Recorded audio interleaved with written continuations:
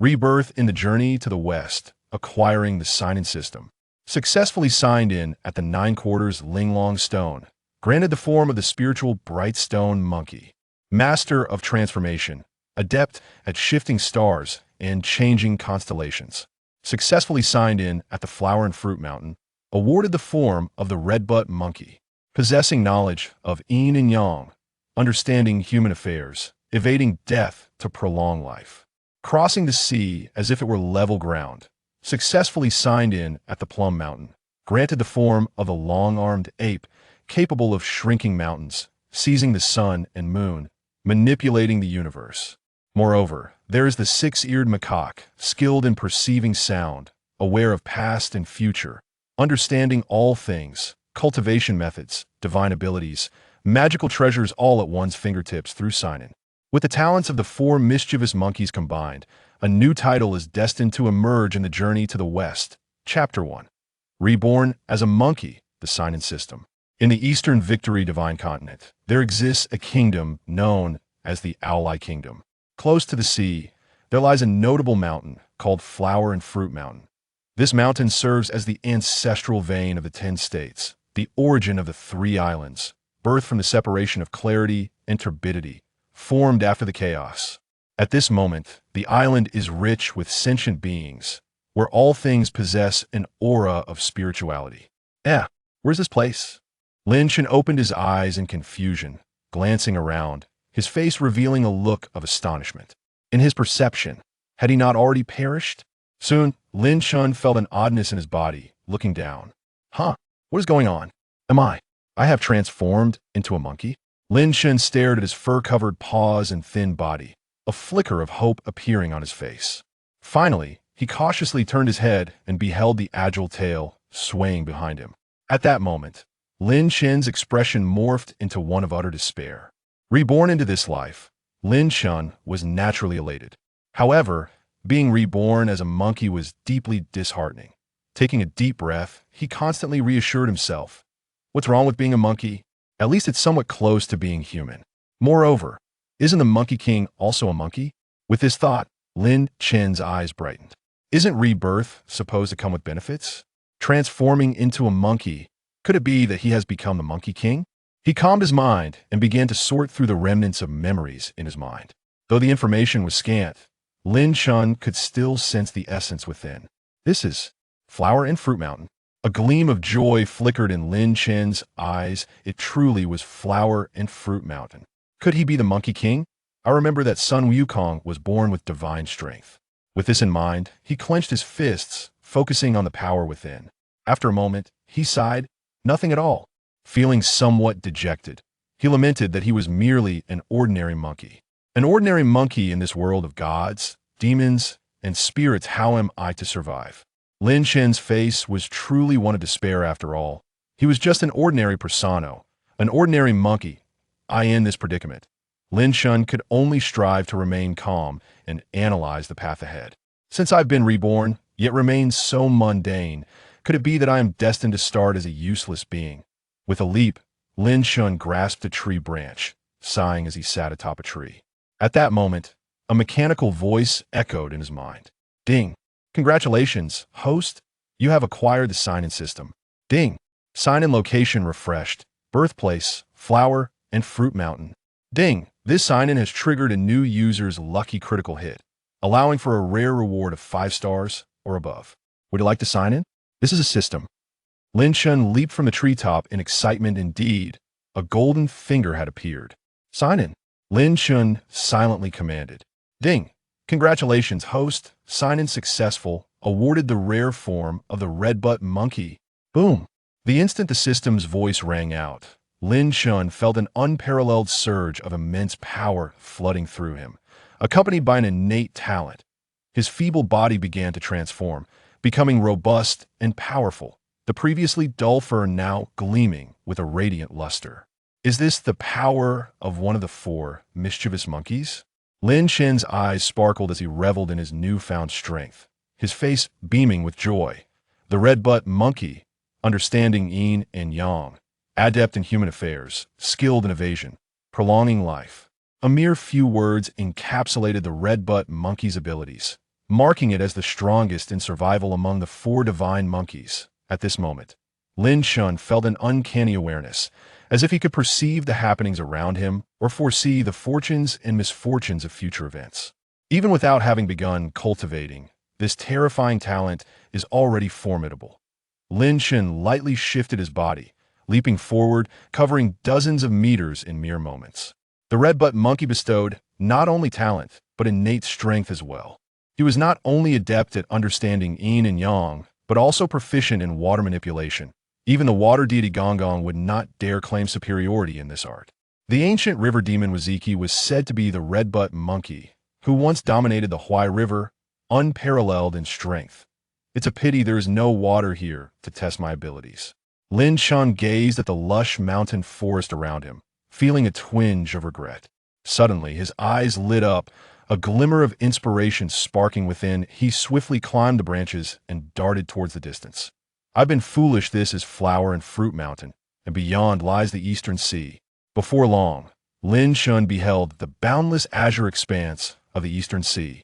Flower and Fruit Mountain is surrounded by the sea, its trees lush and vibrant, rumored to host 72 demon kings, truly remarkable.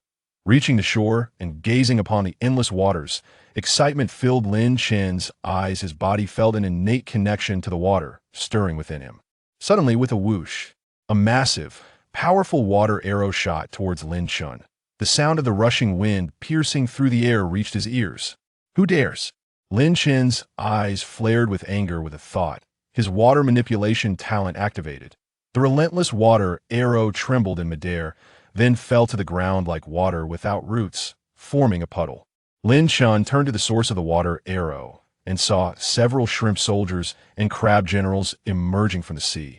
Who would have thought that a little demon would dare approach the shores of my Eastern Sea, and a small monkey at that? The shrimp soldiers and crab generals approached the beach, pointing and mocking Lin Shun with raucous laughter. A cold glint flashed in Lin Shun's eyes. These shrimp soldiers and crab generals were overly arrogant. Had he still been an ordinary monkey, he would surely have perished under that water arrow. Moreover, this was Flower and Fruit Mountain, merely bordering the Eastern Sea. Yet even these small demons were so brazen. You shrimp soldiers and crab generals dare to be so arrogant here? Seeking death, Lin Shun bellowed, his thoughts igniting as his water manipulation talent surged forth, causing the sea behind the shrimp soldiers and crab generals to rise in a colossal wave. Boom!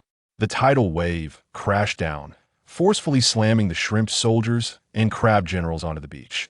Then Lin Shun extended his right hand forward. Gripping tightly, the receding waves transformed into numerous water arrows, shooting towards the shrimp soldiers and crab generals. In mere moments, those once boastful shrimp soldiers and crab generals who sought to kill Lin Shun lay defeated, their true forms revealed on the sandy shore.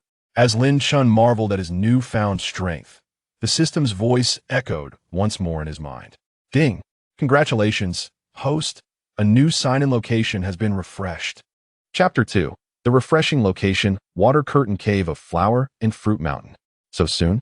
Lin Shun's eyes sparkled with joy as he listened to the system's announcement.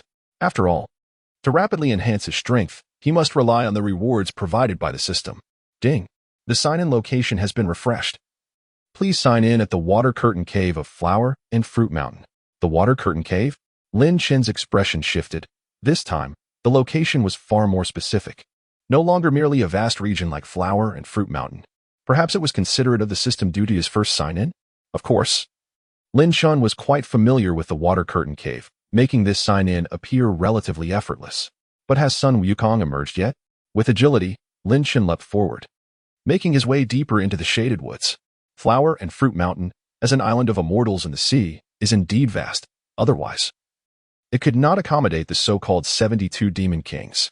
As he navigated through the dense forest towards the Water Curtain Cave, Lin Shun realized that despite his speed, the journey would still take considerable time. He would likely need several hours to reach his destination, as Flower and Fruit Mountain was exceedingly expansive. While grumbling about the lengthy trek, Lin Shun was grateful that he possessed the bloodline of the Red-Buttocked Macaque. His physique and strength far exceeded that of ordinary monkeys, and thus he felt no fatigue. Just as Lin Shun leapt onto a gnarled ancient tree, his expression suddenly changed, a grave look overtaking his features. Boom. A tremendous oppressive force emanated from deep within the forest, causing the entire grove to tremble under its weight. You lowly demon dare to provoke me. A roar, piercing enough to rupture eardrums, echoed through the air, prompting Lin Shan to crouch down and conceal his presence among the ancient branches. In an instant, an enormous shadow, reeking of blood, emerged, a formidable black bear, its eyes glinting with malice, its robust frame dwarfing Lin Shan's recollections of bears. Beneath its massive claws lay a similarly large blue wolf, bloodied and battered, struggling for breath as it was pinned to the ground. Humph, with your pitiful strength. You dare to challenge me? Perfect. You shall serve as my meal. The black bear grunted, its mouth opening wide, surprisingly producing human speech. Lin Shan pressed himself tightly against the ancient tree, utilizing the innate talent of the red-bottomed macaque to mask his aura, afraid to move. The black bear's presence was overwhelming. Clearly a formidable creature, given Lin Shan's current abilities, mere reliance on his talent would lead to certain death if discovered. The blue wolf, gasping feebly, glared at the black bear with defiance in its eyes. Black bear, you shall not absorb my demonic energy. Even in death, I will not allow you to succeed. A fierce glint flickered in the wolf's eyes as its energy surged, its body swelling slightly, an explosive aura flooding the space around it. Attempting self-detonation? Damn! Lin Shan's heart raced as he observed from the tree. With the intensity radiating from the blue wolf, should it explode, the ancient tree concealing him would inevitably be destroyed, revealing him to the black bear. In a critical moment, the black bear, staring at the blue wolf, opened its massive jaws and bit down. In an instant, the wolf's head was severed. Its gaze, once filled with defiance, dimmed rapidly as its energy dissipated entirely. Without the wolf's consciousness to control it, even self-detonation was impossible. Lin Shan sighed in relief, only to witness the black bear swallow the wolf's head whole before tearing into its carcass. Blood and flesh flew through the air, a pungent odor overwhelming the senses. Faced with the horrific scene of the relentless black bear and the remnants of its prey, Lin Shan finally comprehended that he had truly entered another world, a realm of brutality, cruelty, where deities and demons coexisted. He must swiftly enhance his strength, otherwise mere survival would become a challenge. Clenching his fists, he resolved to focus on his growth. In this world, only power could ensure his safety and guarantee his existence. Not long after, the black bear finished devouring the blue wolf and ambled away, perhaps returning to its lair. Lin Shan could only speculate about the bear's true strength. This place was perilously dangerous. After a considerable time had passed since the bear's departure, Lin Shan cautiously descended, glancing at the bloodstains on the ground with a complex expression. A chance encounter with a random demon could cost him his life, igniting a sense of urgency within him. The earlier pride from defeating those shrimp soldiers and crab generals vanished entirely. To swiftly elevate his power, he must rely on the sign-in system. Lin Shan understood that his greatest asset was indeed the sign-in system. After several hours of relentless travel, Lin Shan finally arrived at the Water Curtain Cave. Exiting the dense forest and climbing the rocky ridge leading to the entrance of the cave, he was met with the sight of a magnificent silver waterfall cascading down. The refreshing mist enveloped him, providing a sense of coolness. Strangely, why had he not yet received the prompt confirming his successful sign-in? Standing before the waterfall, Lin Shan felt puzzled. Was it necessary to enter the Water Curtain Cave like the monkeys had initially done? A sudden realization struck him. Otherwise, the sign-in would be far too simple. Observing his surroundings, he noted the absence of any beasts, and the usual congregation of monkeys in his memories was nowhere to be found, prompting numerous speculations in Lin Shan's mind. Perhaps the monkeys had yet to emerge. Setting aside other thoughts, Lin Shan gazed at the grand and awe-inspiring silver waterfall before him, his heart filled with delight. If other monkeys were to attempt entering this cave, or if the newly transported Lin Shan were to venture inside, it would demand tremendous effort and could even pose significant danger. After all, such a colossal and majestic waterfall concealed immense power. Attempting to traverse it could lead to a disastrous fate. However, things were different now. Lin Shan possessed the bloodline of the red-bottomed macaque, granting him unparalleled mastery over water manipulation. Even without training, traversing a mere waterfall was well within his capabilities. Truly. Heaven has aided me. Lin Shan laughed heartily, his thoughts shifting into action. To his astonishment, the torrent of water cascading before him parted, flowing towards him. Under the influence of his extraordinary water control, the rushing waters flattened out, creating a wide pathway at his feet, extending toward the waterfall's base. This would allow him to pass through effortlessly. Lin Chen observed the peculiar pathway with satisfaction, nodded approvingly, and then stepped forward, striding toward the waterfall. As he approached, the magnificent curtain of water seemed to possess a consciousness of its own, parting to reveal an entrance large enough for one person to enter. Inside lay the water curtain cave, the very place where Lin Chen was to sign in. Chapter 3. Sign-in Reward, the Legacy of the Sage. Gazing at the entrance flanked by flowing waters, Lin Chen stepped inside without hesitation.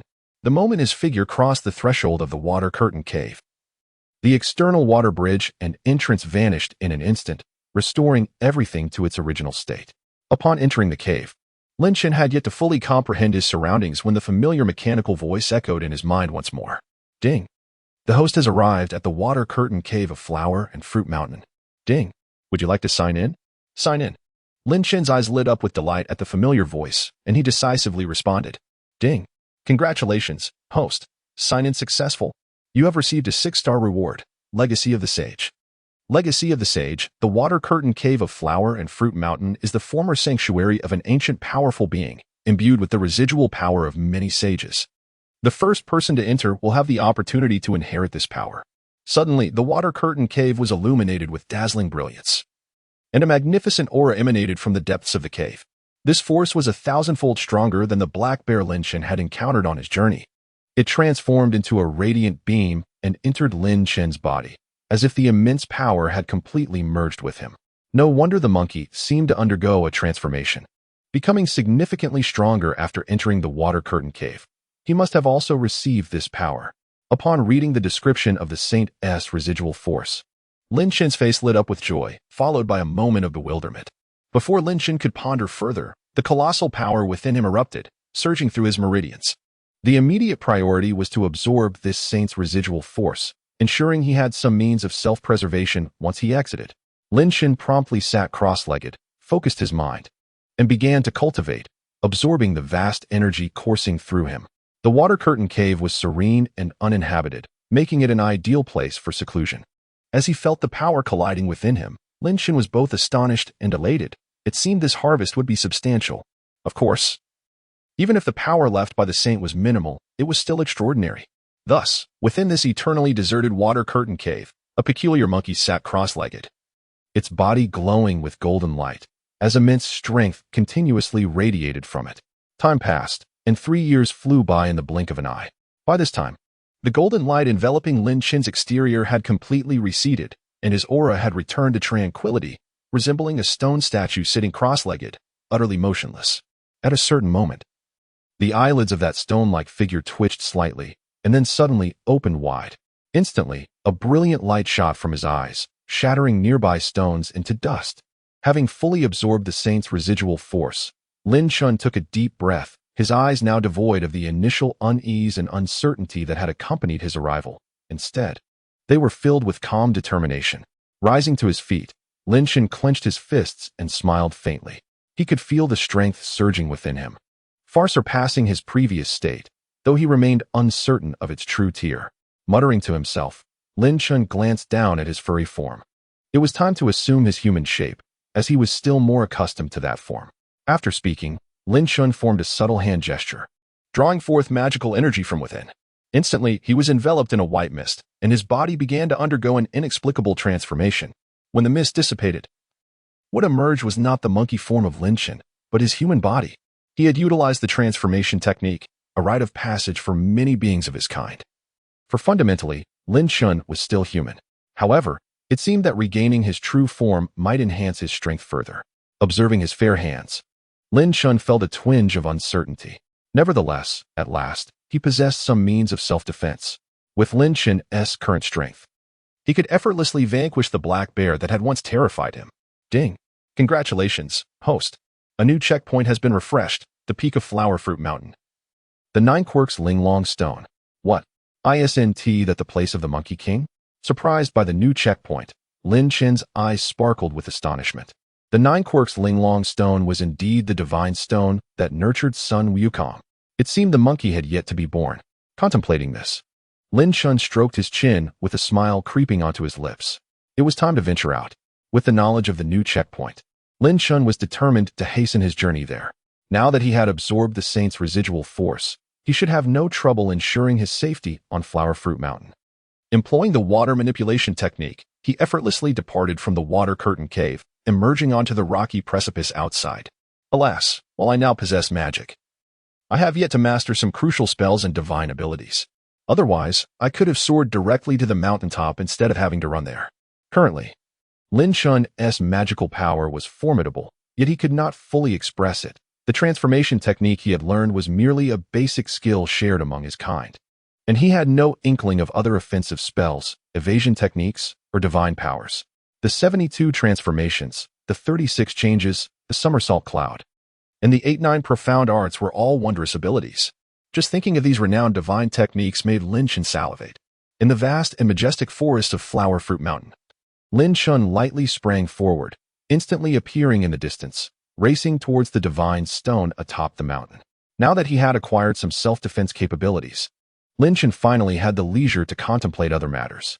With the monkey yet to be born, it signified that the journey to the west had not yet commenced, and there was still much for him to accomplish. However, all must revolve around the system's checkpoints, as this was currently the most stable method for enhancing his strength. He wondered what rewards awaited him at the monkey's location for signing in.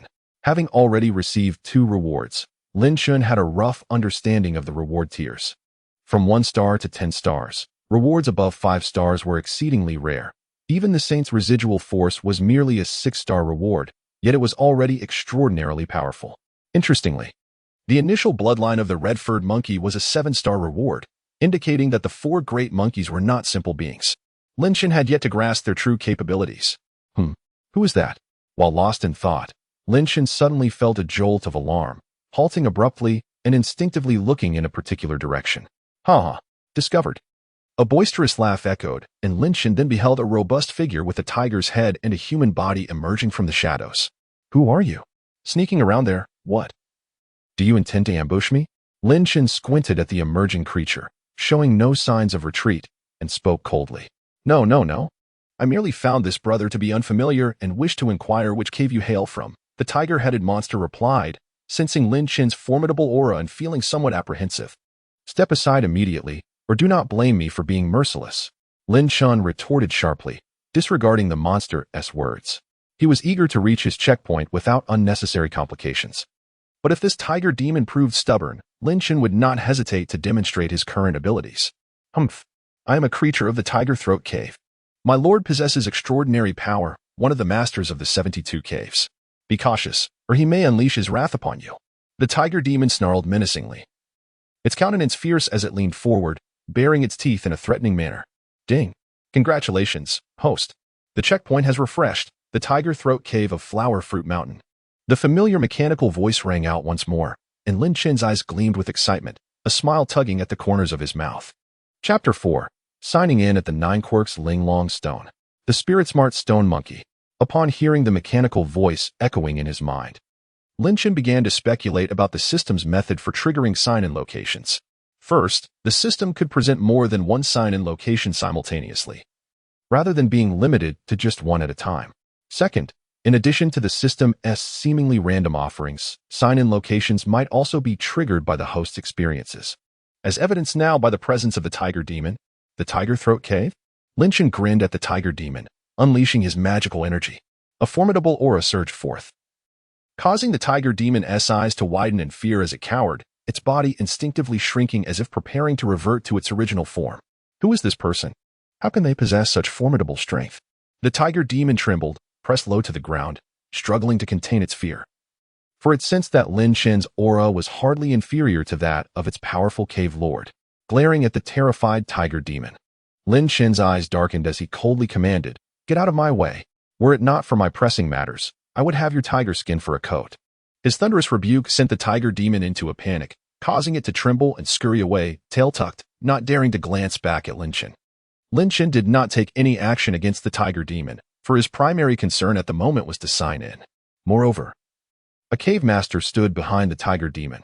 Although Lin Chun was unaware of the cave master's strength, he had yet to learn any supernatural techniques. It was prudent to avoid unnecessary entanglements for now. Once his power had increased, he would naturally venture to the tiger's throat cave, especially since he still needed to complete his sign-in.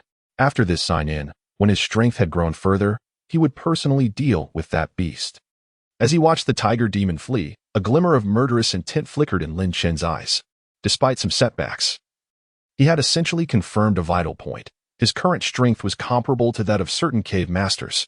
After all, the tiger demon had exhibited such fear in response to Lin Chen's aura. If the cave master's strength were superior to Lin Feng's, the beast would not have reacted so fearfully. However, he lamented that although he possessed considerable magical power, he lacked the techniques to fully harness it, resulting in only a fraction of his potential being realized. After a moment of contemplation, Lin Chen regained his focus and gazed toward the highest point of Huagua Mountain. With a gentle push of his foot, he set off in that direction.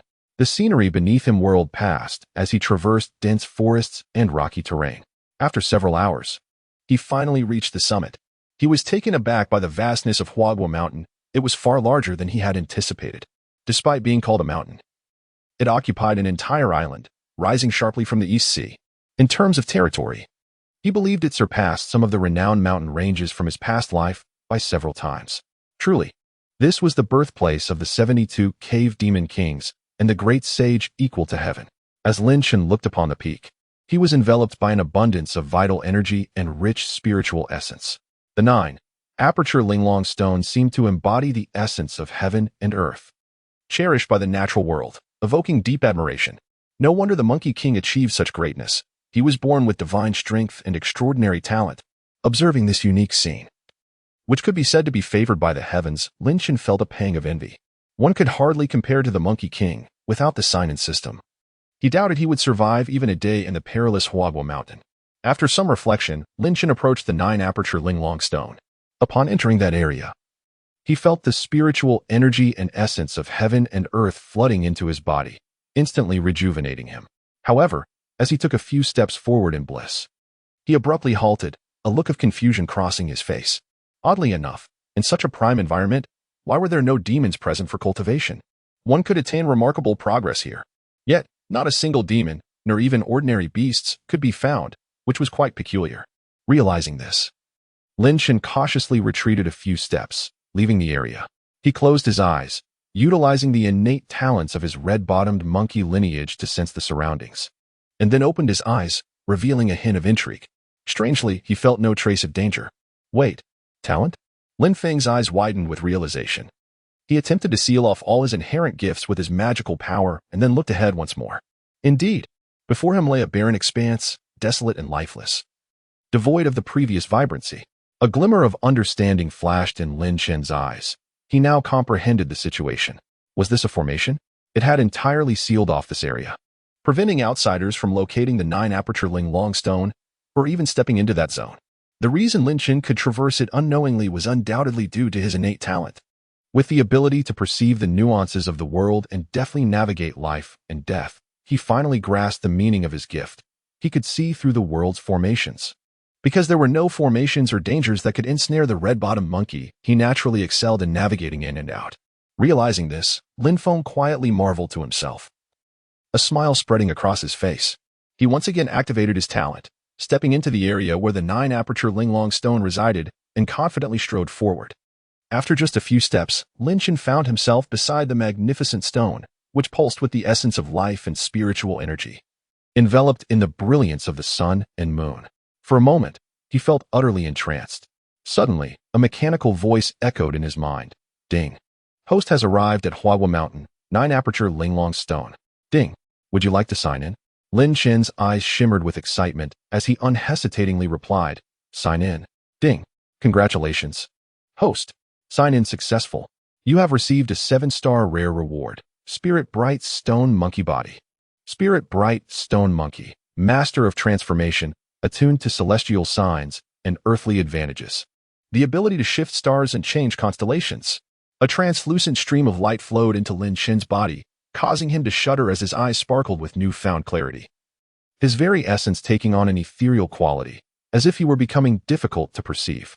Could it be? He had indeed obtained the Spirit Bright Stone Monkey. As he felt the transformations within his body, a joyful expression bloomed on Lin Chen's face. The Spirit Bright Stone Monkey was well known. Its most prominent figure was none other than the great sage equal to heaven, Sun Wukong, who stood beside him. Chapter 5. A new sign and location. the Dragon Palace of the East Sea. Lin Chen reveled in the changes within him, disbelief dancing in his eyes. To think he had received a 7-star rare reward. The spirit bright stone monkey, symbolized by Sun Wukong in myth, possessed incredible powers, including the infamous 72 transformations, celestial awareness, mastery of the terrain, and the ability to navigate the cosmos. He had struck gold by acquiring the same talents as the great sage. Initially, he had anticipated only a standard 5 or 6-star reward, yet fortune smiled upon him with the spirit bright stone monkey body. Lin Feng's face radiated with joy, for it was at this moment he felt he truly possessed the means to thrive in this world. In truth, the Red-Buttocked monkey and the spirit bright stone monkey were both among the 4 divine monkeys, their talents and strength comparable. However, Lin Chen's familiarity with the spirit bright stone monkey only intensified his excitement. Surveying his surroundings, he decided to sit beside the 9-aperture Linglong stone and begin to meditate on his newly acquired talent. Mastery of transformation, indeed. The monkey had already possessed simple skills of change and mimicry, elucidating the brilliance of the 72 transformations. Awareness of celestial signs and earthly advantages was also a formidable ability, allowing one to leverage the natural order in combat. As for the final ability of shifting stars and constellations, it was undoubtedly a greater power that, when combined with the previous talents, could even obscure celestial secrets. What I have contemplated thus far is merely a rudimentary understanding. It seems I must delve deeper into the potential of my gifts. Lin Chen slowly opened his eyes, gazing thoughtfully at the 9-aperture Linglong stone. Having finally arrived in this world, and even encountered the yet-to-be-born Monkey King, should he not take some action? He gently stroked his chin, his eyes glimmering with interest. Reflecting on the monkey's experiences and ultimate fate from his previous life, Lin Feng's gaze solidified with determination. We are, in essence, of the same origin. We are both born of divine spirit. How could we allow ourselves to be manipulated by the Buddhist sect, entangled in their strife? Lin Chen harbored a deep-seated disdain for the Buddhist order. Whether it was during the Foshan period when they forcibly converted numerous disciples or their later efforts to spread their teachings through the journey to the West. In his past life, he had no opportunity to interfere, but in this life, if the chance arose, he would certainly take action to thwart their plans. Regarding the course of action, Lin Chen's lips curled into a faint smile as his mind began to formulate some ideas. Rising to his feet, he keenly observed the surroundings of the 9-aperture Linglong stone, his eyes already evolving various strategies of geographical advantage and timing. After several rounds of deduction, Lin Chen formed a hand gesture, and his magical energy surged forth. With a subtle shift of thought, the terrain around him began to gradually transform. The influx of spiritual energy from the heavens and the earth intensified, with the majority of the surrounding spiritual essence being slowly absorbed by the central 9-aperture Linglong stone, rendering it even more extraordinary. Subsequently, Lin Chen moved his fingers slightly, inscribing several golden characters in the void before they vanished into thin air. The great stone seemed to sense the alteration in the surrounding spiritual energy, trembling gently as if expressing gratitude. Lin Chen, taken aback by this, exhibited a smile. Indeed, the naturally nurtured Lingming stone monkey had already developed its own spirit. Although Lin Chen now possessed the form of the Lingming stone monkey and shared a similar innate talent with the legendary Sun Wukong, he had not undergone such a natural nurturing process, rendering his body less than perfect compared to that of a newborn monkey. Nevertheless, he was fortunate to embody the essence of the Qiji Ma monkey, which, in comparison, might even surpass that of a regular monkey. After arranging the area, Lin Chen intended to turn and leave when a familiar mechanical voice echoed in his mind. Ding. Congratulations, the host. A new sign-in location has been refreshed. East Sea Dragon Palace. The next sign-in location was the East Sea Dragon Palace, not far from Huahua Mountain. The East Sea Dragon Palace? In the water, I still hold a significant advantage, Lin Chen mused, tilting his head before shaking it. Ultimately, it was a dragon palace, and it likely would not be so simple. He decided to first visit the Tiger Throat Cave to enhance his strength. At this moment, Lin Chen had vaguely grasped the rules of the sign-in system rewards. Generally, the more challenging the destination, the greater the sign-in reward. The area beside the 9-aperture Linglong stone was indeed difficult to access. It was shrouded by an unknown formation that isolated it from the surroundings, making it undetectable even to the creatures of Huahua Mountain, indicating that the formation was quite formidable. However, due to his innate ability as a Qiji Ma monkey, Lin Shen had fortuitously managed to reach that place and ultimately obtained a 7-star reward. Without the aid of such talent, even if my strength were multiplied several times, I would have found it utterly impossible. Having departed from the peak, Lin Shen swiftly traversed the dense forest, eventually returning to the front of the water curtain cave after some time. After crossing the water bridge, Lin Shen stepped into the water curtain cave and once again channeled his magical energy, employing the unique techniques of the Lingming stone monkey to continuously carve golden inscriptions into a stone. Eventually, the golden light converged and sank into the stone. Upon witnessing this, Lin Shen revealed a satisfied smile, grasping the stone in his hand, his fingers deftly etching away. As the stone skin gradually shed, a book-like stone tome appeared in Lin Shen's hands. Excellent. With this, the contingency for the monkey was set, just waiting for its emergence. Imagining the scene when the monkey would behold this stone book, Lin Shen couldn't help but smile. Unfortunately, he still had not acquired suitable spells or divine powers. Shaking off the smile, Lin Shen remained undeterred. With the innate talents of the two divine monkeys, combined with the magical energy stemming from the legacy of the saints, Lin Shen was confident he could handle an ordinary cave master. This was also advantageous. If he could subdue that cave master, he would undoubtedly extract the desired information from him. Lin Feng stretched his body, a glimmer of determination in his eyes as he began to plan his journey to the Tiger Throat Cave. Moreover, there was a sign and opportunity there. He wondered what reward awaited him. With this thought, anticipation flickered in Lin Feng's eyes once more. He exited the water curtain cave, lightly stepping forward, and swiftly returned to the spot where he had previously encountered the tiger demon. Lin Shen then observed the ground before him, following the path that the tiger demon had fled, unperturbed by the prospect of losing his way. Utilizing his knowledge of the terrain, he ventured deeper into the forest. The cave master of one of the 72 caves, judging by the appearance of the tiger demon, was likely another tiger demon. This assumption was well-founded. Lin Shen recalled the descriptions of the 72 demon kings of Huahua Mountain from the journey to the west: wolves, insects, tigers, leopards, and various other demons, all paying homage to the Monkey King as their sovereign. The presence of such a bountiful paradise as Huahua Mountain, coupled with the formidable status of the 72 caves as demon kings, was sufficient to indicate their strength, so Lin Shen did not dare to underestimate them. As he lightly leaped upon the treetops, gradually advancing deeper into the forest, Lin Shen began to sense the ominous aura surrounding him. After all, as a tiger demon, with the might of its true form, it could easily overpower most demons of comparable rank. Should he charge in directly like this? Lin Shen paused atop the treetop, pondering briefly. His eyes gleamed with intensity as he activated his magical energy, performing a swift transformation. In an instant, he morphed into a tiger-headed demon. This transformation was one of the innate abilities of the Lingming stone monkey, although it could not be compared to the complete transformation techniques of true celestial beings. Altering his shape was easily managed. Lin Shen inspected his transformed body, a smile of satisfaction gracing his face, as he appeared nearly flawless. This talent truly proved to be invaluable. After adjusting to his new form, Lin Shen took a few confident strides, swaggering onward. Indeed, by following the trail of the ominous energy, it wasn't long before he spotted a cave nestled within the depths of the forest, built into the mountain rock. The cave extended into the mountain, with a single large entrance, upon which were inscribed several prominent characters. Tiger Throat Cave. Upon seeing those 3 characters, a glimmer of delight flickered in Lin Shen's eyes. He had finally located the place. The entrance was guarded by 2 lesser demons who had not yet fully transformed. With tiger heads, tails, claws, and fur, they could only barely be distinguished as humanoid. "Hey, where do you come from? We've never seen you before." The 2 lesser demons called out upon spotting Lin Shen. Lin Shen approached calmly, a flicker of ferocity in his gaze, baring his teeth as he growled. "I am one of the great king's recent recruits. How can you not recognize me?" Accompanied by his imposing presence, the 2 lesser demons trembled in fear. Their eyes filled with uncertainty, hesitant to speak further. They could see that Lin Shen had the head of a tiger while his body was entirely human, indicating his formidable strength.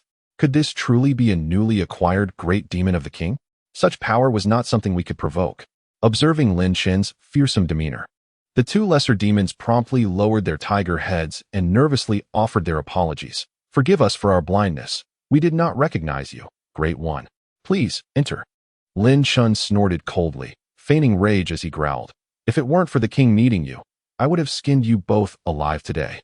This menacing proclamation sent the two lesser demons quaking in their skins. Subsequently, Lin Shan swaggered into the tiger throat cave, a smile curling at the corners of his mouth as he crossed the threshold. Having entered this place, one could only wonder if it counted as a successful sign-in. If he could sign in early and claim the reward, his chances in the ensuing battles would undoubtedly be greatly enhanced.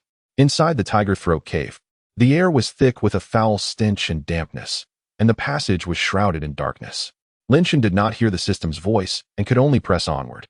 Several minutes later, light flickered ahead, accompanied by distant shouts. Lin Shan became slightly vigilant and, after a few steps, exited the passageway, arriving directly in the conference hall of the tiger's throat cave. To his astonishment, the space was incredibly vast. Observing the broad surroundings, he felt a tinge of surprise in his eyes. Dozens of demon creatures gathered here, creating an uproar. Some of the monsters revealed their true forms, roaring wildly, while others, in semi-human shapes, voraciously tore at corpses, blood and flesh flying everywhere. Numerous others were unabashedly engaged in copulation, with roars echoing from both sides, a veritable dance of chaos. Strangely, the Demon King was not present. As Lin Shan surveyed the area, sensing the atmosphere around him, a slight frown appeared on his brow, for he detected no formidable energy. However, just as he was lost in thought, a mechanical voice echoed in his mind. Ding. Detection indicates the host has arrived at the tiger's throat cave. Would you like to sign in? This sound jolted Lin Shan back to reality, and joy immediately illuminated his eyes. Sign in. Ding. Congratulations, host. Sign in successful. You have received a 4-star reward. Black Tiger Seal. Black Tiger Seal, a technique from one of the ancient Fierce Beast seal arts, channeling profound magical power into a formidable ancient fierce tiger that roars and shakes the heavens. Unstoppable. At its peak, it can summon a Tai realm fierce tiger, endowing it with intelligence immensely powerful. A stream of translucent light instantly coursed into Lin Shan's mind, and a powerful celestial technique began to evolve within him. A 4-star reward, the Black Tiger Seal? Lin Shan murmured, his eyes brimming with delight. He did not feel disheartened by the 4-star rating. 7-star rare rewards were indeed a matter of fortune, and it was unrealistic to expect them every time. Lin Shan understood well that rewards above 5 stars were exceedingly rare, and even this 4-star technique showcased its might. At last, he possessed a technique to wield. The Black Tiger Seal would mark Lin Shan's first formidable technique, likely capable of inflicting considerable destruction. Clearly, the reward was somewhat related to the sign and location, the Black Tiger Seal, Tiger's Throat Cave. How splendid it would be to utilize this newly acquired power against the tiger demons here. Lin Shan resolved to remain, intending to confront the Tiger Demon King, not departing simply because of a successful sign-in. He had 2 objectives for coming to the tiger's throat cave. First, to complete the sign-in task. Second, to capture the Tiger Demon King. The first would allow him to gauge his strength, especially since he had already made an enemy. Secondly, if he could indeed capture this creature, he might extract valuable information from the Tiger Demon King, which was precisely what Lin Shan needed most at this moment. Having made up his mind, Lin Shan did not hesitate. He closed his eyes, silently connecting with the terrain around him, seeking the location of the Tiger Demon King. As he scanned deeper into the cave, Lin Shan discerned the Demon King's position through the mountain's contours. Its aura was markedly stronger than the other demons, making it easy to identify. With his target now clear, Lin Shan ceased to conceal himself. A tremor coursed through his body as his transformation technique faded, revealing his true form, and an overwhelming aura emanated from him. Today marks the beginning of my battle in this world. Chapter 7. The Black Tiger Seal emerges. Capturing the Tiger Demon King alive. After unleashing his aura, Lin Shan wasted no time and swiftly moved towards the hidden area behind the cave. In the conference hall of the Tiger's Throat Cave, a tiger demon that had been mating suddenly sensed Lin Shan's overwhelming presence and looked up, startled. Yes, it's that guy. This particular tiger demon was the one Lin Shan had encountered on his way to the 9 Apertures Linglong Stone Path, and now, witnessing Lin Shan's immense power, it nearly lost control of itself. Lin Shan, however, paid no heed to the lesser demons and charged towards the hiding place of the Demon King.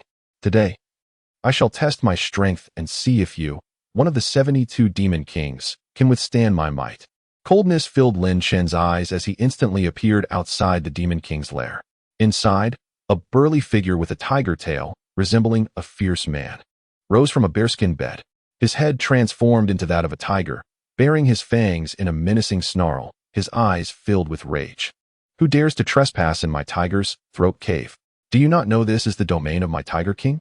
He leaped up, casting a scornful glance toward the entrance, and with a flick of his tiger tail, shattered a massive stone table nearby. "Humph. I have already set up formations outside this chamber. If you cannot enter, you are unworthy to be my opponent. Do not blame me for skinning you alive." Outside, Lin Shen remained calm, fully aware of the formations in place.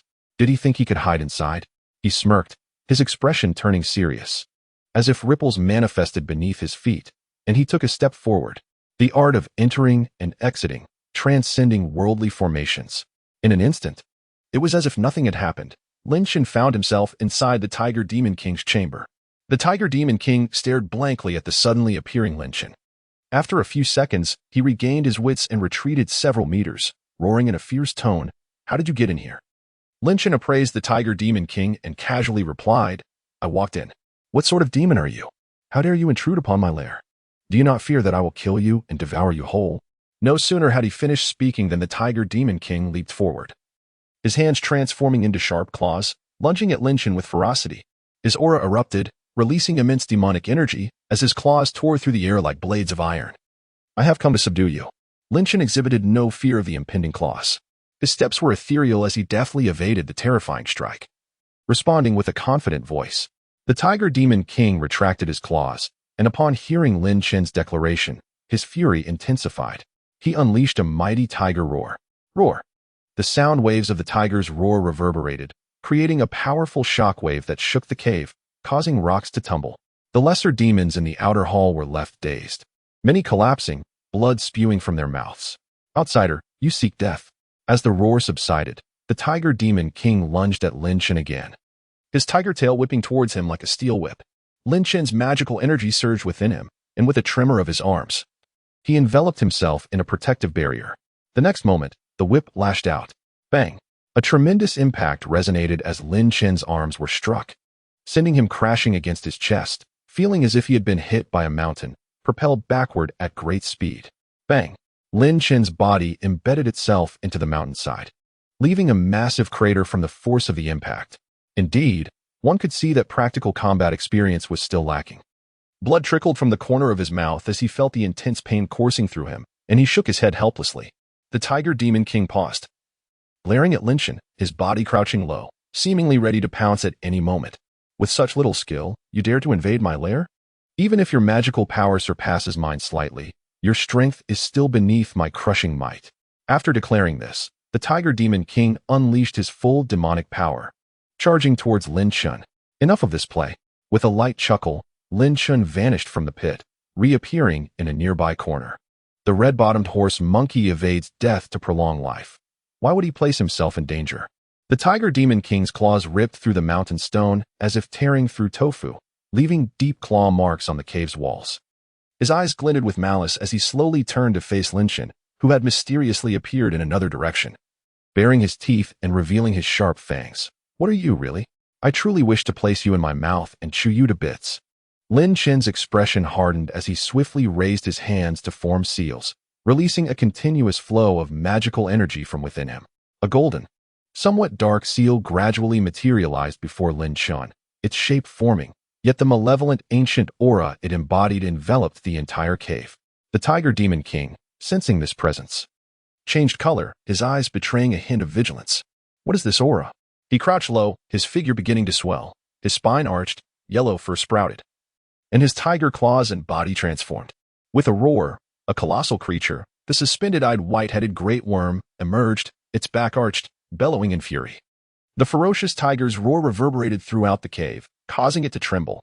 Subsequently, it charged at Lin Shen, its true form reflecting an undeniable surge in power. But at that moment, another overwhelmingly powerful and malevolent aura surged forth, as if a beast from the demon realm had been unleashed. Lin Shen completed the seal in his hand, a smile gracing his lips. Black Tiger Seal. Boom. A tremendous force erupted, revealing a fearsome black tiger leaping forth from Lin Shen. In both presence and strength, it eclipsed the Tiger Demon King by several magnitudes. What kind of sorcery is this? The Tiger Demon King's eyes initially widened with fear, but soon his malevolence resurfaced as he lunged forward, eager to confront the black tiger. Lin Shun regarded the charging Tiger Demon King with a derisive smirk and declared, "Black Tiger Seal, Tiger roars the heavens." No sooner had he spoken than the black tiger opened its maw, unleashing a roar that seemed capable of shattering the very fabric of space. This roar, far more potent than that of the Tiger Demon King, sent tremors through the cave, dislodging stones and threatening to collapse the structure. The advancing Tiger Demon King was caught in the blast, sent hurtling away. In the next moment, Lin Shun subtly altered the seal in his hand, and the black tiger, with newfound strength, leapt forward, its massive form looming above the Tiger Demon King. Cursed, the Tiger Demon King let out an enraged roar, his demonic power exploding forth as he charged upward, claws and tail aimed at the black tiger. Yet the black tiger made no other moves, simply slamming its enormous paws down as if exerting an immense weight. Bang! The Tiger Demon King was slammed to the ground by the black tiger's paws, creating a deep crater. Following this, the black tiger roared fiercely, lowering its head to bite at the Tiger Demon King. In that instant, its entire form began to dissipate, transforming into a black rope that bound the Tiger Demon King to the ground, rendering him utterly immobile. Excellent, a successful capture. Chapter 8, Examine Memories. Subdue the Tiger Demon King. Lin Shun gazed at the brightly colored tiger demon, now bound and unable to move, and a smile crept across his face. In this battle of tigers, it seems my black tiger is the superior one. He stepped forward to scrutinize the formidable tiger demon, now fully revealed in its original form. I told you, I came here to subdue you. Do you believe me now? The Tiger Demon King's eyes brimmed with resentment. Upon hearing Lin Shun's slightly sarcastic remark, his eyes widened in fury, and he bellowed, "Who exactly are you?" Feeling the strange binding power of the black rope around him and hearing Lin Shun's words, he was filled with frustration.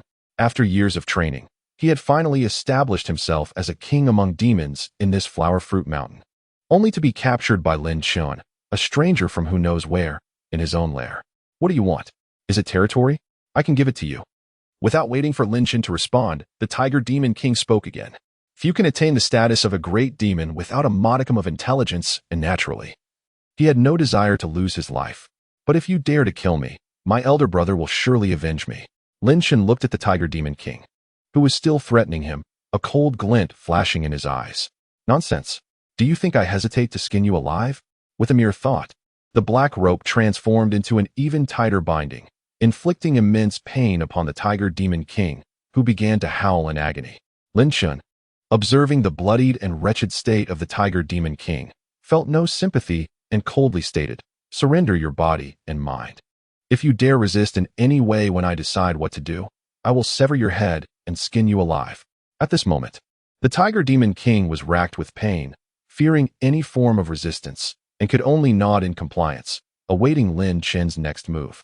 To extract information from this tiger demon, trust cannot be placed in his words. The most effective method is to directly inspect his memories.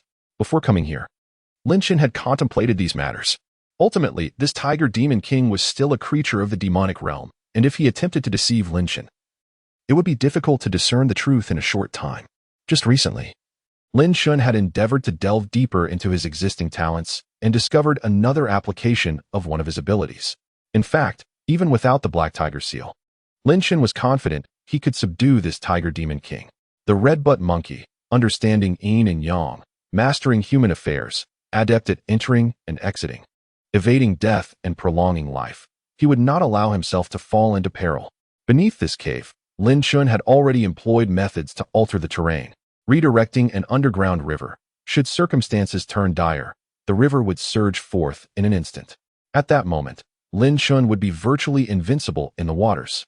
Mastering human affairs, this talent was equally remarkable, allowing one to effortlessly peer into another's memories, even against demons, immortals, or spirits, as long as they did not resist. The chances of success remained high. Upon reaching this conclusion, Lin Shun could not help but marvel at the prowess of the mischief monkeys. No wonder they were said not to fit into the 10 categories and were unmatched in their renown. Once they matured, they would be invincible across the 3 realms. Lin Shun settled cross-legged before the Tiger Demon King, placing his right hand upon the Tiger Demon's forehead, at the spot of its spiritual consciousness, the furry touch surprisingly comfortable. The Tiger Demon King, at this moment, dared not move, fearing that any disturbance would provoke Lin Shun into executing him. In the next moment, Lin Shan silently activated his ability, a faint glow appearing in his palm, seemingly connecting with the Tiger Demon King's sea of consciousness. Remarkably, how extraordinary. At this moment, Lin Shan felt an immense reservoir of memories, filled with incredulity that he could genuinely access the memories of this Demon King. He began to delve into these memories, sifting through them. These are irrelevant. Skip. Lin Shan bypassed numerous personal experiences of the Tiger Demon King, searching for the information he required. This is the cultivation system and realms? Excellent. These are the spells and divine abilities known to the Tiger Demons? The various Demon Kings of Flower Fruit Mountain. The 4 great divine continents of the 3 realms. As he absorbed the plethora of information flooding his mind, even Lin Shan couldn't help but smile with delight. After thoroughly examining all the useful information within the Tiger Demon King's memories, Lin Shan slowly withdrew his right hand, and the Tiger Demon King cautiously raised his eyes to glance at Lin Shan, a sense of relief washing over him. The Tiger Demon King was unaware that Lin Shan had already glimpsed into his memories, nor did he know of Lin Shan's inner joy at this moment. This information is of paramount importance to me, comparable to the rewards from my previous sign-in events. Rising to his feet, Lin Shan cast a cold glance at the Tiger Demon King, his voice chillingly clear. You now have 2 choices. 1. From this day forth, follow me, either as a mount or a subordinate, and I shall spare your life. The Tiger Demon King, upon hearing this, revealed a bitter and reluctant expression, yet still clung to a glimmer of hope, inquiring, and the second option? Death.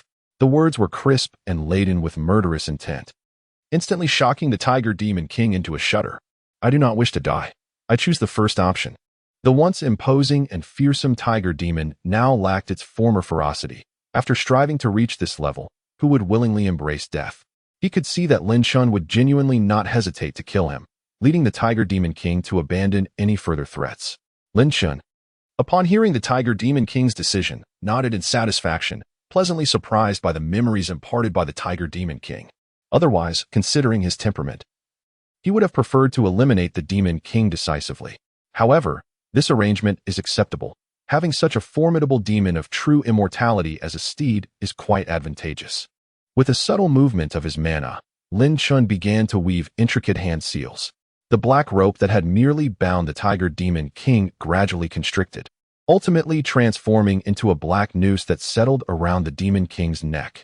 Harbor no ulterior motives. Should anything amiss be discovered about that artifact around your neck, prepare for your demise, he cautioned. Naturally, he could not completely release the Tiger Demon King, leaving behind the rope fashioned from the black tiger seal to ensure the demon's compliance. Turning on his heel, Lin Shan made his way to the Tiger Demon King's chambers. Addressing the now human form of the Demon King, I shall seclude myself in your quarters for a while, continue managing the affairs of the cave, and ensure my presence remains undetected by the other Demon Kings. Otherwise, I shall take your head. The Tiger Demon King lowered his gaze to the black line encircling his neck, a bitter smile gracing his features, fully aware of his inability to resist.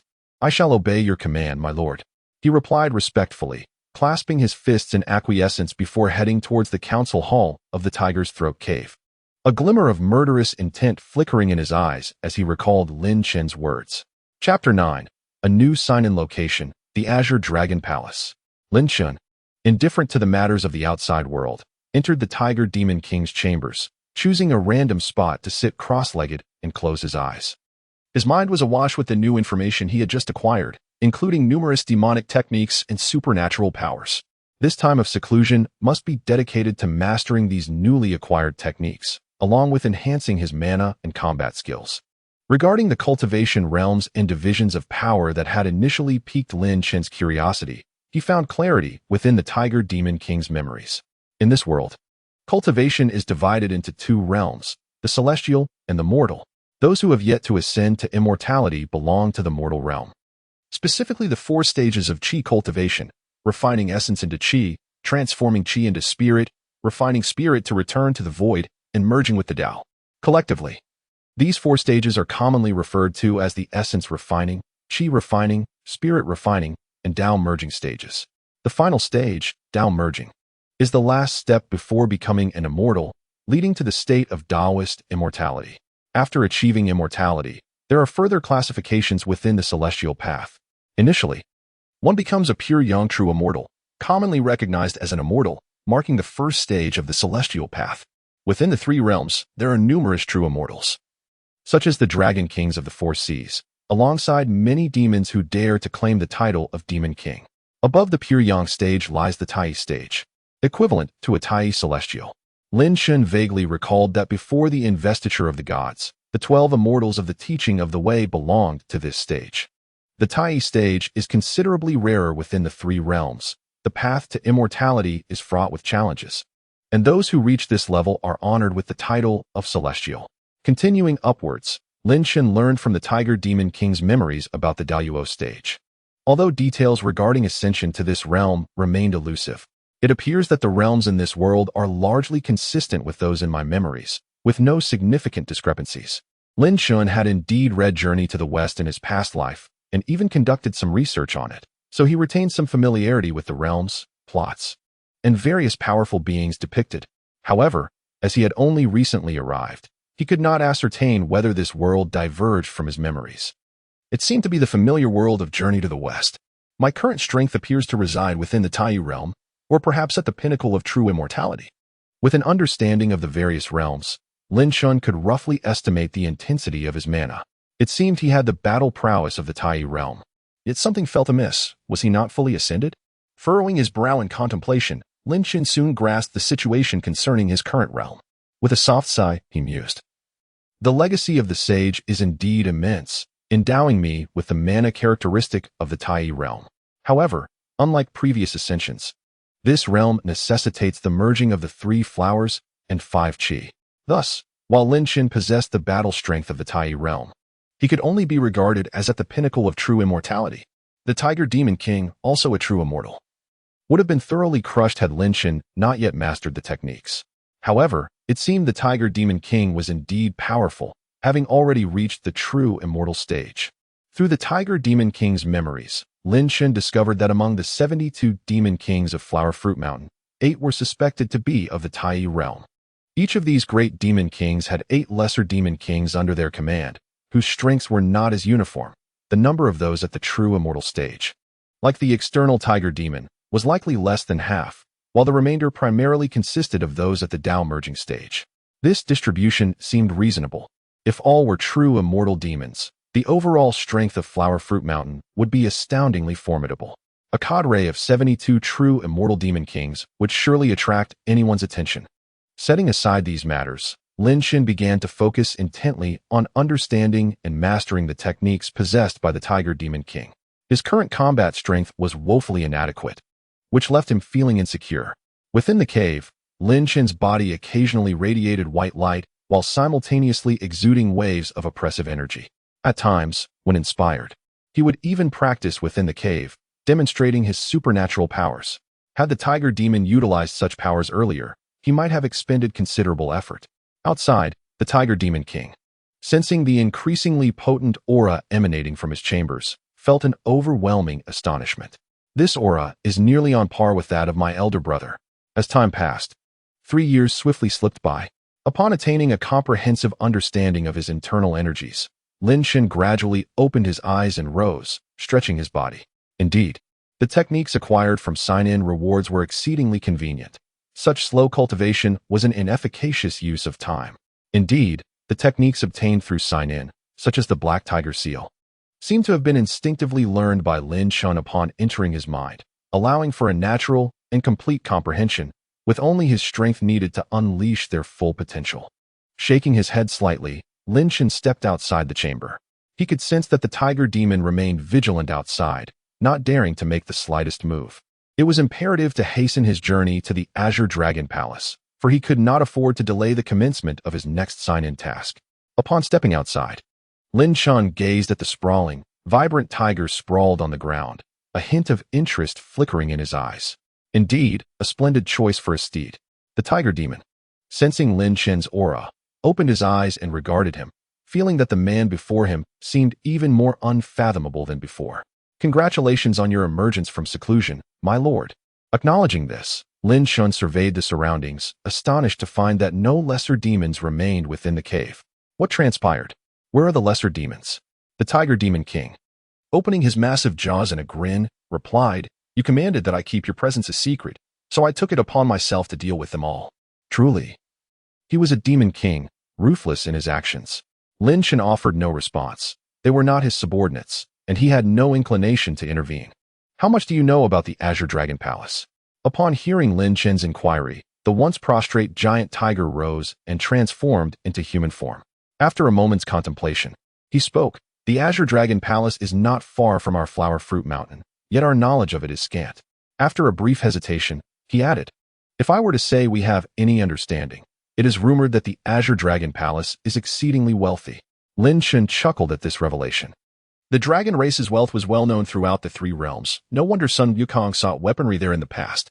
At that moment, a streak of light suddenly darted into the cave from outside, swiftly materializing before the Tiger Demon King as a scroll imbued with demonic energy. The Tiger Demon King's expression shifted slightly as he glanced at Lin Chen, then explained in a hushed tone, this is a communication method from my elder brother. Lin Chen nodded in acknowledgement and calmly stated, open it. The Tiger Demon King directed his demonic energy forward, and the scroll unfurled instantaneously. A voice emanated from within. Tiger Throat, I have discovered a relic of the demon clan, which may contain ancient treasures. 3 months from now, I wish for you and a few others to accompany me to explore this place. Will you consent? Ding. Congratulations, host. A new sign-in location has been refreshed. The demon clan relic, Yinglong Manor. The familiar mechanical voice echoed in Lin Chen's mind, and a smile graced his lips as he emotionally replied, agree to him. Chapter 10, Demon Tiger Mount, Into the Sea. Upon hearing Lin Chen's affirmative response, the communication scroll transformed into a stream of light and vanished once more. Is the Yinglong Manor related to the Yinglong? Lin Chen pondered. For the Yinglong is a formidable entity among the demon clan. Despite sharing the name dragon, it bears no affiliation with the dragon clan of the Four Seas. It is said that in ancient times, the Yinglong emerged to assist the human sage Diyu in controlling floods, achieving considerable feats. However, the scroll had not mentioned the Yinglong. It seems the sign-in system possesses foresight capabilities. This implies knowledge of the relic's existence ahead of time. Of course, it may also be that the Tiger Demon King's elder brother deliberately concealed this information. As one of the great demons of antiquity, the Yinglong undoubtedly signifies that the relic at Yinglong Manor is not to be underestimated. After a moment of contemplation, Lin Chen tucked this matter away in his mind. His immediate priority was to journey to the East Sea Dragon Palace. He gazed at the Tiger Demon King, who lowered his head before him, appearing quite docile. A stark contrast to his previous ferocity. Tiger Throat, now that you have submitted, you shall temporarily serve as my mount. Take me to the edge of Flower and Fruit Mountain, adjacent to the shores of the East Sea. Tiger Throat is the name of the Tiger Demon King. It remains unclear whether he adopted this name from the cave or if the cave was named after him. Yes, the Tiger Demon King did not hesitate upon hearing Lin Chen's command. He immediately crouched down and rolled toward the ground, his body expanding, his back arching and fur emerging, transforming into a magnificent striped tiger several meters tall. Lin Chen adjusted himself and gracefully leapt onto the Tiger Demon King's back. The broad tiger's back, adorned with thick fur, offered a remarkably comfortable seat. No wonder those powerful beings favored mounts. In the world of Journey to the West, a mount often signifies the prestige of a deity, and a powerful divine steed is indeed impressive. With a light pat on the tiger's back, Lin Chen declared, let us depart. The Tiger Demon King instantly exerted his limbs, agilely sprinting toward the cave's exit, swiftly arriving in the dense woods of Flower and Fruit Mountain. His demonic energy surged, his feet gliding like the wind, remarkably swift. This speed far surpassed Lin Chen's own traveling pace. Although his strength was not weak, his speed in transit was lacking, as basic techniques like cloud riding did not yield great velocity. The monkey's prowess stemmed largely from the specialized evasion technique crafted for him by Patriarch Bodhi, the somersault cloud. The somersault cloud could traverse vast distances in a single leap. This technique is indeed formidable, rare among many divine abilities. If only he could acquire the somersault cloud. Such a divine skill would be invaluable. The only comparable technique, aside from the rapid movement of the celestial gang's earth-traveling golden light, is the swift flight of the golden-winged Great Pong. With the Tiger Demon King dashing through the woods, Lin Chen sat steadily upon his back. Before long, Lin Chen felt the presence of water. Indeed, the Tiger Demon King gradually slowed, leaping forth from the woods onto a sandy beach, revealing the boundless expanse of the East Sea, a vast azure domain. "My lord, we have arrived." The deep voice of Tiger Throat resonated as he came to a halt, awaiting Lin Chen's next move. As Lin Chen dismounted, he gazed at the infinite East Sea, feeling neither fear nor trepidation. Rather, he was filled with a sense of ease and confidence. This was not surprising, as the representative of the red-bottomed macaque is the ancient water ape, Wuziki. Possessing a unique talent, he cultivated by the banks of the Huai River, mastering the art of water manipulation, traversing the sea as if it were solid ground. Even the water god Gong Gong dared not claim superiority in water control over him. It is said that he received the true teachings of the galaxy ancestor dragon, vanquishing the 9 sons of the Dragon King, causing the 4 sea Dragon Kings to tremble at his name, his abilities rivaling that of the Ying Long. In that era, Wuziki's name echoed across the seas, rivers, and streams, instilling fear and respect, all thanks to his unparalleled water manipulation skills. "Let me test my ability to traverse the sea as if it were solid ground," Lin Chen murmured, stepping forward and promptly entering the water. The Tiger Demon King watched in astonishment, his eyes filled with confusion, struggling to comprehend Lin Chen's actions. But the next moment, his eyes widened in shock. Lin Chen effortlessly walked upon the water's surface, and with a casual wave of his right hand, the sea surged mightily, colossal waves rising dramatically. The rolling waves obscured the sky, their immense force causing even the Tiger Demon King to struggle for breath. Then, with a thought, Lin Chen dissipated the waves, leaving behind a myriad of weapons crafted from the sea, exuding a chilling aura, suspended above the water. As the water continued to gather around Lin Chen, 100-foot water dragon spiraled upward, its eyes vibrant, its presence rivaling that of true immortals. The full display of water manipulation enveloped the beach, overwhelming the atmosphere, rendering the Tiger Demon King paralyzed with fear. In that moment, he comprehended the true extent of Lin Chen's power. Such mastery of water manipulation is likely unmatched even by the 4 sea Dragon Kings. Lin Chen, feeling the surrounding energy and his newfound capabilities, nodded in satisfaction. "Not bad. My combat prowess in the water firmly reaches the Tai realm." He then focused his thoughts, releasing a wave of lethal intent, causing the 100-foot water dragon to dissolve into the sea, restoring clarity to the sky as sunlight streamed down. With a swift step, Lin Chen vanished from his position, reappearing beside the Tiger Demon King. Noting the lingering fear in the Tiger Demon King's eyes, he gently brushed his hand over the black collar around its neck, crafted from the black tiger seal ropes, and said, "Tiger Throat, now that you have joined me, this black tiger seal is both a restraint and an opportunity. It depends on how you choose to utilize it." Lin Chen did not expect to subdue the Tiger Demon King so swiftly, but as long as he remained, Tiger Throat would dare not entertain any rebellious thoughts. His earlier display of water manipulation, while partly motivated by interest, also served to intimidate the Tiger Demon King, ensuring this creature remained compliant even after his departure. The black tiger seal contains the essence and path of the ancient black tiger, should you take the time to perceive it. Perhaps you might advance further in the realm of true immortals. Lin Chen spoke with sincerity. Although Tiger Throat was indeed at the true immortal level, he was still in the early stages. After 3 years of diligent cultivation and integration, Lin Chen could easily overpower him. Their previous battle was a testament to Tiger Throat's inexperience, failing to unleash his full potential. After all, Lin Chen had traversed here as an ordinary monkey, devoid of any combat experience. Even with the sudden surge of power from the legacy of a sage, it had not fully translated into combat prowess. Now, Lin Chen truly embodied the essence of a being in the world of Journey to the West. After delivering his words, Lin Chen paid no further mind to the Tiger Demon King. Instead, he turned and leapt into the East Sea. Chapter 11. Sign-in Reward, the Rampaging Staff. As Lin Chen plunged into the sea, an ethereal barrier enveloped his body, warding off all the surrounding water. Utilizing his water manipulation technique, the sea propelled him swiftly into the depths of the East Sea. The vast expanse of the East Sea beckoned for a guiding water creature. Otherwise, the quest for the Dragon Palace could stretch into eternity. Navigating through the waters, Lin Chen beheld a myriad of aquatic beings, corals, and numerous wondrous sights that etched themselves into his memory. The shimmering waves presented a realm of beauty and enigma. With a sudden plunge, Lin Chen accelerated his movement beneath the surface, the rushing currents scattering the surrounding aquatic life in sheer astonishment. Yet, before he could seize a creature to inquire, he found himself at the seabed of the East Sea. To his surprise, he discovered that his power had significantly increased within the ocean, propelling his speed beyond expectations.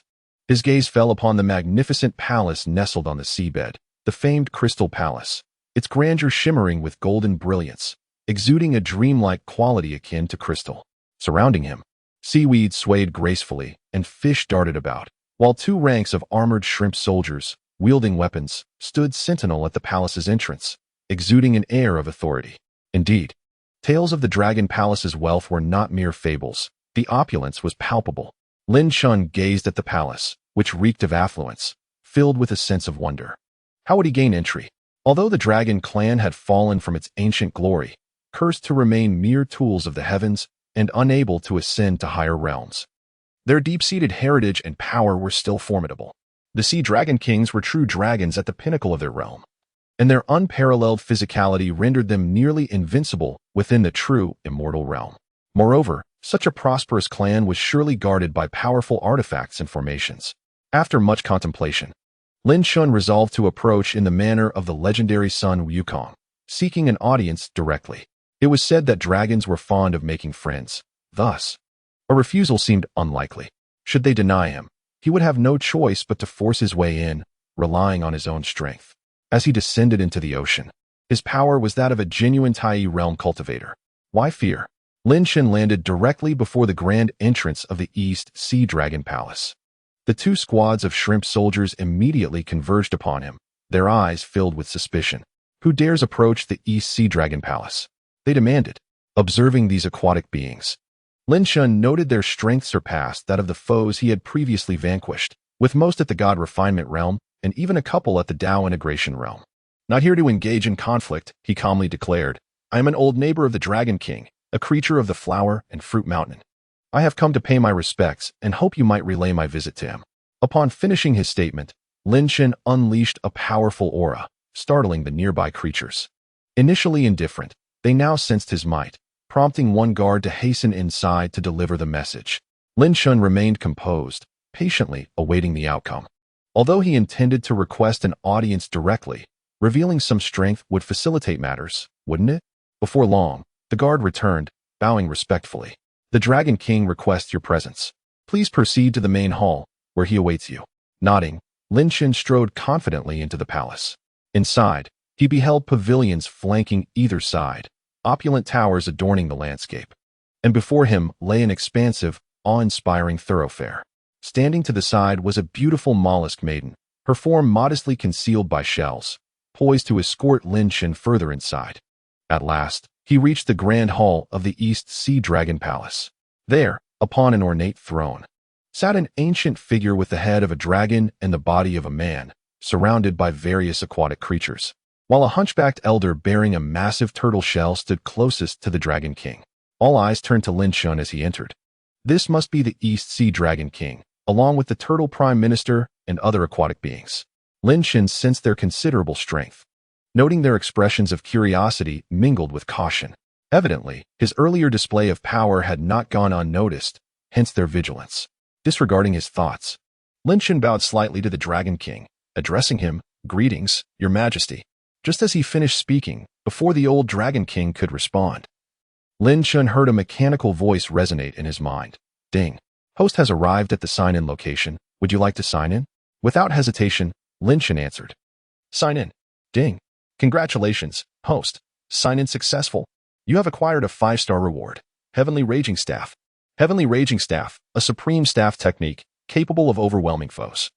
Once wielded by a legendary monkey king of the ancient era, it encompasses myriad staff techniques, each more unpredictable than the last. A force even gods would find difficult to counter. Instantly, Lin Chun's mind was flooded with intricate and formidable staff techniques, accompanied by combat skills seemingly etched into his very being. This staff technique was astonishingly powerful. With any staff-like weapon in hand, his strength would multiply several times over.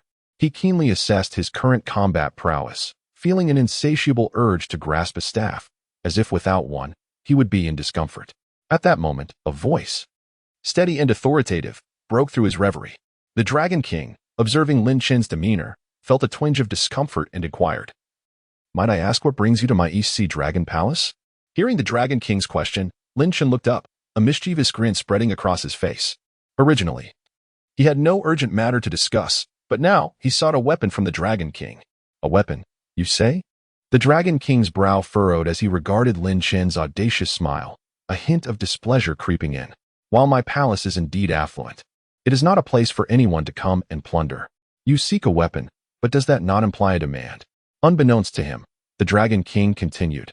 Our palace is currently devoid of surplus weapons. Perhaps you might seek your request elsewhere? Despite his unease towards Lin Chen, the Dragon King refused without hesitation.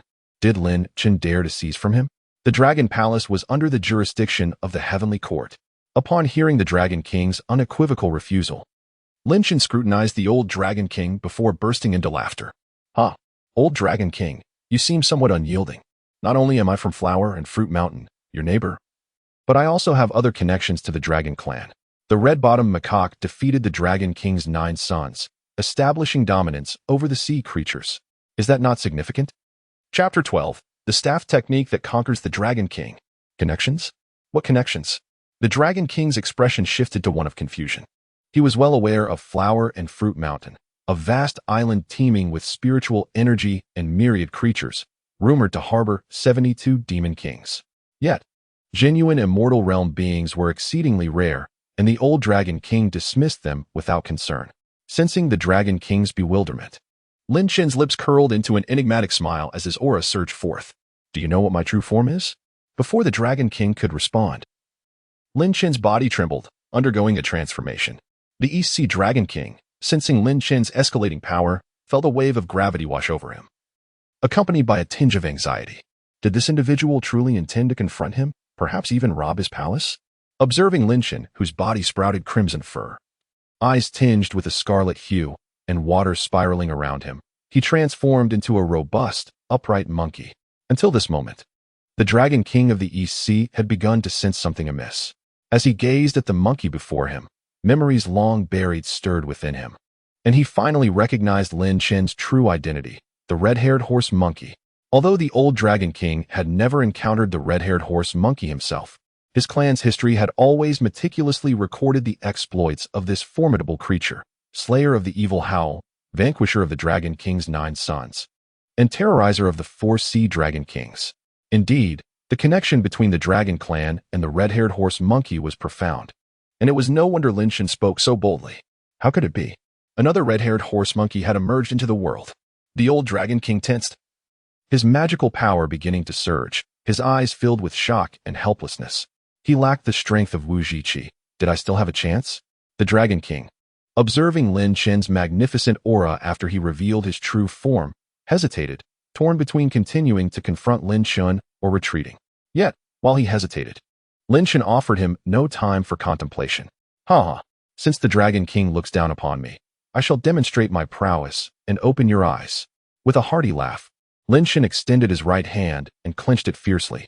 A sphere of water essence flowed into his palm, instantly coalescing into a staff made of water.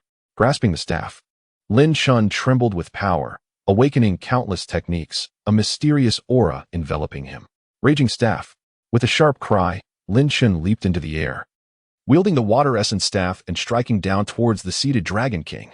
His internal magical energy surged, an overwhelming force propelling the staff forward. Even the winds were torn asunder, causing the old Dragon King's eyes to widen in terror. What tremendous power! With a fierce shout, the old Dragon King erupted in radiant light. His luxurious robes vanished, replaced by a suit of battle armor.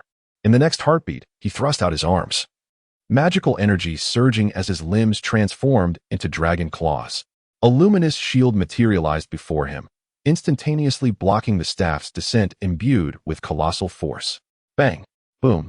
2 deafening sounds reverberated as the staff collided with the shield.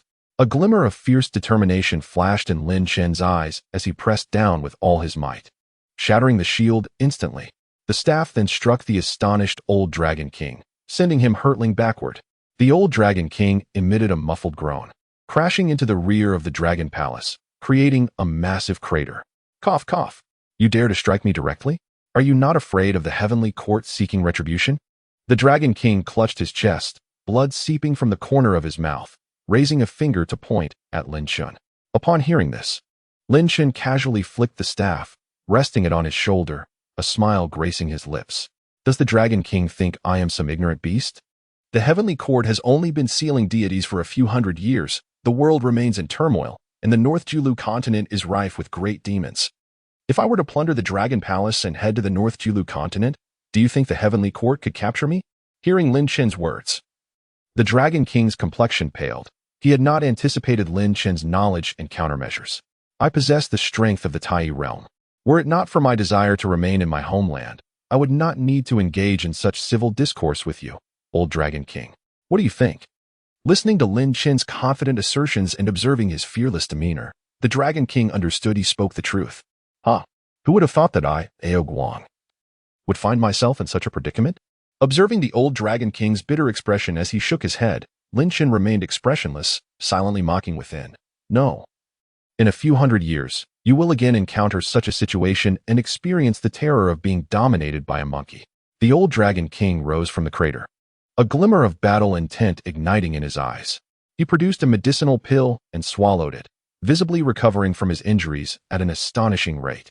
I might grant you weapons, but if I do not fight you, how could I still call myself the Dragon King of the East Sea? Upon finishing his words, Ao Guang's magical power surged, his form shifting as a resounding dragon roar echoed. Soon, a lithe, scaled azure dragon emerged within the East Sea Dragon Palace. Lin Chen looked on in astonishment at the Dragon King Ao Guang. This Ao Guang possesses some spirit. The azure dragon, now transformed from Ao Guang, raised its head and unleashed a dragon's roar, then coiled rapidly before charging towards Lin Shun. At this moment, Lin Shun had returned to his human form, his eyes glinting with determination as he gripped the staff, steadfastly focusing on the approaching giant. Roar! Bang, bang, bang! The battle ignited, with the azure dragon twisting its body, claws, tail, and even horns unleashing tremendous force in its assault. Yet, even more captivating was Lin Shun, with the staff in hand. The water essence staff danced in a manner impenetrable, evading all attacks. The dragon clan was indeed formidable, yet regrettably still somewhat lacking. Lin Shun steeled himself, leaping into the air, the staff lengthening as he struck down with fierce intensity. He then flipped backward, evading the sweeping dragon tail, and hurled the water essence staff anew, which rapidly enlarged, striking the Dragon King with tremendous force. Each blow contained enough power to slay an ordinary true immortal. And even the true dragon's form was left battered and bruised after just a few strikes. The azure dragon was sent flying by the force of the staff, crashing onto the floor of the Crystal Palace and causing a violent tremor before ultimately transforming back into human form. Phew, fellow Taoist, your strength is indeed formidable. Since I have been defeated, I shall honor my promise to you. The old Dragon King's face turned pale as he sighed, taking out another medicinal pill to consume, quickly restoring his injuries. Lin Chen's gaze fell upon the pill in the Dragon King's hand, a sense of imbalance stirring within him. No, I must see some pills as well. Chapter 13. Forcefully wielding the golden cudgel. A new check-in location. After settling the aftermath of the battle, the old Dragon King once again took his seat upon the throne, and Lin Chen seated himself as well. Observing Lin Chen's calm demeanor, Ao Guang sighed inwardly. He understood well that Lin Shun had yet to unleash his full potential. For instance, he had not even revealed his true form nor employed other techniques, relying solely on his staff techniques. Yet, with such unpredictable and overwhelming staff techniques, he had rendered Ao Guang utterly defenseless, leaving no doubt in his mind that Lin Shun could easily raise the East Sea Dragon Palace. Fellow Taoist, please wait a moment while I summon the weapons from the treasury. Upon hearing this, Lin Chen nodded slightly, and a mechanized voice resonated in his mind. Ding. Congratulations, host. A new check-in location has refreshed, the Crescent Moonstar Cave. Hearing the voice in his mind, Lin Chen's face brightened. The next check-in location was, unexpectedly, the Crescent Moonstar Cave. The Crescent Moonstar Cave was the sacred ground of Patriarch Bodhi. Would I be able to find it? This upcoming check-in task would certainly be far more challenging than the previous ones. Indeed, the Crescent Moonstar Cave was among the most mysterious places in the three realms. It was said that unless Patriarch Bodhi wished for you to find it, even the most powerful beings would be unable to locate the Crescent Moonstar Cave. During the later journey for scriptures, the monkey had already grown immensely powerful, perhaps even surpassing the Tai realm, yet he still could not find the Crescent Moonstar Cave. illustrating just how enigmatic this place truly was. However, Lin Chun was undeterred. He had his own methods. "Are you satisfied with these weapons?" At that moment, the voice of the East Sea Dragon King reached Lin Chen's ears, pulling him back to the present as he gazed at the numerous weapons carried in by the shrimp soldiers and crab generals. Before him lay many exquisite weapons, shimmering with light and exuding sharpness. Swords, spears, halberds, staffs, and an array of various weapons were all present. Regrettably, although these weapons were decent, they were insufficient in the realm of true immortals, let alone for one who approached the level of Tai like myself. With a judgment already formed in his heart, Lin Chen nonetheless rose and walked towards those weapons. As he casually picked up an iron spear, it bent with a slight exertion. Even the gleaming sword snapped easily between his fingers. "Old Dragon King, there's no need to bring out these mundane weapons. At the very least, procure some that are usable in the realm of true immortals."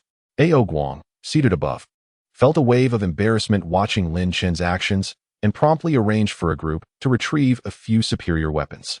This time, the quality was evidently elevated, albeit in fewer numbers. Only 4 weapons: a knife, a spear, a sword, and a halberd. "Dear friend, these 4 are the finest treasures from my Dragon Palace's armory. After all, at our level, we primarily wield magical artifacts, and such solid weapons are exceedingly rare." Lin Chen nodded in acknowledgement and approached the imposing black halberd, seizing it firmly. Instantly, a heavy sensation washed over him. He raised an eyebrow and, after a few experimental swings, set it down again. This must be the finest of the Qingtian Xinlong halberd within the East Sea Dragon Palace, aside from the Dinghai Shenzhen. However, it still felt somewhat light, and it was not a club-like weapon. Although Lin Chen's formidable staff technique could utilize any long-handled weapon, he found that a club type was ultimately more comfortable. "Dragon King, do you possess a heavier club-like weapon?" Upon hearing this inquiry, Ao Guang's expression faltered, and he shook his head. "My friend, these weapons are already exceedingly rare in the world. As for heavier club-like ones, the East Sea Dragon Palace has none." After speaking, Ao Guang wore a wistful expression and remarked, "It is well known that my East Sea Dragon Palace is affluent, yet why do so few formidable beings visit? Not even a Tai immortal has graced us with their presence. This is because our wealth is ultimately of a lower tier. The value of a single true treasure surpasses that of my entire Dragon Palace."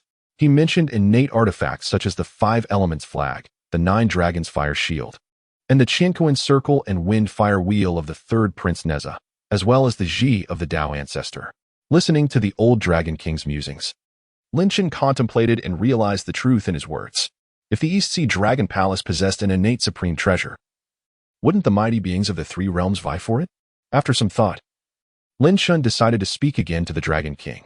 "I have heard that the East Sea Dragon Palace houses the Dinghai Shenzhen, a water-stabilizing pillar left by Diyu during his flood control efforts. Might you take me to see it?" Upon hearing this, the East Sea Dragon King's expression shifted dramatically as he urged, "My friend, that Dinghai Shenzhen is the seal of the CI. It absolutely cannot be moved." "Old Dragon King, what is there to be anxious about? I am merely curious to see it. Besides, do you think I could even lift such an object?" Hearing Lin Chen's words, the Dragon King's heart calmed slightly. After some internal conflict, wishing to dismiss Lin Chen quickly, he ultimately agreed. Thus, Lin Chen followed the East Sea Dragon King towards the forbidden waters behind the Dragon Palace, where the water pressure was immense, shrouded in darkness, devoid of life, and seemingly enveloped by formations. Before long, after navigating through numerous peculiar stones on the ocean floor, they finally arrived at a stone pillar measuring over 10 meters in diameter. Could this be? Lin Chen's eyes widened in astonishment as he tilted his head to gauge the height of the towering pillar, which appeared to stretch infinitely. The old Dragon King stood beside the pillar and nodded. "Indeed, this is the Dinghai Shenzhen." It was at this moment that Lin Chen comprehended the immense size and weight of this golden rod. The monkey had once been able to wield it, even pulling it from its resting place, indicating his considerable strength at the time. Lin Chen's eyes sparkled with excitement as he rubbed his hands together, stepping forward to embrace the stone pillar and began to exert force. His arm muscles bulged, veins protruding. All his magical power converged in his arms, and his tremendous strength was fully unleashed. Bang! The ground beneath Lin Chen cracked under the immense weight, and a powerful aura surged forth, causing his hair to stand on end as he attempted to shake the Dinghai Shenzhen. "I refuse to believe it. feeling no movement from the goldenrod. Lin Chen's eyes widened in fury as he continued to increase his strength. The thick, substantial layer of the goldenrod had already begun to crack under his embrace, while the ground beneath him had fractured beyond recognition, and Lin Chen's body was beginning to sink slightly. The entire seabed trembled, even the distant East Sea Dragon Palace swayed, as the sound of the ground splitting echoed through the depths of the sea, sending the underwater creatures fleeing in terror. Lin Chen's roars resounded like an ancient demon, causing the seabed magma to erupt. The old Dragon King, witnessing this scene, retreated a considerable distance, his eyes filled with horror. He actually intends to forcibly pull out the Dinghai Shenzhen? Chapter 14. The three major sign-in locations. Take away the Qingtian Xianlong halberd. At this moment, the Dragon King gazed in shock at the scene unfolding before him, with deafening sounds ringing in his ears, leaving him utterly stunned. Wasn't it agreed that he would merely come to take a look? Lin Chen felt the vibrations of the goldenrod, forcefully embracing the Dinghai Shenzhen, which resembled a celestial pillar. Instantly, the external sea began to churn, waves soaring, sweeping relentlessly. The Tiger Demon King stationed at the shore, witnessing the towering waves gradually engulfing Flower Fruit Mountain, narrowed his eyes and immediately leaped to a higher vantage point. Could this be due to the seabed? Despite Lin Chen exerting all his strength to lift the Dinghai Shenzhen, he could not simply take it away. Goldenrod. Lighter. His arms trembling. Lin Chen's eyes blazed with fury as he shouted. Yet the Dinghai Shenzhen remained unyielding, its weight still overwhelmingly heavy, nearly overwhelming Lin Chen. Do you not recognize me because I am not its destined master? Lin Chen did not grow angry. Instead, he subtly released the aura of the Lingming stone monkey. Attempting once more. Dinghai Shenzhen. Lighter. With a fierce shout, Lin Chen concentrated, ultimately sighing and loosening his grip. Boom. A thunderous sound erupted as the towering stone pillar sank back into place, sending a shower of debris flying and causing the seabed to tremble once more. Were they waiting for the monkey? Lin Chen eased his slightly torn arms, furrowing his brow as he gazed at the stone pillar before him. Although the monkey was admirable, he was destined to be unlike me. Following him would ultimately be unsuitable. Shaking his head, Lin Chen smiled in understanding, feeling indifferent, for it was merely a weapon. At that moment, the old Dragon King approached, carefully inspecting the Dinghai Shenzhen. He realized that only a thin layer of stone skin had been shed, and he breathed a sigh of relief. Fortunately, if you had taken the Dinghai Shenzhen, my Dragon Palace would have faced great trouble. Thank goodness nothing happened. An inevitable outcome. The old Dragon King replied, momentarily stunned, then asked, "What?" Lin Chen waved his hand dismissively, replying with a cheerful smile, "Nothing." He awaited the day when Sun Wukong would return for the golden rod, eager to witness the old Dragon King's expression of despair. Since it was unsuitable, it was time to depart. Subsequently, Lin Chen and the old Dragon King left the vicinity of the Dinghai Shenzhen, returning to the East Sea Dragon Palace. Along the way, the Dragon King observed Lin Chen, his expression conflicted, wanting to speak but hesitating. If the Dragon King has something to say, please do not hesitate. Lin Chen naturally noticed his demeanor, and upon hearing Lin Chen's words, the Dragon King sighed deeply and began to inquire. "It seems you were seeking a powerful club-like divine weapon?" Lin Chen nodded in agreement, but before he could respond, the old Dragon King's voice rang out again. In ancient times, Wujiqi stirred the three realms and governed the waters of the world. During the era of the great sage Yu, who governed the waters, the formidable creature Wujiqi led an army of demons to engage in a cataclysmic battle against the celestial beings under Yu's command, shaking the very foundations of the heavens and the earth. Ultimately, Wujiqi was vanquished and sealed away in an unknown location. However, his weapon was not sealed along with him. Instead, it was lost during the chaos of battle. Perhaps, dear friend, you might endeavor to seek out the weapon once wielded by Wujiqi, as it is surely a rare and formidable artifact. Upon hearing this, Lin Chen's heart stirred, and his eyes sparkled with intensity. The steel-mixed iron staff. This was indeed the weapon once in Wujiqi's possession, said to be forged from the divine iron of the 9 heavens and imbued with abundant water essence. Weighing a staggering 1,000 jun, its properties were equally remarkable, capable of altering its size at will, rivaling even the famed golden cudgel. Lin Chen then turned to the Dragon King, a smile gracing his features as he inquired, "But in the vastness of the 3 realms, where might I search for such a weapon? Surely, the venerable Dragon King possesses a lead?"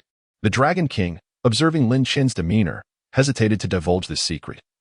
And with a sigh, he remarked, According to the records left within our dragon clan, the last place Waziki fought was in the Northern Sea. His weapon likely lies there as well. Ding. Congratulations, host. A new sign and location has been refreshed, the Kunping Palace in the Northern Sea. The familiar mechanical voice echoed once more, igniting a glimmer of excitement in Lin Chen's eyes. It appeared that this location was indeed correct, unveiling yet another sign and spot. This unexpected turn of events left Lin Chen astonished. He now possessed 3 sign-in locations: the ruins of the demon clan's Yinglong Mansion, the Crescent Moon 3 Stars Cave, and the newly revealed Kunping Palace in the Northern Sea. However, if it truly lay in the Northern Sea, it posed a significant challenge. For that territory belonged to the Kunping demon ancestor. In the present world, there are 4 great divine states: the Eastern Victory Divine State, Southern Jianbu State, Northern Jiulu State, and the Western Yoha State. The Southern Jianbu State, originally the Jiuzhou continent, is the most prosperous region for the human race. The Western Yoha State has been transformed into a Buddhist realm. The Eastern Victory Divine State has been established as a new domain for humanity, home to various factions, including humans, demons, and Buddhists. Meanwhile, the Northern Jiulu State, a remnant of the former Shanhai realm, was specifically chosen by the sages as a refuge for the demon race, still retaining its wild and untamed nature, resulting in a congregation of powerful demons and scarce human presence. Currently, the demon race boasts 2 powerful leaders: the Kunping demon ancestor in the Northern Sea and the Zhulong demon ancestor in the Northern Jiulu State. In this era, with the sages departed, the strength of the Kunping and Zhulong is comparable to that of the celestial and Buddhist powers. Yet these 2 seem indifferent to the overall state of the demon race, as long as their territories remain undisturbed. Venturing to the Northern Sea, particularly into the Kunping Palace, indeed carries significant risk. Lin Chen was acutely aware that the Kunping would not spare him simply because he belonged to the demon race. He would have to rely on his own strength. As the 2 conversed, they made their way back to the East Sea Dragon Palace.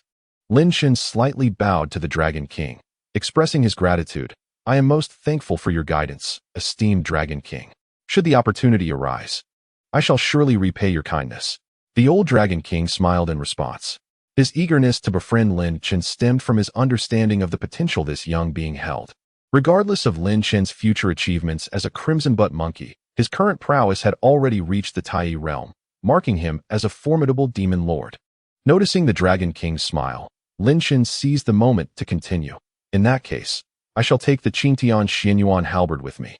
I might as well make use of it." The Dragon King's smile faltered, and he fell into a moment of silence. "Furthermore, I hope the esteemed Dragon King can provide me with some of the elixirs you recently consumed.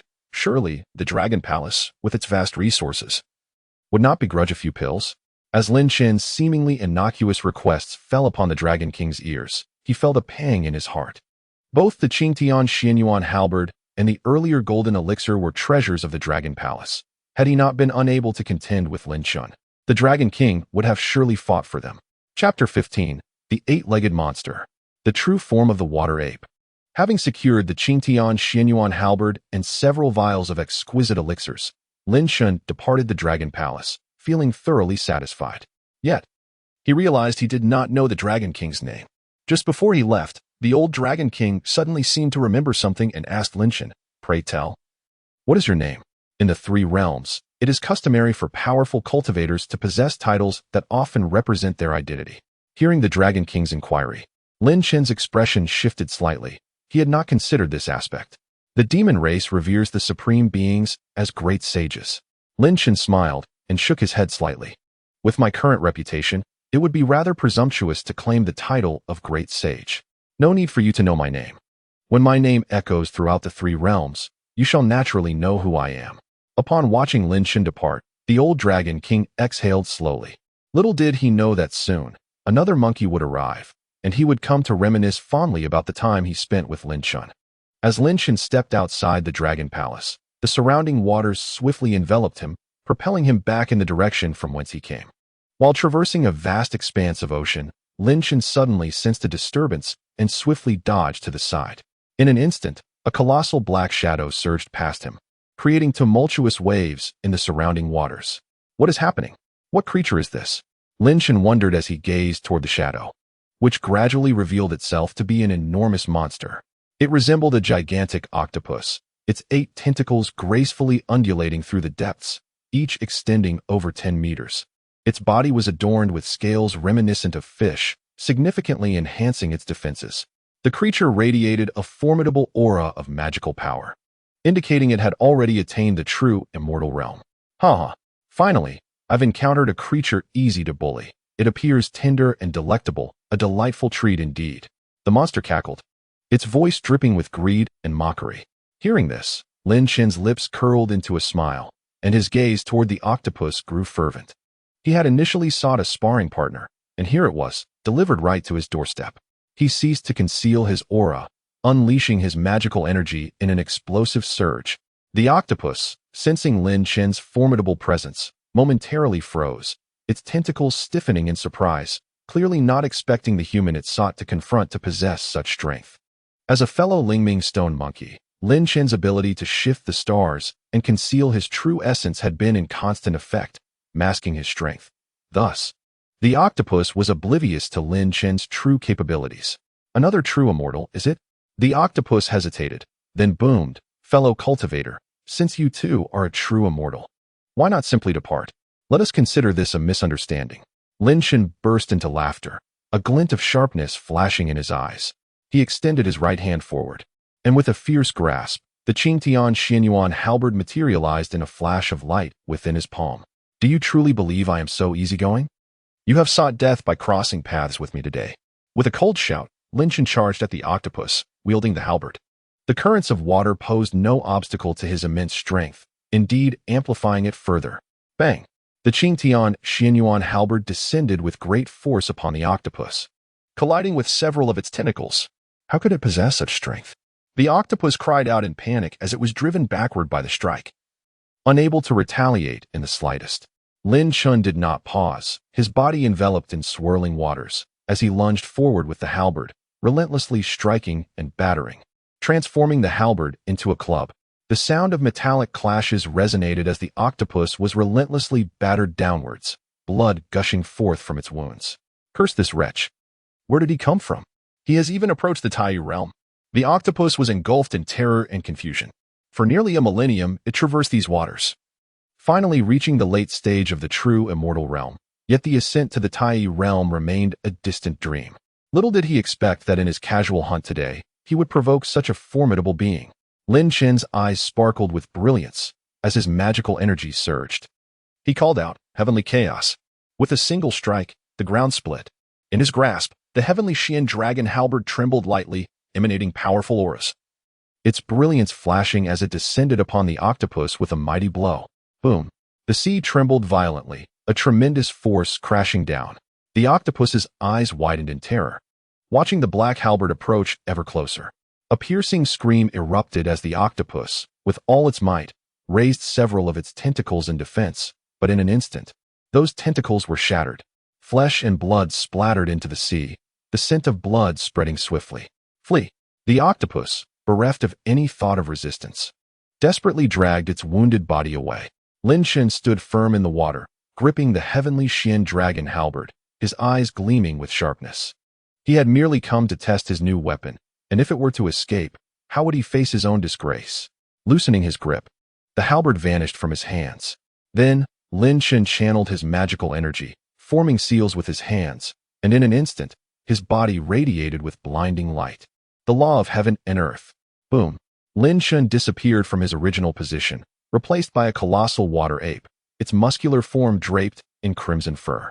Towering at least several dozen meters high, its fierce visage surrounded by swirling water, it bore the semblance of an ancient deity. The sensation of releasing his true form through the law of heaven and earth was indeed pleasurable. A deep growl emanated from the water ape, and if one listened closely, they could discern Lin Chen's voice within it. Meanwhile, the fleeing octopus, sensing an explosive aura behind it, could not help but glance back, only to be paralyzed with fear at the sight of the monstrous creature in the water. What on earth is that thing? Are there such monsters in the three realms? Feeling the power coursing through his new form, Lin Chen could not resist stretching his body. He then gazed at the octopus still frantically fleeing, a wicked smile spreading across the giant ape's face. "You cannot escape." With a thought, the surrounding waters began to envelop the nearly 100-meter-long creature, and as Lin Chen's magical energy surged, his entire form vanished from sight. In the next moment, the towering ape appeared before the octopus. With a swift motion, it captured the octopus's tentacle, easily overpowering it, rendering it incapable of even the slightest resistance. "Friend, let us talk. I am willing to serve you," trembled the octopus, its voice quaking with fear. Lin Chen's eyes flashed with intensity as he peered through its body, spotting a blue water essence within. "That essence is my opportunity." Chapter 16. Ascending to Tai. Gazing at the essence within the octopus, an instinct whispered to Lin Chen that it was of immense importance. As a red-crowned monkey, blessed with the gift of survival, he had always trusted his instincts. The towering water ape gripped the octopus tightly, and suddenly its expression twisted into a grimace. Lowering its gaze upon the octopus, "Apologies, but I require no subordinates." With that, it forcefully yanked, accompanied by the anguished cries of the octopus, which was left with only a few remaining tentacles before they were torn apart, crimson blood spraying from the wounds. "No, no," the octopus cried in terror. But its pleas bore no fruit. The water ape unleashed its wrath, pulling the octopus mercilessly until it was reduced to fragments, extracting the blue essence from its head. "Ha ha! This is it," Lin Chen exclaimed, staring at the essence brimming with peculiar power. Feeling an unprecedented allure, he opened his mouth wide, drawing in a fierce breath, as if plunging into an abyss. The vast waters before the giant ape swirled around the essence, merging into its mouth, creating a colossal whirlpool in the sea. This essence contained an incredibly rich power of the Tai. As Lin Chen absorbed it, he felt the strength within surging through him. No wonder this octopus, seemingly ordinary, had achieved the late stage of the true immortal realm.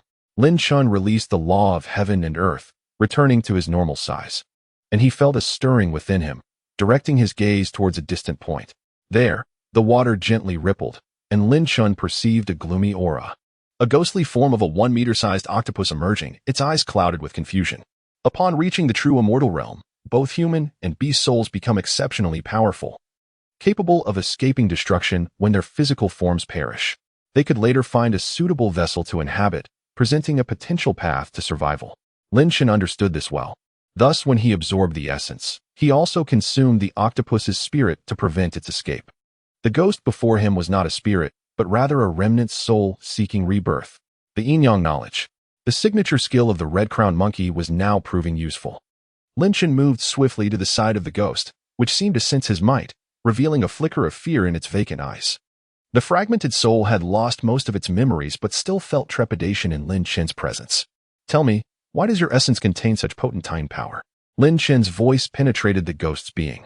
Ordinarily, a ghost could not communicate with the living, yet Lin Chen's unique talent made it possible. The ghost trembled, its eyes still dazed, and it raised a tentacle to point towards the depths of the ocean. "Oh." Lin Chen's brows raised in intrigue as he looked toward the indicated direction, and without hesitation, he propelled himself swiftly toward it. As for the ghost, it would soon be taken by the underworld, and Lin Chen would not let it perish completely. Thus, the octopus had cultivated to this point, relying on the unique environment here.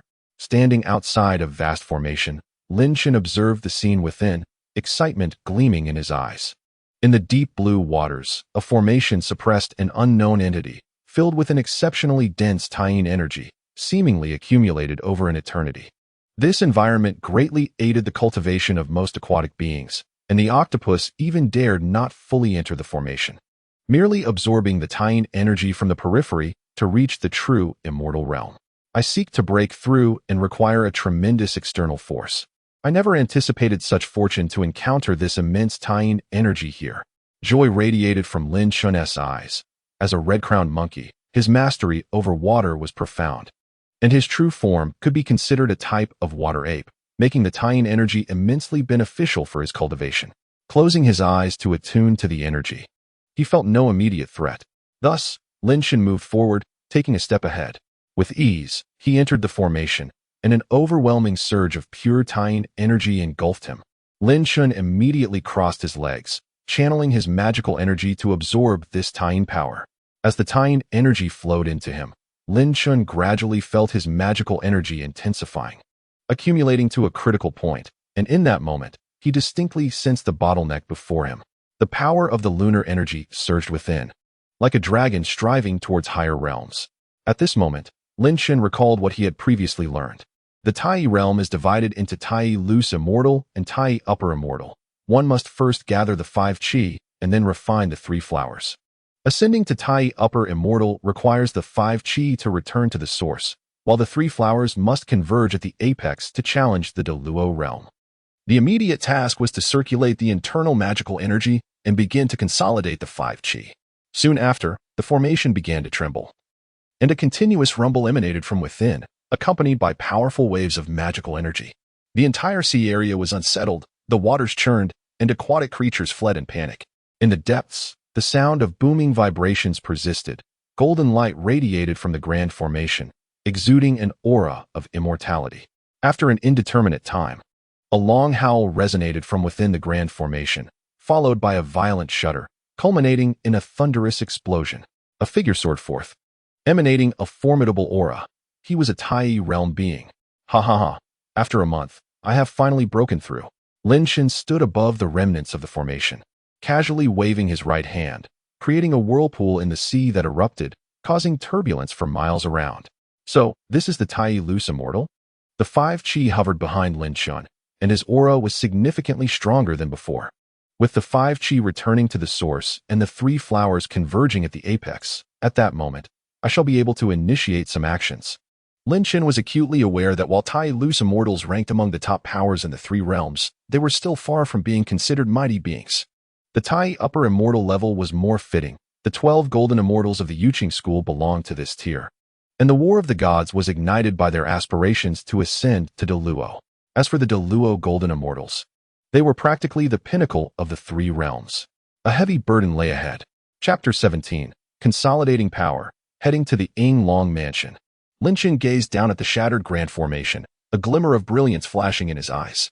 He extended his right hand, gently inhaling, and a crescent-shaped jade stone emerged from the ruins below, settling into his palm. Was this vast lunar energy gathered around it? Yet it seemed nothing extraordinary at first glance. Lin Shen examined the crescent jade closely, then shook his head and stored it away. Feeling the surging magical energy within and the clarity of various cultivation nodes in his mind, he smiled. This journey to the East Sea had indeed yielded great rewards. Not only had he secured weapons and elixirs, but he had also acquired information regarding the refined steel mixed iron staff. Ultimately, he had been granted this remarkable opportunity, successfully ascending to the Tai Loose Immortal realm. Without further delay, Lin Shen activated his magical energy and sped towards Huagua Mountain. With a thunderous sound, after a short while, he burst forth from the sea, standing in the air and surveying his surroundings. Upon spotting the massive island ahead, he let out a sigh of relief, a look of ease washing over his face. Finally, he was back. Noticing the absence of the Tiger Demon King, Lin Shen focused his thoughts and gestured with his hand. Black Tiger Seal.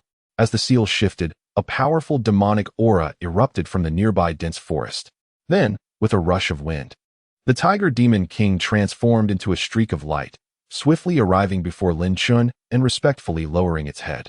Congratulations on your return, my lord. He remained in his original form, the imposing tiger physique appearing surprisingly docile before Lin Shen, with the black collar around his neck drawing attention. Lin Shen regarded the Tiger Demon King with satisfaction, nodding before inquiring, "How long was I gone?" "I hope it has delayed our expedition to the demon ruins." Having spent considerable time in seclusion during his breakthrough to the Tai realm, Lin Shen was uncertain of the exact duration.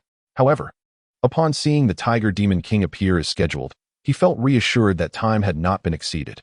"My lord, you were gone for a total of 1 month and 3 days. Lin Shen nodded in response. It seemed the breakthrough had indeed taken a month, which was not overly long.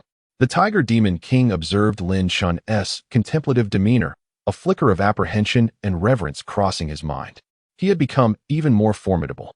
Although Lin Shen had not revealed his aura upon his arrival, the Tiger Demon King sensed that Lin Shen had returned significantly more powerful.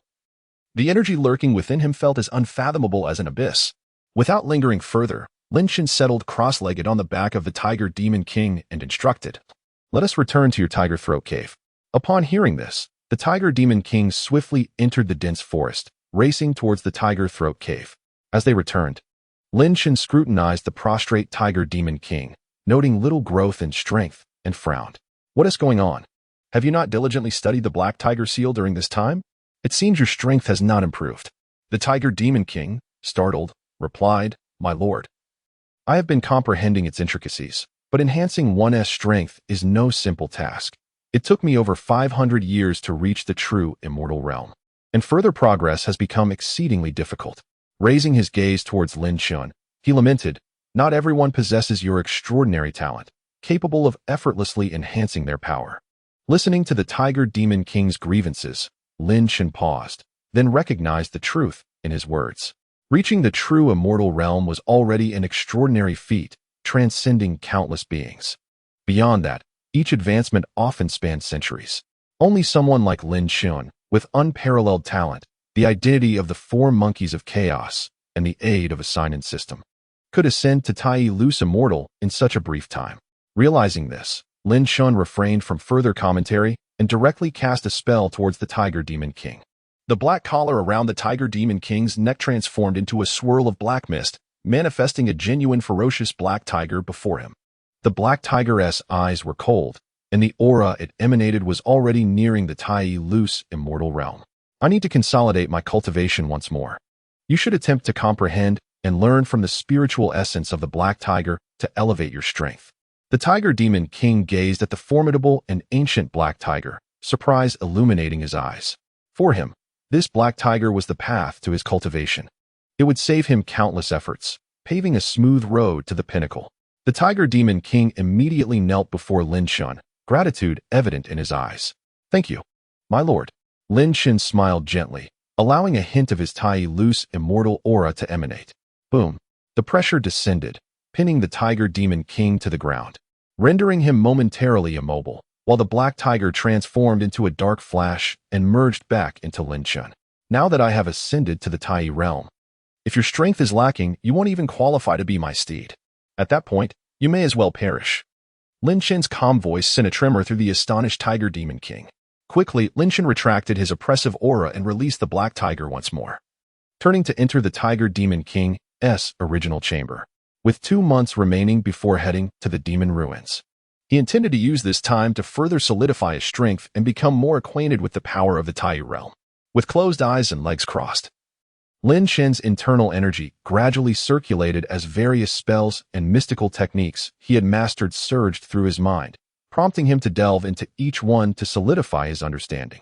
Meanwhile, within another cave of Huagua Mountain, the Jiao Demon King sat in his chamber, his eyes dark and brooding. He, too, was a being of both human and demon lineage, possessing the form of a serpent-headed man. This cave, larger and more opulent than the Tiger Throat Cave, was situated by water, befitting the Jiao Demon King's nature as a water dragon, where his powers were magnified. "I have finally uncovered the relics left by the Yinglong. I must find its legacy within," he thought, fervently believing that doing so would elevate him to the realm of Tai Immortal and perhaps even grant him the purity of bloodline sufficient to aspire to the great Luo realm. The Jiao Demon King's eyes glimmered with fervor, convinced that this relic was his destined fortune. Chapter 18. The Jiao Demon King. The Jiao Demon King had cultivated for many years a formidable beast who had ascended to the Tai realm long ago. Yet he remained in relentless pursuit of methods to enhance his strength. Now, having discovered the powerful relic of the demon race, the Yinglong, it was impossible for him, being a serpent dragon himself, not to be tempted. "This time, I shall bring along a few true immortal realm demon kings. Those below that level are of little use." Seated upon a stone bed, the Jiao Demon King contemplated the details of this expedition. Tiger Throat, Qing Wolf, and Red Serpent are all of the true immortal realm. I shall take them with me. 2 months swiftly passed, and Lin Chun awoke punctually, making his way outside. The Tiger Demon King was still engaged in a fierce battle with a black tiger, their massive bodies colliding, causing the entire cave to tremble slightly. The scars adorning the Tiger Demon King's body indicated that this was not their first encounter. His form was tainted with the black tiger's malevolence, absorbing the dark energy that emanated from the creature. "Enough time has passed. We can depart now," Lin Chun declared, and with a casual gesture, the black tiger transformed into dark mist, reconstituting itself as a collar around the Tiger Demon King's neck. The Tiger Demon King then shifted back to human form, sitting cross-legged to gradually recuperate. "Tiger Throat, tell me about your elder brother. What spells does he excel in? What weapons does he wield? And what is his strength?" Lin Chun inquired. This information could prove crucial, as understanding one's opponent could facilitate future encounters within the relics. Upon hearing Lin Chun's question, The Tiger Demon King opened his eyes, revealing a mixture of nostalgia and apprehension. As he tended to his wounds, he spoke. My elder brother is known as the Jiao Demon King, reputed to be a dragon of the North Sea. He has been of Tai strength for quite some time, ranking among the foremost of the demon kings in Huagua Mountain. Approximately 300 years ago, he arrived at Huagua Mountain, forcefully claiming a title among the 8 great demon kings, and has since remained in seclusion to cultivate, rarely venturing out. Afterward, the Tiger Demon King turned his gaze toward Linshan, continuing, being of the serpent dragon lineage, he, like you, excels in aquatic combat. He wields a massive scythe, and with a single strike, he once severed the head of a late-stage true immortal realm demon king, truly terrifying. The Jiao Demon King. Linshan was taken aback, realizing he had unexpectedly encountered a familiar figure. He was well aware of the Jiao Demon King, one of the 7 saints who once pledged brotherhood with the Monkey King. The great saint of the sea. Linshan furrowed his brow slightly, feeling the situation had become complicated. He did not believe that the demon who could stand shoulder to shoulder with the Monkey King relied solely on luck. Given the Monkey King's temperament, he would not easily acknowledge someone unless they possessed formidable strength, likely rivaling his own. Thus, it was safe to assume that the Jiao Demon King's prowess was comparable to that of Sun Wukong, if not superior in certain aspects. Contemplating this, Linshan's furrowed brow gradually relaxed. Even if the Jiao Demon King's strength was on par with the Monkey King's, that would have been nearly a century ago. He might not possess such power now. Moreover, even the mightiest among them were still only tiny scattered immortals. Linshan was confident that his current strength was not far from what the Monkey King had when he first emerged. However, after the tumult at the Heavenly Palace, the Monkey King's abilities had significantly increased, having forged an indestructible golden body within the 8 trigrams furnace and consumed numerous peaches of immortality. Not to mention the time spent cultivating at Huagua Mountain in the Heavenly Court. Linshan had once estimated that if the Monkey King's strength upon debut was that of a Tai scattered immortal, by the time of the Heavenly Palace incident, he had likely ascended to the level of a Tai golden immortal, practically making him the foremost figure beneath the great Luo realm due to his indestructible golden body. Of course, such considerations held little significance. If the Jiao Demon King recognized the situation, all would be well. If he dared to obstruct him, then a confrontation would ensue. Linshan's eyes sparkled with determination, devoid of any trace of fear. Let us proceed now. Upon hearing Linshan's words, the Tiger Demon King displayed a hint of confusion. My lord, are you truly going to approach him directly? Will the Jiao Demon King allow you to accompany him to the relics? In the Tiger Demon King's mind, given the Jiao Demon King's cunning nature, he would surely feel uneasy about entering the relics with an unfamiliar Tai being. How then would Linshan gain entry? Upon hearing the Tiger Demon King's concerns, Linshan chuckled and waved his hand dismissively, leaping lightly onto the tiger throat's back. Do not worry, I have my methods. Just watch. The Tiger Demon King, reassured, bent his back and, with a surge of power, swiftly left the cave, heading toward another direction of Huagua Mountain. Before long, the dense forest receded, revealing a sizable pond before Linshan, behind which lay the grand entrance of a cave. The Fugua Cave. This was the lair of the Jiao Demon King. The Tiger Demon King halted before the cave, lowering his voice to address Linshan. Linshan nodded, dismounting from the tiger throat's back, assessing the cave with a calm demeanor before instructing. From this moment forth, I shall be a newly acquainted Demon King friend of yours. I wish to seek a fortune within the demon relics. Do you understand? Upon hearing this, the Tiger Demon King expressed mild surprise but soon nodded in agreement. At that moment, he sensed Linshan's aura shift from a void to that of a mid-level true immortal. Realizing this, the Tiger Demon King felt a sense of reassurance. And together they entered the Fugua Cave.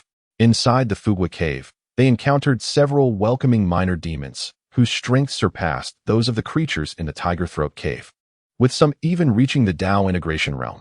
It was noteworthy that such beings could barely become cave lords in the outer world of Huagua Mountain. Yet they willingly remained here.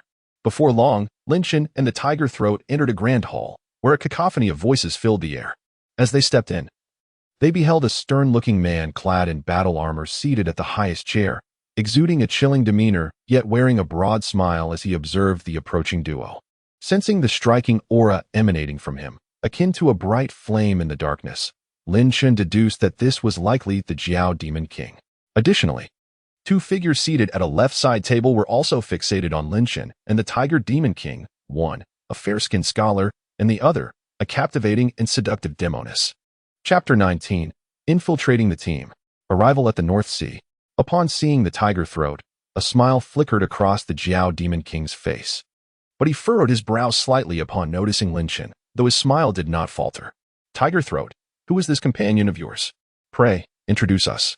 The Jiao Demon King sensed Lin Chen's mid-stage true immortal cultivation and thus did not take it seriously. He even smiled as he spoke. For as long as one had reached the true immortal realm, he could easily suppress them. The tiger throat then inclined his hands in a gesture of introduction to the Jiao Demon King, saying, Big brother, this is my newly acquainted friend. Coincidentally, he was present that day, so I thought to bring him along to explore the ruins of the demon clan and seek opportunities. He stood upright and continued. His cultivation has also reached the true immortal realm. I figured he might be able to assist you, big brother, and thus took the liberty of bringing him along. Upon hearing this, the Jiao Demon King nodded, a flicker of interest gleaming in his eyes. Oh, which cave abode does this friend hail from? I have not heard of him before. The two individuals beside him also displayed curiosity. The scholarly-looking man's eyes flashed with a hint of bloodlust, and his pupils transformed into menacing slits. Meanwhile, the alluring woman beside him revealed excitement in her gaze, her red lips parting as her slender forked tongue darted out to lick the corner of her mouth. This young man is quite handsome. I wonder if he could indulge in some pleasurable company.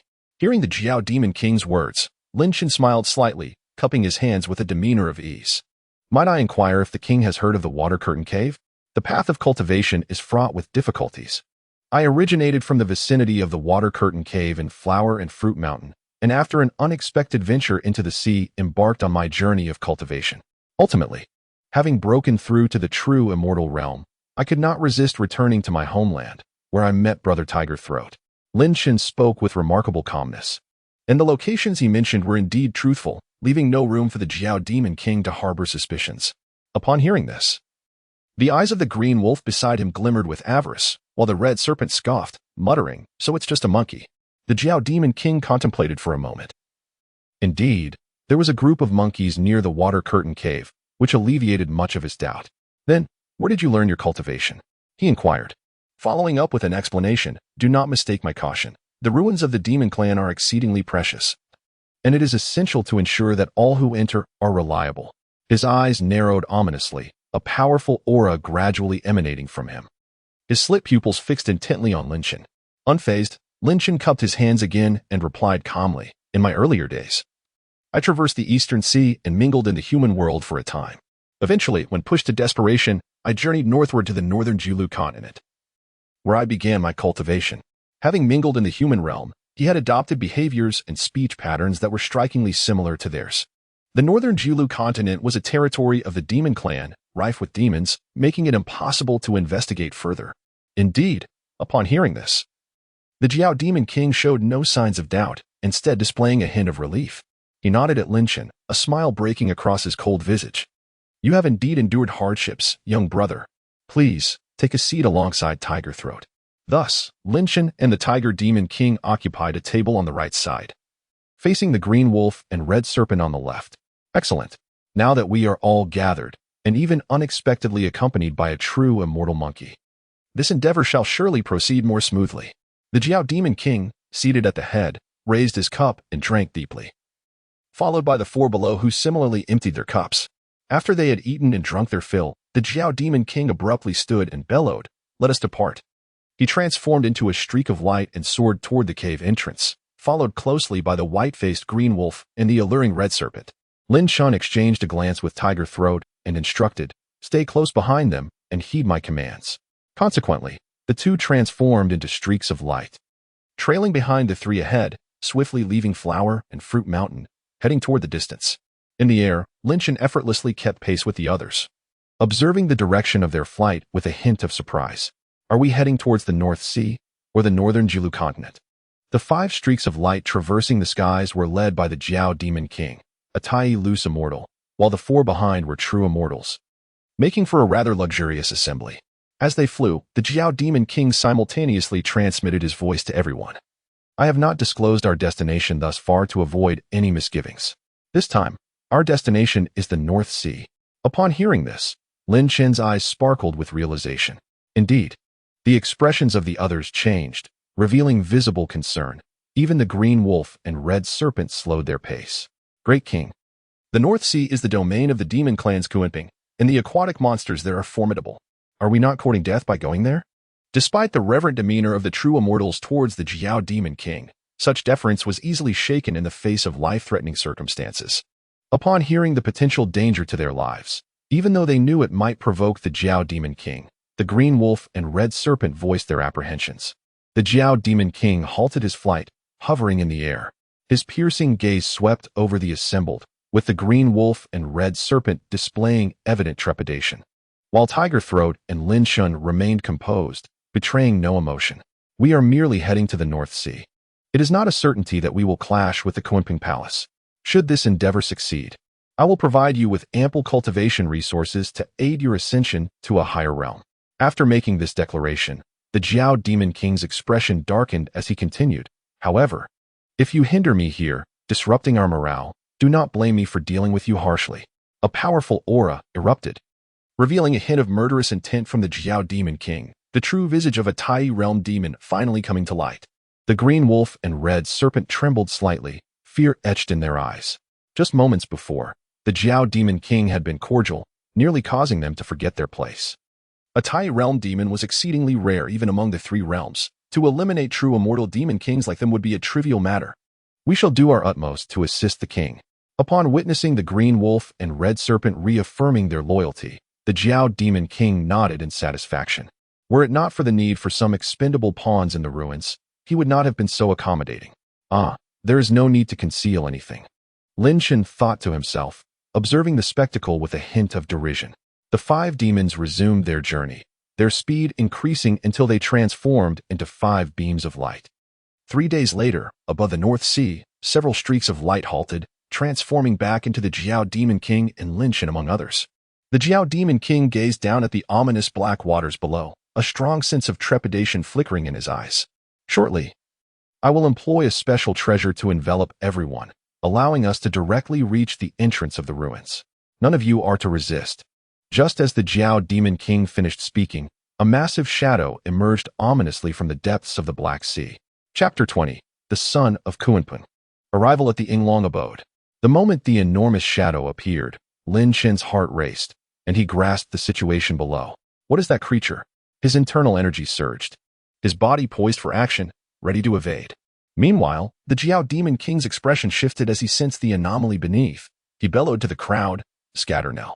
Instantly, he transformed into a streak of light and retreated, while Lin Shun, already prepared, swiftly led the Tiger Demon King away. In the next instant, a thunderous crash resounded. A massive column of water shot skyward, and from the tons of seawater below, a colossal creature leaped forth, its gaping maw aiming directly at the area where Lin Shen and the others had just been. The green wolf and red serpent, unable to escape in time, turned pale. Their eyes filled with terror as they watched the enormous beast approach. Just as the two true immortal demons seemed destined to be swallowed, a commanding voice rang out. "Kun, how dare you?" A black dragon, measuring dozens of meters in length, surged forth, striking the colossal creature with its tail. Boom! The massive tail smashed against the creature's body, producing a resounding crack, causing it to veer slightly off course. In this fleeting moment, the crimson serpent emitted a piercing cry, biting her tongue fiercely and spitting forth a stream of blood. Instantly, that blood transformed into a mist, enveloping her and the azure wolf beside her, before coalescing into a radiant burst of crimson light that swiftly departed the area. Lin Shen stood not far away, his brows slightly raised in surprise as he remarked, "Oh, I never anticipated they could escape." Seeing the two small demons flee, Lin Shen shifted his attention to the two terrifying entities on the sea. On the black surface of the water, a ferocious dragon, several dozen meters long, confronted a bizarrely shaped colossal creature. This behemoth was entirely black, resembling a whale with only a few white markings adorning its dorsal fins. Its gaping maw resembled an abyss, as countless gallons of seawater were rapidly consumed within mere seconds, vanishing without a trace. Such an immense form, while less imposing submerged, was awe-inspiring as it floated above the water, capable of stunning all who beheld it. The presence of the Kun was akin to that of a massive island, its aura sweeping across the surroundings, causing the distant azure wolf and crimson serpent to tremble in fear. "Is this the Kun?" The bloodline of an ancient divine beast is indeed formidable. Lin Shun observed the colossal figure closely and recognized its identity. It was undoubtedly the offspring of the Kunping demon clan, the Kun itself. Meanwhile, the dragon demon king had transformed into its true form, coiling above the sea, eyes filled with caution and wariness. Kun, we bear no grievances. Why do you seek to attack me and my subordinates? The Kun lacked eyes and a traditional mouth, its voice emanating from its very soul. Ha, dragon demon king. As you pass through my northern sea, it is only natural that I extend my hospitality. Upon hearing this, the dragon demon king unleashed a fierce roar, slightly coiling before charging towards the Kun, unleashing torrents of water magic from its mouth. Boom, boom, boom. The sound of continuous explosions echoed as waves surged violently across the northern sea, the clouds above torn asunder. And the two titanic beasts engaged in battle over the expanse of the waters. If your true form were to confront me, I would turn and flee. But as a mere avatar of a Tai immortal, do you truly think I fear you? The dragon demon king's voice boomed, and it once again plunged into the fray.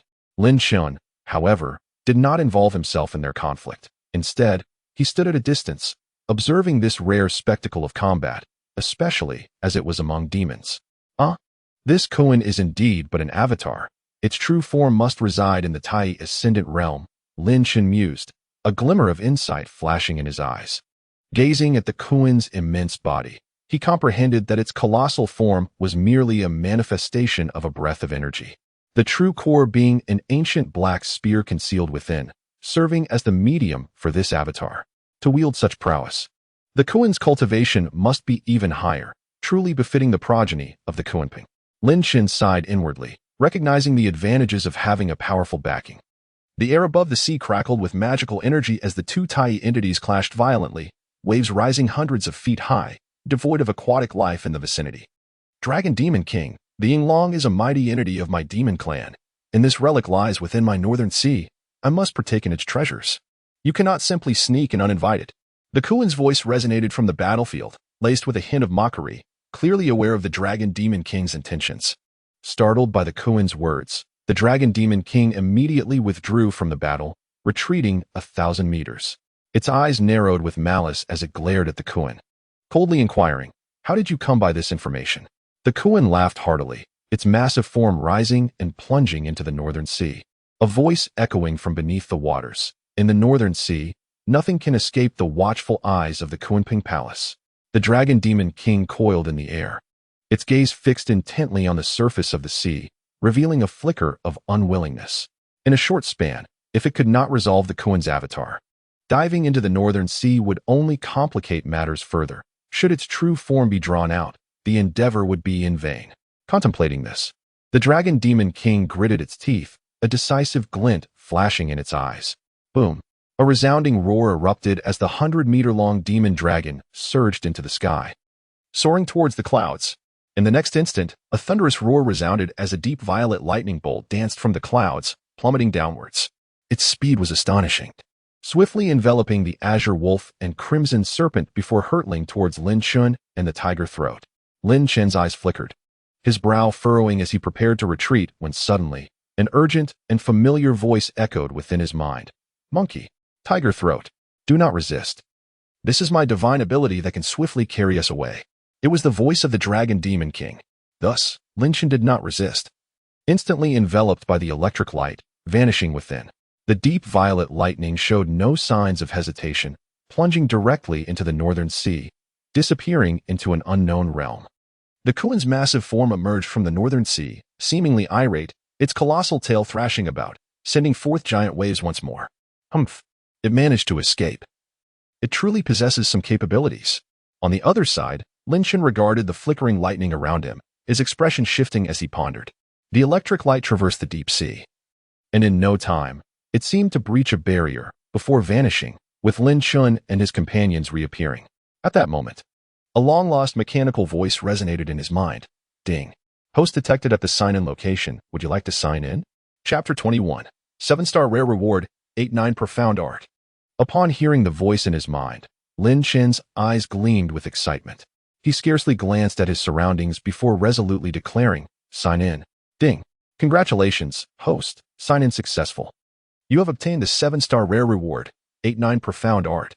8-9 Profound Art, the foremost protective divine art of the three realms. As long as the primordial spirit of the Nine Palace remains unextinguished, the physical form shall not perish, capable of transformation in the wind and infinite rebirth.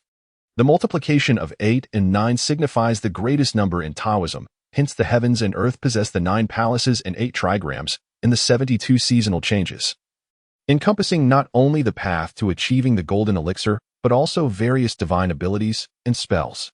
As the saying goes, cultivate the profound mysteries of 8-9 and traverse the world with ease. In an instant, a torrent of radiant techniques and spells surged into Lin Chen's mind, causing his entire being to undergo a series of transformations. Upon realizing that his reward was the 8-9 Profound Art, he was instantly enveloped in ecstatic joy. If one were to inquire about Lin Chen's most coveted divine ability within this journey to the West, it would undoubtedly be the 8-9 Profound Art.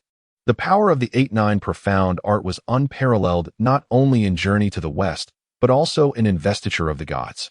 Lin Chen vividly recalled that during the Investiture of the Gods, despite the numerous talents from both the Chan and Intercepting schools, only Yang Jian and Yuan Hong truly mastered the 8-9 Profound Art.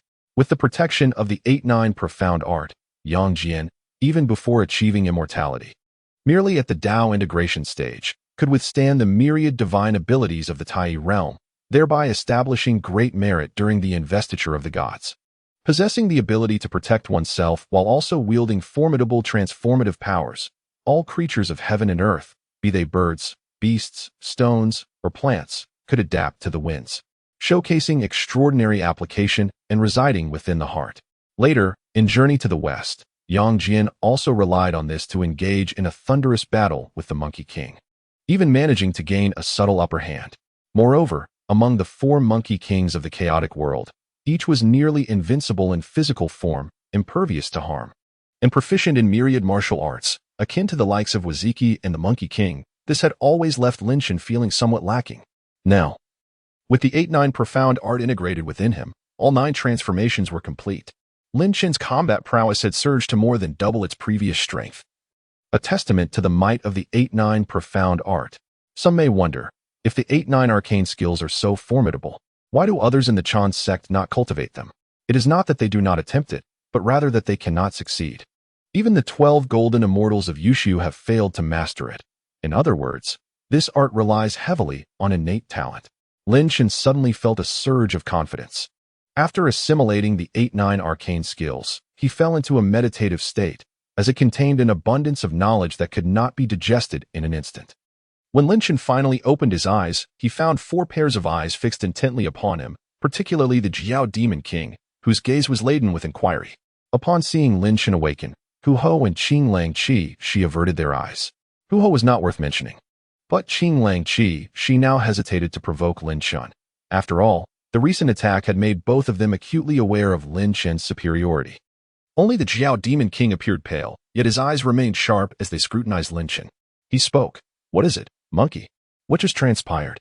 Lin Chen smiled faintly, slightly cupping his hands in respect, and replied, "I was merely observing the 2 of you in battle and gained some insights, resulting in a slight advancement in my cultivation." The Jiao Demon King furrowed his brows at Lin Chen's demeanor, but soon relaxed and chuckled. "That is commendable. In this place, every bit of strength is essential." Seizing the opportunity, Lin Chen glanced around and realized that they were indeed in a different realm. This space was not vast. One could see its boundaries with a single glance, shrouded in a dim, yellow hue reminiscent of twilight. Furthermore, Lin Chen could keenly sense that the enormous mansion on the horizon was far from peaceful. The Chima monkey, skilled in evasion and survival, possessed an instinct for danger that was often uncannily accurate, not to mention that entering this relic space was no small feat.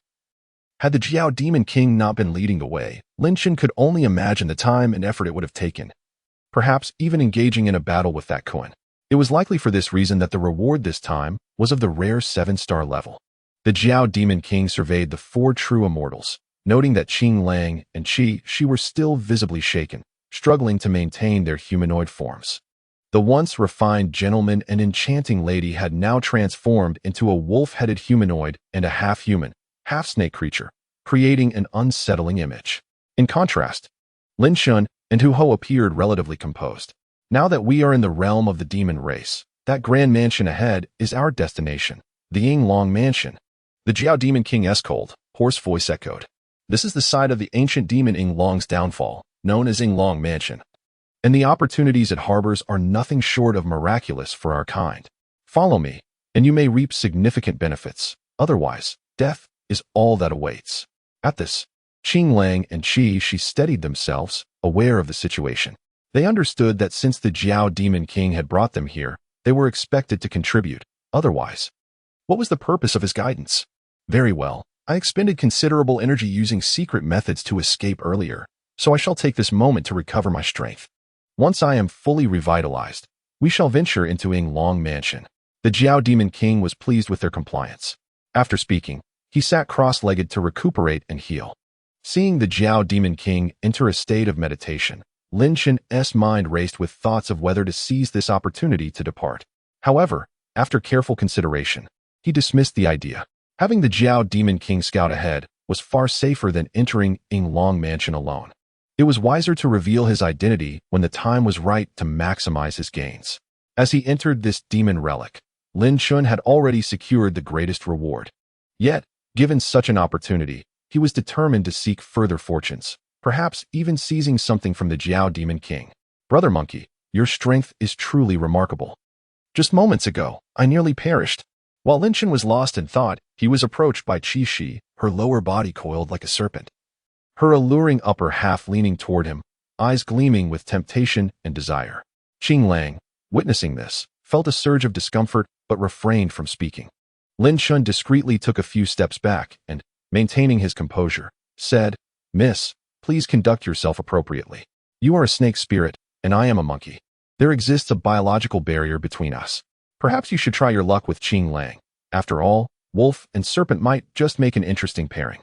Qi Shi's expression shifted to one of displeasure upon hearing Lin Chen's clear implication. Yet, aware of her own inferior strength, she dared not voice her discontent and merely huffed, turning away with a swish of her tail.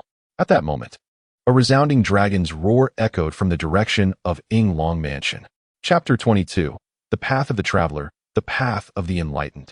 As the dragon's roar resonated, a formidable pressure descended upon them. Instantly, the expressions of the assembled demons shifted, as if they were being suppressed by a primal adversary, their faces paling in response.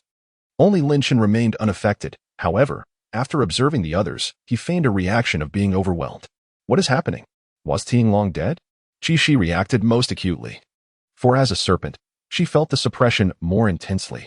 Her complexion turned ashen, and her body appeared somewhat ethereal, a phantom serpent flickering around her. She swiftly channeled her energy to conjure a protective barrier, trembling as she struggled to maintain it. The moment the powerful dragon's roar reverberated, the Jiao Demon King snapped his eyes open. Yinglong had once been a mighty being of the great Luo realm, even in death. His might was not to be underestimated.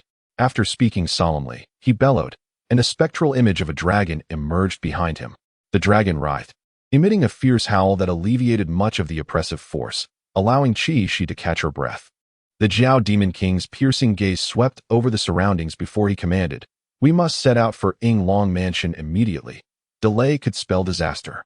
With that, he surged ahead, releasing a chilling aura as he leaped toward the distant horizon. Qing Lang and Qi Shi exchanged glances, gritting their teeth as they too charged forward. "We shall follow." Hu Ho had already heeded Lin Chen's earlier directive. With a mighty roar, he transformed into his true form, bounding ahead while Lin Chen gracefully seated himself upon his back. In such an unfamiliar relic, flying was not an option. Traversing the ground was far more prudent. Before them loomed the grand mansion, seemingly unremarkable yet emanating an aura of divine reverence. This relic was not extensive. In no time, the demons arrived at the mansion's entrance. The sight of this vast yet unpretentious estate invoked a profound sense of awe in Lin Chen, as if he stood before a deity. However, why would a mansion of apparent human design exist in a relic of the demon race? Lin Chen had no answers. Yet he understood that within this mansion lay both peril and opportunity. The Jiao Demon King cast a cold gaze around before warning the four demons behind him. Though the Yinglong Mansion resembles a human abode, it contains realms beyond imagination. Once inside, do not wander aimlessly. Entering another space could prove difficult to escape. Upon hearing this, Qing Lang and Qi Shi perked up, nodding in agreement. The journey this time was undeniably perilous. Previously, they had narrowly escaped death over the Beihai Sea, instilling a deeper sense of fear within the two of them. In stark contrast, Lin Shun and the Tiger Demon King displayed little more than indifference. Lin Shun, possessing exceptional skills and courage, now wielded profound power, daring even to confront a celestial being of the Tai realm. The Tiger Demon King, on the other hand, felt assured solely due to Lin Chen's presence, firmly believing in his strength. With a swift motion, the Jiao Demon King seized a long-handled black scythe, which materialized in his grasp, emanating an aura of deathly coldness. The scythe, entirely black, featured a remarkably elongated blade adorned with intricate patterns, exuding an air of mystery. Was this the weapon of the Jiao Demon King? Lin Shun regarded the scythe with a hint of trepidation. It was undoubtedly on par with the Qingtian Xianlong halberd, if not superior. In this world, practitioners, whether human or demon, typically divided their cultivation into two paths, the way of the warrior and the way of the sage. The former, as the name suggests, revolves around combat prowess, honing their fighting skills and often specializing in combat-enhancing techniques. Exemplary figures of this path include Yang Jian, Sun Wukong, Neza, among many others of the demon races. Conversely, the way of the sage does not resemble the brutish approach of earthly warriors. They excel in understanding the laws of heaven and earth, employing numerous techniques, and crafting elixirs and magical artifacts. Their battles are waged through these tools and spells rather than through close combat. Notable representatives include the 12 golden immortals of Yushu and figures like Jiang Zia and Shen Gongbao. In essence, this delineates the distinction between mages and warriors. However, this differentiation exists only beneath the chaos of the universe. Once one attains the realm of the great Luo Golden Immortal, they generally begin to blend the two paths, leading to a convergence of their methodologies. One path seeks combat strength, while the other pursues the exploration of all things in existence, resulting in divergent fighting styles. This has led many to wield cold weapons and engage in close combat, while others prefer to engage from a distance using spells and artifacts. This setting is included merely to elucidate why immortals wield weapons in battle, enhancing the narrative's coherence. Those who dislike it may disregard it. I hope all readers will not take it too seriously. Thank you. As for Lin Shun, he broadly aligns with the way of the warrior.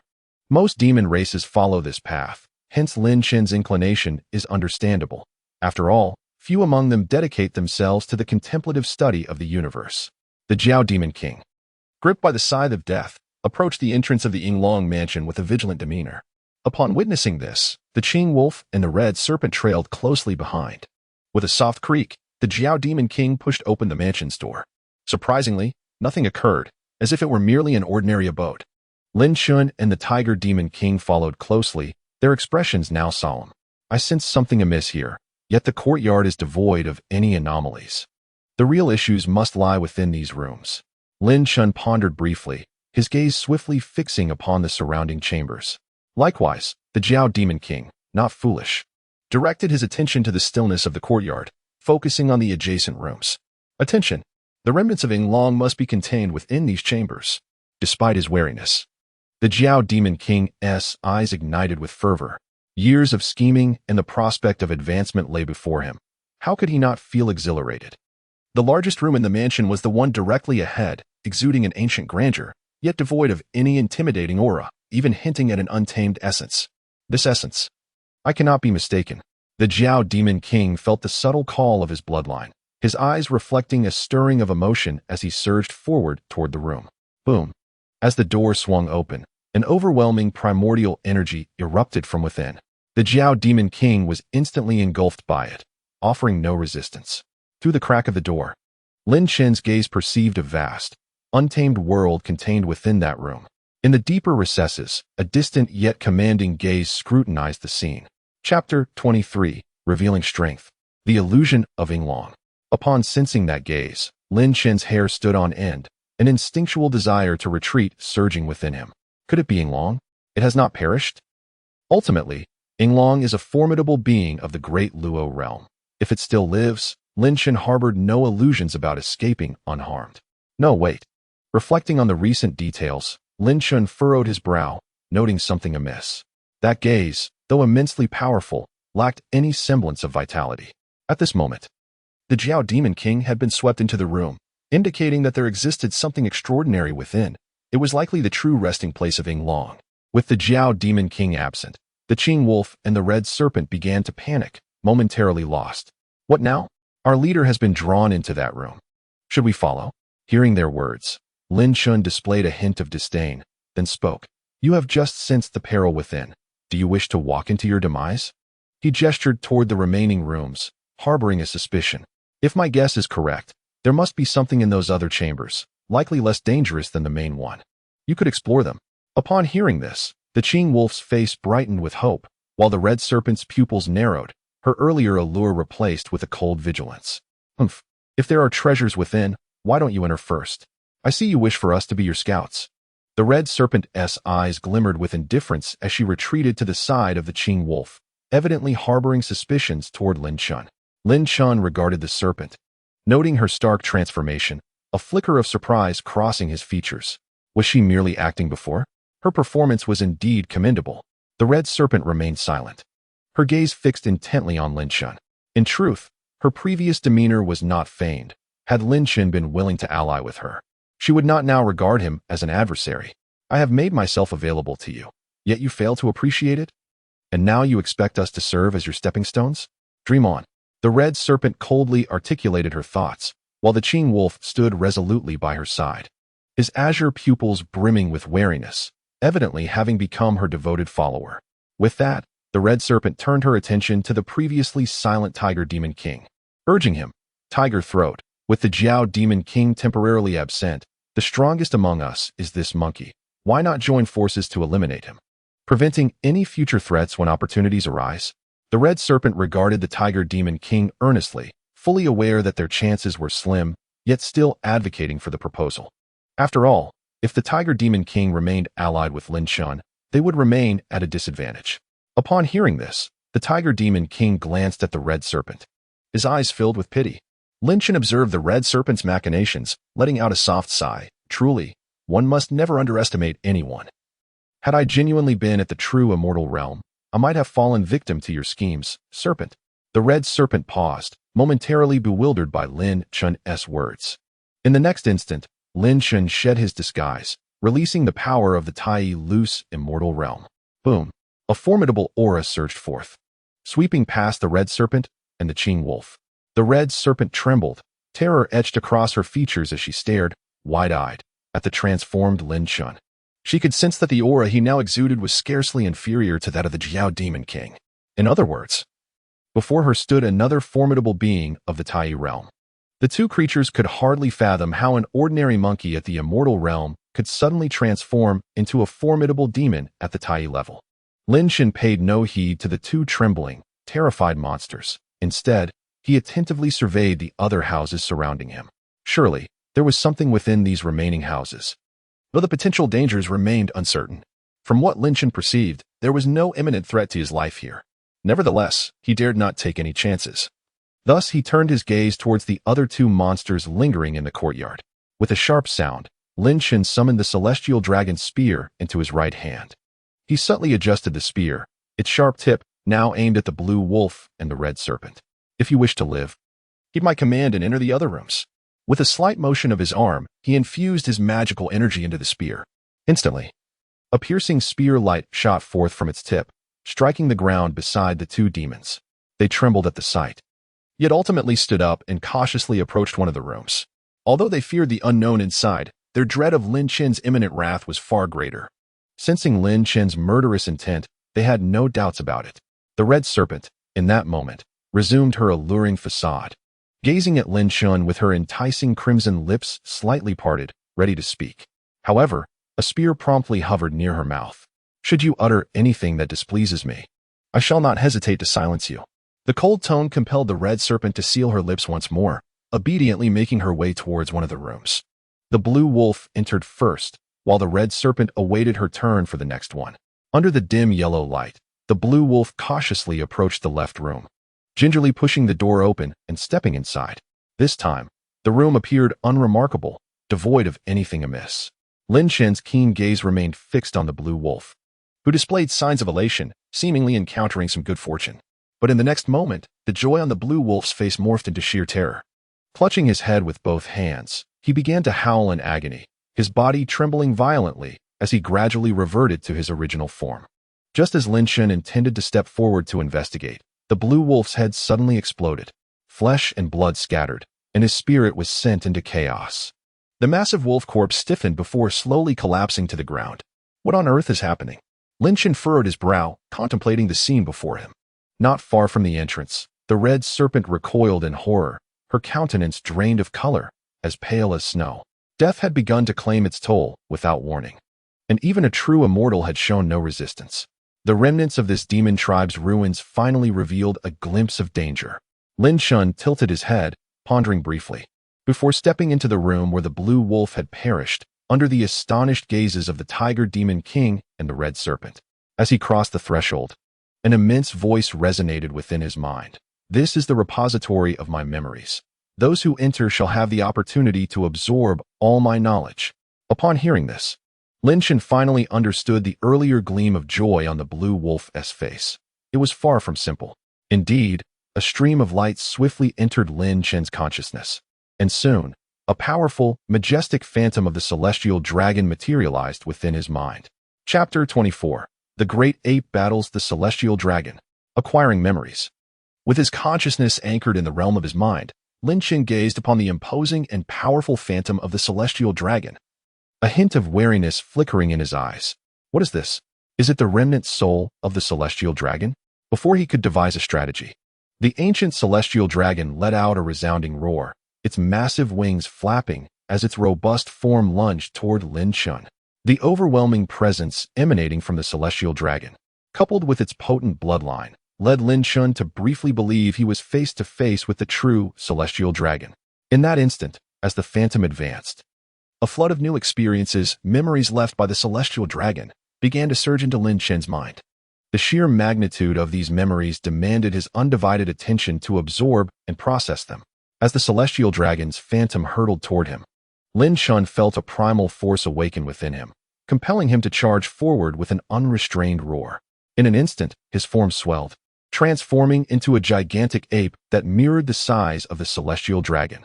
The great ape's eyes blazed with ferocity, fixating on the approaching celestial dragon, devoid of any fear. Boom! The celestial dragon collided with Lin Shen's massive chest, its hardened horns striking fiercely, while its tail lashed out with ferocity. Yet, the great ape remained unmoved, seizing the celestial dragon's horns with its powerful arms and swinging it away with tremendous force. Crash! The celestial dragon's colossal body was flung across the expanse, crashing heavily onto the ground of Lin Shen's consciousness. Unrelenting, the great ape did not relent. It kicked off the ground and lunged at the celestial dragon once more. As the celestial dragon teetered on the brink of being overwhelmed, it unfurled its grand wings at the last moment, soaring into the air to evade the great ape's fierce assault. Circling above, the celestial dragon dared not descend lightly. Its body swayed, jaws agape as it unleashed a thunderous roar. Roar! A colossal jet of water erupted from its mouth, crashing toward the great ape, which was thundering down below. The water transformed mid-air into a flurry of deadly weapons, emanating a palpable aura of peril. The great ape, however, remained undaunted. It crouched low, delivering a mighty slam to the ground, propelling itself into the air. With a resounding roar, its form began to undergo a transformation. The color of its fur shifted subtly, and torrents of water spiraled around it, seemingly diminishing its savage aura. As the celestial dragon's jet of water transformed into weapons, striking at the great ape, they reverted back into a column of water. Seizing the opportunity, the great ape surged forth, riding the wave upward, its massive form cutting through the torrents with unstoppable momentum. The celestial dragon emitted an enraged roar, its horns shimmering with light, as gusts of wind coalesced between its expansive wings. Yet, the great ape disregarded all caution, bursting forth from the water, swiftly closing the distance to the celestial dragon. With a mighty bellow, the great ape raised its immense arms, the swirling waters converging into an overwhelming staff of colossal proportions, grasping it tightly. With a forceful swing, it struck down. The entirety of the great ape's might was channeled into that single blow, unleashing a rumbling storm of energy. The staff crashed down upon the celestial dragon's head. Instantly, The dragon's wings ceased to flap, and the formidable attack it had been preparing was thwarted, as though a dream had shattered. The celestial dragon's immense form dissipated into wisps of light, while Lin Shun reverted to his human form, panting heavily, a glimmer of reverence in his eyes. Truly, the celestial dragon was formidable, relying solely on instinctive combat prowess. It exhibited such strength.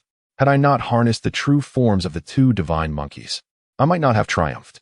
The recent battle in the realm of my consciousness did not benefit from cultivation levels. It was merely a clash of primal forces. In other words, it was a contest of innate power. Initially, Lin Shun had utilized the true form of the spirit Brightstone monkey, which bestowed an even greater physical strength. However, when the celestial dragon employed its water manipulation techniques, Lin Shun transitioned to the true form of the red-tailed horse monkey, overpowering the celestial dragon in a decisive surge. Otherwise, had the celestial dragon unleashed its subsequent attack, Lin Shun would have had little confidence in his ability to prevail. Nevertheless, following this fierce confrontation, he found himself adeptly utilizing the inherent talents of the four mischievous monkeys. For Lin Shun, even with the gifts of those two divine monkeys, the mastery of their application and the extent to which he could wield them required further exploration. Much like the great ape's true form, it represented one of the myriad ways to harness innate ability. At this moment, the memories left by the Yinglong began to flow continuously into Lin Shun's consciousness, while he sat quietly, absorbing them. For certain powerful beings, the most valuable legacy they leave behind, aside from demon cores or remnants of their cultivation, is undoubtedly their memories. Naturally, these memories consist of insights into cultivation, techniques, and experiences. It turned out that the so-called trial was merely a contest. Lin Shun slowly opened his eyes, filled with reflection.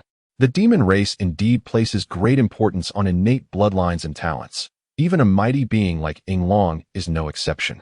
This trial faced by the successors was a blatant competition of innate talent and bloodline. Only those whose bloodlines matched or surpassed that of Yinglong could pass this test. Just like the recent Qinglang, whose head was obliterated, the same fate awaited Hu Ho and Qi Shi. At this moment, Lin Shun had completely absorbed Yinglong's memories and understood the layout of Yinglong's estate and the legacies he had left behind. Within the Yinglong estate, there were 5 designated rooms, 2 on each side and 1 at the front.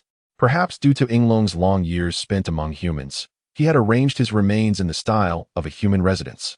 And within these rooms, he utilized techniques to create additional spaces for storing his relics. On the left side, 1 room contained memories, while the other housed techniques. On the right side, 1 room held weapons he had once used, and the other contained treasured artifacts. A smile crept onto Lin Shun's lips. Treasure hunting was his greatest delight. Although the rooms contained corresponding trials, Lin Shun was confident he could navigate them with ease. He stepped out of the room and returned to the courtyard. Despite having spent considerable time, Qi Shi did not attempt to flee under Hu Ho's watchful gaze. Upon seeing Lin Shun emerge, she trembled, realizing he had obtained what he sought. Anxiety filled her heart, fearing Lin Shun would compel her to explore other rooms. She had witnessed Qinglong's fate firsthand. "You are fortunate. You need not test the next few rooms." Lin Shun's voice resonated, leaving Qi Shi momentarily stunned, as if reborn. Ignoring her, Lin Shun headed towards the second room on the left, intending to acquire the techniques housed within. Although he now possessed the 8-9 Profound Art, making his demand for techniques less pressing, as the 8-9 Profound Art already contained many techniques. Who could ever have too many? With a firm push, Lin Shun opened the door. Chapter 25, Yinglong's Techniques. The Unarmed Divine Weapon. Having acquired Yinglong's memories, Lin Shun was aware of what trials awaited him in the subsequent rooms. Indeed, as Lin Shun stepped into this chamber, a white mist enveloped the entire space. If a successor wished to obtain the techniques and powers left by the original being, they must first earn the original's recognition. Lin Shun gazed ahead, where an ethereal figure materialized. Within this figure, a golden light spiraled without order. The figure seemed to vanish into the void, appearing and disappearing at will. Lin Shun furrowed his brow, as if a flash of insight struck him, yet remained elusive. He sat cross-legged, mimicking the flow of golden light within the ethereal figure, gradually beginning to comprehend its underlying truths. Time passed. Whether it felt like years or merely a fleeting moment, Lin Shun opened his eyes, astonished. This was indeed a form of divine power. As Lin Shun felt the extraordinary nature of the technique he had just manifested, amazement filled his eyes. This technique involved spatial transformations far beyond his current understanding. There were rumors that in ancient times, Yinglong had assisted Yu in battling Wu Zhiqi, ultimately subduing him. Wu Zhiqi, also a red-bottomed macaque, made Lin Shen question the outcome of that battle. As he now truly sensed Yinglong's strength, it was likely that Yinglong could have single-handedly defeated Wu Zhiqi.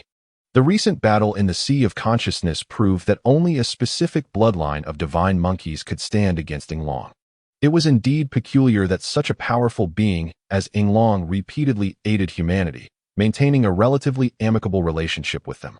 Once Lin Shen mastered that divine technique, he had successfully passed the trial of this room. Between the void.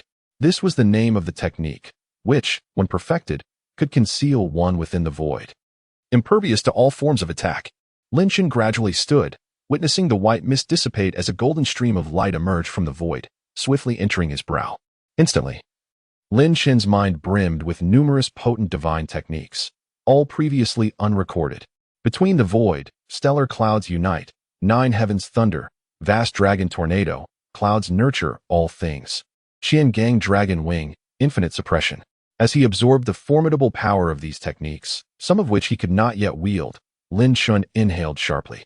This must be Yinglong's exclusive divine technique, never before revealed, attainable only through his legacy. Indeed, those at the Great Luo realm, or even those striving for the primordial infinity, were truly fearsome beings. Who would dare underestimate them? With a sigh of relief, Lin Shen proceeded towards the remaining rooms on the right. Upon exiting the chamber, he glanced at the two rooms on the right. At that moment, the Tiger Demon King looked toward the room where the Jiao Demon King had entered. Concern evident in his eyes. My lord, the Jiao Demon King has been inside for quite some time. What if he emerges with treasures? How should we respond? Lin Shen turned his gaze to the main house situated directly ahead, a smile gracing his lips. Do not worry, he lacks the capability. Within the main house lay another space, the true site of Yinglong's tribulation and demise. So what remained should be Yinglong's body, bloodline, and demon core. Of course, it was also possible that these had been destroyed during the heavenly tribulation. Yinglong's memories did not contain this information. As he had entered the main house to break through and face the tribulation after setting up the estate, thus, the true opportunities left by Yinglong were confined to the four rooms, with no legacy remaining in the main house. Nevertheless, since the Jiao Demon King was so eager to rush in, it was likely that something had been left behind. If even a being as formidable as Yinglong had perished on the path to ascension, just how powerful must true primordial beings be? With this thought, Lin Shen shivered. If those individuals were to discover that he possessed a system, would they not capture him for research? The thought sent chills down his spine. Shaking off such musings, Lin Shen turned his attention back to the two rooms on the right, which contained divine weapons and artifacts. Based on the trials left by Yinglong, he could likely pass through them as well, but that would be a waste of time. Thus, Lin Shen resolved to take a shortcut. After all, the contents of these two rooms were tangible items that could be taken, unlike the previous rooms, which dealt with consciousness. Essentially, these rooms were also bound and controlled by formations, and as long as it was a formation, it would not pose a challenge for Lin Shen. Master of entrance and exit, knower of yin and yang. Before Lin Shen's eyes, the scenes transformed into intricate patterns, delineating the formations and spaces. Indeed, the formations set by such powerful beings were not easily navigated. With a soft sigh, Lin Shen scrutinized them more attentively. At a certain moment, he took a gentle step forward, and in an instant, he found himself within a room. Surveying the room's arrangement, delight illuminated Lin Shen's eyes. Indeed, this method of cheating proved effective. He was currently in the chamber that housed divine weapons, and before him stood an altar with an ancient, pale yellow longsword hovering atop it. The sword was broad and unrefined, lacking the sharp edges typical of conventional blades. The hilt of the sword is entwined with a vividly lifelike divine dragon, its head pointed downward, exhaling a broad yet majestic blade.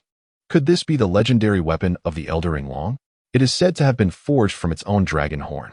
Typically, creatures of the demon race follow this practice. Upon taking human form, they often craft powerful parts of their original bodies into weapons to enhance their combat prowess. Stepping forward, Lin Shen grasped the ancient long sword, and immediately, its essence flowed into his heart. The sword is named Wufeng, although it is not a heavy sword. The blade is broad and equally devoid of edges. This is because Yinglong has dedicated its life to assisting humanity, having witnessed their growth and been influenced by their ideals. It is known for its leniency towards the demon race, embodying the philosophy of simplicity and subtlety, wielding a sword that is neither sharp nor heavy.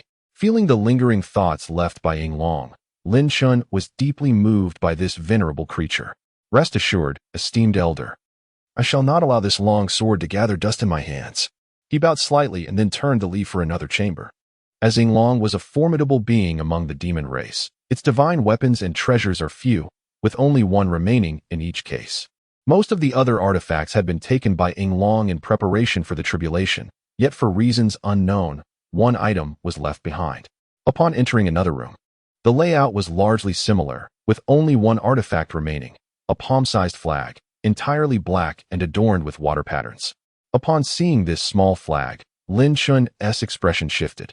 After careful contemplation, he first felt disbelief, followed swiftly by excitement. Could it be the renowned Jinwu Zodiaci, an innate supreme spiritual treasure?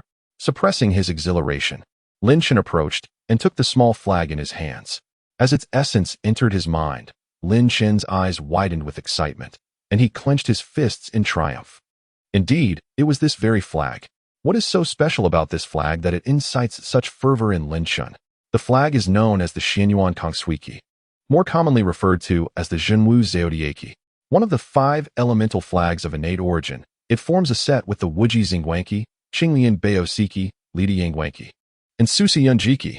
This flag, belonging to the north and embodying the essence of water, possesses formidable abilities encapsulated in 16 characters, obscuring the heavens, shielding the sun, repelling all evils, and impervious to all laws.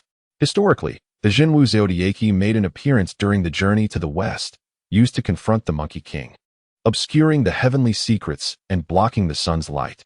What a mystery it is that this flag appears here. Although Lin Chun was filled with joy, he remained puzzled. The Xianyuan Kongswiki, or Jinwu Zodiaci, is tied to its master, the illustrious Jiutian Damazushi, the great Emperor Jinwu. The Zodiaci and the Jinwu sword are the 2 most prized possessions of the great emperor, renowned artifacts in their own right. As Lin Chun examined the small flag, the entire flag was adorned with a vividly lifelike black divine eagle, exuding an air of majesty, being an innate supreme spiritual treasure. The 5 elemental flags inherently possess immense power. Currently, it is confined here by Yinglong. Otherwise, if it were to emerge into the world, its potent aura would surely attract many powerful beings vying for it. While pondering, Lin Chun sat cross-legged on the ground and began to refine the small flag. Oh, now that the Jiu Tiandong Mazushi has yet to appear, I recall that the great Emperor Jinwu came to the North Sea after his emergence, and the Jinwu Zodiaci manifested to accompany him. Does this mean I have seized the opportunity meant for Jinwu? With this thought, Lin Chun felt a peculiar sensation. Would the great Emperor Jinwu still be the same without the Zodiaci? At this moment, Lin Chun had unraveled the original journey of the Xianyuan Kongswiki. Originally, the primordial heavenly venerable gifted this flag to Fuxi. Due to Yinglong's close ties with humanity, something may have transpired, leading Fuxi to pass it back to Yinglong. And thus it was left in Yinglong's abode until the emergence of the great Emperor Jinwu. Ha ha ha, it matters not. Being with me is just as well. Upon refining the small flag, Lin Chun absorbed it into his body, immediately sensing that his heavenly secrets were now even more obscured. This is the primary function of the Xianyuan Kongswiki, to obscure the heavens and shield the sun. With the 8-9 profound art and the Xianyuan Kongswiki, even before a great Luo Jingxian, I have a high probability of escaping unscathed. Only now did Lin Chun begin to feel a semblance of security. Arriving in this world, he was acutely aware of the terrifying might of countless deities and powerful beings. At any moment, they could calculate his existence as an anomaly, and a mere gesture could render Lin Chun defenseless. At last, he could cease living in fear of being seized for experiments. Standing up, he surveyed the room with respect, offering a bow before stepping out. In the courtyard of Yinglong's residence, Hu Ho anxiously watched the red serpent while also worrying about Lin Chun's situation. He had indeed witnessed Lin Chun's capabilities, yet this was Yinglong's domain, once a realm governed by a great Luo Jingxian. Suddenly, the space rippled, and Lin Chun emerged from within. "My lord," Hu Ho exclaimed joyfully upon seeing Lin Chun. Lin Chun nodded in acknowledgement, then glanced at the red serpent. Now that he had acquired the legacies from the other 4 chambers, he was eager to explore the central room. However, if he entered, the red serpent might harbor ill intentions, and Hu Ho would be caught unawares. After a moment of contemplation, Lin Shen summoned his inner power, forming a gesture and pointing to the serpent's brow. Golden light flickered as an overwhelming force surged forth. The red serpent's eyes widened in terror as she watched the finger approach, letting out a shriek before collapsing to the ground. It was indeed simpler to knock her out than to remain vigilant. Seeing the Tiger Demon King gazing at him in astonishment, Lin Shen casually offered an explanation. He then turned to the tightly shut door, as if sensing the immense power within. I intend to enter here. I may encounter the Jiao Demon King. You stay here and wait. After speaking to the Tiger Demon King, Lin Shen formed a gesture, calling out, Black Tiger Seal. The black collar around the Tiger Demon King's neck transformed into a cloud of black mist, returning to his body. The Tiger Demon King stared in surprise at the departing collar, while Lin Shen offered no further explanation. He stepped forward, arriving at the door. Boom! The door swung open, unleashing a violent and primal aura that surged forth, as if it were a genuine ancient world. Inside, faint sounds of dragon roars and fierce howls could be heard. Lin Shen did not hesitate. He stepped forward, his body engulfed by the force, and the door slammed shut behind him, leaving the Tiger Demon King gazing at the door with a complex expression. In truth, Lin Shen was not as noble as he appeared.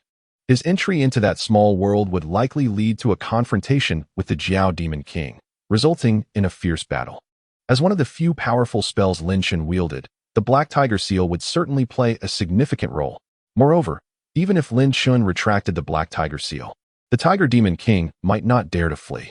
Even if he did escape, capturing him again would be a trivial task for Lin Shen. Within the small world, Lin Shen channeled his power, enveloping himself in a golden shield formed by the 8-9 profound art to resist the fierce yellow sand surrounding him. What is happening? Lin Shen furrowed his brow, sensing the conditions of this small world. The primordial energies of heaven and earth surged violently, causing chaos in the atmosphere, where even natural disasters possessed formidable destructive power. A mere true immortal would likely succumb to such calamities in no time. Sensing the turmoil in the world, Lin Shen gradually ventured towards a direction that emitted a distinct aura of spiritual energy, a remarkably potent magical force. With a protective shield enveloping his body, he advanced into the depths amidst the raging yellow sands. Though the sandstorm was ferocious, each grain struck his shield like bullets, producing a cacophony that sent shivers through the soul. As he delved deeper, other sounds began to emerge. Chapter 27. Observing from the shadows, Loyalty and Honor? Lin Shen paused to discern the source of the noise. A series of dragon roars echoed, accompanied by furious howls filled with wrath. Oh, it seems the Jiao Demon King has encountered some trouble. A smirk of schadenfreude crept onto Lin Shen's face as he propelled himself forward with renewed vigor. Not far from his position, a surge of chaotic energy swirled, drawing forth fierce winds that threatened to tear the very fabric of space. The yellow sands that blanketed the small world were repelled by this potent aura, unable to encroach upon this realm. Above, two colossal creatures spiraled ominously, their massive forms locked in a tense standoff. The Jiao Demon King had transformed into his true form, revealing a dark, sinuous body marred by numerous deep wounds, scales shattered, and his eyes radiating a chilling fury. You are already dead. Why do you refuse to yield your bloodline to me, allowing me to ascend further? Opposing him was a golden dragon of equal stature, soaring majestically in the sky. Its magnificent wings beat slowly, radiating a powerful presence akin to the blazing sun. Yet, the dragon's eyes lacked vitality. Its golden scales appeared dull and lifeless. You are nothing more than an empty vessel of power. I refuse to believe I cannot overcome you. The Jiao Demon King roared, charging forward with renewed strength. The two titanic beasts collided, engaging in a relentless struggle of bites and strikes. Scales scattered through the air, and the sounds of impact and roars reverberated, blood raining down in a gruesome spectacle. Upon witnessing this scene as he traversed the tumultuous sands, Lin Shen noted how the once mighty Yinglong had fallen, its strength now reduced to a mere fraction. Yet, the Jiao Demon King still found no advantage. Ordinary divine techniques were ineffective against the Deluo Golden Immortal's formidable physique. They were left to rely solely on primal combat. A thunderous crash echoed as the Jiao Demon King plummeted from the sky, crashing violently to the ground and raising a cloud of dust. Meanwhile, the golden dragon continued to spiral, its wounds multiplying, its body growing increasingly dim. Lin Shen observed this with a tinge of melancholy. If the Jiao Demon King continued to deplete the dragon's strength, he might indeed achieve his goal. The Ying Long had ultimately perished, its power dwindling with each use, akin to a river without a source. Once exhausted, all would be lost. Though the Jiao Demon King lay battered on the ground, he erupted into a maniacal laugh. "Ha! You are nearing your end." With that, he howled to the heavens and soared into the sky once more, disregarding his injuries, charging toward the fallen dragon. Another violent collision resounded as they grappled, shaking the very space around them. Lin Chen remained concealed below, revealing not a trace of his presence. Watching the unfolding drama, a sense of sorrow welled within him. Despite one's unmatched power in life, death can bring such humiliation. In life, would a mere Tai Lu immortal dare to raise their voice before the Ying Long? Thus, Lin Chen's resolve to cultivate grew ever stronger. He must not perish. He must become powerful enough to defy death. After another fierce exchange, the Jiao Demon King, battered and bloodied, gazed with excitement at the Ying Long. The once resplendent dragon was now a shadow of its former self, its glorious golden sheen replaced with ashen despair. It could barely maintain flight, plummeting earthward with a thunderous crash, falling silent. As the Jiao Demon King beheld this scene, his body trembled with exhilaration. Ha, finally dead. He swiftly transformed into human form, racing toward the spot where the dragon had fallen, eager to absorb its bloodline. Yet, just as he was about to reach the Ying Long's body, a figure surged forth from the shadows, swiftly positioning itself before the dragon, weapon drawn to strike at the Jiao Demon King. The clash of metal rang out, resounding throughout the realm. The Jiao Demon King was forcefully repelled, hovering in the air, his eyes ablaze with suppressed rage. Who dares? His slit-like pupils fixated on the figure before the Ying Long, a dark shadow of foreboding. He had not anticipated that just as victory was within his grasp, an unexpected adversary would emerge to thwart him. When the mist cleared, revealing the true visage of his opponent, the Jiao Demon King's pupils constricted, his fists clenched in fury. "It's you, monkey." Lin Chen, brandishing a spear and sporting a smile, replied, "Indeed, it is I. You are a Tai Lu immortal." The Jiao Demon King relaxed his fists slightly, exhaling deeply. "I had no idea that a Tai Lu immortal could emerge from Flower Fruit Mountain." Lin Chen waved his hand dismissively, resting the spear on his shoulder. "I was unaware before, but now I am enlightened. I owe you my gratitude for leading me to the Ying Long's abode." The Jiao Demon King, hearing this, could only laugh in anger, a mocking glint in his eyes. "I can only blame myself for not realizing a mighty Tai demon was lurking in my midst. Since you express gratitude, why not step aside and allow me to absorb the Ying Long's bloodline? Given time, should I ascend to the Tai Supreme Immortal Realm, you would be my closest ally." The Jiao Demon King attempted to win Lin Chen over with such words. Lin Chen chuckled heartily, rising to match his height, responding, "Jiao Demon King, do you not find your words amusing? When has the Demon Clan ever believed in promises?" Shaking his head slowly, Lin Chen continued, "In the demon realm, it has always been survival of the fittest. The victor reigns supreme. If I were to allow you to ascend to Tai Supreme Immortal today, would I have any future left on Flower Fruit Mountain? If Lin Chen were to adhere to human moral principles in dealing with demons, he would be a fool. Having witnessed the atrocities and journey to the west, where demons devoured entire regions and annihilated human kingdoms without a second thought, he knew such brutal laws governed their existence. Moreover, I have acquired certain fortunes left behind by the venerable Ying Long, so I cannot stand by and let you desecrate this esteemed predecessor's remains. Indeed, I, Lin Chen, am a being of loyalty and honor." Jiao Demon King, "I believe you, not at all." Chapter 28, Tormenting the Jiao Demon King. Transforming the Black Tiger Seal. Lin Chen had remained in the shadows until now, for the Ying Long's body could not distinguish friend from foe. Now that it had finally been subdued, he stepped forth. Having acquired the arcane skills and divine artifacts of another, one cannot simply stand by and watch their remains be desecrated. Lin Chen, with the memories of the Ying Long embedded within him, understood that the Ying Long would never intend for its remains to be treated as mere opportunities for others. As the Jiao Demon King observed Lin Chen's unwavering demeanor, a cold and malevolent glint began to surface in his eyes. "Since you seek your own demise, do not blame me for my ruthless actions." Lin Chen chuckled softly at these words. With his current cultivation and an array of abilities, he felt unfazed even by a Deluo Golden Immortal. The Jiao Demon King was indeed formidable, yet to injure Lin Chen would be nothing short of a fantasy. With the Ying Long's form looming behind him, how could the Jiao Demon King hope to prevail? With a swift motion, The Jiao Demon King summoned a massive scythe into his grasp, and with a resounding roar, he charged towards Lin Chen. In an instant, he stood before Lin Chen, bringing the scythe crashing down. Sensing the lethal energy and overwhelming pressure from the scythe, Lin Chen quickly shifted his grip, positioning his halberd before him. A tremendous clash echoed as the scythe struck the halberd, causing Lin Chen's weapon to tremble violently in his hands. He silently channeled the 8-9 mysterious art, causing his arm's strength to surge, and he steadfastly resisted the blow. The Jiao Demon King was forced to retreat, yet Lin Chen did not pursue. Such power is merely adequate, he mused, flashing a radiant smile at the Jiao Demon King.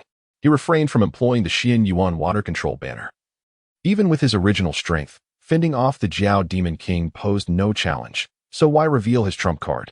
Besides, he was keen to test his own abilities against the Demon King. The Jiao Demon King furrowed his brow, taken aback by Lin Chen's ability to withstand his full-force strike. You are but a mere early-stage Tai San Xian, yet you can endure such an assault? It seems your origins are far from ordinary. Lin Chen chose not to respond, instead brandishing his halberd forward and declaring, having received your strike, it would be remiss of me not to reciprocate. Come, receive my attack. With that, Lin Chen began to whirl the halberd in his hands before leaping forward, bringing it down upon the Jiao Demon King with ferocity. Heavenly wrath, he bellowed. As the halberd radiated immense pressure, a shadowy figure surged behind him, revealing a colossal staff that joined in the assault. With a thunderous impact, the halberd struck above the Jiao Demon King, forcing him downwards. The Jiao Demon King's expression twisted in anger as he raised his scythe to defend, enduring the blow. Curse this creature. Where does such power stem from? Yet, the halberd continued its relentless descent, causing the Jiao Demon King's arms to tremble and his form to sink further. Lin Chen's internal energy surged, channeling into the halberd as a towering shadow loomed behind him, bestowing additional strength upon the weapon. With a final surge of force, he drove the Jiao Demon King into the ground with a resounding crash. Coughing, the Jiao Demon King rose from the pit. His eyes bloodshot and disbelief etched across his face. How is this possible? How can you possess such formidable strength? His heart swelled with frustration. For victory was tantalizingly close yet perpetually out of reach. Damn it! Even if I must expend my strength, I will seize the Ying Long's body. With a furious roar, the Jiao Demon King transformed into his massive serpentine form, infused with dragon blood, exuding a terrifying aura. Monkey, if you dare obstruct my path to enlightenment, prepare to be torn asunder. As the roar faded, a colossal tail, akin to a mountain, lashed out, reeking of blood. Lin Chen leaped, vanishing from sight just as the tail struck. Sensing an opportunity, the Jiao Demon King darted towards the Ying Long's remains, intent on seizing them. A soft sigh echoed. If it is not yours, why must you covet it? You make my task exceedingly difficult. At that moment, Lin Chen reappeared high above, his halberd swelling to an immense size, rivaling the girth of the Jiao Demon King's form. As the halberd expanded, Lin Chen summoned divine power, swinging it towards the approaching Jiao Demon King. The impact sent the Jiao Demon King's serpentine form flying backward, crashing into the sands. Is my power truly this overwhelming? Lin Chen marveled at the spectacle before him. Fearing the Jiao Demon King might persist in his assault, Lin Chen allowed the halberd to dissipate. He began to weave hand seals, channeling the familiar techniques of the Tai San Xian realm, which felt distinctly different. Black Tiger Seal. A familiar black tiger surged forth from within Lin Chen, radiating an aura of Tai San Xian might. Had he not known better, even Lin Chen might have mistaken it for an authentic Tai realm black tiger demon. As the Jiao Demon King emerged from the swirling sands, he was met not by Lin Chen, but by the ferocious Tai black tiger. What is happening? Where did this Tai black tiger come from? The Jiao Demon King's composure began to unravel. Lin Chen stood in the background, observing the cornered Jiao Demon King with a hint of sympathy. With a flick of his wrist, he conjured an ancient, unadorned longsword. Wufeng, since you covet the bloodline of the Ying Long, I shall use its own divine weapon to deal with you. Lin Chen had no intention of sparing the Jiao Demon King, a powerful demon who had roamed the demon realm for millennia and reached the Tai realm. He possessed no means to control him. A careless misstep could lead to dire consequences, so it was best to eliminate him entirely. Infusing his power into the Wufeng sword, a familiar sensation washed over him. Informed by the Ying Long's memories of wielding the blade, a soft yellow glow emanated from the sword, exuding an aura of oppressive force. Just as he prepared to advance, a sudden and dramatic transformation unfolded. Chapter 29, Yinglong's Blood. The Unyielding Sword. Lin Chen's back trembled as the immense form of the Yinglong began to rise, radiating a soft yellow light. A palpable pulse of life surged forth, causing even the blood of the mischievous four monkeys within Lin Chen to stir in resistance. Such a vivid and vital pulse of bloodline energy led Lin Chen to question whether this body was still alive. Meanwhile, the Black Tiger, now enlarged, continued its fierce battle with the Jiao Demon King. The sounds of roars and clashes filled the air. The two engaged fiercely, the Black Tiger's colossal paw striking out, aiming for the Jiao Demon King's throat. The Jiao Demon King retaliated, his tail whipping towards the Black Tiger while his sharp horns plunged toward its abdomen. Flesh and scales flew as both combatants exchanged brutal blows, their vitality on full display. Had he been in peak condition, the Jiao Demon King would have easily suppressed the Black Tiger, given his profound cultivation and extensive battle experience. However, having just fought the Yinglong's remnants and then contending with Lin Chen, he was pushed to his limits. After gathering his strength with great difficulty and managing to regain a semblance of composure, he was abruptly struck and sent flying by Lin Chen.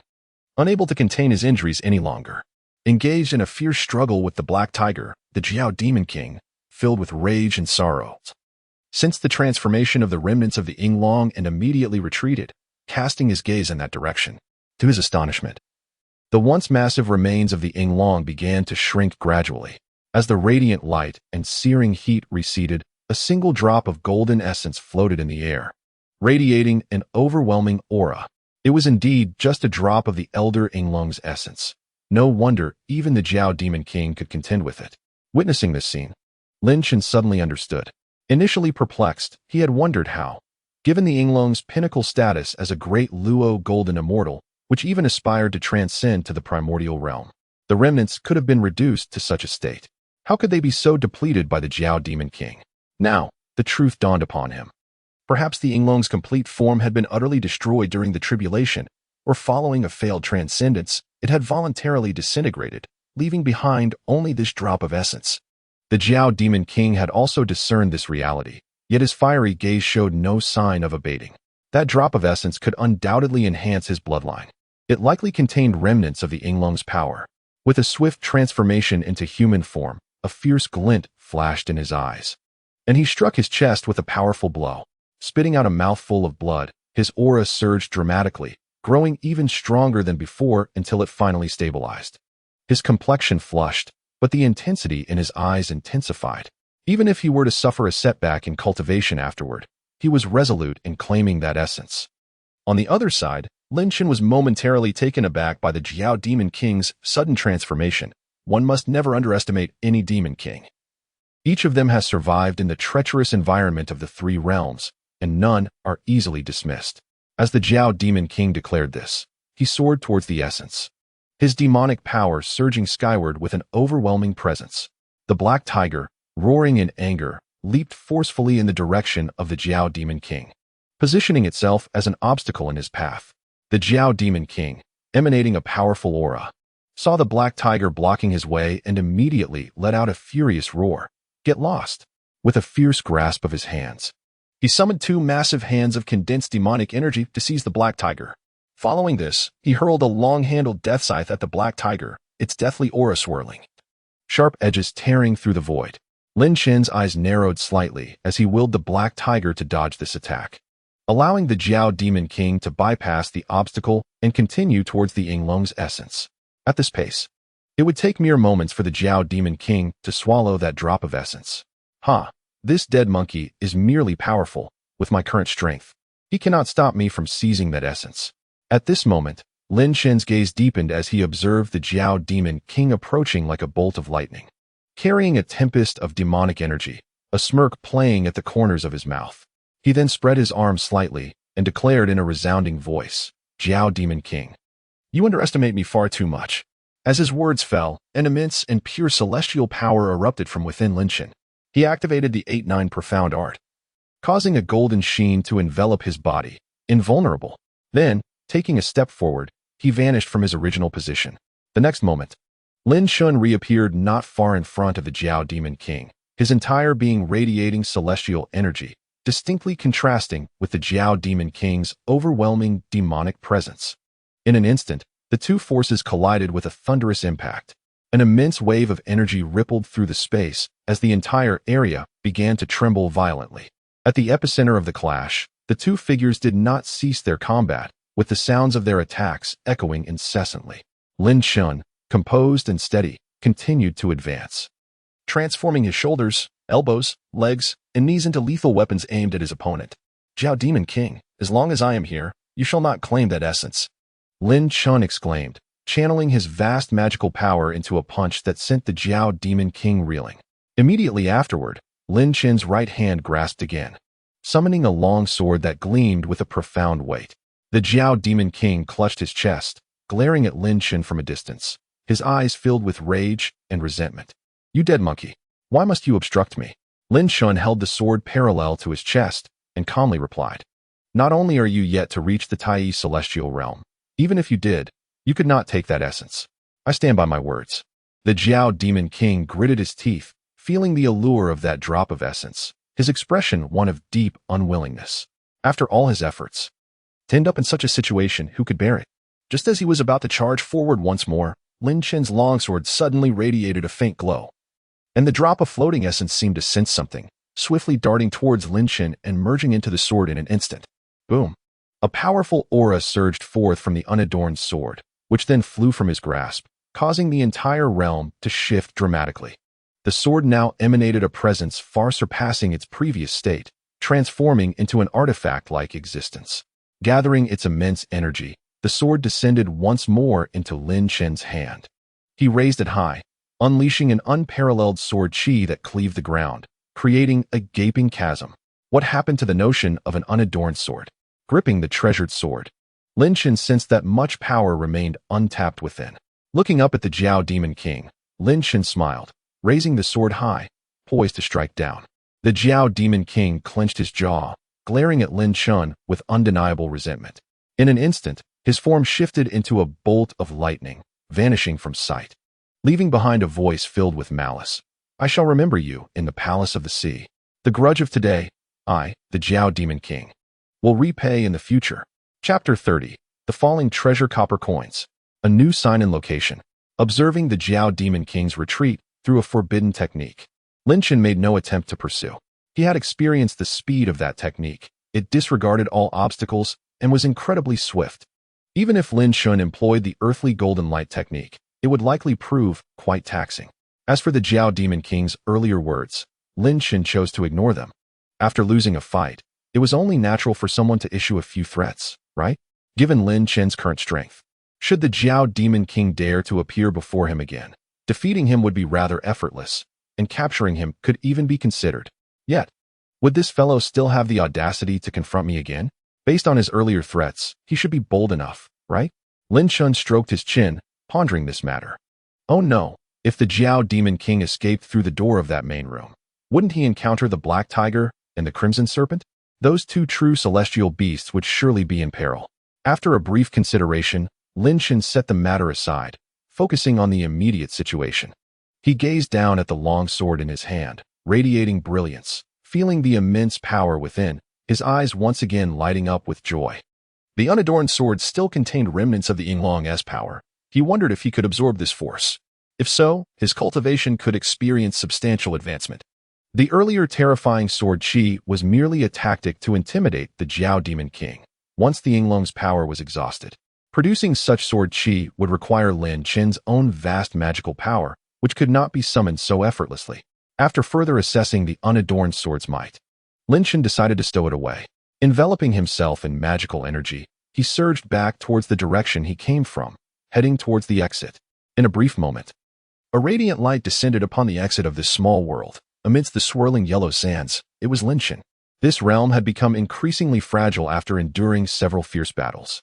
Lin Chun furrowed his brow as he surveyed the dim and tumultuous environment before him. After a moment of contemplation, the corners of his mouth lifted slightly. Since it has come to this, I shall utterly annihilate it, thereby preventing any lingering attachments. If this were a complete world, Lin Chun's current power might require considerable effort to dismantle it. However, in its current dilapidated state, He needed not expend much effort to return it to chaos. Exhaling slowly, he unleashed a tremendous surge of magical energy, his aura soaring into the heavens. Shift the stars and change the constellations.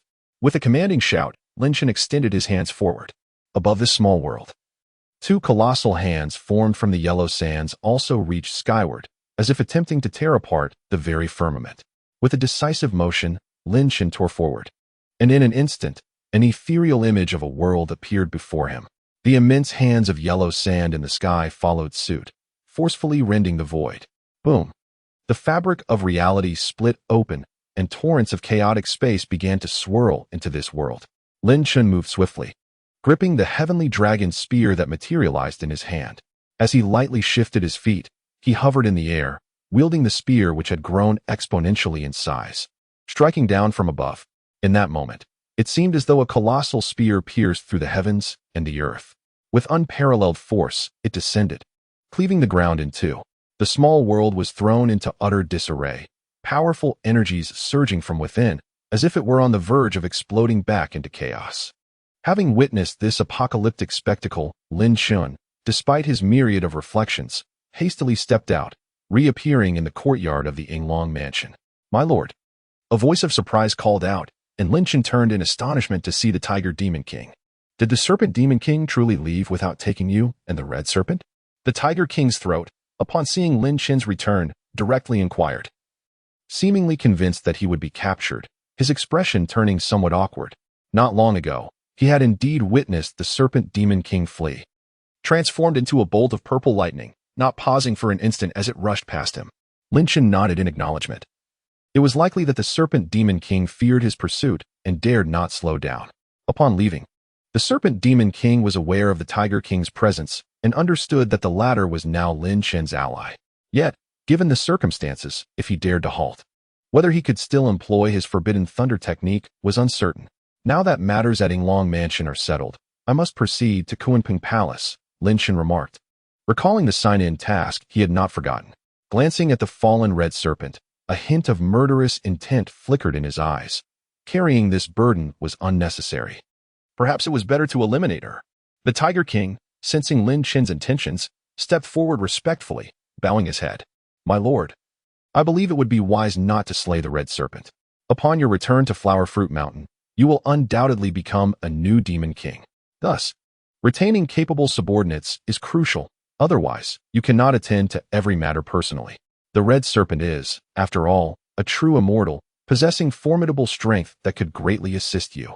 Lin Chen, taken aback, regarded the Tiger Demon King with newfound respect, surprised that this formidable beast possessed such insight. He nodded, gesturing for the Red Serpent to awaken. Upon regaining consciousness, the Red Serpent opened her eyes to find Lin Chen's cold visage before her, and then she heard his words, "Either submit to me, like the Tiger King, or perish. Choose wisely." The Red Serpent, not lacking in wit, realized that her time of unconsciousness had not been brief. Now, facing Lin Chen once more, it was evident that the Serpent Demon King had likely met his demise. Thus, she immediately bowed gracefully, her sultry voice filled with respect. "I, a humble servant, am willing to submit to the great king." Lin Chen, taken aback by her words, felt a twitch at the corner of his mouth. "A humble servant?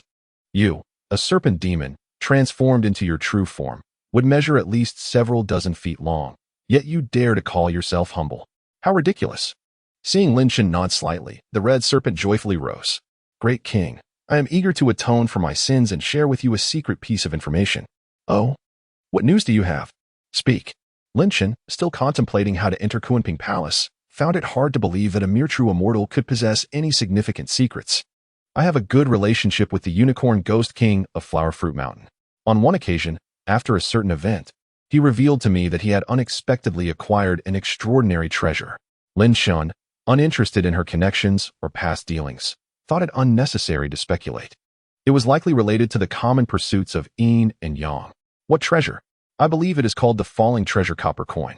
In an instant, Lin Chen's body trembled, his neck stiffening as he turned to her with astonishment in his eyes. "Congratulations, host. A new sign-in location has been refreshed, the Ghost King's Cave of Flower Fruit Mountain." Chapter 31. This wave is undoubtedly stable. Heaven knows how shocked Lin Chen was upon hearing the words Falling Treasure Copper Coin. He had never anticipated that the so-called treasure was indeed the falling treasure copper coin. This item was not an ordinary treasure, but a supreme, innate spiritual treasure.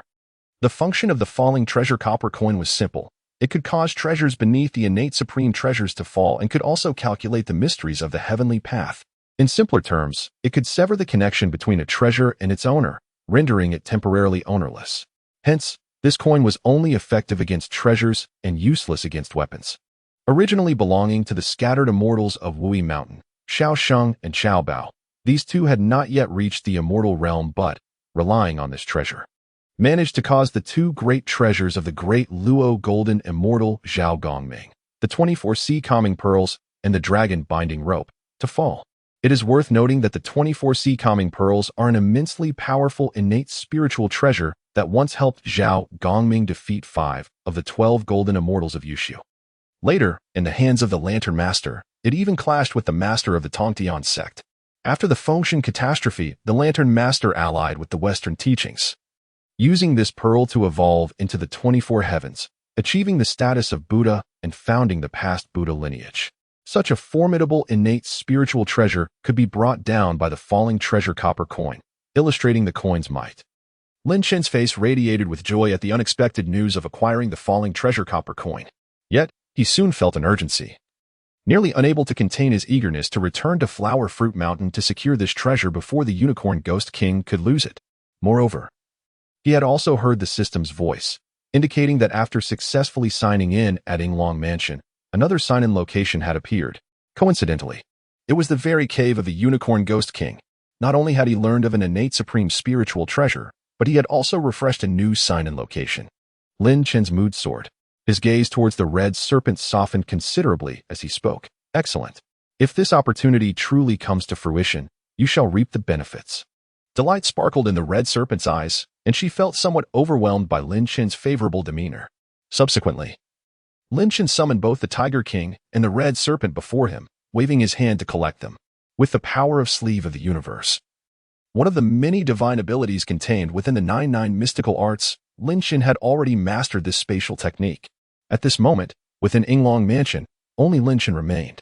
He surveyed his surroundings with a complex expression. Then, he bowed respectfully, saying, "Thank you, esteemed Yinglong, for your numerous gifts. In the future, I shall ensure your name resonates across the 3 realms once more." With that, Lin Chen turned and departed without hesitation, having already devised a plan for leaving this ancient site.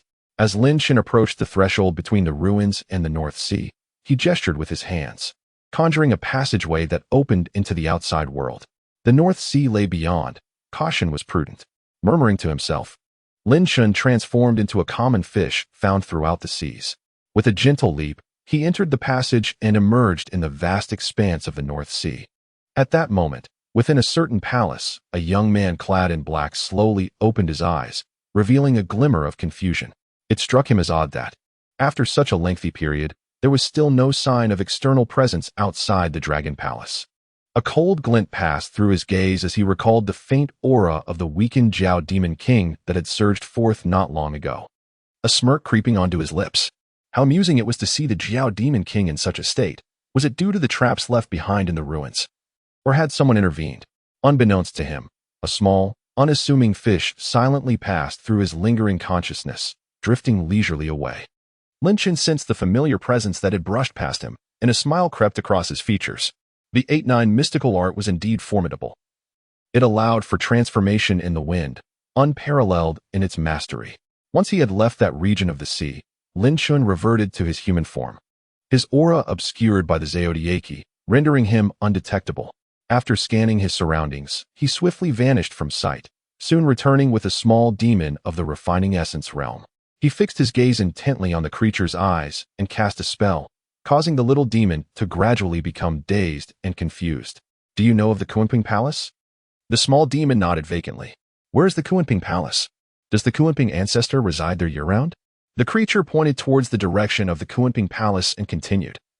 "The ancestor rarely ventures out, remaining in the North Sea. The Kunping Palace is the stronghold established by the eldest son, Kun." Hearing this, a gleam of joy appeared in Lin Chen's eyes. As long as the Kunping was absent, there was hope. Although Kun, being the eldest son of the Kunping, boasted strength at the peak of the Tai realm, Lin Shun felt a surprising lack of concern. After all, how many true immortals and formidable great demons resided within the Kunping Palace? He had no idea, which was to be expected. Lin Chen's eyes flickered as he probed further. How would a small demon like you know such matters? The little demon, still in a stupor, replied, These are common knowledge among the beings of the North Sea. Indeed. The dragon clan of the North Sea seems to be rather unfortunate, Lin Chen mused softly. With a radiant gesture, he brushed his hand across the little demon's forehead, promptly returning it to its original place. He turned his gaze toward the direction of the Kunping Palace and, with a slight movement, set off in that direction. Soon after, Lin Shun gazed upon the imposing palace nestled at the sea's bottom, astonishment flickering in his eyes. This palace was entirely black, vast, and unmatched. Even larger than the Eastern Sea Dragon Palace he had previously encountered. Many powerful aquatic beings traversed its surroundings, and its overall might far surpassed that of the Eastern Sea Dragon Palace. This was only natural. Since ancient times, dragonkind had been unable to ascend to the Tai realm. The strongest among them had only reached the pinnacle of true immortality, and while a true dragon might contend with the Tai celestial being due to its formidable physique, the Kunping Palace was home to the legendary Kunping. Even his offspring had already attained the Tai realm, and the number of experts within was unfathomable. Therefore, caution was paramount. Lin Shen observed the palace's celestial alignments and formations, silently calculating his approach. This time, he intended to forego using transformation techniques to infiltrate. The defenses here were stringent, and a reckless disguise could easily be unmasked. With the Zodiac shielding him, he could bypass formations and traverse undetected. As long as he entered without being seen, the chances of discovery would be minimal. Positioned in a concealed area outside the Kunping Palace, Lin Shen focused intently on the grand structure, quietly engaging in his calculations for 3 days. When the moment arrived, a golden light sparkled in his eyes, and he clenched his fists in determination. This endeavor would undoubtedly succeed. Chapter 32. Sign-in Reward, Soaring to Great Heights. Lin Shen rose, unhesitating, stepping forward and vanishing in an instant. The distance felt like a mere illusion, a seamless entry. This was the first time Lin Shen combined his innate talent of the mischievous four monkeys with certain divine abilities, yielding commendable results. He disappeared from outside the Kunping Palace, only to reappear in a corner of the Grand Hall. He had successfully infiltrated the Kunping Palace. The sheer size of the Kunping Palace was astonishing. Lin Shen concealed his aura, hiding in a corner of the hall, scrutinizing the interior, which was immensely spacious and boundlessly tall. It was clear that this structure was not designed for human dimensions. Notably, this grand hall appeared to be devoid of inhabitants for some unknown reason. It seemed fortune favored him. A faint smile played on Lin Shen's lips. He had already employed the Zodiac and invisibility techniques, choosing a corner for his entrance precisely to prepare for the possibility of encountering others. However, it was evident that such concerns were unwarranted. Lin Shen shifted slightly, blending into another blind spot. He did not act impulsively. Instead, he paused, seemingly waiting for something. Ding. Congratulations, host, you have arrived at the sign-in location, Kunping Palace. Would you like to sign in? The familiar mechanical voice filled him with joy. This was precisely what he had been anticipating. Sign in. Ding. Sign in successful. You have received a 6-star reward. Soaring to Great Heights. Soaring to Great Heights, an innate divine ability, one of the forms of the Kunping, representing the pinnacle of the golden-winged Great Peng's powers. Its speed is unparalleled in the 3 realms, famed for soaring to heights of 90,000 miles with a single flap of its wings. A streak of light entered Lin Shen's brow, and his mind was instantly flooded with newfound abilities as he absorbed the myriad of information. Even his body began to transform. Memories of wielding that divine ability emerging. Once Lin Shen had fully assimilated the terrifying divine ability, he opened his eyes wide, a golden light emanating from within. He had acquired the innate divine ability of the golden-winged Great Peng. His eyes sparkled with delight as he reveled in the sheer potency of the newfound power. It was no exaggeration to say that the innate divine ability of the golden-winged Great Peng was the fastest in the 3 realms. The Monkey King's cloud somersault was impressive, crafted specifically for him by Patriarch Bodhi, allowing him to cover vast distances with a single flip. However, even such speed paled in comparison to that of the golden-winged Great Peng. In the original journey to the west, the monkey stood little chance against the Great Peng. He could scarcely perform a somersault before being caught up in an instant, a truly frustrating experience. Now, Lin Shun felt an overwhelming eagerness to test this divine ability. With it, he could traverse the vastness of the three realms at will. What a delightful surprise. The rewards from the System S sign-in were always so generous. Reining in his excitement, Lin Shun began to contemplate his present situation. Having received the sign-in reward, he had gained significantly, and leaving now would not be a loss. Yet, he did not forget the words of the Eastern Sea Dragon King, who had mentioned that Wu Zhiqi had lost his weapon, the steel-mixed iron staff, during a great battle in the North Sea. Considering the likelihood of that divine weapon being within the Kunping Palace, Lin Shun felt a strong inclination to search further. Even if discovered now, he could easily depart. With a determined resolve, Lin Shun decided that, given his current strength, as long as the Kunping ancestor did not emerge, no one within the Kunping Palace could detain him. However, should one not seek a winged artifact? As it stands, I possess two formidable winged abilities. Lin Shun is not merely speculating. He has not only acquired the soaring prowess of the Golden Winged Great Ping, but has also inherited an exceptionally potent winged attack technique from the Yinglong, known as the Qiangang Dragon Wing. While the soaring ability can be executed without wings, albeit with diminished efficacy, the Qiangang Dragon Wing is entirely reliant on wings for cultivation. Its formidable nature surpasses many of the techniques Lin Shun currently wields, making it a pity to neglect its training. At this moment, Lin Shun discreetly called upon the innate talents of the Red-Buttocked monkey, beginning to sense the presence of the steel-mixed iron staff. With eyes gently closed, he attuned himself to his surroundings and focused his gaze in a specific direction. He could sense that fortune awaited him there, and there was little danger, prompting him to investigate further. With a transformation, Lin Shun became a mosquito and flew towards a passage adjacent to the Grand Hall. Eventually, he encountered the guards within the hall, each a demon soldier at least at the harmonization realm, stationed at various passages, exuding a menacing aura. Upon entering the passage, he morphed into an ant, diligently continuing towards the source of his intuition. After navigating several corridors, he finally entered another hall. To his surprise, there were no guards in this expansive space, which seemed unremarkable at first glance. Yet Lin Shun was certain that the source of his attraction lay within. There were treasures to be found. Possessing a keen spiritual sense as a Red-Buttocked monkey and a Lingming stone monkey, Lin Shun trusted his instincts. No precious item could elude his perception. He glanced around, narrowing his eyes in contemplation. If I were a Koan, where would I conceal my treasures?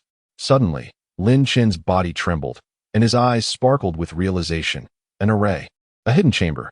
Meanwhile, in the most central palace of the entire Kunping Palace, an array enveloped the area, with vast spiritual energy continuously flowing into the space.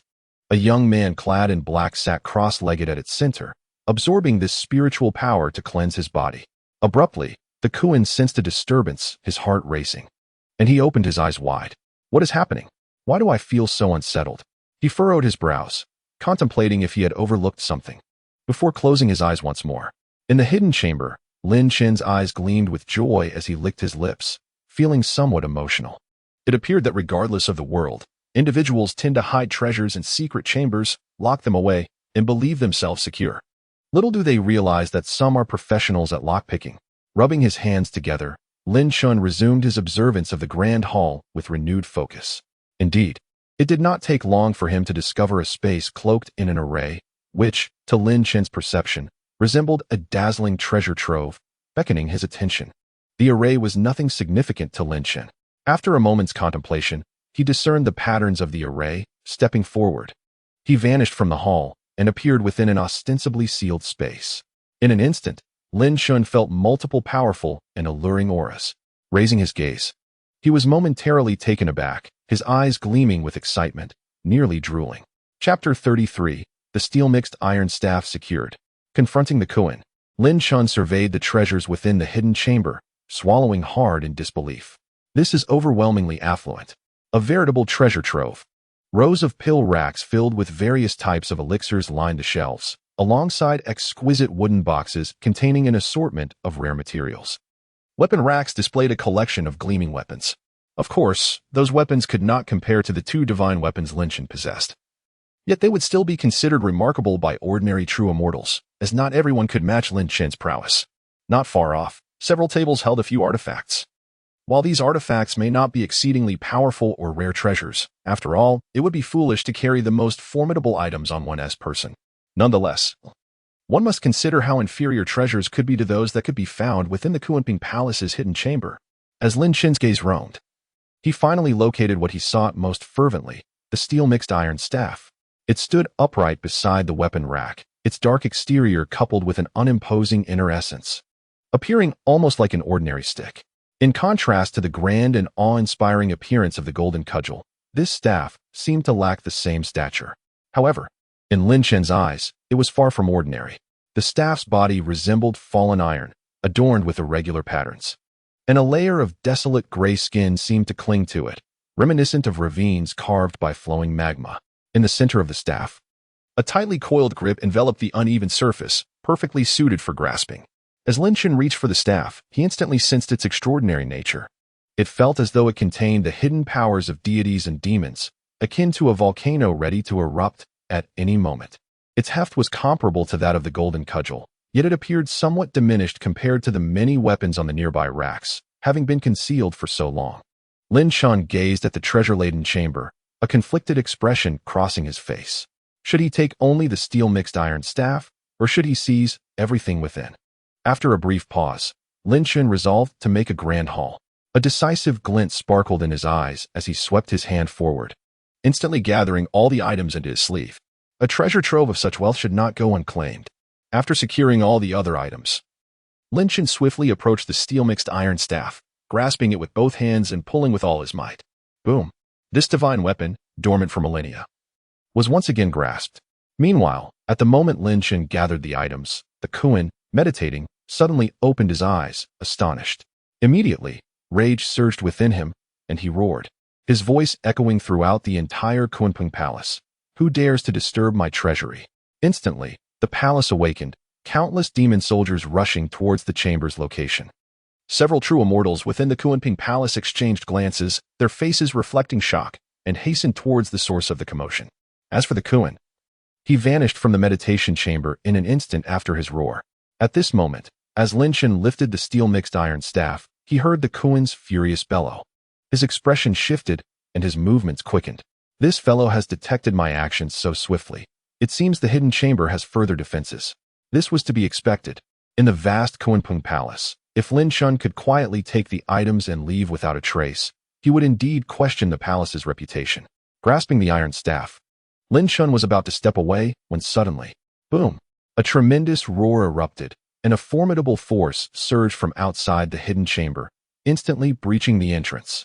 Debris flew everywhere, and a powerful figure stood at the entrance, the Kuan, clad in black, his face contorted with fury, emanating an unmatched aura of the Taiji immortal realm. I shall see which fool dares to lay claim to my Kunping Palace. It must be said, the Taiji immortal is indeed formidable at this moment. The Kuan's overwhelming presence bore down upon Lin Chen, causing him to feel a certain pressure. Previously, he had merely utilized a clone to intercept the Jiao Demon King. Now, with the Kuan's true form present, Lin Chen remained vigilant, preparing himself for confrontation. As Kuan gazed into the secret chamber, he beheld a young man who appeared calm, wielding a staff and returning his gaze. The chamber, starkly empty, revealed that its contents had clearly been removed. Who dares to intrude upon my domain? Have I, Kuan the Demon King, been forgotten during my centuries of seclusion? Kuan exclaimed with a cold sneer, turning his attention to Lin Chen, perplexed by how this individual had infiltrated the chamber. Lin Chen, however, did not respond. Instead, he laughed heartily. I must express my gratitude for the generosity of Kunping Palace. With that, he moved, darting toward the outside like a specter. Bang! With a resounding crash, Kuan's figure, swift as lightning, blocked Lin Chen's path, launching a fierce punch. Lin Chen raised his iron staff to shield his chest, yet the force behind the blow sent him hurtling back several meters, crashing into the wall behind him. You think you can take my possessions and simply leave? Kuan scoffed, retracting his fist. Feeling the remnants of that overwhelming power, Lin Chen sighed resignedly. Indeed, the Great Celestial is formidable. Despite his many protective measures, he found himself in a position of passive defense, barely avoiding death. While overcoming the Great Celestial seemed a daunting task, nevertheless, he murmured, I still wish to give it a try. Churning the energies within, Lin Chen felt his power surge. True form of the giant ape. Hair sprouted on his back, torso, and head, enhancing his already robust physique into a picture of raw strength. He contained the might of the giant ape within, only slightly altering his form. Then, he turned to Kuan, grinning widely, and leapt upward with tremendous force. A colossal silhouette of a roaring giant ape emerging behind him, tearing through the void. Raising his mixed iron staff high, he struck downward. In an instant, the staff expanded 1,000-fold, crashing through the palace with a mighty blow. Boom! A thunderous roar erupted, and waves of violent energy radiated from the point of impact, uprooting the surrounding palace into layers of debris. In mere moments, the area transformed into a wasteland. Below, Kuan raised his arms, eyes wide, trembling as he resisted the descending iron staff and its immense power. Finally, get away from me, he bellowed, gradually pushing the titanic staff upward. Below him, his true form, the giant Kuan, began to swell, rendering the iron staff powerless. Lin Chen's brow furrowed as he felt a tearing pain in his arms. Gazing at the now massive Kuan below, he swiftly retracted the iron staff and turned to flee. Where do you think you're going? Came a furious roar from below, accompanied by a tempestuous surge of power. Chapter 34. Transformation into the true form of the Yinglong. Return to Flower Fruit Mountain. As he reverted to his original form, Kuan's magical energy surged, his heart ablaze with fury as he fixated on the small figure above. He had never anticipated being overpowered by a mere wandering celestial. Though it was but a fleeting moment, it was a profound humiliation. If you can escape today, I shall be Kuanping's disgrace. With a thunderous roar, the colossal form of Kuan, already thousands of meters long, flared his tail, launching himself from the sea, obscuring the heavens as he lunged to devour Lin Chen. Lin Chen, having tested his current strength, realized staying here was futile. Upon hearing Kuan's wrathful proclamation, he surged upward, transforming into a streak of golden light soaring into the clouds. Haha, today I shall indeed depart, he declared. The moment Kuan observed Lin Chen morph into golden light, he unleashed a tempestuous force from his island-sized body. Above the northern sea, the clouds ripped apart, fierce winds howled, and the waters surged into towering waves. You shall not escape. Kuan's eyes glinted coldly as he opened his mouth wide, a tremendous suction emanating from it, drawing in everything within a vast radius, as if to swallow it whole. Lin Chen, originally in his golden light form, was abruptly interrupted, revealing his physical body, which was now being pulled towards Kuan's gaping maw. Is this the innate power of Kuan? Lin Chen's eyes sparkled with insight, taking a deep breath. Though surprised, he remained composed. In an instant, he spun around, grasping a blade that appeared in his hand. A moment later, a dragon's roar resonated, and Lin Chen transformed into a radiant light, rapidly enlarging. In the blink of an eye, a golden-scaled divine dragon, its body winding like a mountain ridge, emerged amidst the tempestuous skies. Unlike typical dragons, this one sported an elegant pair of majestic wings, gracefully flapping to resist the overwhelming pull. Ah, this is the Yinglong. Below, Kuan's enormous eyes widened in astonishment, disbelief flooding his voice.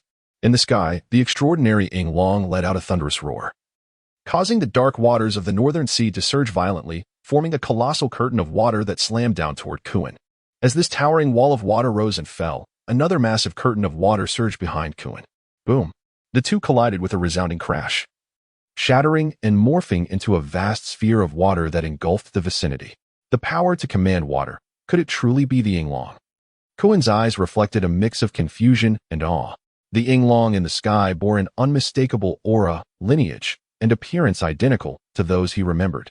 Yet, in an instant, Kuan's expression hardened. No? Impossible. The Yinglong has perished. While Kuan wrestled with self-doubt, the Yinglong above unfurled its resplendent wings. Trying to flee, Kuan suddenly realized, reopening his massive jaws in an attempt to disrupt the escape. However, this time, his innate power proved ineffective. In the air, Lin Chen gazed down at Kuan, a smirk of mockery dancing in his eyes. Soaring to great heights, he called, and with a swift flap of his wings, an ethereal sensation enveloped him. To Kuan, observing the Yinglong's wings lightly fluttering, a tempest arose beneath them. In an instant, the Yinglong ascended, vanishing from sight. Where did it go? No sign of it at all. Kuan's furious roar reverberated across the northern sea, causing chaos in the waters as countless aquatic beings fled in terror. Transformed back into human form, Kuan hovered above the northern sea, his eyes ablaze with rage. The illustrious Kuanping Palace had been robbed, centuries of accumulation wiped clean, and the thief had escaped. Such a rumor would be met with disbelief throughout the three realms. Yet, the reality was undeniable. Clenching his fists, He recalled the mocking glint in Lin Chen's eyes before his vanishing act, and the more he thought about it, the angrier he became. Cursed thief! I shall hunt you down and ensure you suffer an excruciating fate, never to find peace. His furious roar echoed through the northern sea, sending tremors through the hearts of the demon folk residing within. Once he regained his composure, Kuan returned to Kunping Palace, his expression devoid of emotion. The techniques employed by that thief during his escape were akin to the soaring prowess of the golden-winged Great Peng.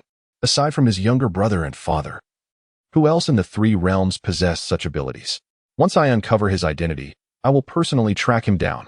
Meanwhile, Lin Chen flapped his wings, instantly covering thousands of miles, all while deliberately controlling his speed.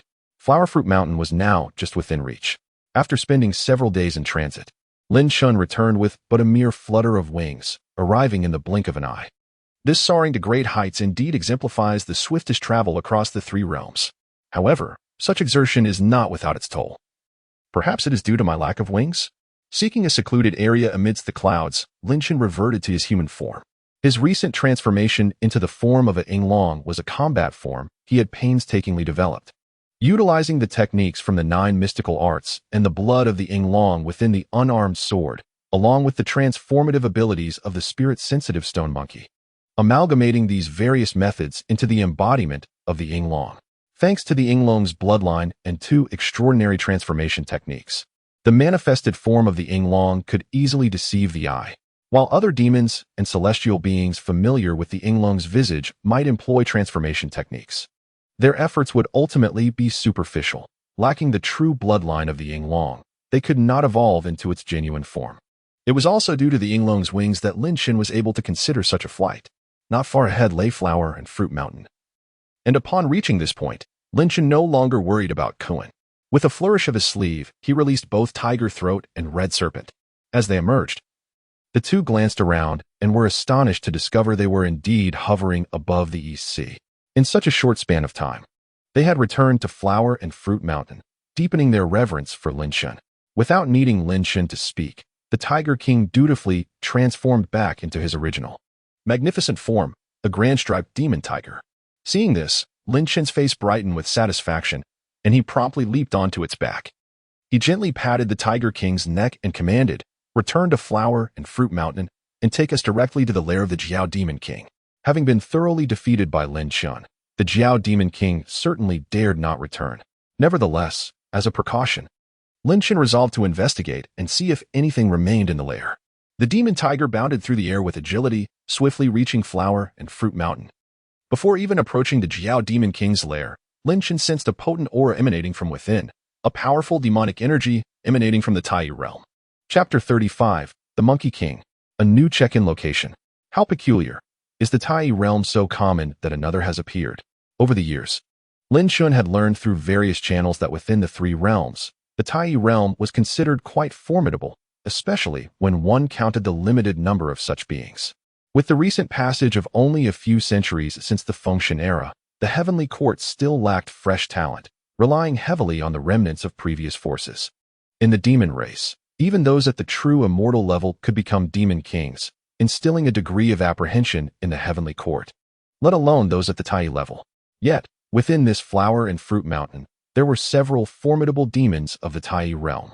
I am keen to discover which demon king it is this time. Without a moment's hesitation, Lin Chen transformed into a streak of light, enveloping both Tiger Throat and Red Serpent, and entered the lair. With his current prowess, he felt no fear of what lay ahead. Upon entering the lair, the light dissipated, and Lin Chen immediately turned his gaze toward the source of the demonic energy, his eyes glinting with intensity. "Who are you?" Seated upon the throne that once belonged to the Jiao Demon King was a strange figure, surrounded by a throng of trembling minor demons. The creature was grotesque and fearsome, lounging with a relaxed posture on the throne. Upon hearing Lin Chen's inquiry, rather than displaying anger, he straightened up and scrutinized Lin Chen, responding, "I am awaiting the Jiao Demon King. Who are you to question me in his lair?" Lin Chen's lips curled into a cold smile, his aura suddenly radiating outward as he declared, "The Jiao Demon King has crossed me, and after I dealt with him, he dared not return. Thus, this lair now belongs to me." Feeling the formidable presence emanating from Lin Chen, the demon was momentarily taken aback, his expression shifting to one of astonishment. "Another Tai scattered immortal has emerged among our demon race. and he has bested the Jiao Demon King. The Jiao Demon King was considered a seasoned and powerful Tai scattered immortal within their circle, and it was unexpected that such an unknown demon had bested him. Lin Shen bore little discernible demonic energy as he cultivated orthodox Taoist techniques. However, should he choose to reveal his aura, his true identity would be evident. Noticing Lin Shen's unwavering gaze, the unfamiliar Demon King rose from his throne and flew closer to Lin Shen. A malicious grin spread across his hideous face as he introduced himself. Esteemed Taoist, I am the King of the Yuan, a demon king from the mountain of God Driving. Located 5,000 miles beyond Flower and Fruit Mountain, recognized and esteemed by the demon race across the three realms. Upon hearing this, Lin Shen furrowed his brows slightly. Oh, another renowned demon, one of the 7 great saints, the King of the Yuan. Lin Shen found himself questioning whether the roster of notable demons was so limited that they had summoned all the monkeys. Furthermore, it appeared that these demons were well connected, some even having prior acquaintance. The King of the Yuan, noticing Lin Shen's contemplative demeanor, continued with a smile. Originally, I came to convey a message to the Jiao Demon King. However, since you are clearly more skilled, I shall share it with you instead. Lin Shen had been pondering the King of the Yuan's information and recalled that his true form was also a type of monkey, known as the Yuan. A species of golden-haired monkey, albeit with a rather fearsome appearance. Moreover, the King of the Yuan was the most unique among the 3 monkeys of the 7 great saints, excelling not in physical strength but in mental prowess, such as spirit driving and control. It is said that the King of the Yuan could even control immortals, though it remained uncertain whether these immortals referred to true immortals or those of the Tai realm. King of the Yuan, it is an honor to meet you. What news could possibly warrant your personal visit? The King of the Yuan's eyes gleamed with delight upon hearing Lin Shen's compliment, and he replied, recently, the Demon Kings of the Eastern Victory Divine Continent have convened to select a location for a gathering in a few months, aimed at exchanging information and strengthening alliances. Lin Shen could hardly suppress a chuckle. He had not anticipated that these demons would engage in gatherings. Yet he maintained a composed faade as he inquired, what will be the date and location of this gathering? A bittersweet smile crossed the King of the Yuan's face as he said, the purpose of my visit to you is precisely this. The date and location will be determined by several Tai realm demon lords. In 2 months, I invite you to my God-driving mountain, where you may meet the other esteemed guests and discuss this significant matter. Frankly, Lin Shen was taken aback by the King of the Yuan's politeness. He had been prepared for a confrontation, ready to subdue another Tai realm demon. Just then, a mechanical voice echoed in his mind. Ding. Congratulations, the host has unlocked a new check-in location, God-driving mountain. Lin Shen's heart swelled with joy. He had not anticipated that a new check-in location would emerge. Thus, it seemed imperative for him to visit God-driving mountain. He looked up and smiled at the King of the Yuan. Since you have extended such a gracious invitation, I shall not refuse. Excellent. I shall await your esteemed presence. Relieved by Lin Shen's acceptance, the King of the Yuan felt a wave of ease wash over him. Upon sensing Lin Shen's formidable aura, he recognized the individual before him was no ordinary being. Otherwise, given his reputation and pride within the demon race, he would not have been so amicable. In that case, I shall take my leave. The King of the Yuan did not linger, bidding farewell to Lin Shen before swiftly departing in a flash of light. Should I delve deeper into relationships with the demon race? After the King of the Yuan's departure, Lin Shen stepped forward to occupy the throne, contemplating this dilemma. As an outsider, he understood well that while the heavenly court might seem weak, its true strength remained unfathomable. Many powerful figures resided within, such as the 4 sovereigns and various true lords, all possessing formidable prowess. If one truly intends to strike, all the beings beneath the great Luo from the demon clan shall inevitably perish. As for the Buddhist sect, it is composed of individuals who appear to possess no desires, solely devoted to the practice of Buddhist teachings, each possessing formidable strength. While minor skirmishes among the demon clan may not provoke a response, any attempt to rise in rebellion akin to the monkey's past actions would likely be intolerable to the heavenly court. Thus, it is evident that our current strength remains insufficient. We must bide our time and avoid being led astray by those impetuous youths. Once I ascend to the great Luo realm, I shall wield significant influence. Lin Shen is unhurried. Given his current talents and opportunities, with time, his promotion to the great Luo is assured. While contemplating his future plans, he has already begun to set his sights on the Unicorn Ghost King. I have restrained myself for long enough. I must obtain the falling treasure copper coins. Lin Shen then turned to the Red Serpent and inquired, "What level of cultivation does the Unicorn Ghost King possess?" The red serpent replied respectfully, "It is a ghostly being of the underworld with considerable cultivation, its power surpassing both mine and that of the tiger throat. Yet it has yet to reach the Tai realm. In that case, let us pursue it directly."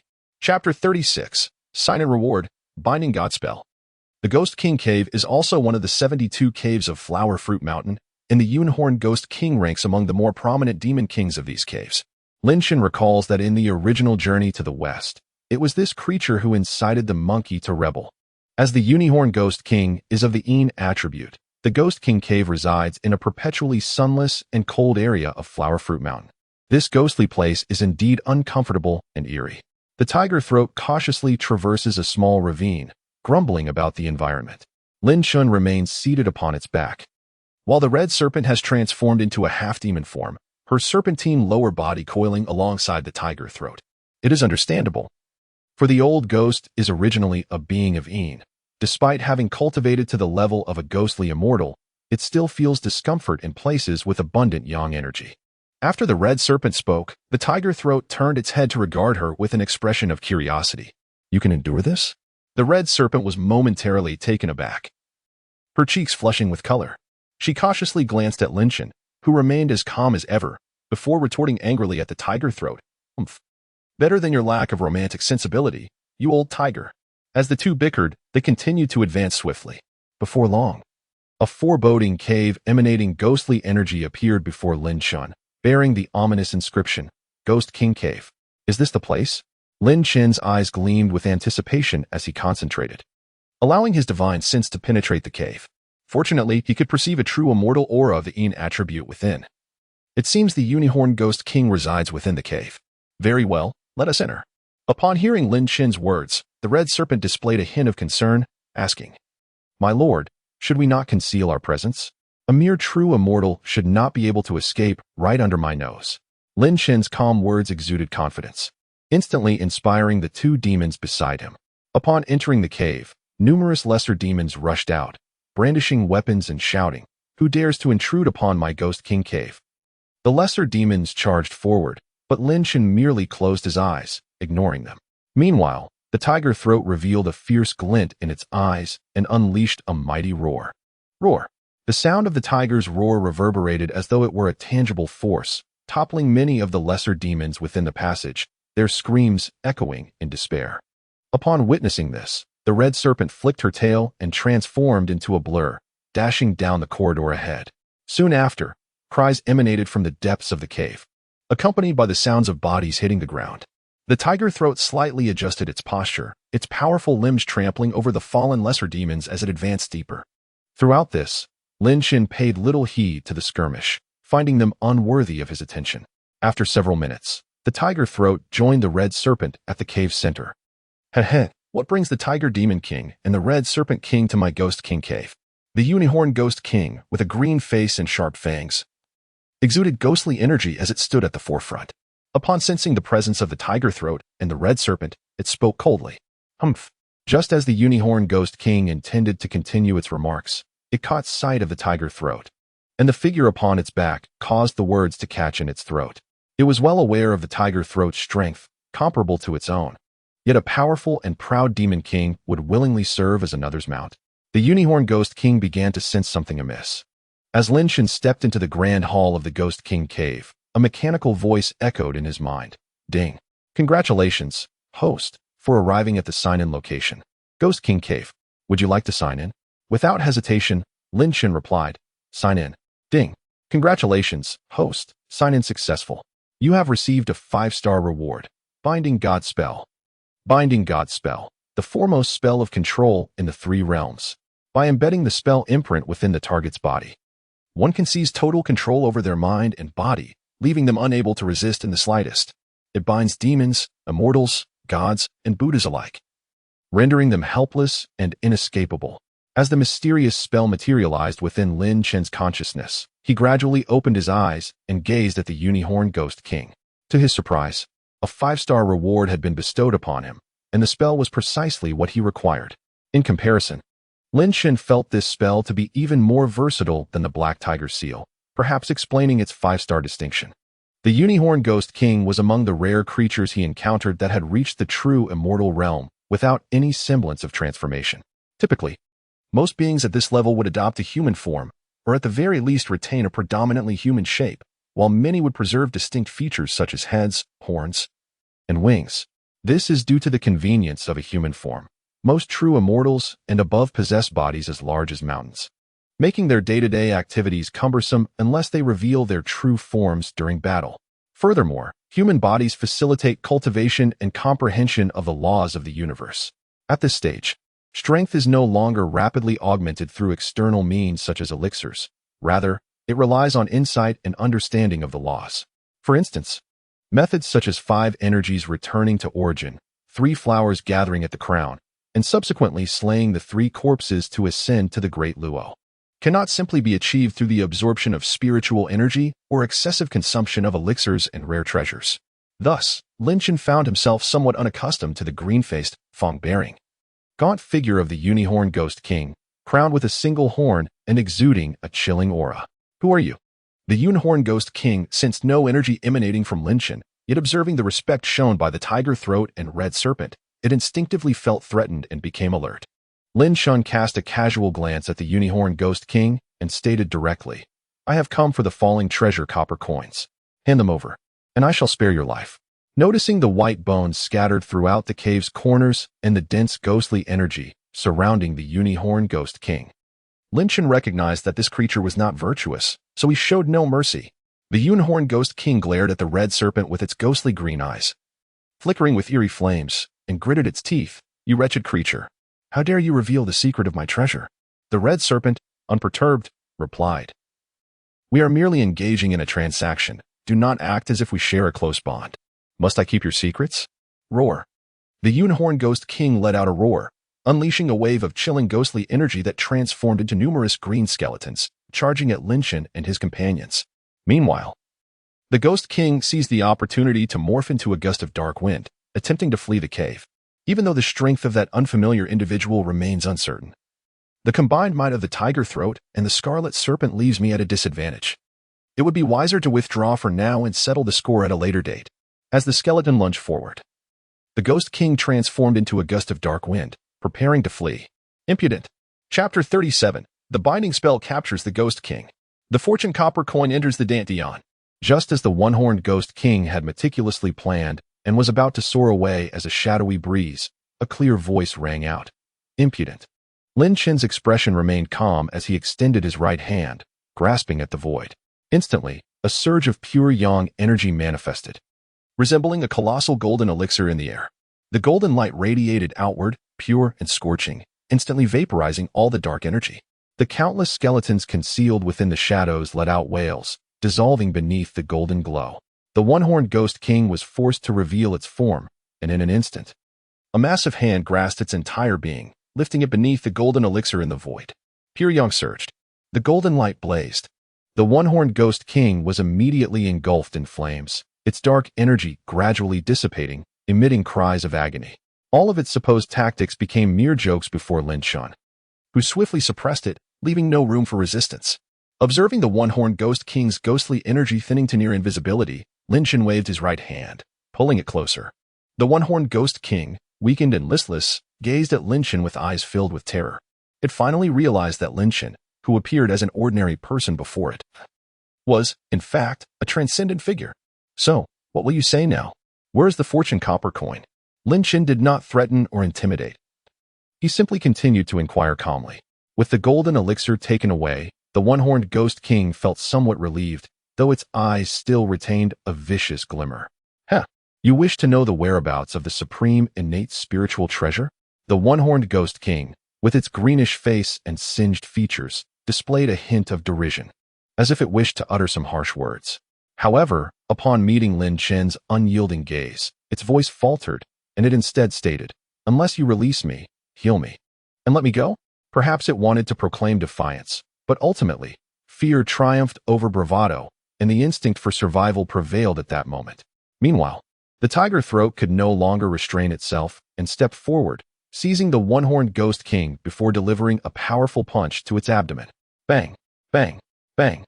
The sound of heavy impacts echoed, and the one-horned Ghost King let out another agonizing scream, while the tiger throat remained unfazed, angrily declaring, "You old ghost, burdened with countless karmic debts, what are you pretending to be steadfast for?"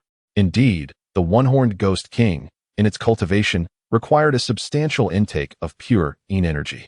Yet, as pure Yin was hard to come by, it resorted to using ghostly energy as a substitute for its training. Humans or beasts could serve as aids in its cultivation. The ominous pile of bones was not merely composed of human remains. Lin Chen's eyes flickered as he perceived the heavy karmic burdens on the one-horned Ghost King. He stepped forward, a smile gracing his lips as he remarked, "I shall refrain from questioning you further. I can conveniently use you to test a new technique of mine. This presents an ideal experimental subject. Even if the binding spell fails, I shall feel no regret." Seeing Lin Chen advance, the Tiger Demon King retreated a few steps while still holding the one-horned Ghost King down, respectfully standing aside. Meanwhile, the Scarlet Serpent displayed curiosity, its forked red tongue flicking out to taste the air as it scrutinized Lin Chen's movements. Suddenly, Lin Chen's aura erupted with tremendous force, a massive pressure pinning the one-horned Ghost King firmly to the ground, rendering it immobile. Binding spell. He then swiftly wove a mysterious and intricate seal with his fingers, chanting, "Release."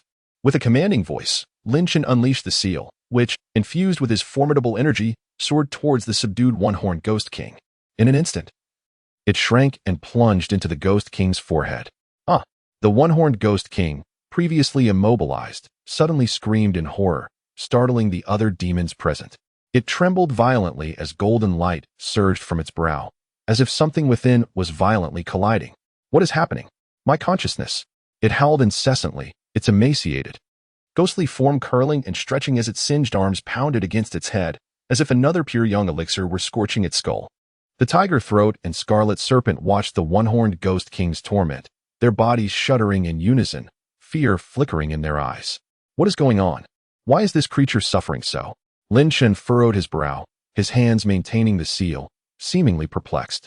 As his hand gestures slightly altered, his internal energy surged forth, and a spectral figure of a divine ape roared behind him.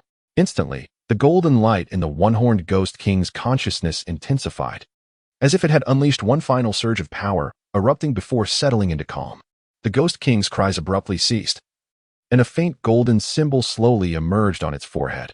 As Lin Chen felt the state of the seal returning to his mind, he finally understood. The creature's agony stemmed from its persistent resistance. However, controlling a true immortal is indeed no simple task. At this moment, he reigned in his aura, and the one-horned Ghost King was no longer under his suppression. It gradually rose, beginning to move its limbs. Behind Lin Chen, the Tiger Throat and Scarlet Serpent exchanged wary glances. After all, they had witnessed the one-horned Ghost King suffering. Now that this being was free, could it refrain from a frenzied counterattack? But then a shocking scene unfolded. The one-horned Ghost King lifted its ghastly, greenish face, struggling visibly, before trembling slightly, and, using its frail ghostly arms, slowly knelt before Lin Chen. "Little ghost," greeting the master. Lin Chen, seeing this spectacle, felt no surprise. The moment the binding spell seal entered its consciousness, embedding itself within its soul, it comprehended the seal's purpose. There was only one path to take, to submit obediently, otherwise, it would find itself unable to die, forever bound to the seal, unwillingly yielding. The effects were ultimately quite similar. Before the two demons behind him could react, Lin Chen directly inquired, "Where is the fortune copper coin?" The one-horned Ghost King fell silent, its face reflecting inner turmoil. But soon, its countenance turned pale, and with a muffled groan, it spoke, "Within my body." Upon hearing this, Lin Chen smiled and replied, "Retrieve it yourself." The one-horned Ghost King raised its gaze to Lin Chen, then extended its withered right arm and plunged it into its chest. The ghostly energy quivered, and its form seemed to dissolve into an incorporeal specter, allowing its arm to penetrate its own body. Moments later, the arm re-emerged, palm open, revealing an object. It was an ancient-looking copper coin, featuring a square hole in the center with wings on either side, adorned with subtle, celestial patterns. The fortune copper coin. Lin Chen reached out, and the coin instantly flew into his hand. Subsequently, he absorbed it within his body, and upon mental contact, the information contained within this innate supreme spiritual treasure flooded into his mind. Chapter 38. The more you resist, the more I delight in it. In truth, Having seen the legends of the investiture of the gods and journey to the west in a past life, Lin Shen possessed some understanding of this fortune copper coin. He was aware of its capabilities and thus did not overly fixate on the information it contained. However, Lin Shen soon discovered that the information encompassed not only the functions of the spiritual treasure, but also the reason for its presence in this location. Fortune copper coin, a supreme innate spiritual treasure, round with a square hole, bearing wings on either side, inscribed with the mystical texts of the heavenly Tao. It can summon treasures beneath the innate supreme treasures and decipher the mysteries of the heavenly Tao, yet it cannot summon weapons. Originally a treasure of Wui Mountain, belonging to Qiao Bao and Xiao Sheng, the latter two fell under the whip of Zhao Gongming, causing the treasure, the falling treasure money, to obscure its own heavenly secrets and conceal itself, departing from the 10 absolute formation. Afterward, this spiritual treasure wandered through the 3 realms, remaining unrecognized until it was discovered by the Unicorn Ghost King during the Harmonization realm. Fortunately, upon the death of its original master, the treasure automatically concealed its heavenly secrets. Otherwise, it would have surely been taken by that fellow, Randang. Lin Shen, upon learning the entirety of the falling treasure money's circumstances, felt a sense of relief. Had he directly killed the Unicorn Ghost King this time, would the falling treasure money once again obscure its heavenly secrets, making it impossible even for me to locate? It is no wonder the Unicorn Ghost King was so confident earlier, claiming that even if he were killed, the treasure would remain unattainable. Lin Shen glanced at the still kneeling, obedient Unicorn Ghost King and chose not to direct his ire towards it. Silently channeling his internal power, he began the preliminary refining of the falling treasure money before finally reopening his eyes. All right, let us return to the lair of the Jiao Demon King, Lin Shen instructed. After his command, Hu Ho and Qi Shi ceased their intense scrutiny of the Unicorn Ghost King and prepared to leave. Although the Ghost King's cave could now be considered Lin Shen's property, he found the atmosphere oppressive, filled with dense ghostly energy, which he disliked. The Jiao Demon King, on the other hand, reveled in such surroundings, with his lair situated by water amidst a rich aura of spiritual energy, complete with a sleeping chamber, hall, and all necessary furnishings. Of course, all of this now belonged to Lin Shen. Hu Ho turned and transformed back into his true form. While Qi Shi also turned to depart, Lin Shen gazed at Qi Shi's retreating figure, stroked his chin, and suddenly called out, "Wait." Upon hearing this, Qi Shi and Hu Ho turned around, and Lin Shen's hands conjured a seal once again, identical to the one before. The sight of the seal that had caused the Unicorn Ghost King such agony made both Qi Shi and Hu Ho tremble in fear as they looked at Lin Shen. Lin Shen did not disappoint them. "Qi Shi, do not resist, for this seal shall not harm you." I would rather forego it, my lord," Qi Shi whimpered, her body trembling slightly, her voice laced with grievance. "Hu Ho need not endure it. You must bear it, and should your subsequent behavior be commendable, I may consider retracting it." Without waiting for Qi Shi's reaction, Lin Shen pushed his hands forward, and the seal immediately embedded itself into her forehead. The feeble Unicorn Ghost King, witnessing this scene, revealed a glimmer of schadenfreude, even tinged with anticipation. However, as the seal entered Qi Shi's forehead, it erupted with formidable energy, swiftly penetrating her sea of consciousness without encountering the slightest hindrance. This resulted in Qi Shi merely furrowing her brow slightly, as a faint golden imprint appeared upon her forehead. "What is this?" The Unicorn Ghost King's eyes widened, filled with a sense of imbalance. Qi Shi gradually opened her eyes, revealing a look of surprise, as she too had not anticipated the process to be so effortless. Lin Shen, observing this, gained further insight into an influencing factor of the divine trapping curse, intention. It appeared that if the cursed individual did not resist or offered minimal resistance, controlling their soul would be comparatively easier, and the suffering they experienced would also be lessened. So it is true that the more one resists, the more I revel in it. Shaking his head, Lin Shen mounted Hu Ho's back and gently patted the fur on its neck, stating, "Let us depart." Thus, Hu Ho leaped gracefully, heading towards the exit. Qi Shi, touching her forehead's imprint, followed along with a relaxed demeanor. Only the Unicorn Ghost King remained, watching Lin Shen's departure, as it touched its forehead's imprint with its bony claw, revealing unwillingness while tightly clenching its fist. "Do not harbor resentment. Release that fist. Should you fail to follow me, you shall experience that previous sensation once more." Lin Shen's voice echoed faintly from the depths of the passage, startling the Unicorn Ghost King into a tremor. prompting it to transform into a wisp of shadow and hasten after Lin Chun. Within the Jiao Demon Cave, Lin Chun sat atop the highest throne, gazing down at the three demon kings, and slowly spoke. In the coming 2 months, I shall enter seclusion. One of you three shall remain here to guard me, while the other two may attend to your own matters. After delivering this proclamation, Lin Chun disregarded the three demons and directly retreated into his sleeping chamber, the stone door gradually closing behind him.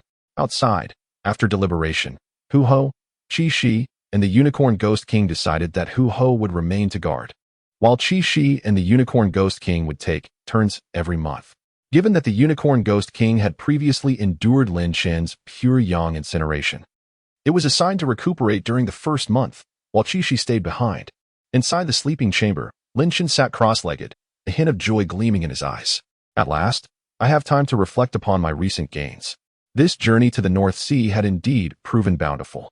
With a thought, the Zhaodiao banner within him soared from his dantian. It swiftly expanded, enveloping the entire sleeping chamber, before transforming into an ethereal form that vanished within the stone walls. Heavenly secrets obscured. Following this, Lin Chun flicked his sleeve, and an array of items materialized before him, piling high within the chamber. Among them were numerous medicinal pills, rare herbs, and various weapons. Most of these pills were quite common, primarily used for healing and cultivation, though they held little value for those in the Tai realm. They could still be used for his subordinates, Hu Ho and Qi Shi. However, the rare herbs were worth absorbing. Next, Lin Chun seized his primary acquisition from this venture, the steel mixed iron staff. This iron rod appeared unremarkable, yet Lin Chun was aware of its true might. Within the Kunping Palace, it had pierced through the palace and struck the Kun with great force. In Lin Chun's full strength, the steel mixed iron staff could even momentarily suppress the Kun's power. If compared to the Qing Tian Xin Dragon Halberd, it would fall short. The moment he grasped it, he felt its weight far surpass that of the Qing Tian Xin Dragon Halberd, and its core contained formidable energy. Lin Chun could almost envision the ancient scene of the water ape great sage, Wu Zhiqi, wielding this iron staff, battling the Ying Long amidst chaos. Fear not. It shall not be long before you relish the thrill of battle once more. Lin Chun murmured softly, clasping his hands around the staff and whispering, small, small, small. In general, spiritual weapons possess the ability to change in size at will.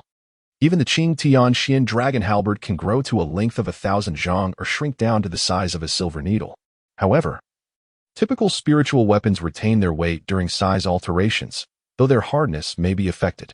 For instance, the Qing Tian Xin Dragon Halberd weighs 7,200 jin at its full length and retains that weight even when reduced to a silver needle. Thus, Lin Chun often stores it in his spatial realm when not in use. In contrast, extraordinary weapons like the Ding Haishan needle and the steel mixed iron staff behave differently. Upon enlarging, their weight increases correspondingly, potentially reaching hundreds of thousands of jin, while they can also diminish to a weight nearly non-existent. The concept of wishful thinking not only encompasses size but weight as well. Possessing such a weapon allows Lin Chun to fully unleash the staff techniques he has mastered. Furthermore, the element of sudden size increase and weight enhancement often catches adversaries off guard.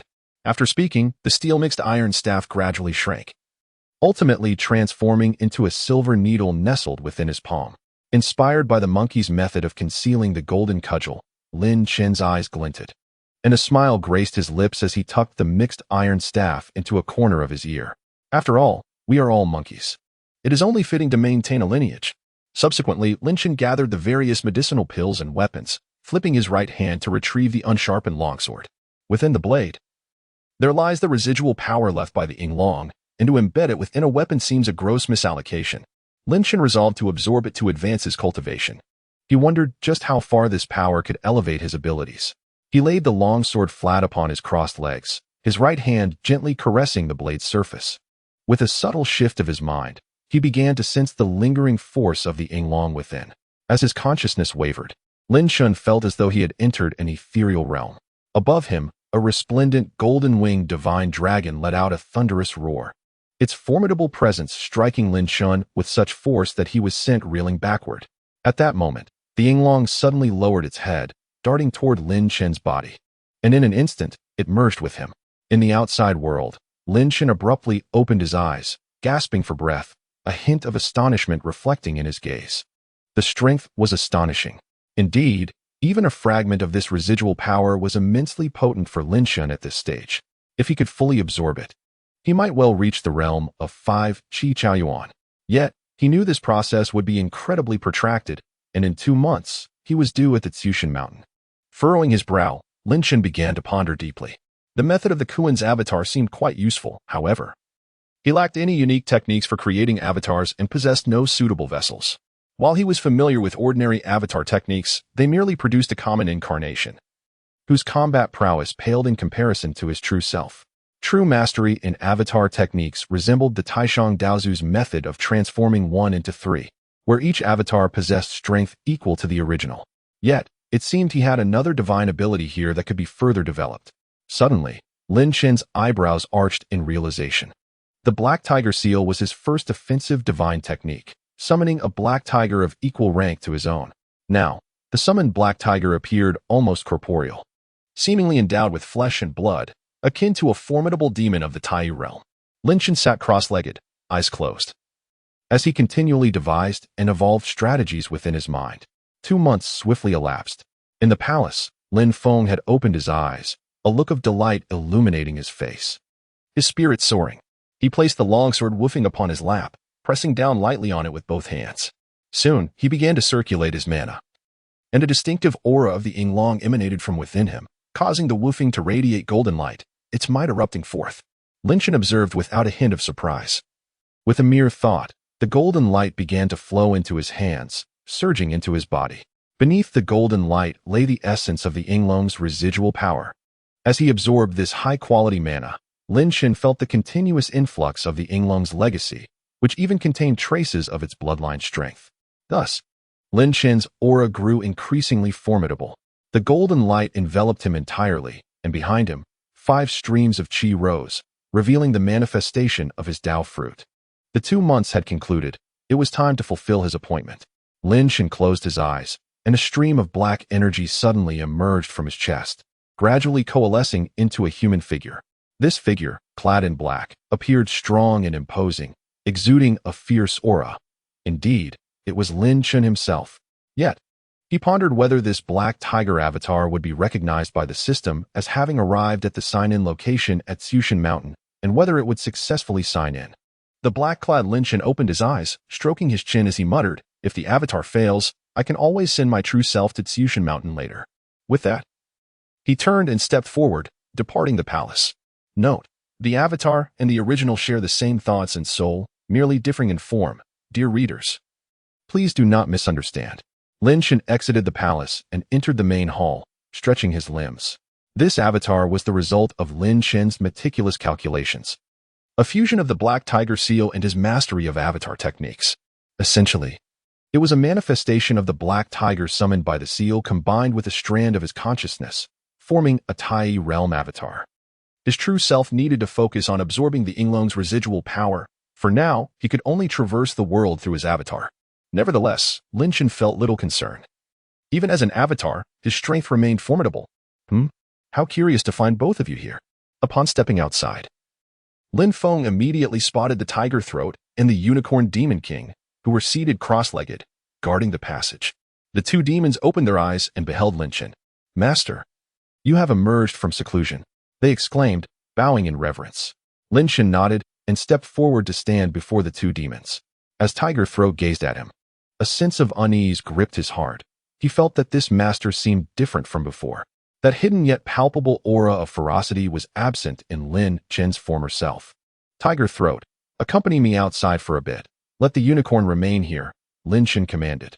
As soon as he spoke, Tiger Throat leapt forward, transforming into his true form, rearing back and letting out a mighty roar, waiting for Lin Shan to mount. The entire motion was seamless and fluid. The Unicorn Demon King stood aside, momentarily stunned, astonished by the previously imposing Tiger Demon King's graceful display.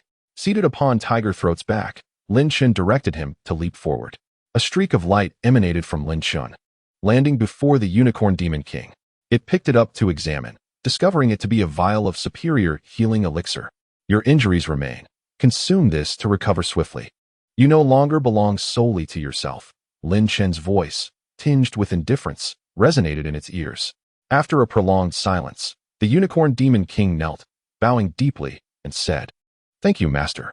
Chapter 40. Journey to Tsushin Mountain. Sign-in reward. Binding immortal rope. In the blink of an eye, they departed from Huahua Mountain, with tiger throats swiftly soaring through the clouds toward the horizon. Lin Shun, perched upon his back, cast a glance back at Huahua Mountain. That grand island rising from the sea, suffused with ethereal energy, an extraordinary sight indeed. Huahua Mountain is truly a treasure. It will undoubtedly become a coveted land for many demons in the future. He then turned his gaze to the highest peak of Huahua Mountain, peering through the sealed array, and once more beheld the wondrous 9-aperture Linglong stone. In just a few decades, the monkey shall emerge. Lin Shun mused, by then, I should possess sufficient strength. While Tiger Throat's speed could not match Lin Chen's own use of the Zondi Golden Light and the Fuyo Jimanli technique, it required no depletion of Lin Chen's mana. The Fuyo Jimanli was reserved for emergencies or hasty travel, who had the luxury of expending such mana daily. The Zondi Golden Light, while consuming less mana, still made Lin Chen unwilling to rush. Tiger Throat, having transformed into his true form, was already swifter than many celestial beings riding clouds. Tsushin Mountain is also located within the Dongxing Shenzhou. It is said to be 5,000 miles from Huahua Mountain. Do you know its location? Lin Chen gently patted Tiger Throat's side and inquired. Master, Tsushin Mountain is quite renowned among our demon kin, being the territory of the Yuron King. Upon hearing Tiger Throat's words, Lin Chen's interest was piqued. Is the Yuron King truly so famous? What do you know of him? Tiger Throat, his limbs moving with haste, tilted his head slightly as he replied. It is said that the Yuron King is unlike ordinary demons. His physical combat strength is rather unremarkable. Yet his mastery of techniques is unparalleled. In the past, celestial beings sought to besiege the Yuron King's forces, only to be ensnared by his divine control, ultimately remaining at Tsushin Mountain. However, it is rumored that despite his fearsome appearance, his disposition is exceedingly kind. Whether this is true, I cannot say. Lin Chen fell into contemplation, sensing that the Yuron King posed a far greater danger than the Jiao Demon King. Raw strength alone does not signify much. It is such serpentine individuals that inspire unease. Should they find themselves at odds in the future, one must take heed of this fellow. In the ensuing time, Lin Chen silently familiarized himself with the strength of this black tiger avatar. This gathering was composed entirely of Tai realm demons, and it might soon be time to test the waters. Not long after, the Tiger Throat let out a soft roar, and Lin Chen opened his eyes to gaze ahead. Not far in front stood a towering mountain, 1,000 feet high, dense with trees and rugged in terrain, shrouded in swirling white mist, devoid of any demonic aura. Was this the Divine Exorcism Mountain? Lin Chen's expression grew peculiar. After all, the mountain emanated no trace of malevolence, and the mist surrounding it would certainly lead any mortal to believe it was a celestial realm. Contemplating this, a smile gently graced Lin Chen's lips. The king of the Yao monkey was indeed intriguing. This was the essence of fascination. Lin Chen extended his consciousness forward, sensing some fluctuations, and promptly instructed Tiger Throat to head in that direction. Upon entering Divine Exorcism Mountain, Tiger Throat surged forward through the forest with the grace of a dragon returning to the sea, racing towards the spot Lin Chen had indicated. Arriving at their destination, Lin Chen looked ahead to see, on the opposite side of a mountain gorge, an ancient and somewhat grand stone door embedded within the cliffside. A massive stone plaque above it inscribed with the words, Divine Exorcism Cave. Tiger Throat leapt up the cliff and dashed into the cave. However, as soon as they entered, two figures swiftly emerged from within the cavern, blocking the path of Tiger Throat and Lin Chen. Upon seeing them, Tiger Throat was taken aback. Celestial warriors. The newcomers were clad in silver armor, wielding heavenly swords, and radiating a pure celestial aura. Lin Chen, however, was not surprised. He had already observed the vacant gazes of these celestial beings, and their auras were merely at the harmonization realm. Tiger Throat's shock stemmed from their identities, as encountering celestial warriors in the territory of the demon clan was indeed astonishing. Were these celestial beings controlled by the king of the Yao monkey through the divine exorcism technique? Lin Chen scrutinized the celestial warriors, a spark of interest flickering in his eyes. The two celestial warriors stepped forward in unison, extending an arm to block their way, their emotionless voices declaring, "The master has decreed that only great demons of the Tai realm may enter. All others are forbidden." Tiger Throat paused, then turned to Lin Chen. Lin Chen dismounted and gently shook his head, saying, "In that case, Tiger Throat, you shall remain outside." "Yes." Tiger Throat replied respectfully, then turned and leapt away from the divine exorcism cave. Lin Chun, with a fluid motion, stepped forward, his right hand morphing into a tiger claw, gently tearing through the air, causing the surrounding space to ripple. In an instant, his figure vanished. When Lin Chun reappeared, he found himself in the heart of the divine exorcism cave. Ding! The system detected that the host had arrived at the designated signing location, Divine Exorcism Mountain. Would you like to proceed with the signing? A glimmer of joy appeared in Lin Chun's eyes. This signing system was truly remarkable. Even his avatar could sense its presence. The slight worries in his heart settled, and without hesitation, Lin Chun replied, "Sign in." Ding! Congratulations, host. Signing in was successful. You have received a 4-star reward. Binding Celestial Rope. Binding Celestial Rope. A binding artifact crafted through special refinement techniques, its limits determined by the user's magical cultivation. It combines celestial beings and capture dragons and demons, making it an exceptionally useful artifact. It can automatically adjust in size, track enemies, and once ensnared, escape is impossible. A golden light, invisible to others, swiftly transformed in Lin Chun's dantian into a brilliantly resilient rope. Lin Chun's eyes sparkled with delight. The binding celestial rope was renowned in both Journey to the West and Investiture of the Gods. Though it could be mass-produced, its power remained formidable, often yielding unexpected advantages. The representative figures wielding the binding celestial rope were the disciples of the 12 golden immortals of the Chan sect, such as the custodian Sun and his apprentice, Earthly Sunday. The latter once wreaked havoc using a binding celestial rope, demonstrating its might. Similar artifacts included the dragon binding rope and the golden rope of deception, both coveted and frequently utilized treasures. With few usable artifacts at hand, the arrival of the binding celestial rope alleviated Lin Chun's immediate concerns. Though this narrative may seem lengthy, it transpired in mere moments. Lin Chun composed himself and raised his gaze, surveying the cavernous hall that rivaled the size of a plaza. Before him, several figures sat across a table, regarding Lin Chun with varying expressions. Were these the great demons of the Tai realm? As Lin Chun observed them, speculations flickered in his mind. "Ah, brother, we have finally awaited your arrival." The king of the Yao Monkey beamed with a radiant smile, leaping to Lin Chun's side and guiding him forward. Just as Lin Chun was about to take a seat, a cold, cutting voice suddenly interjected. "You, newcomer, have arrived late, and do not even know to introduce yourself? You have no sense of decorum." Upon hearing this, Lin Chun halted his intended action of sitting down, turning his expressionless gaze toward the speaker, a formidable great demon. Chapter 41. The 5 Great Tai Realm Demon Kings. Binding celestial rope restrains the thousand-handed king. Lin Chun had initially intended to sit, but was interrupted by this sarcastic voice. "Oh, perhaps the king of the Yao Monkey might introduce me to this oddly shaped creature?" Lin Chun inquired, directing his attention to the speaker, a grotesque figure with a gaunt physique, 3 pairs of eyes, and a total of 8 arms, presenting a truly bizarre appearance. The great demon, upon hearing Lin Chun's words, momentarily froze, then erupted in fury, all 3 pairs of eyes widening in unison, radiating a chilling aura. Lin Chun showed no fear. He smirked disdainfully, his body vibrating with an aura of fierce malevolence. What a powerful aura of malevolence. Who is this person? The expressions of the other demon kings, who had been watching quietly, shifted as they turned to Lin Chun.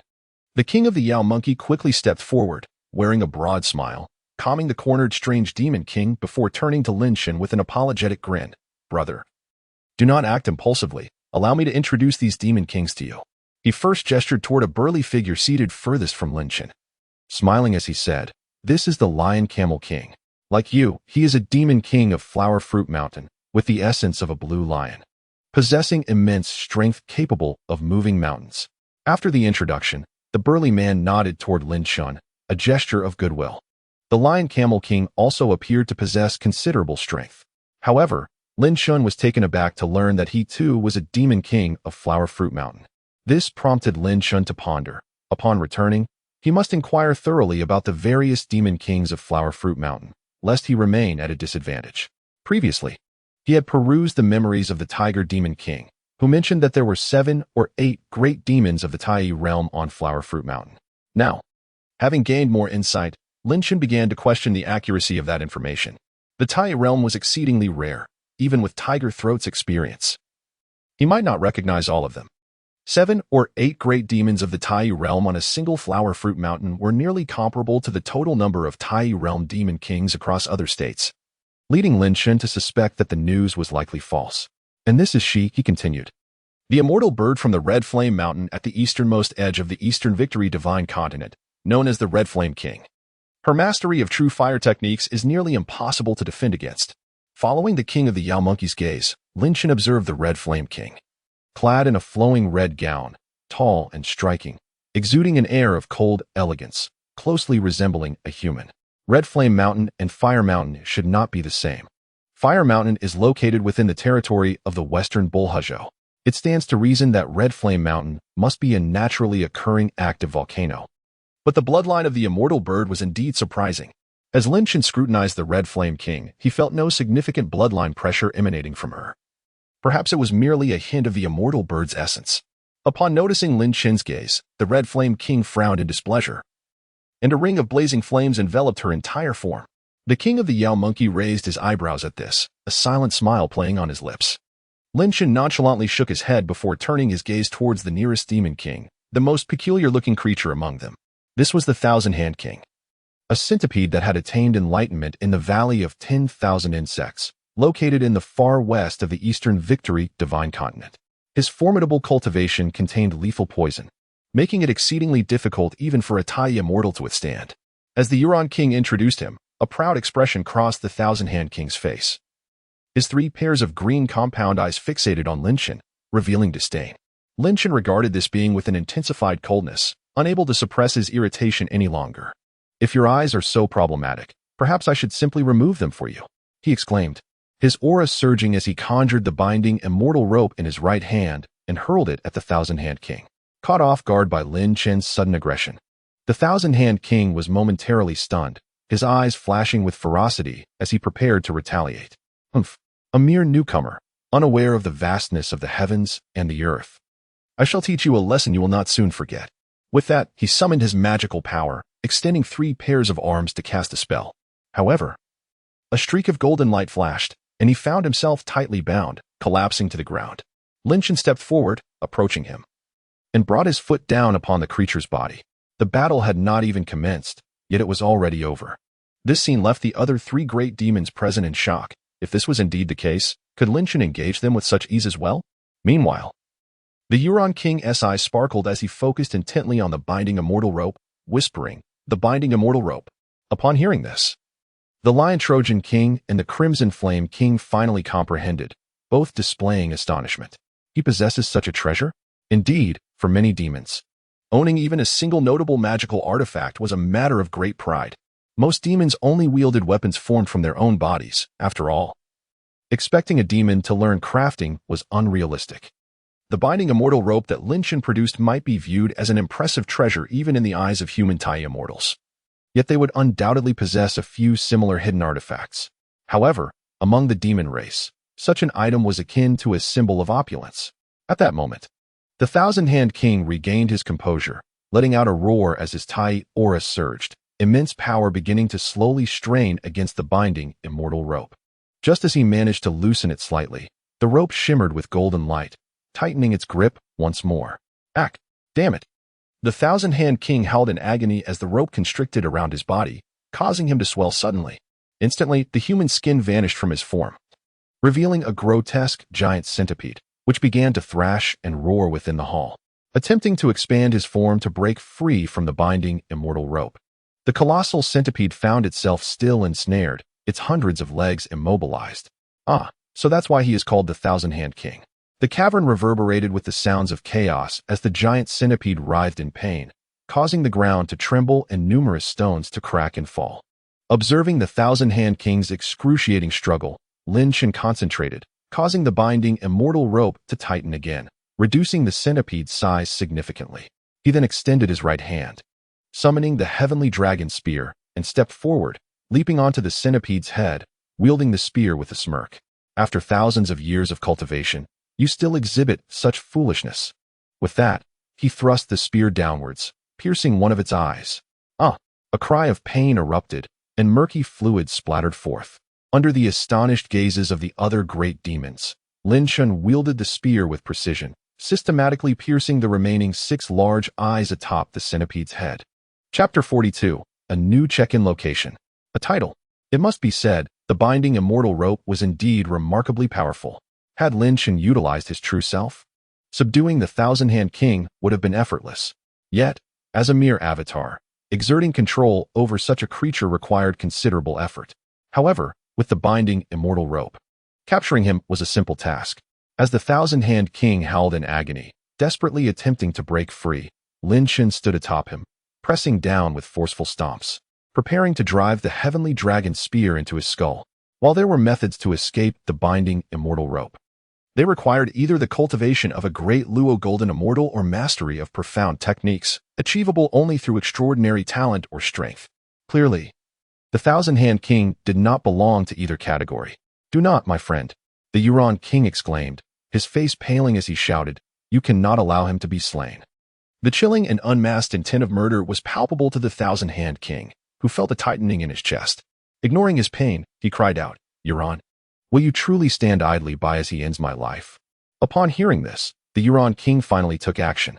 Gathering his magical power, he unleashed spells, an ethereal visage seemingly manifesting behind him. "Stop," he commanded, casting his magic towards Lin Shan.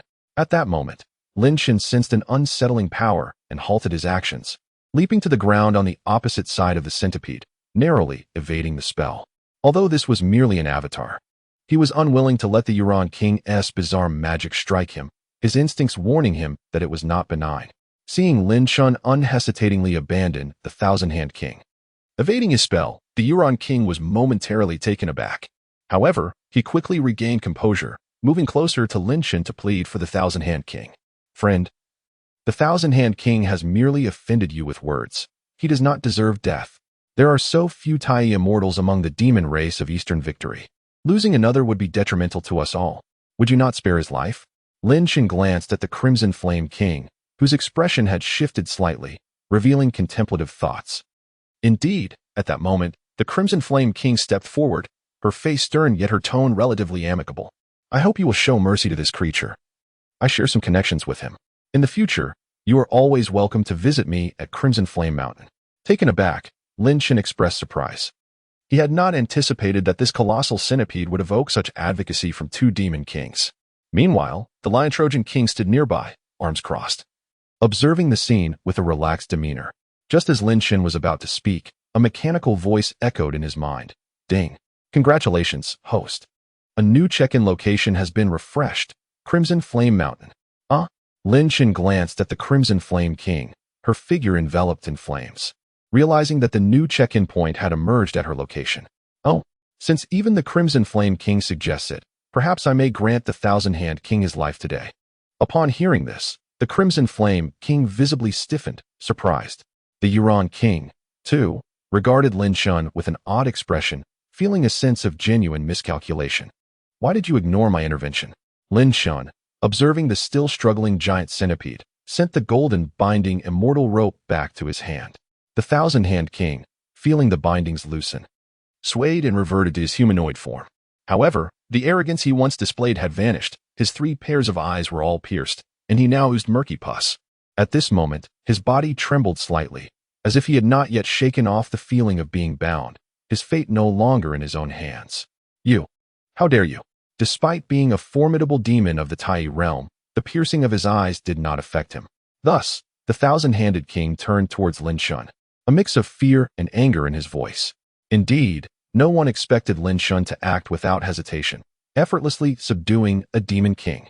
Lin Shan gazed at the Thousand-Handed King, his eyes cold as he remarked, "If you utter another word, I will not hesitate to disable your grotesque limbs." Instantly, the Thousand-Handed King fell silent, daring not to speak further.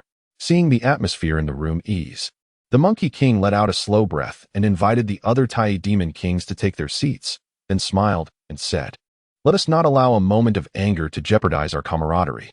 We are among the few Tai demon kings in the Eastern Victory Divine Continent. Internal strife would only provide entertainment for others." Lin Shan listened, his expression unchanging. The other demon kings remained unmoved. Each had their own wisdom cultivated through arduous practice, and such words could not sway them. The Lion Trojan King regarded Lin Shan with a curious gaze, shared by the Crimson Flame King and the Thousand-Handed King. The sudden emergence of a Tai immortal capable of subduing others of the same realm piqued everyone's interest. I find it curious that we still do not know your name. Esteemed friend, how do you wish to be addressed? The Monkey King inquired, his eyes sparkling with curiosity, a sentiment echoed by the other demons. Lin Shun considered their expressions and replied, I am Lin Shun. As for a title, I have yet to decide. Upon hearing this, the demon kings exchanged glances in astonishment. How could a Tai immortal lack a title? Even ordinary true immortal demon kings often possessed one. A title bore significance. Those renowned in the three realms had their own, representing their prowess. For instance, names like Erlang Xinyang Jian, the third Prince Neza, and Li Tianlong the pagoda holder all held weight. In many ways, a title encapsulated a true legend, while one's true name faded into obscurity. Your prowess is remarkable, yet you lack a title. Why not bestow one upon you today? The Monkey King suggested enthusiastically. This proposal elicited interest from the Lion Trojan King and the Crimson Flame King alike. After all, being part of the naming of a powerful entity was an intriguing endeavor, a topic worthy of discussion among the Demon Kings. But what title shall we choose? Chapter 43, New Title, King of Proud Arrival. Lin Shun was taken aback by the Monkey King's suggestion, not expecting such a thought. However, he nodded. After all, he truly had no title, so he was curious to see what they would come up with. The Lion Trojan King, seeing Lin Shun's approval, eagerly asked, What is your true form? Lin Shun pondered for a moment and candidly replied, I am a monkey from the Flower and Fruit Mountain. Ah, the Lion Trojan King exclaimed, realizing the connection to the Monkey King. The Monkey King, surprised, looked at Lin Shun and smiled. I did not expect another great demon from our monkey clan. Yet your abilities are extraordinary, suggesting you are a rare variant. Lin Shun chuckled but refrained from elaborating on his background. The Lion Trojan King, upon learning of Lin Shun's true form, stroked his chin and thoughtfully declared, Since you are a monkey, how about the title Beautiful Monkey King? Lin Shun was momentarily stunned by the suggestion, feeling as if it was an attempt to appropriate the monkey's title. That title is indeed commendable, but I am not particularly fond of it. He feigned contemplation before politely declining. He was wary of adopting a title that might invoke connections with the Buddhist realm and its celestial hierarchy. Moreover, he believed he could match the monkey's prowess. Why should he bear another's title? The Lion Trojan King clicked his tongue, revealing some disappointment at Lin Shun's disinterest. Do not worry, there are still titles to consider. At this moment, the Crimson Flame King expressed her interest, suggesting, I have heard that your domain is the Flower and Fruit Mountain. Why not call you the Flower and Fruit King? Flower and Fruit King? Lin Shun's lips twitched as he regarded the earnest Crimson Flame King. You truly have a talent for naming. It was clear that even the other Demon Kings found the name lacking. Seeing Lin Shun's slightly darkened expression, the Monkey King interjected. Crimson Flame, that title seems rather trivial. Flower and Fruit does not suit our friend Lin Shun. With a sigh, Lin Shun lost hope for their naming skills. The Monkey King, displaying a serious demeanor, furrowed his brows in contemplation before finally suggesting, The Flower and Fruit Mountain belongs to the Proud Arrival Kingdom in the Eastern Victory Divine Continent. I believe Proud Arrival has a nice ring to it, and carries a good meaning, standing tall in the three realms, with all demons paying homage. Shall we settle on Proud Arrival? As the Monkey King's words resonated, Lin Shun felt increasingly drawn to the title. Proud Arrival, standing tall in the three realms, a worthy aspiration. Naming often aimed high. And in a sense, it was a reflection of one's aspirations. After all, who could forget the title of Great Sage equal to heaven? Proud Arrival seemed a modest yet fitting choice. Yes, let it be Proud Arrival. Lin Shun decisively announced to the Demon Kings. The Monkey King smiled broadly upon hearing this. Proud Arrival it is, from now on. We shall refer to you as King of Proud Arrival. The Lion Trojan King and the Crimson Flame King echoed the name, finding it agreeable, thus relinquishing their own previously cherished titles. Only the Thousand-Handed King remained aloof, snorting derisively at Lin Shun's title, visibly displeased. Lin Shun cast a glance at the obstinate creature, but chose to ignore him for the moment. I shall deal with you later. The group settled down, and the Monkey King began to outline the main purpose of this gathering. Since the establishment of the divine authority, the celestial realm's power has steadily increased, making life increasingly difficult for our kind. Especially several centuries ago, when the true martial emperor emerged, leading the charge against demons and managing the affairs of the three realms. Our situation worsened. Lin Shun raised an eyebrow at this revelation. He was no stranger to the true martial emperor, recognizing that his Xiaoyao banner had originally belonged to this formidable deity. However, it seemed he had not yet acquired it even after several centuries, indicating that he had only recently obtained the Five Elements banner. Unfortunately, Lin Shun had gotten there first. The Crimson Flame King, her flames subtly flickering, interjected coolly. The true martial emperor is not only of high cultivation but commands fierce spirit generals. It is said that since his emergence, he has eradicated no fewer than 100 true immortal demons, including many from the Tai realm. Lin Shun was not surprised. The true martial emperor, known as the ancestor of demon purging, was indeed formidable. Fortunately, his main activities were still concentrated in the southern Zhan province and northern Jilu prefecture, sparing the eastern Victory Divine Continent's demons for now. However, it was only a matter of time before he would come to their territory, which is precisely why this gathering was convened, to prepare for the impending threat. The Monkey King's serious words genuinely astonished Lin Shun. Most of the demon race consists of simple-minded brutes with mere physical strength. Among them, the King of the Yuran is perhaps the most intelligent that Lin Shun has encountered, as he even possesses the foresight to prepare for the future. What do you plan to do? The hoarse voice of the Thousand-Hand King emerged, inquiring uncharacteristically. Lin Shun pondered for a moment and quickly grasped his intent, a cold smile involuntarily appearing at the corner of his mouth. The Thousand-Hand King, having been injured by him, had seen a significant decline in strength. If the Heavenly Court were to learn of this, he would undoubtedly be the first to face their wrath. It was only natural for him to be anxious. The Yuran King clearly sensed his thoughts but refrained from saying much, instead continuing smoothly. My idea is to gather all the demon kings above the true immortal realm from the Eastern Victory Divine Continent. This way, they can meet and establish connections, allowing for mutual assistance in times of danger in the future. When one side is in trouble, support will come from all directions. This indeed was a sound strategy. The Heavenly Court's primary targets were the true immortal demon kings, and they would not specifically hunt down the lesser demons of the mortal realm. Furthermore, the Eastern Victory Divine Continent, being an expanse of land over the ocean, lacked the vast depths of the Southern Zhan State and the Western Coward State, making rescue relatively easier. The weakness of the demon race lay in their disorganized nature, driven more by ferocity than cohesion. However, if they could provide mutual support, the dynamics would change significantly. The fact that the Yuran King could conceive such ideas was quite remarkable. Lin Shun felt a heightened sense of vigilance towards him. Subsequently, the 5 Taiji demon kings convened to discuss the timing for summoning all demon kings, ultimately deciding to hold a grand assembly at Huagua Mountain in 6 months. This startled Lin Shun. He had no desire to be the first target. Such a commotion would almost certainly attract the attention of the Heavenly Court, possibly even prompting them to take action. Dear friend Yuran, as the initiator of this gathering, it is only fitting that it be held at your domain. How could it possibly take place at my humble Huagua Mountain? After much persuasion, the location was eventually changed to the Yuran King's Divine Guardian Mountain. Following this, the demons dispersed, indulging in revelry, when the Thousand-Hand King, with a hiccup and a flushed face, prepared to leave. At that moment, a voice laced with a chilling mockery rang out. Do you truly believe everything has come to an end? Chapter 44. The Execution of the Thousand-Hand King. A voice, cold as the whisper of a demon, startled the Thousand-Hand King, instantly sobering him. Ally, what do you intend to do? He turned to see Lin Shun's gaze. Recalling his recent capture, his tone trembling slightly. Those who offend me, I prefer to eliminate directly. I shall not allow them to harbor resentment, waiting for the right moment to seek revenge. Before he could finish his sentence, Lin Shun flipped his right hand, preparing to draw the binding immortal rope. Upon witnessing Lin Shun's movement, the Thousand-Hand King was instantly paralyzed with fear, transforming into a streak of light as he dashed toward the cave's exit. Lin Shun was momentarily taken aback but quickly moved, morphing into a cloud of black mist as he pursued swiftly. Thousand-Hand King, you cannot escape. Upon leaving the Yuran King's cave, Lin Shun spotted the fleeing Thousand-Hand King soaring into the sky.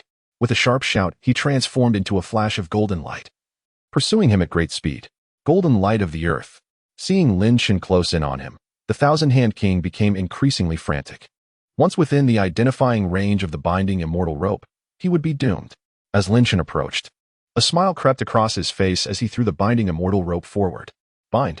In an instant, the golden cord transformed into a beam of light, racing toward the fleeing thousand-hand king, its intent to bind unmistakable.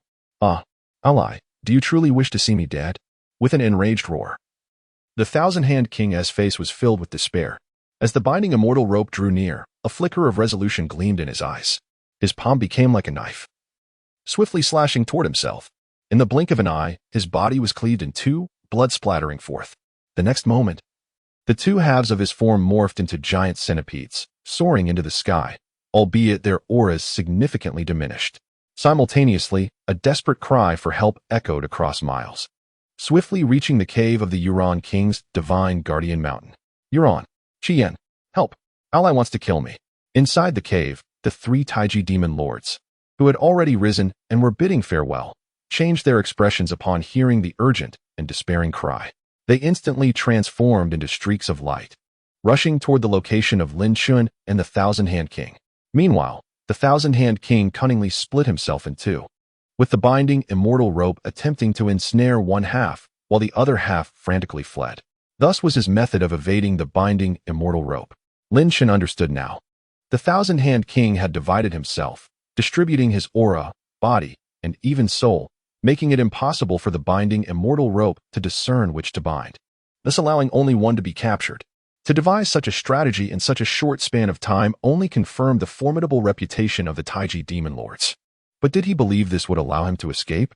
Lin Chun disregarded the half captured by the binding immortal rope and focused on the other half of the Thousand-Hand King retreating into the distance, remaining calm and unhurried. Suddenly, Lin Chun leaped into the air, his form agile and swift.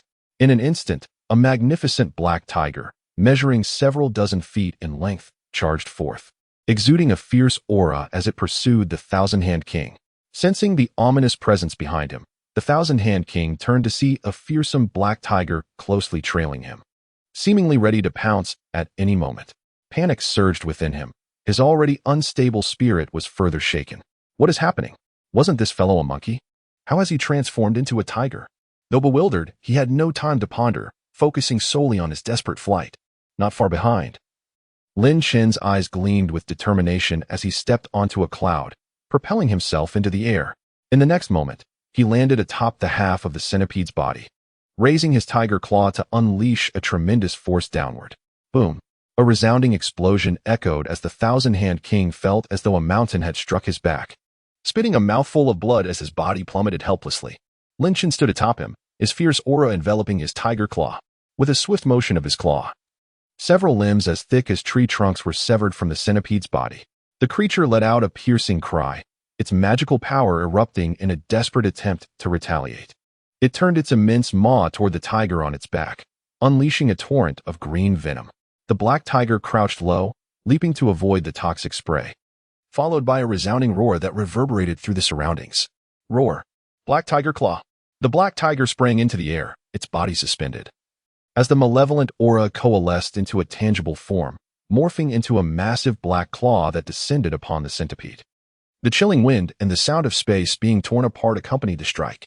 The colossal black claw flashed past the giant centipede's body, resulting in another clean break. The now severed segments fell to the ground in unison, stirring up clouds of dust. Lin Chun transformed back into his human form, wielding the heavenly dragon halberd as he dove downward, appearing above the Thousand-Hand King in an instant. With the glint of the halberd, he struck down. The halberd's blade sliced through, severing the centipede's limbs on either side. Lin Chun planted one foot on the centipede's head, and at that moment, the creature emitted a sound. Its gaze toward Lin Chun filled with terror. "Please, don't kill me." As Lin Chun contemplated his next move, several powerful auras approached from afar, revealing the Euron King, the Chien King, and the Lion Troop King. "Ally, do not slay it. Please." Their voices rang out, causing Lin Chun to instinctively glance in their direction. Beneath, the centipede's eyes gleamed with a hint of cunning as a streak of golden light burst forth from its brow, its primordial spirit. The moment this light appeared, it transformed into a radiant beam, rushing towards the direction of the Monkey King and his companions, filled with delight. Lin Chun gazed at the golden primordial spirit, his eyes turning cold, courting death. With a swift movement, he morphed into a black tiger, soaring into the sky. Then, he opened his jaws wide, unleashing an overwhelming aura. As countless malevolent energies surged forth, manifesting as black tendrils that shot towards the distance. Bang, bang, bang. A series of black ropes reached the golden primordial spirit, instantly ensnaring it. Before the Monkey King and his companions, the primordial spirit of the Thousand-Hand King was captured by those sinister black tendrils, swiftly dragged into Lin Chen's grasp. Fear filled the eyes of the Thousand-Hand King as it cried out in terror, "No, no, I don't want to." Before it could finish its plea, the black tiger abruptly closed its jaws, swallowing it whole. Instantly, the world fell silent. Lin Chen transformed back into his human form. Casting a glance at the several demon kings, "You all witnessed this. This creature has repeatedly provoked me. If I do not eliminate it, my heart will remain filled with resentment." The other three demon kings felt a surge of fear as they looked upon Lin Chen's calm demeanor. A demon king of the same realm had just been slain before their eyes. From the moment the Thousand-Hand King begged for help until their arrival, it took mere minutes for a Tai loose immortal demon king to perish. Dread and apprehension. That was the most genuine sentiment they felt. Chapter 45. The Resurrection of the Thousand-Hand King. Subjugating the Tai loose immortal. You truly killed him. The Monkey King expressed shock and anger as he witnessed Lin Chen, transformed into a black tiger, consume the Thousand-Hand King's primordial spirit. This gathering was orchestrated by him, yet right under his nose, one of the participating demon kings was slain. Seeing the Monkey King's furious expression, Lin Chen's eyes glinted like blades, his entire being brimming with unleashed power as he slowly spoke. The demon race has always revered strength. He offended me, and naturally, I must resolve this in my own way. So, Monkey King, do you intend to defend him? Contemplating Lin Chen's fearless demeanor, the Monkey King recalled the formidable black tiger Lin Chen had transformed into. Suppressing his anger, he forced a smile and replied, "You misunderstand, my friend. If he sought death on his own accord, then my attempt to rescue him was merely an act of kindness. However, Brother Ao Lai, did you not mention that your true form is also of the monkey race? Then what of the black tiger just now?" Hearing the Monkey King's inquiry, the Red Flame King and the Lion Trojan King exchanged curious glances. All three were mighty demons of the Tai realm, and their perception was undoubtedly sharp. The ferocious black tiger had evidently possessed a corporeal form, not a mere illusion, signifying that it was indeed a Tai realm black tiger. Yet, this seemed inconsistent with what Lin Chen had told them. Did the Ao Lai King conceal the truth about his true form? Not only the Monkey King, but the other two great demons also harbored similar thoughts. Lin Chen, upon hearing their words, revealed a faint smile. "My true form is still in closed-door cultivation. I had no choice but to manifest a doppelganger to attend this meeting. My sincerest apologies." What? A doppelganger? It was merely a doppelganger. The Monkey King and the other two demon kings were astonished, their faces reflecting disbelief. A mere doppelganger had so decisively slain the Thousand-Hand King. How formidable must the true form be? The Ao Lai King is truly a hidden gem. The Monkey King wore a wry smile, shaking his head in resignation. At that moment, the Lion Trojan King stepped forward, his gaze fixed intensely on Lin Chen as he inquired, "Has the Ao Lai King reached the realm of Tai Upper Immortal?" The realm of Tai Upper Immortal was the ultimate aspiration for all of them. Yet, advancing further was no easy feat. Now that Lin Chen's doppelganger displayed the strength of a Tai loose immortal, the Lion Trojan King began to suspect that Lin Chen's true form had already attained the Tai Upper Immortal realm. Lin Chen, sensing their unwavering gaze, shook his head with a smile. Reaching the Tai Upper Immortal realm and cultivating the three flowers is no simple task. If I had truly attained such a level, would I still be in closed-door cultivation? Hearing Lin Chen's response, the three demons felt a mix of disappointment and relief. If Lin Chen had indeed reached the Tai Upper Immortal realm, their days of arrogance would be over. They would all have to retreat into obscurity. Then, Lin Chen smiled slightly and addressed the demon kings. "If that is the case, I shall take my leave." "Ha ha, Red Flame King. Do not refuse my visit to your Red Flame Mountain in the future." A hearty laugh echoed as Lin Chen transformed into a streak of light, soaring into the sky. On the ground, the Monkey King and the other two remained motionless for a long while. Eventually, the Monkey King gazed in the direction where Lin Chen had disappeared, a mischievous smile creeping onto his lips. He remarked to the Lion Trojan King, "Your flower fruit mountain has produced quite the formidable individual. You must be cautious henceforth. I observe that the Ao Lai King is not to be underestimated." The Lion Trojan King tightened his expression and nodded in agreement. Meanwhile, Lin Chen, having flown a distance, suddenly veered towards the location of the binding immortal ropes. Moments later, he descended from the sky to find a large pit in the ground, where the Thousand-Hand King had been severed in two. One half of its centipede body stretched over 10 feet, yet it was now tightly bound by the binding immortal ropes, compressed to the size of an ordinary arm. Upon seeing Lin Shun, the remaining half of the Thousand-Hand King quickly glanced behind him, only to find Lin Shun alone. Do not look for help. The Monkey King and the others cannot save you. Hearing Lin Shun's seemingly calm, yet cold words, the Thousand-Hand King shivered. How is this possible? They did not stop you from killing me.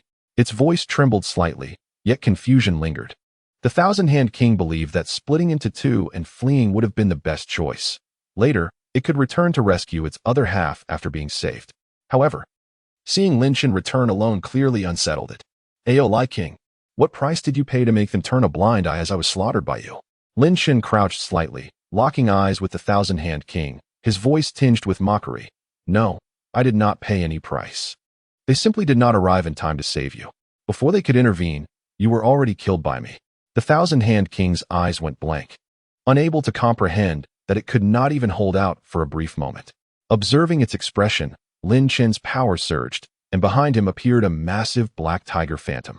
The black tiger opened its mouth, exuding an unmistakable aura of ferocity. After a silent roar, a golden orb flew from its mouth, which Lin Shun swiftly caught in his hand. It was indeed the other half of the Thousand-Hand King's primordial spirit. Sensing the essence of its origin, the bound Thousand-Hand King slowly turned its gaze towards Lin Shun, revealing a hint of longing in its eyes. Lin Shun deftly infused the golden orb into the Thousand-Hand King's remaining body, watching as its aura began to rise steadily, soon restoring it to the level of the Tai realm. For cultivators above the true immortal level, the physical body was no longer of utmost importance. Even without a body, the primordial spirit could survive, and in time, it could even take over another body.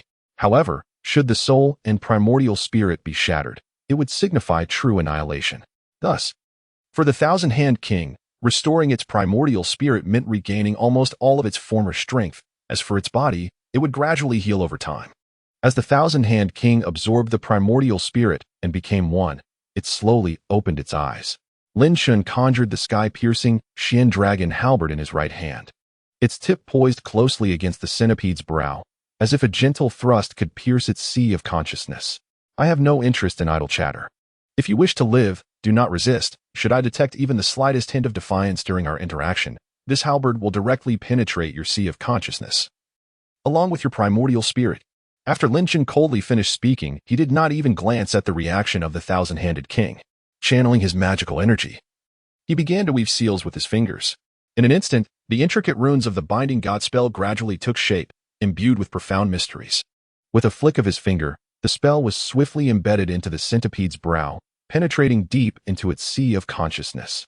To Lin Shun's surprise, he encountered no resistance. The spell successfully established a mark within the Thousand-Handed King's primordial spirit, firmly attaching itself. With a thought, the binding immortal rope transformed into a streak of golden light. Returning to Lin Shun's side, on the ground, the centipede's aura erupted with a thunderous roar, and its injured body began to heal, revealing the might of a Tai loose immortal. In an instant, the centipede morphed into human form, kneeling on one knee before Lin Shun, respectfully proclaiming, "I pay my respects to the king." Chapter 46. Return to Flower and Fruit Mountain. Seeking the spirit platform at Mount Fengsuan, observing the kneeling Thousand-Handed King, Lin Shun's eyes reflected a hint of surprise. This was the first Tai loose immortal under his command, and he had not anticipated such an effortless submission. Unbeknownst to Lin Shun, upon the return of the other half of the Thousand-Handed King's primordial spirit to its original form, memories were naturally shared. The recollection of being brutally beaten by the black tiger and ultimately swallowed still lingered in its mind. With a great halberd pressed against its brow, any thought of resistance had long since dissipated. The potency of the binding god spell lay in its ability to render every thought visible to Lin Shun's perception, even causing the curse to become increasingly submissive as time passed. As everything concluded, a figure stealthily approached from a distance. It was Tiger Throat. He had been informed of the rendezvous point before Lin Shun departed, but the overwhelming aura of the Tai realm had deterred him from approaching. Upon witnessing the formidable Tai loose immortal kneeling before Lin Shun, he was taken aback, his reverence for Lin Shen deepening. Very well. Let us return to Flower and Fruit Mountain. After issuing a command, Lin Shen mounted the back of Tiger Throat, with the thousand-handed king respectfully following behind. And the group set off for Flower and Fruit Mountain. If he surmised correctly, the Monkey King and his companions had harbored some trepidation regarding his power after he had just departed, which had allowed him to easily subdue the thousand-handed king. Had they discovered that the thousand-handed king was not entirely vanquished, they might have risked confrontation to rescue him, even at the peril of turning against Lin Shen. As it stood, all was well. Before long, the picturesque Flower and Fruit Mountain, enveloped in ethereal energy, came into view. Upon arriving at the cave dwelling, Lin Shen dismounted from Tiger Throat's back, only to see the two characters inscribed above the cave, Jiao Mo furrowing his brow. He covered his right hand with magical energy and swiped forward, instantly erasing the two characters. Subsequently, Lin Shen extended his index finger, releasing a sharp aura that flowed forth as he began to inscribe, Ally. The two grand characters, imbued with vigor, appeared on the stone plaque of the cave, instantly elevating the cave's stature. Ah, splendid. Lin Shen nodded in satisfaction, then turned to Tiger Throat and declared, from now on, my title shall be Ally King. Remember it well. Ally Mist, the fragrance of flower and fruit, the staff that calms the seas, commanding 10,000 demons. Should he achieve such heights in the three realms in the future, it would not be in vain for him to have come here. Unbeknownst to him, as his power grew, so too did his ambition. He was no longer content with merely surviving. Lin Shen then entered the cave, stepping into his secluded chamber. Inside, he found his original body seated cross-legged on the ground, a sword resting upon his knees, radiant golden light enveloping him. Behind him, 5 energies converged and surged, transforming the ethereal into the tangible, swirling around his head. Upon the sword, the unique aura belonging to the Yinglong gathered, seemingly flowing within the blade. Upon witnessing this scene, Lin Shen pondered deeply. The residual power of the Yinglong still harbored immense strength. If harnessed fully, it could facilitate his breakthrough to the Tai upper immortal realm. Thus, he decided that the search for Fengsuan Mountain would be entrusted to his avatar. Fengsuan Mountain, with its crescent moon and 3 stars cave, was the sacred ground of the Bodhi Patriarch, and it was not easily located. The most prudent method would have been to wait for the monkey's emergence, following it to find the mountain with ease. However, it was evident that the monkey's birth was still some time away, and Lin Shen was in urgent need of strength. In this situation, waiting several more decades was simply untenable. Vaguely recalling that Fengsuan Mountain lay at the eastern edge of the West Nyohazhou, he remembered the monkey traversing the South Zhanzhou for 8 years before finally reaching a place called Changshu Village, where he found Fengsuan Mountain. Armed with this clue, Lin Shen's avatar departed from Flower and Fruit Mountain, heading towards West Nyohazhou. Meanwhile, upon learning of Lin Shen's title, Tiger Throat began to contemplate. He summoned the Red Serpent King and the Unicorn Ghost King. With the king's current strength, it is unacceptable to lack a proper domain. Upon hearing Tiger Throat's words, the Red Serpent King paused momentarily before tentatively responding. What do you mean? Given the king's esteemed identity, such trivial matters should not concern him, yet we, his subordinates, cannot ignore them. Thus, I have decided to claim the entirety of Flower and Fruit Mountain in the king's name, ensuring that henceforth there shall only be one demon king here, Ally King. Though Tiger Throat's actions were influenced by Lin Shen's recent words, there was also a degree of personal ambition. If he succeeded, Lin Shen would surely reward him, granting him hope for ascending to the Tai Lu's immortal realm. He had not forgotten the Black Tiger Seal, the Red Serpent King and the Unicorn Ghost King, both creatures controlled by the Binding God spell, naturally did not refuse when the matter concerned Lin Shen. Thus, the 3 demons began formulating a plan to unify Flower and Fruit Mountain. Lin Shen soared across the eastern sea, where the azure waves stretched infinitely, and the scenery was truly splendid. He pondered whether to traverse the South Zhanzhou and then cross the western sea to reach West Nyohazhou, or to journey from the eastern sea via the southern sea to the western sea. Furrowing his brow, Lin Shen found himself at a crossroads. If he sought precision, retracing the monkey's path would certainly increase his chances of locating the spirit platform at Fengsuan Mountain. However, the South Zhanzhou was a forbidden territory of the Celestial Court, and entering it posed significant dangers. It was uncertain whether this avatar could withstand such a challenge. Forget it. I shall proceed through South Zhanzhou. The 4 great regions were vast and boundless, and the 4 seas equally expansive. A slight deviation could lead to an indeterminate search. Sighing, Lin Chen flipped his right hand, and a radiant light emerged, revealing a palm-sized, dark-colored flag. Fortunately, I brought the Zhaodiao flag on this journey. On the other side, Lin Chen's original body. Possessing the innate celestial ability of the Spirit Mind Stone Monkey to navigate the stars, rendered the Zhaodiao flag's power to shield from celestial scrutiny somewhat superfluous. Thus, Lin Chen had instructed his avatar to carry the Zhaodiao flag. The Black Tiger avatar lacked the same prowess as the original body and could also benefit from the protection it afforded. Zhaodiao flag manifest, channeling his magical energy. The flag soared above Lin Chen's head, enveloped in a faint, dark glow, its form vanishing into the void. With the celestial scrutiny obscured, it became exceedingly rare for anyone to detect Lin Chen. His eyes gleamed with determination as he gazed toward the vast continent ahead. Golden light of the earth. In an instant, Lin Chen transformed into a streak of golden light, soaring towards South Zhanzhou. Spirit Platform at Fangsuan Mountain Chapter 47. Limitations of the Avatar. Encountering the Western Sea Dragon Clan. Upon entering the southern Jianbu Prefecture, Lin Chen did not linger even for a moment.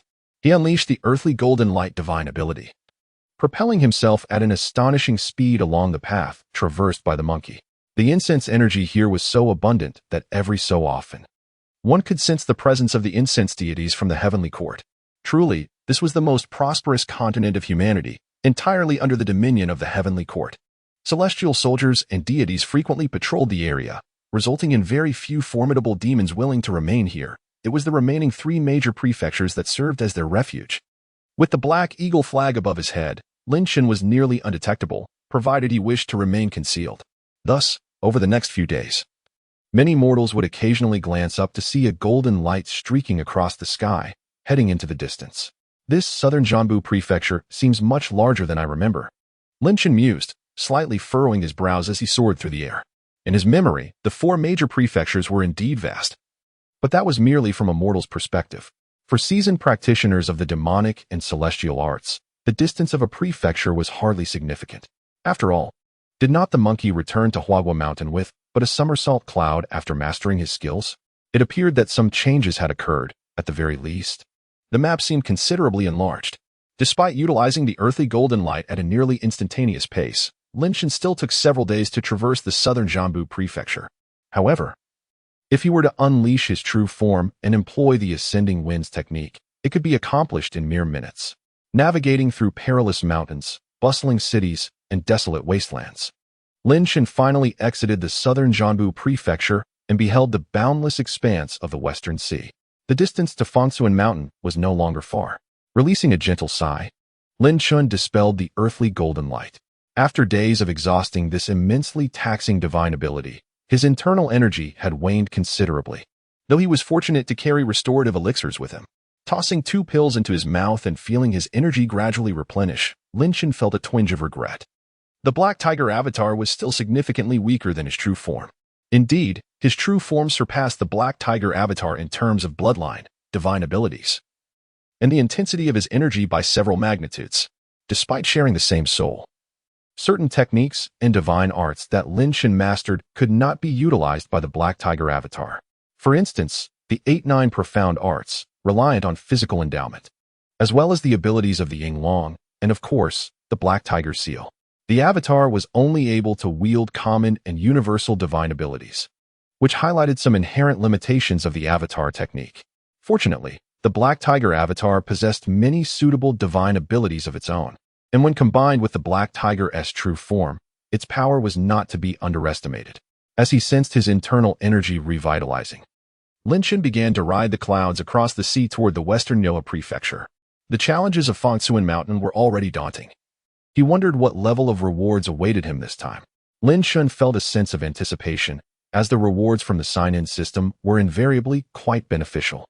Soaring above the western sea, Lin Chen glided through the air with an air of leisure. Suddenly, a tempest erupted from the ocean, followed by surging waves as columns of water, as thick as flood dragons, rose up and surged toward the sky. Lin Chen's eyes narrowed slightly, and the radiance of the black eagle flag illuminated his surroundings, creating a halo around him. Instantly, everything around him seemed to be repelled, as those wrathful water columns were thwarted from advancing even an inch. Who dares? Lin Chen's voice rang out coldly as his consciousness swept across the vicinity.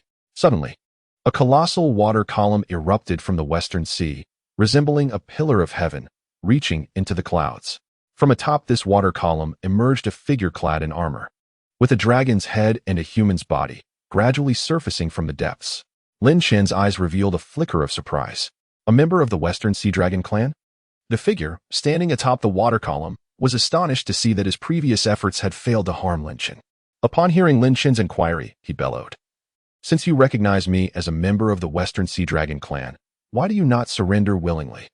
Lin Chen could not help but chuckle in exasperation. "What if you are from the Western Sea Dragon clan? Must I submit simply for crossing the Western Sea and encountering you? Is this the hospitality of the Western Sea Dragon Palace?" His tone grew increasingly frigid. Yet the dragon did not realize the severity of the situation and continued to speak arrogantly. "You sneaky intruder, concealing your aura while passing through my Western Sea. Who knows what ulterior motives you harbor? Since I have discovered you, you shall accompany me to the Western Sea Dragon Palace." Unbeknownst to him, Lin Chen's true power remained undetected due to the concealment of his aura. There exists a distinction between obscuring one's destiny and merely masking one's presence. While the former prevents anyone from discerning your whereabouts, the latter simply hides your aura, allowing others to detect you through other means. Clearly, the Black Eagle flag obscured his destiny while simultaneously concealing his aura, leading this member of the Western Sea Dragon clan to mistakenly perceive Lin Chen as merely a sneaky thief. Ding! Congratulations, host. A new sign and location has been refreshed, the Western Sea Dragon Palace.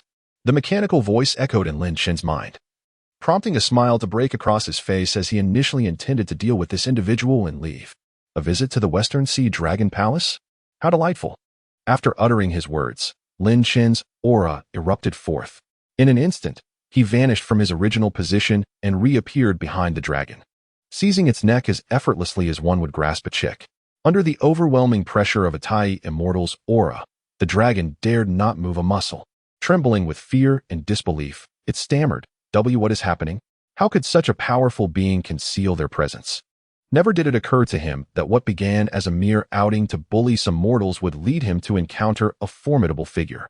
"Transform into your true form, and take me for a tour of your Western Sea Dragon Palace. Since you have extended such a gracious invitation, it would be remiss of me not to accept." Lin Chen tightened his grip on the dragon's neck before tossing it away. As the dragon was hurled back, it involuntarily transformed into its true form, revealing a massive, fearsome white dragon, measuring over 10 zhang in length, rising from the ocean's surface. Before it could comprehend the situation, Lin Chen had already stepped onto its head. "Let us depart." The presence of the individual atop its head bore down upon it, like a mountain. The dragon sensed that failure to comply would lead to dire consequences. A soft voice resonated, causing the true dragon's heart to quiver. It could only sway its massive body and plunge into the sea, heading toward the Western Sea Dragon Palace. May the Western Sea Dragon King forgive my son. Chapter 48. The Four Symbols Seal Technique. Sign and Reward, Azure Dragon Seal. Without the need for speculation, Lin Chen could ascertain that the dragon beneath him was likely one of the sons of the Western Sea Dragon King.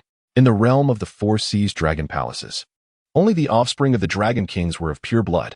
As they traversed the Western Sea, Lin Chen felt a slight discomfort. The surrounding waters no longer granted him the sense of fluidity and control. Rather, they felt oppressive. The Black Tiger avatar lacked the innate affinity for water that his true form possessed, and engaging in combat underwater would result in some constraints. The massive white dragon beneath him twisted its form, creating powerful currents, its 4 claws outstretched as it rapidly descended. The son of the Western Sea Dragon King. Lin Chen pondered as he regarded the white dragon. "What is your name?" Upon hearing Lin Chen's inquiry, the white dragon trembled, and a youthful voice, tinged with pride, responded, "I am Aolai, the 3rd prince of the Western Sea Dragon Palace." Indeed, it was he. Lin Chen found himself somewhat perplexed. He had not anticipated encountering such figures on a casual outing. Aolai, who was he? The white dragon horse, destined to become the steed of Tang Sing after being transformed by Guanyin, was none other than him. Aolai? The name Aoli is quite remarkable, for it grants me the mercy to spare your life. Upon hearing Lin Chen's words, Aoli was overjoyed. "Thank you, esteemed elder." Lin Chen then raised an eyebrow, contemplating something, and spoke again. "However, I hope you will be cautious in the future. Be careful not to inadvertently set fire to your father's treasures. And do not dare to defy your father. Lastly, I hope you will always remain a dragon. Should you ever transform into a horse that is ridden by others, I shall personally take your life. Huh? Ailey was somewhat bewildered. What are you talking about, great immortal? As Ailey listened to Lin Chen's words, confusion and displeasure filled his heart. How could I, a true dragon, ever become a mere horse? Who do you think I am? Besides, my relationship with my father is quite harmonious. How could I ever defy him? Despite the turmoil within, he dared only to grumble internally. If Lin Chen were to discover his thoughts, he would surely pat his shoulder and solemnly advise, little Ailey, from this day forth, your relationship with your father may not remain as it once was. Before long, a resplendent, shimmering crystal palace emerged from the depths of the sea. This was the Dragon Palace of the West Sea. Ailey transformed into his human form, feeling hesitant to meet Lin Chen's gaze. Lin Chen, however, was not preoccupied with such thoughts. He seized Ailey once more and strode directly inside. Hey, who are you? Put down the third prince. The surrounding shrimp soldiers and crab generals instantly noticed Lin Chen approaching, and a throng of sea creatures surged forward. Lin Chen unleashed his aura, waved his sleeve, and commanded, "Get lost." Immediately, those encroaching sea creatures were flung back, crashing against the ocean floor. Lin Chen did not retract his imposing presence and continued to march forward. Inside the Dragon Palace of the West Sea, the Dragon King Awaken, who had been seated upon his throne, felt a sudden change in his expression upon sensing Lin Chen's aura, his demeanor becoming uneasy. What is this? The aura of a Tai immortal? In no time, Lin Chen arrived within the grand hall of the Dragon Palace. There, the Dragon King Awaken was surrounded by numerous ministers, all eyeing Lin Chen warily. Ailey, being held by Lin Chen like a chick, naturally caught the attention of everyone present. Ding! Host has arrived at the designated sign-in location, Dragon Palace of the West Sea. Ding! Would you like to sign in? Lin Chen glanced at the tense assembly of the Dragon Palace, disregarding them entirely, and simply declared, "Sign in." Ding! Congratulations, host. Sign-in successful. You have received a 4-star reward. Azure Dragon Seal. Azure Dragon Seal, a spell technique, one of the ancient 4-symbol seals. When cast, it transforms profound magical power into an ancient azure dragon, mysterious and extraordinary, an unstoppable force. At its peak, it can summon a Tai realm azure dragon, endowing it with sentience and a true dragon form, Invincible. Upon seeing the words Azure Dragon Seal, Lin Chen surmised its significance. It seems to be part of the same set as the Black Tiger Seal, but why are they separated? What might happen if they were unified? As he pondered these thoughts, curiosity stirred within him. Yet, there was no need to rush, for this was a random reward, not something to be summoned at will. Meanwhile, far away at Flower and Fruit Mountain, within the Owleye Cave, Lin Chen's true self suddenly received a plethora of information in his mind, the usage method of the Azure Dragon Seal. This would allow him to manifest an Azure Dragon avatar. Do not underestimate this avatar. Though its power pales in comparison to Lin Chen's true form, it remains a Tai immortal, capable of considerable impact. Returning to the scene, the Dragon King of the West Sea, upon seeing Ailey grasped by Lin Chen, could no longer contain himself and exclaimed, "What is the meaning of this? What business does this friend have in my Dragon Palace? Such an entrance may tarnish the dignity of one of your stature." Hearing the Dragon King's words, Lin Chen laughed heartily. "Old Dragon King, I was merely passing over your West Sea when your son suddenly appeared and attempted to attack me, claiming he would drag me to your Dragon Palace. Is this truly your hospitality?" Upon hearing Lin Chen's statement, Awaken's gaze immediately shifted to Ailey, who was now on the ground, his head bowed, not daring to meet his father's eyes. Taking a deep breath, the Dragon King realized Lin Chen spoke the truth. "My friend, I sincerely apologize. My rebellious son, in his ignorance, has disturbed your journey, and I am truly sorry." Lin Chen regarded the Dragon King with a knowing smile and waved his hand dismissively. "I initially had urgent matters to attend to, but since the Dragon Prince has so graciously invited me, it would be remiss of me not to accept. Now that I am here in your Dragon Palace, should you fail to provide me with suitable compensation, do not blame me for annihilating everyone present." His playful tone belied words that pierced like the cold wind, causing the entire assembly of the West Sea aquatic beings to tremble. The Dragon King Awaken's face twitched as he observed Lin Chen, who appeared utterly unperturbed, his heart devoid of any hope for resistance. The earlier aura had already indicated that this was indeed a genuine Tai immortal. Even a novice in the Tai realm could easily obliterate my dragon palace. Alas, better to part with riches than to face disaster. Before long, Lin Shun leaped from the dragon palace of the West Sea, shooting upward like a cannonball, stirring up a torrent of water as he burst through the ocean's surface. Flying toward the West Nyo-Hajo. Today shall be another fruitful day. Within the dragon palace, Awaken gazed at the emptied treasury, his heart quaking violently. He gritted his teeth and commanded those nearby. Report to the heavenly court.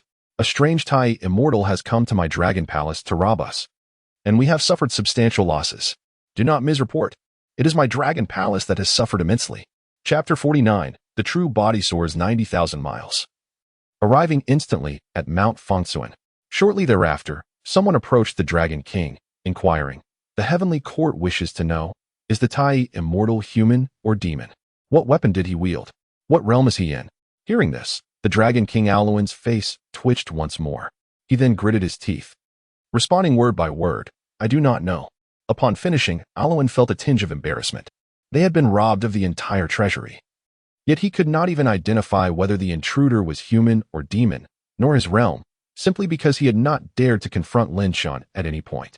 Afterward, Ailey, with a sorrowful expression, knelt beside Awaken and spoke softly. "Father, I am sorry. I have brought great trouble to the Dragon Palace." Slap. The Dragon King turned and delivered a resounding slap to Ailey's face. Disappointment etched across his features. "Do you have any idea how many treasures and resources my Dragon Palace has lost because of you? You are no longer a child. When will you start to share in the responsibilities instead of idling about?" Ailey looked up, incredulous at the sight of his father, who had always cherished him, now filled with such disappointment. "I am not idle. I have been." Silence. Awaken interrupted his son, sighing deeply. "You still do not recognize your fault. Go to the dragon prison and remain there for 100 years. Hearing this, Ailey's face turned pale, and he collapsed onto the ground. For some reason, he suddenly recalled Lin Chen's peculiar words from earlier on the road. Above the West Sea, Lin Chen flew at great speed, finally spotting the horizon where West Nyo-Hajo met the ocean. Upon entering West Nyo-Hajo, Lin Chen distinctly sensed a Buddhist aura, accompanied by a drastically diminished presence of human vitality compared to the southern Jambu state. Although this was the domain of the Buddhist faith, it was evident that the vast land was sparsely populated, as there were not many mortals.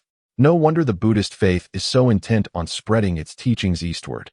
After discerning the direction, Lin Chen flew northward, toward the location of Mount Fengsuan, as he remembered it. Before long, Lin Chen spotted a small village nestled at the foot of the mountain, with wisps of smoke curling upwards, paths connecting, and the sounds of chickens and dogs echoing a scene of tranquility. Thus, he transformed into a mortal guise and descended near the village, making his way toward it. "Good sir, what is the name of our village?" Upon reaching the entrance of the village, Lin Chen spotted an elderly man leaning on a cane and seated at the threshold. Hearing Lin Chen's voice, the old man lifted his gaze, his somewhat clouded eyes briefly meeting Lin Chen's before he spoke in a frail tone. "This is Changshu Village." Changshu Village? Lin Chen's eyes lit up with delight. It seemed he had found the right place. "Old man, what is the name of the mountain behind the village?" A look of yearning crossed Lin Chen's face as he continued. "I have heard that there are immortals here who impart their wisdom. I wish to seek a master and inquire about the art of longevity." Unfazed by Lin Chen's words, the old man maintained his calm demeanor, as if he had encountered many such seekers before.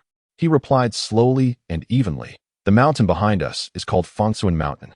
According to my ancestors, an ancient immortal resides atop that mountain, though I have never seen him myself. Young man, the path of immortality is elusive and unattainable. It would be wise to return home and live a stable life. Is that not a fortune in itself?" Listening to the elder's words, Lin Chen appeared somewhat dazed. He soon regained his composure, gently shaking his head as he smiled at the old man. "Old man, it is precisely because the path to immortality is elusive that I pursue it. The riches and honors of this world last but a century.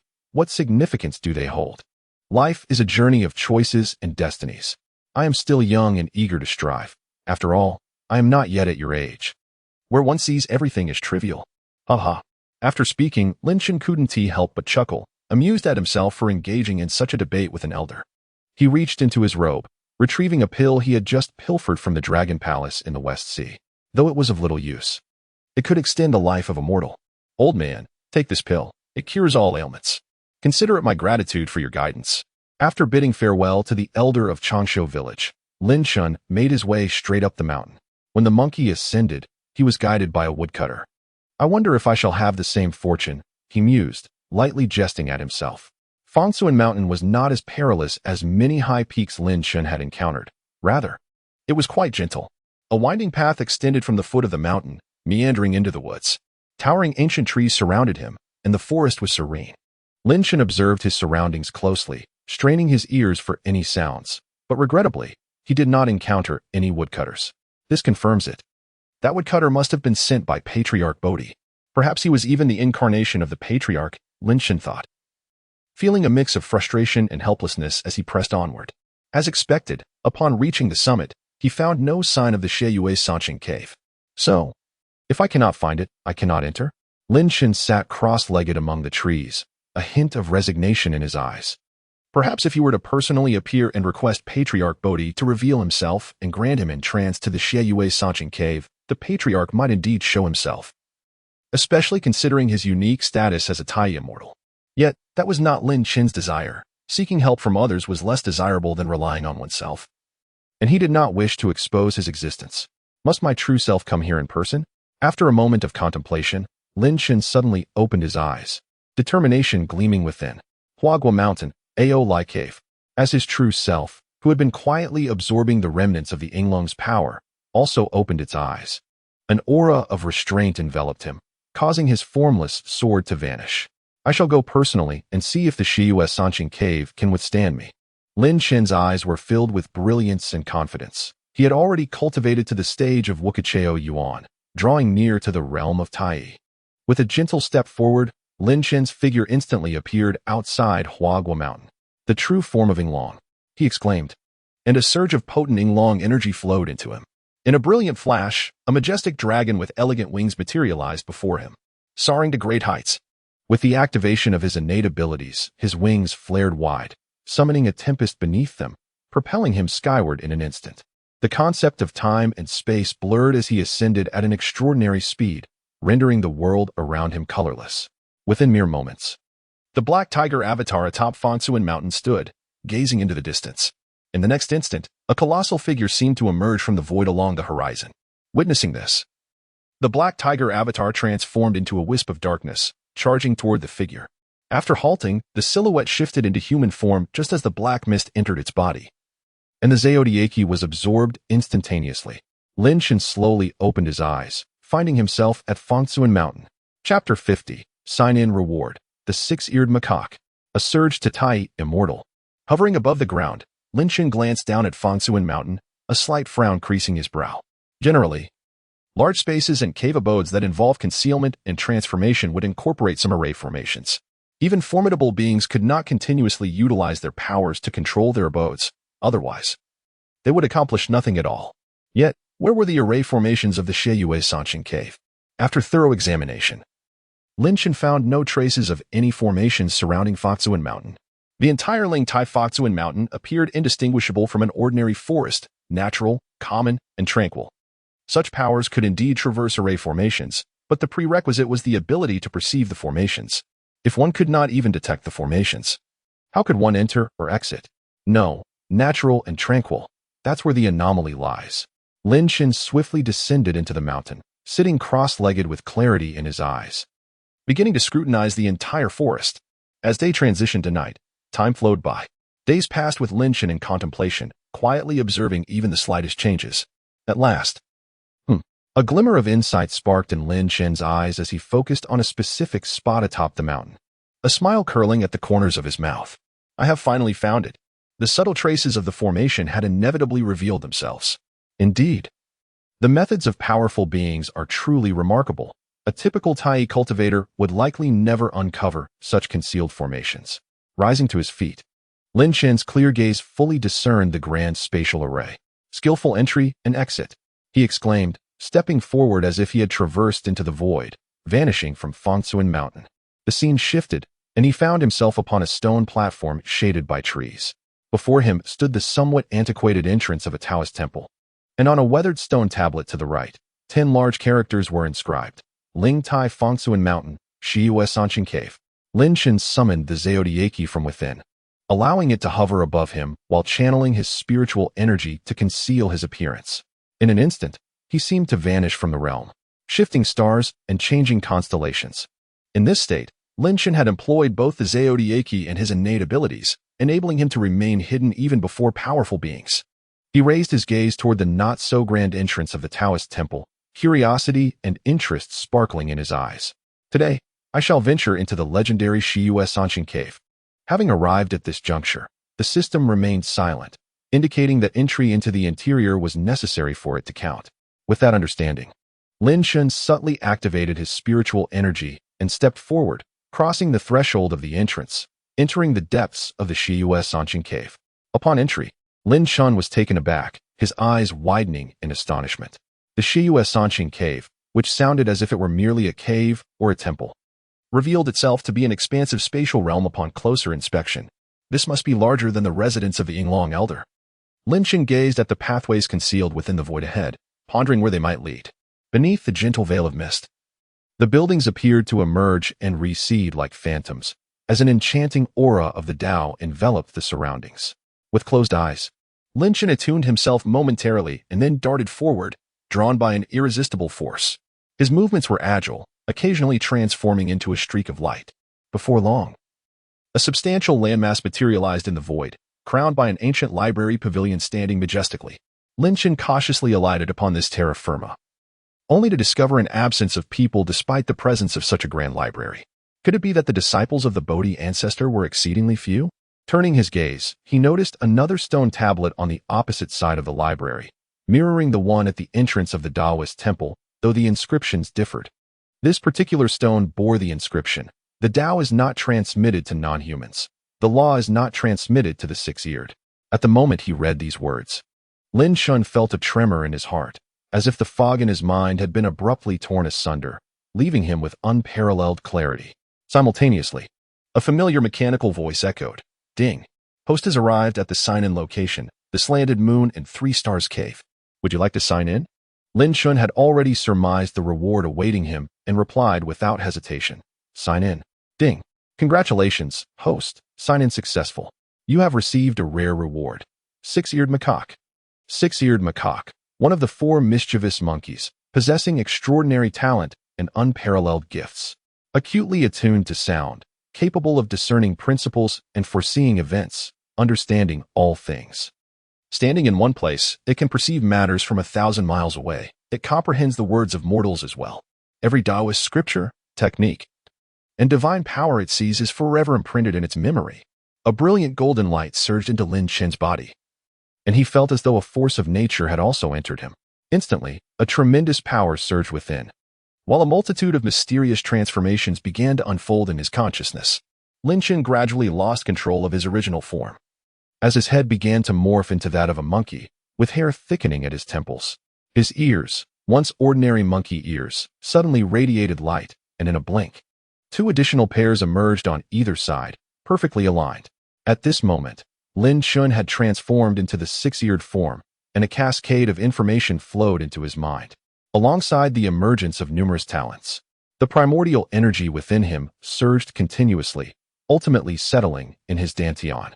In that instant, while still absorbing the information in his mind, Lin Shan felt an epiphany wash over him, as a swirling essence emerged from behind him, coalescing into a murky cloud. His aura erupted dramatically, and a phantom of a flower of the Tao began to materialize above his embryonic Tao. The 5 qi and 3 flowers. The radiance surrounding him intensified, and his aura soared higher and higher, as the flower of the Tao, nourished by the primordial energy, gradually transformed from a phantom into a tangible entity. It swayed gracefully in the wind, having absorbed the legacy of the Yinglong and stimulated by the celestial energy contained within the bloodline of the 6-eared macaque. Lin Shan finally took that pivotal step. He had ascended to the realm of the Supreme Celestial. His eyes gleamed with brilliance, and joy illuminated his face. The overwhelming momentum of his ascension and the fluctuations of celestial energy were all concealed by the Zhaodiao banner, seemingly unnoticed by the Bodhi ancestor. Lin Shan reigned in his aura, and the Zhaodiao banner once again floated above him, enveloping his entire being. He gazed at the ancient library pavilion before him, and with a hint of bashfulness, rubbed his hands together. Having arrived, I cannot leave empty-handed. Surely, the generous Bodhi ancestor would not begrudge my thirst for knowledge. With that, Lin Chen set off eagerly towards the library pavilion. Chapter 51. Stealing Techniques Within the Slanted Moon and Three Stars Cave. The Bodhi ancestor faces a perilous situation. Pushing open the door of the library pavilion, Lin Chen entered cautiously, having already detected through his newfound talent that no one was inside. He marveled at the vastness of the library, wondering how it could be devoid of inhabitants. Were the disciples of the Bodhi ancestor so frivolous? As he walked past row upon row of wooden shelves, Lin Chen gazed at the diverse array of Taoist texts, ancient tomes, and bamboo slips, nearly overwhelmed by the sheer volume. Titles such as On the Merits and Demerits of Cultivating Martial Arts in the Mortal Realm, The Optimal Method for Gathering the Three Flowers of the Supreme, Summary of Initial Refining Techniques, Overview of the Four Divine Regions, Summary of the Divine Path of Incense, the Diamond Sutra, the Fruit Position of the Buddha's Golden Body, and the Tao Te Ching adorn the shelves.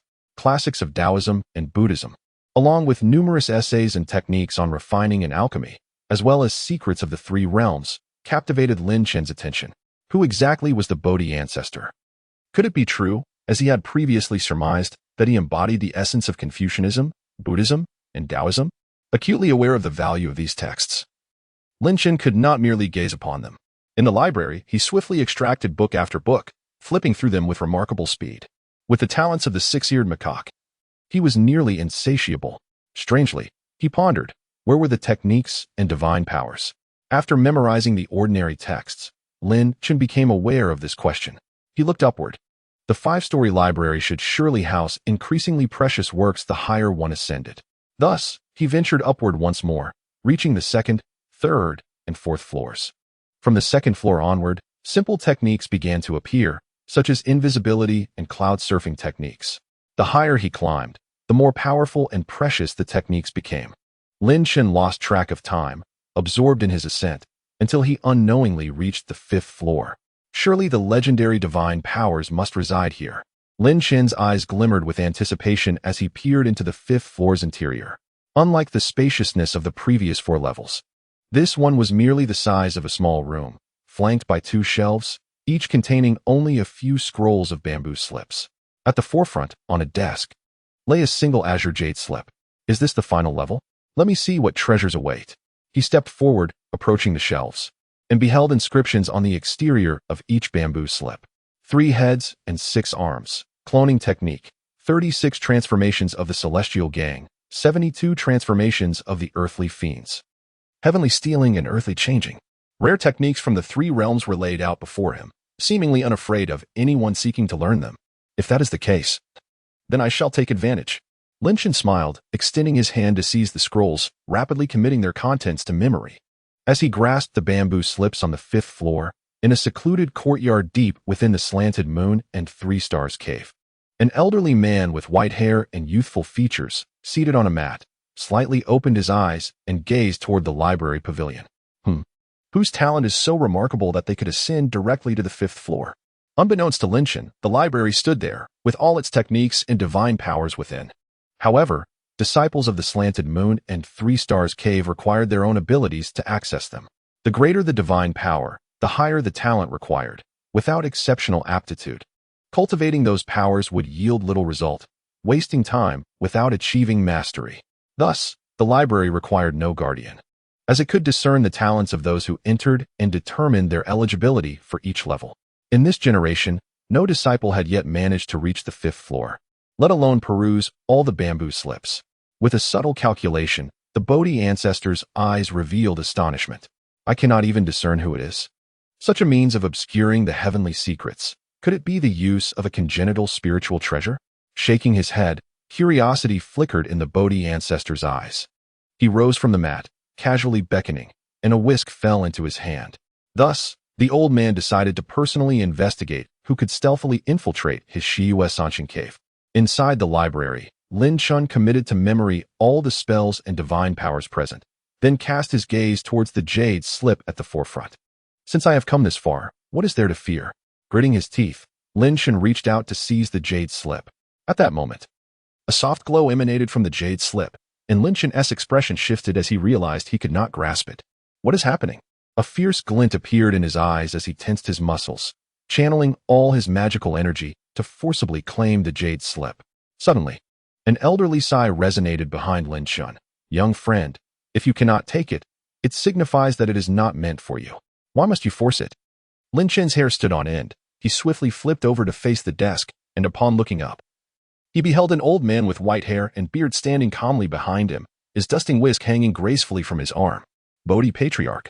Lin Shen's pupils constricted as he instinctively attempted to flee. This man was one of the most formidable figures within the world of Journey to the West, surpassing the Deluo Golden Immortal, achieving the strength of a half-step Hunyuan, or the realm of ancestors. Before this individual, even with the protection of the Five Elements banner, Lin Shen felt scarcely safe. Oh, Bodhi Patriarch, upon hearing Lin Shen utter his name, appeared slightly surprised and spoke, "Young friend knows my name? It is indeed rare, for I am not well known among the three realms." After saying this, he surveyed the shelves to either side, letting out a deep sigh. However, young friend seems a bit greedy. Do you not understand the principle of insatiable desire? Lin Shen, hearing this, took a deep breath and forced a smile. Patriarch, your name is renowned. How could I not know? Yet, seeking the path of cultivation is inherently an act of defiance against the heavens. If one is not greedy, how can one achieve great accomplishments? There are many divine powers here, yet no one learns them. If I acquire them, would it not be a case of making the most of resources? Perhaps I could even become your disciple. Everything else is but illusion. Survival is the only truth. Lin Shen scrutinized Bodhi Patriarch's expression, his body tensed, ever ready to escape. Bodhi Patriarch chuckled, raising his dusting whisk lightly, shaking his head. You certainly possess a silver tongue and can even evade my calculations through special methods. I cannot discern your origins, but if you can withstand my strike, then we may converse further regarding whether you will join my sect or escape by other means. As he spoke, his aura remained unchanged. Yet the dusting whisk surged forth with overwhelming might towards Lin Shen. Chapter 52. Engaging Bodhi in Wits. Escaping the Sanshin Cave. Lin Shen had already felt a sense of vigilance when Bodhi Patriarch shook his head, and without a moment's hesitation, he unleashed his magical energy. Withstanding a strike? This old man is certainly no easy opponent. Cursing inwardly, Lin Shen summoned the Black Eagle banner above his head, enveloping himself in its protective embrace. A wave of dark energy forming to shield him from the impending dusting whisk. Lin Shen fully channeled his magical energy, employing the method of Shiji Tianya alongside his innate ability to traverse freely, attempting to exit this dimensional space. At the moment the Black Eagle banner appeared, Bodhi Patriarch's face displayed a hint of astonishment, followed by understanding. Is this the primordial Five Elements banner? No wonder it can obscure heavenly secrets and block my calculations. Observing the spatial fluctuations beneath Lin Shen within the Black Eagle banner, Bodhi Patriarch's surprise deepened. It appears this young friend possesses extraordinary origins.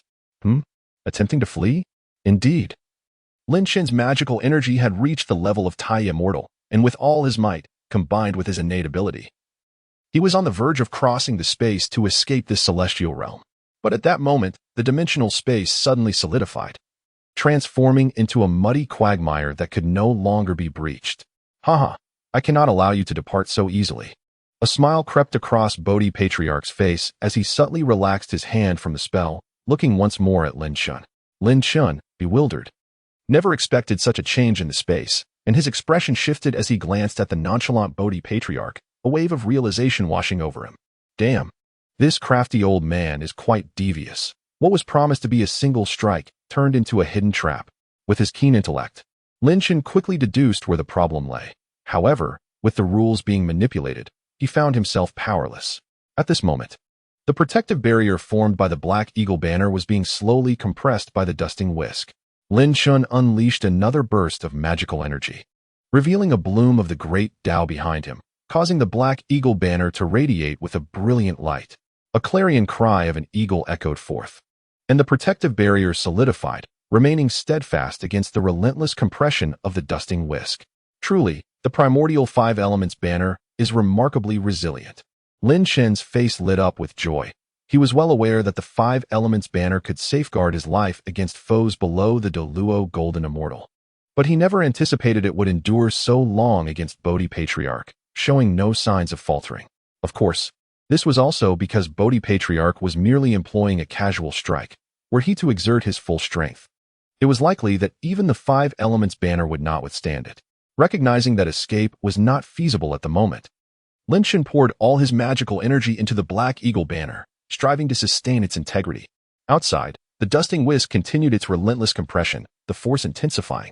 Yet the Black Eagle banner stood immovable, ultimately causing the white threads of the whisk to snap one by one, producing a piercing sound.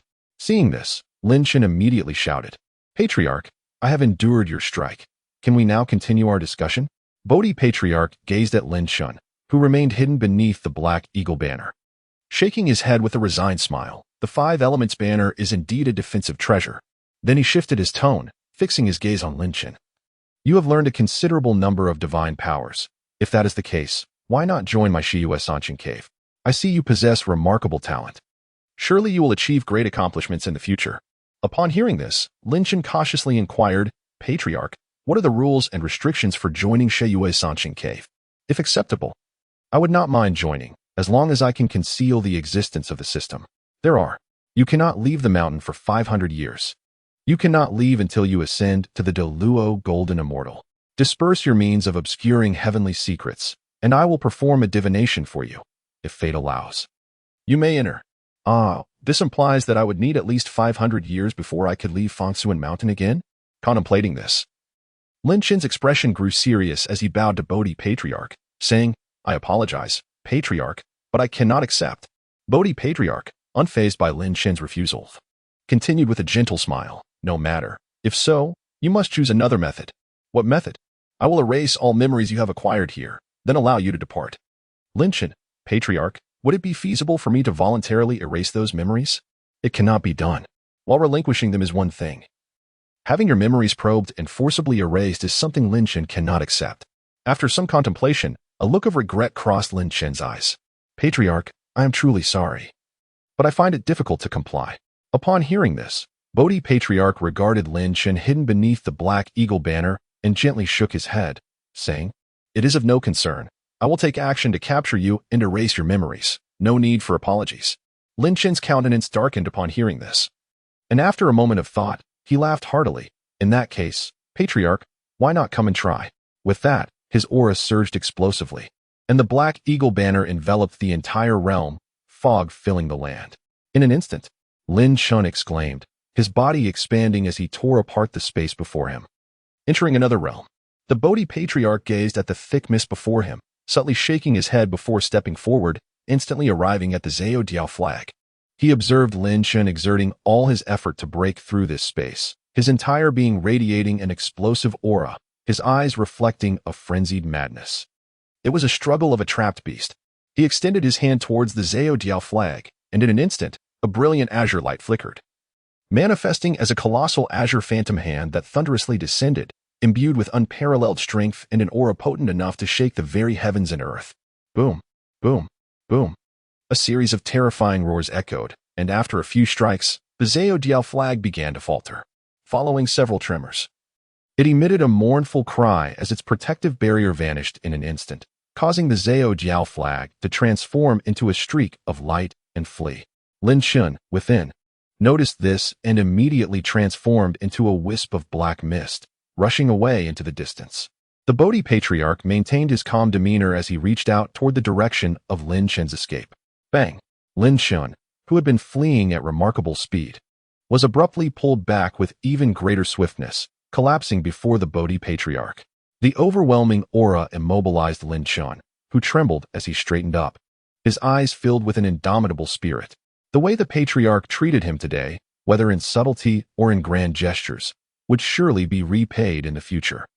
Observing Lin Shan's demeanor, the Bodhi Patriarch shook his head slightly and raised his hand as if to place it upon Lin Shan's head. Suddenly, his expression shifted, brows furrowing slightly as his gaze fell upon the now docile Lin Shan. "Ha ha ha, has the Patriarch discovered something?" Lin Shan laughed heartily, his entire body trembling before dissolving into a wisp of black mist, slowly dissipating into the space around him. The Bodhi Patriarch stepped forward, arriving in the air above Fangsuan Mountain. Looking up, he was surprised to see another Lin Shan, grinning cheerfully not far away. Chapter 53, Reviewing Gains. New sign and location, South Heavenly Gate. Young friend, your methods are extraordinary, I, the old Taoist, have underestimated you, the Bodhi Patriarch remarked. Observing the unflustered Lin Chun with a shake of his head, Lin Chun responded with a bow, stating, I am grateful for the numerous tomes and mystical arts within the Patriarch's library. Should the opportunity arise in the future, I will certainly repay this kindness. The Bodhi Patriarch's eyes revealed a hint of appreciation, and he smiled as he spoke. Since the dawn of creation, I have not encountered someone I wish to take as a disciple for quite some time. Are you truly unwilling to join my sect? Lin Chun paused at this, then shook his head with a smile. I believe I have my own path to follow, but I shall repay the Patriarch's apprentice in the future. The Bodhi Patriarch did not fully comprehend Lin Chun's words, yet his imposing aura began to radiate, gathering pressure in the air. But young friend, such confidence, do you truly believe you can slip away from my grasp? Observing the swirling clouds and shifting colors of the heavens, Lin Chun's eyes glimmered with a sense of longing. He slowly shook his head, sighing, I certainly lack such confidence. Upon finishing, the Zhao Jiao flag reappeared above Lin Chun's head, suddenly contracting and fleeing into the distance. In the astonished gaze of the Bodhi Patriarch, this Lin Chun dispersed, transforming into a wisp of azure mist, vanishing once again from the world. The Zhao Jiao flag concealed the heavenly secrets, making it impossible for even the Bodhi Patriarch to discern whether he was witnessing the true form. Well, to be deceived by the same trick once more. The Bodhi Patriarch mused, looking at the empty sky, a rare expression of helplessness crossing his face. Yet soon, a glimmer of brilliance sparked in his eyes, murmuring, not among the 10 categories, not within the 5 elements. Several thousand miles away from Fengsuan Mountain, Lin Chun sat cross-legged in a forest. Shortly, a black stream of light descended from the void, instantly transforming into a small yellow flag, merging into Lin Chun's body. After a while, wisps of azure mist floated in, also entering Lin Chun's chest. This was the vital essence of the Azure Dragon's avatar. If it were completely destroyed, it would require considerable time and effort to reconstitute. Unlike the Black Tiger avatar, whose essence was irretrievable after being dispersed in the Crescent Moon and Three Stars Cave, the Bodhi Patriarch was undoubtedly aware of the significance of the Azure Mist. Given his stature, intercepting it would have been a trivial matter. However, considering their respective statuses, once Lin Chun had slipped away, it would be unworthy of his attention to pursue such trivialities. This was indeed perilous, Lin Chun mused, slowly recovering as he opened his eyes and exhaled a breath of turbid air. Indeed, had Lin Chun not devised a clever strategy, he might not have escaped. In the instant the Zhao Diao flag enveloped the Crescent Moon and Three Stars Cave in mist, Lin Chun's true form had employed the mystical arts left by the Yinglong, entering another space instantaneously to evade numerous attacks. Lin Chun utilized this to extricate himself from the mire of the Crescent Moon and Three Stars Cave, subsequently employing the arts of traversing distances and seamless entry to finally escape the confines of the cave. To buy some time, Lin Chun had left the Black Tiger avatar behind. With the Zhao Jiao flag's presence, the Bodhi Patriarch could not discern the truth. Using the same method upon leaving, Lin Chun's true form had utilized the ascending wind to depart early, leaving the Azure Dragon avatar behind. The Zhao Jiao flag could conceal heavenly secrets, capable of escaping in an instant. As long as the Bodhi Patriarch's focus shifted even slightly toward Lin Chun's avatar, the likelihood of the Zhao Diao flag's escape would significantly increase, which is precisely why Lin Chun engaged in this playful banter with the Bodhi Patriarch. Despite the considerable risks taken, the rewards were exceedingly grand. After reviewing the entire operation, it was finally time for the delightful task of tallying the gains. Ding! A new sign and location has refreshed, South Heavenly Gate. At that moment, a familiar mechanical voice echoed in Lin Chun's mind, announcing yet another sign and location. South Heavenly Gate? Lin Chun's eyes widened in astonishment. It was the gateway to the heavenly realm, the most formidable of the celestial gates. He was uncertain whether merely signing in before the South Heavenly Gate would suffice, or if entering within was necessary for success. Regardless, both scenarios presented a formidable challenge for Lin Chun. Setting aside thoughts of the new sign-in location, Lin Chun began to organize his recent acquisitions.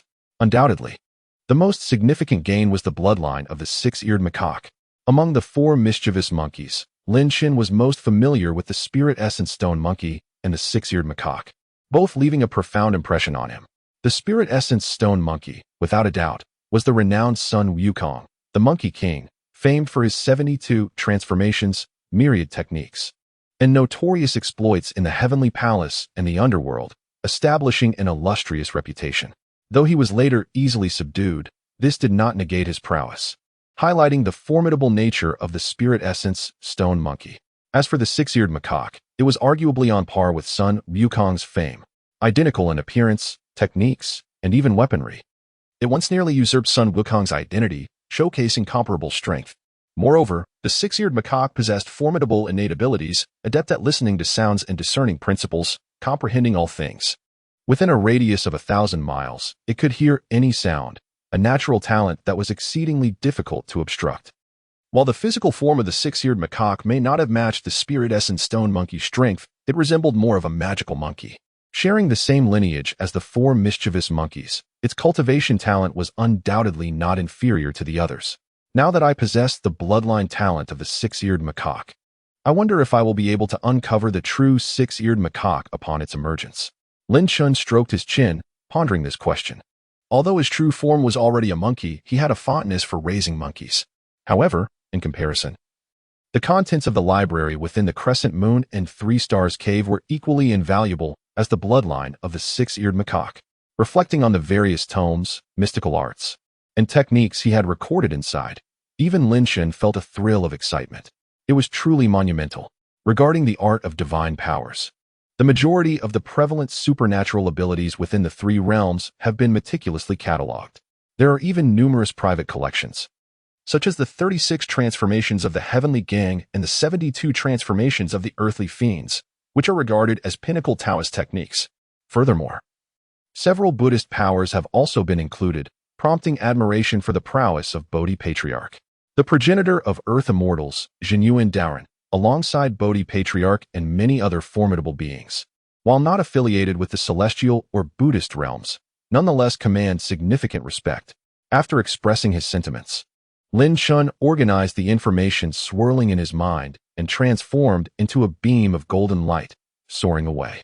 He intended to return to Huahua Mountain, dedicating considerable time and effort to digest the knowledge he had acquired. This would pave his path towards achieving the Great Luo. Chapter 54. The 108 Transformations of the Heavenly Gang and Earthly Fiends. Having ascended to the rank of Tai Celestial, Lin Chun's speed of travel undoubtedly increased significantly. Even without employing the method of soaring 90,000 miles, he managed to return in merely a few hours. Silently re-entering the Owleye Cave, the guardians outside remained oblivious to Lin Chun's brief excursion. He returned now as a Tai Celestial, sitting cross-legged on the ground. Lin Chun took a deep breath, his eyes sparkling with determination. This journey had consumed nearly a month of his time, and now he needed to devote himself wholeheartedly to cultivation for the ensuing years. During his breakthrough to Tai Celestial, he had spent several days comprehending the laws, condensing the three flowers, and absorbing the primal energies within his body. In the library, he had also spent considerable time examining the texts housed within, and after emerging, he took a few days to recuperate. Time flew by, and a month had already passed. Now he must solidify his cultivation while diligently practicing those supernatural techniques. With a flourish of his sleeve, an array of elixirs and rare treasures appeared before him. Though their effects may be modest, they were certainly better than nothing. With a sigh, he mused about the taste of the heavenly peaches that ripen once every millennia and the elixirs concocted by the old lord. Such treasures, once utilized, would undoubtedly yield remarkable results in one's cultivation. After calming his mind, Lin Chun first restored his vital energy. He then slowly formed a seal, and two streams of ethereal energy, one azure and one obsidian, emerged from his chest. These energies gradually solidified, their formidable might coalescing as if they were about to transform into two colossal beasts. Observing this, Lin Chun activated his duplication technique, allowing two threads of his consciousness to separate and merge into the energies, which promptly began to take on human forms. In an instant, the Black Tiger and Azure Dragon avatars materialized before Lin Chun. They bore identical features, save for their robes, one black, one blue, each exuding a distinct aura. As Lin Chun gazed into their eyes, he sensed the strength of his avatars from different perspectives, his brows knitting in mild confusion.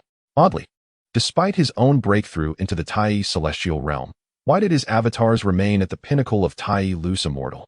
The two avatars before him had not ascended alongside him, and could this be attributed to the relatively low grade of the technique? The 4-star reward could indeed be a contributing factor.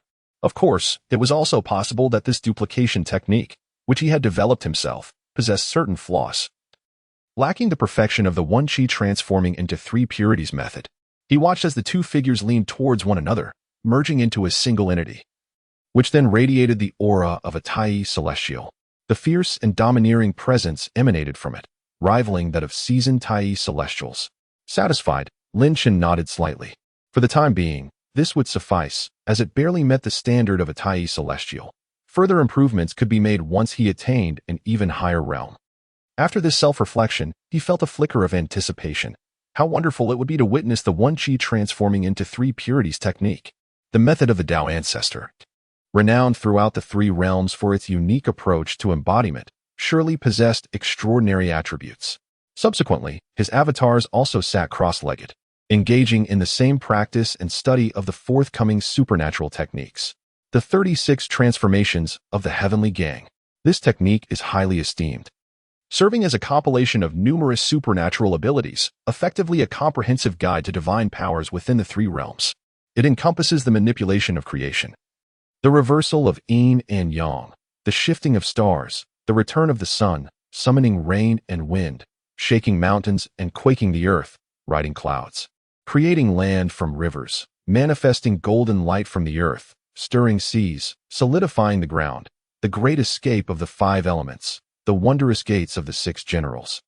Foreseeing the future, moving mountains and shifting stones, resurrecting the dead, soaring through the air, calming the breath, extracting the primal yang, subduing dragons and tigers, mending the heavens and bathing the sun, pushing mountains and filling seas, turning stone into gold, standing tall without shadows, transforming forms, manifesting flowers in an instant, commanding spirits and controlling energies, seeing through walls, returning winds and fires, mastering the five thunders, diving into depths and shrinking the land, flying sand and moving stones, carrying mountains across seas, turning beings into soldiers, and the 7 arrows of the nail head.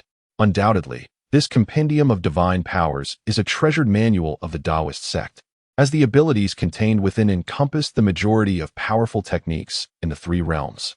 However, as previously mentioned, the ability to learn these techniques ultimately depends on one's innate talent. Take for instance the illustrious Marshal Tianpeng, who later became Zhu Beiji. He, too, possessed the 36 transformations of the Heavenly Gang. Yet, it is evident that he did not master all the techniques within, for otherwise, his combat strength would not have been so limited. Indeed, it is a monumental undertaking, though many of the techniques are ones he already knows how to wield, such as manifesting golden light from the earth, summoning wind and rain, and riding clouds.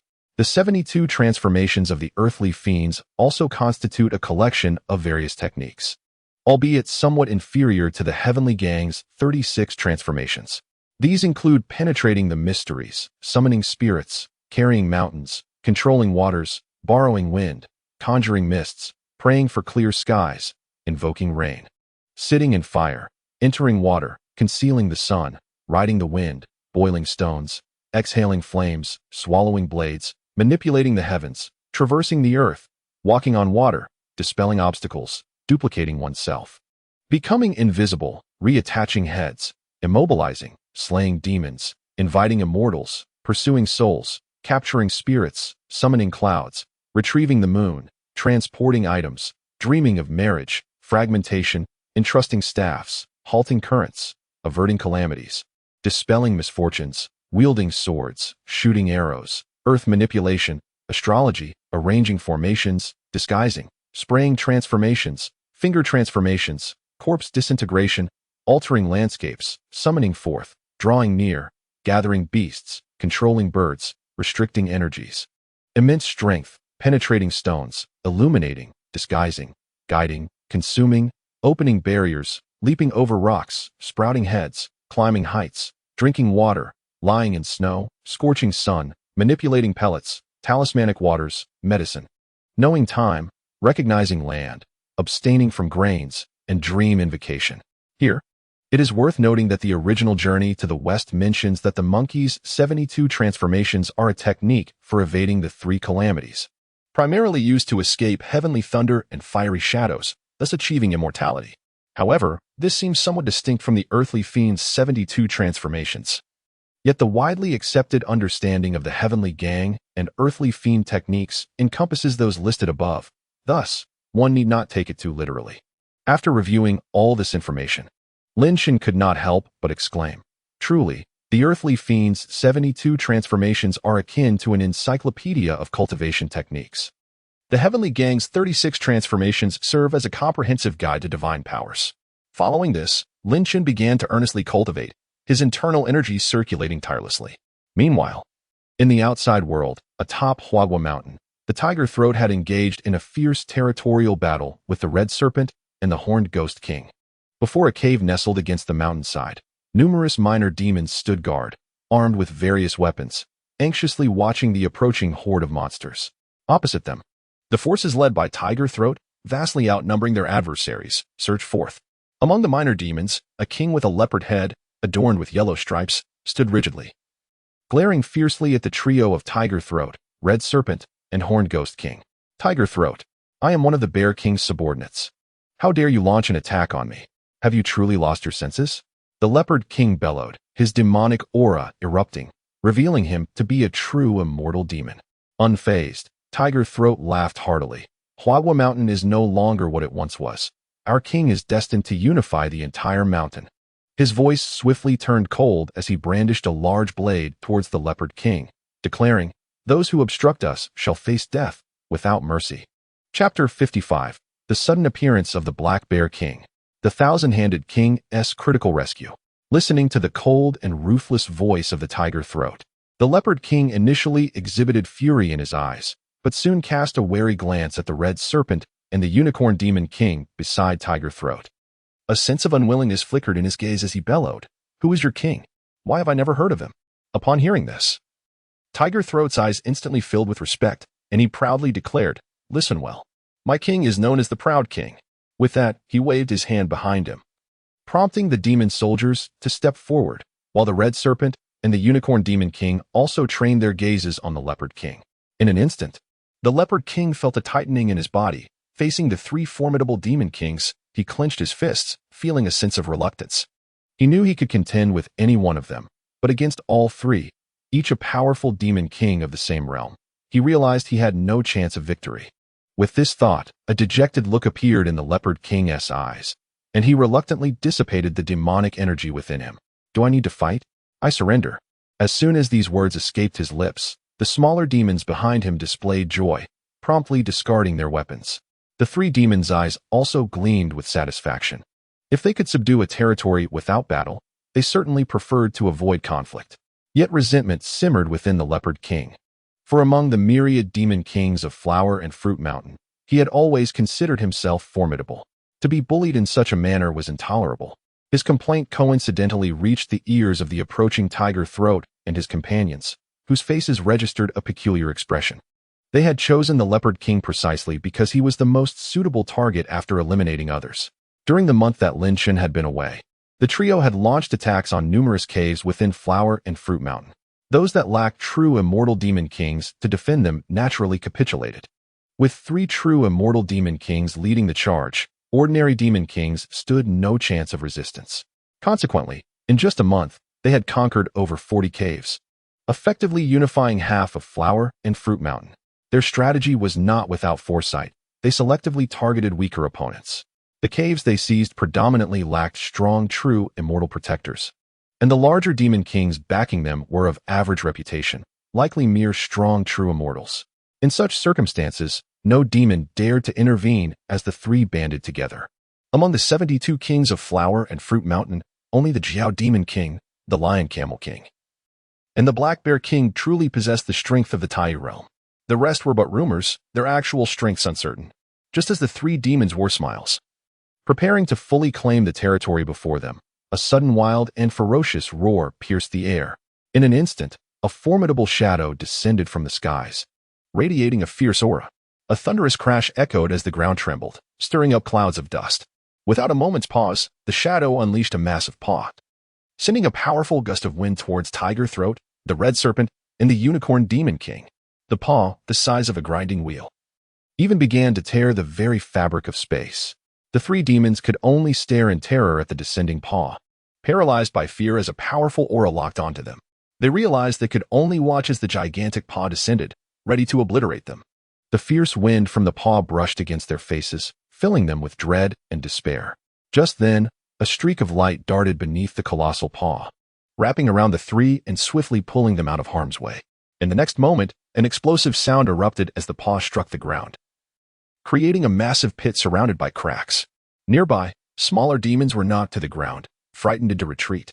Not far away, the tiger throat, red serpent, and unicorn demon king were pale and gasping for breath, their eyes reflecting the relief of having narrowly escaped death. Behind them, the slender figure of the thousand-hand king appeared, warily observing the gigantic beast shadow at the edge of the pit. He had just saved the trio from imminent doom. Otherwise, they would have surely perished. Who was that beast?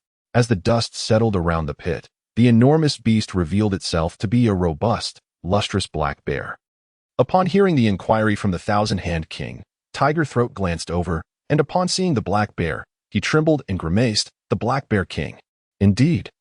This is the leader the Leopard King spoke of, the Black Bear King, another Tai realm demon king of Flower and Fruit Mountain. What is happening? Wasn't it said that the Black Bear King rarely leaves his cave and prefers to hibernate? The red serpent stammered, disbelief evident in his voice. The thousand-hand king, fully alert, released his demonic energy, his body tense as he regarded the Black Bear King with a solemn expression. So this is another Tai realm demon king of Flower and Fruit Mountain. Although both are of the Tai realm, I have never encountered the Black Bear King before. Even at the last gathering, he did not attend due to his slumber. Who would have thought he would appear now? Meanwhile, the Leopard King gazed up at the towering figure before him, his eyes filled with joy. My lord, you have come in person? The massive bear slowly turned, regarding the group of demons not far away. It stretched out a paw, yawning, and then, appearing somewhat groggy, it lazily inquired, Who are you? The Tai realm immortals that dare to bully my subordinates? The Leopard King, initially brimming with pride, was now startled at the revelation of the presence of a Tai immortal, his face paling with fear. The thousand-hand king cautiously scrutinized the Black Bear King, sensing the immense power emanating from him. His expression shifted gradually, and he prudently warned the Tiger Throat and the others. The Black Bear King's strength is formidable, and I have yet to fully recover from my injuries. You all should retreat and summon our king. Tiger Throat nodded in agreement and promptly commanded the demon soldiers to withdraw, just as the three demons prepared to escape. The Black Bear King suddenly narrowed his eyes and roared, "Don't even think about running." With that, his colossal form surged forward with surprising agility, his massive paw striking towards Tiger Throat and his companions once more. The thousand-hand king let out a cold snort, his eyes gleaming with coldness as he unleashed his Tai realm aura. Swift as lightning, he positioned himself to block the Black Bear King's path. As the bear's paw came crashing down, a fierce wind swept through, and the thousand-hand king braced himself with both arms, unleashing a powerful shout as they collided. In the aftermath of the explosion, the slender figure of the thousand-hand king was sent hurtling backward. Humph! I am still injured. My king will return to deal with you. With a sharp retort, he harnessed the momentum of his flight to transform into a streak of light, swiftly rejoining the Tiger Throat and his companions, carrying them away from the scene in an instant. Chapter 56. A new check-in location. Confrontation with the Black Bear King. The Black Bear King's strike was one that the thousand-hand king could not withstand. Even without his injuries, the Black Bear's immense strength was unparalleled. Ordinary demons could not compete. Fleeing with the power of that strike and returning to find Lin Shen was the only viable path. Meanwhile, the Black Bear King ambled back to the side of the Leopard King, its enormous body dwarfing him, making the Leopard King seem like a mere little creature. For reasons unknown, despite being a formidable Tai realm demon, the Black Bear King preferred to maintain its original form, never taking on a human guise. Did that little Tai immortal just imply there is an even more powerful demon above him? Listening to the inquiry from the Bear King, the Leopard King quickly bowed his head and replied, I just heard the Tiger Demon King mention that their superior demon is one known as the Proud King. Upon hearing this, a flicker of confusion crossed the Bear King's small eyes. Proud King? I have not heard of such a name. Yet, an instant later, a fierce glint emerged in his gaze as he growled, No matter who dares to invade my territory and seize my food, I shall reduce them to mere pulp. Accompanying his declaration, a formidable aura erupted, sweeping across the entire forest. Meanwhile, Lin Shen was in seclusion within the Proud Cave when a sudden voice from outside called for an audience. Your Majesty, the Tiger Throat seeks an audience. Inside the palace, Lin Chen's doppelganger opened his eyes, furrowing his brow slightly before rising and stepping out.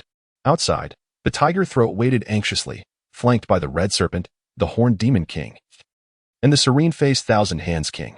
Can the king hear my voice? As he pondered this, a figure suddenly appeared before him. Looking up, he saw Lin Chen, clad in robes of black and azure. Your Majesty. The tiger throat's face lit up with joy, his earlier concerns dissipating upon the appearance of Lin Chen.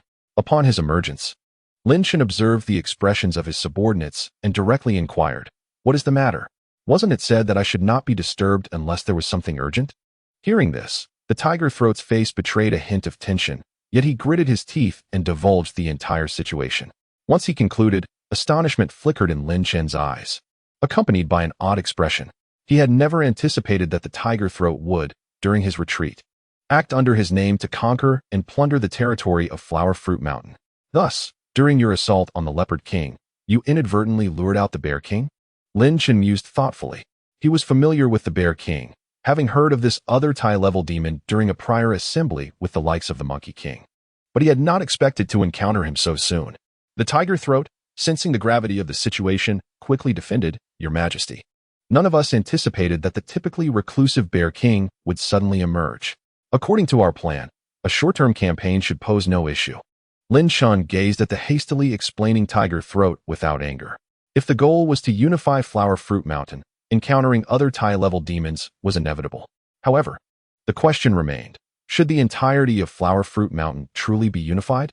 Lin Chen stroked his chin, contemplating this dilemma. Given his current strength, seizing the entirety of Flower Fruit Mountain would undoubtedly pose no challenge. Yet would it attract the scrutiny of numerous other factions? That was, without a doubt, a possibility. With a fearless heart, he felt little trepidation towards others. Though he was not yet a supreme being, he was well equipped for self-preservation. A small concealment in the wild and a larger one in the world, possessing a territory such as Flower Fruit Mountain was hardly a trivial matter. Soon, Lin Chen made up his mind. "How many cave master demons have you subdued thus far?" His voice was calm, yet resonant, instantly pulling the tiger throat back from his anxious state. He regained his composure, his expression turning serious. As the first to follow Lin Chen, the tiger throat had once served as his mount. Thus he was deeply involved in the entire plan to unify Flower Fruit Mountain, while the other demons were primarily tasked with supporting him. "Reporting to your Majesty, my proud cave has now subdued 46 caves, with 26 remaining.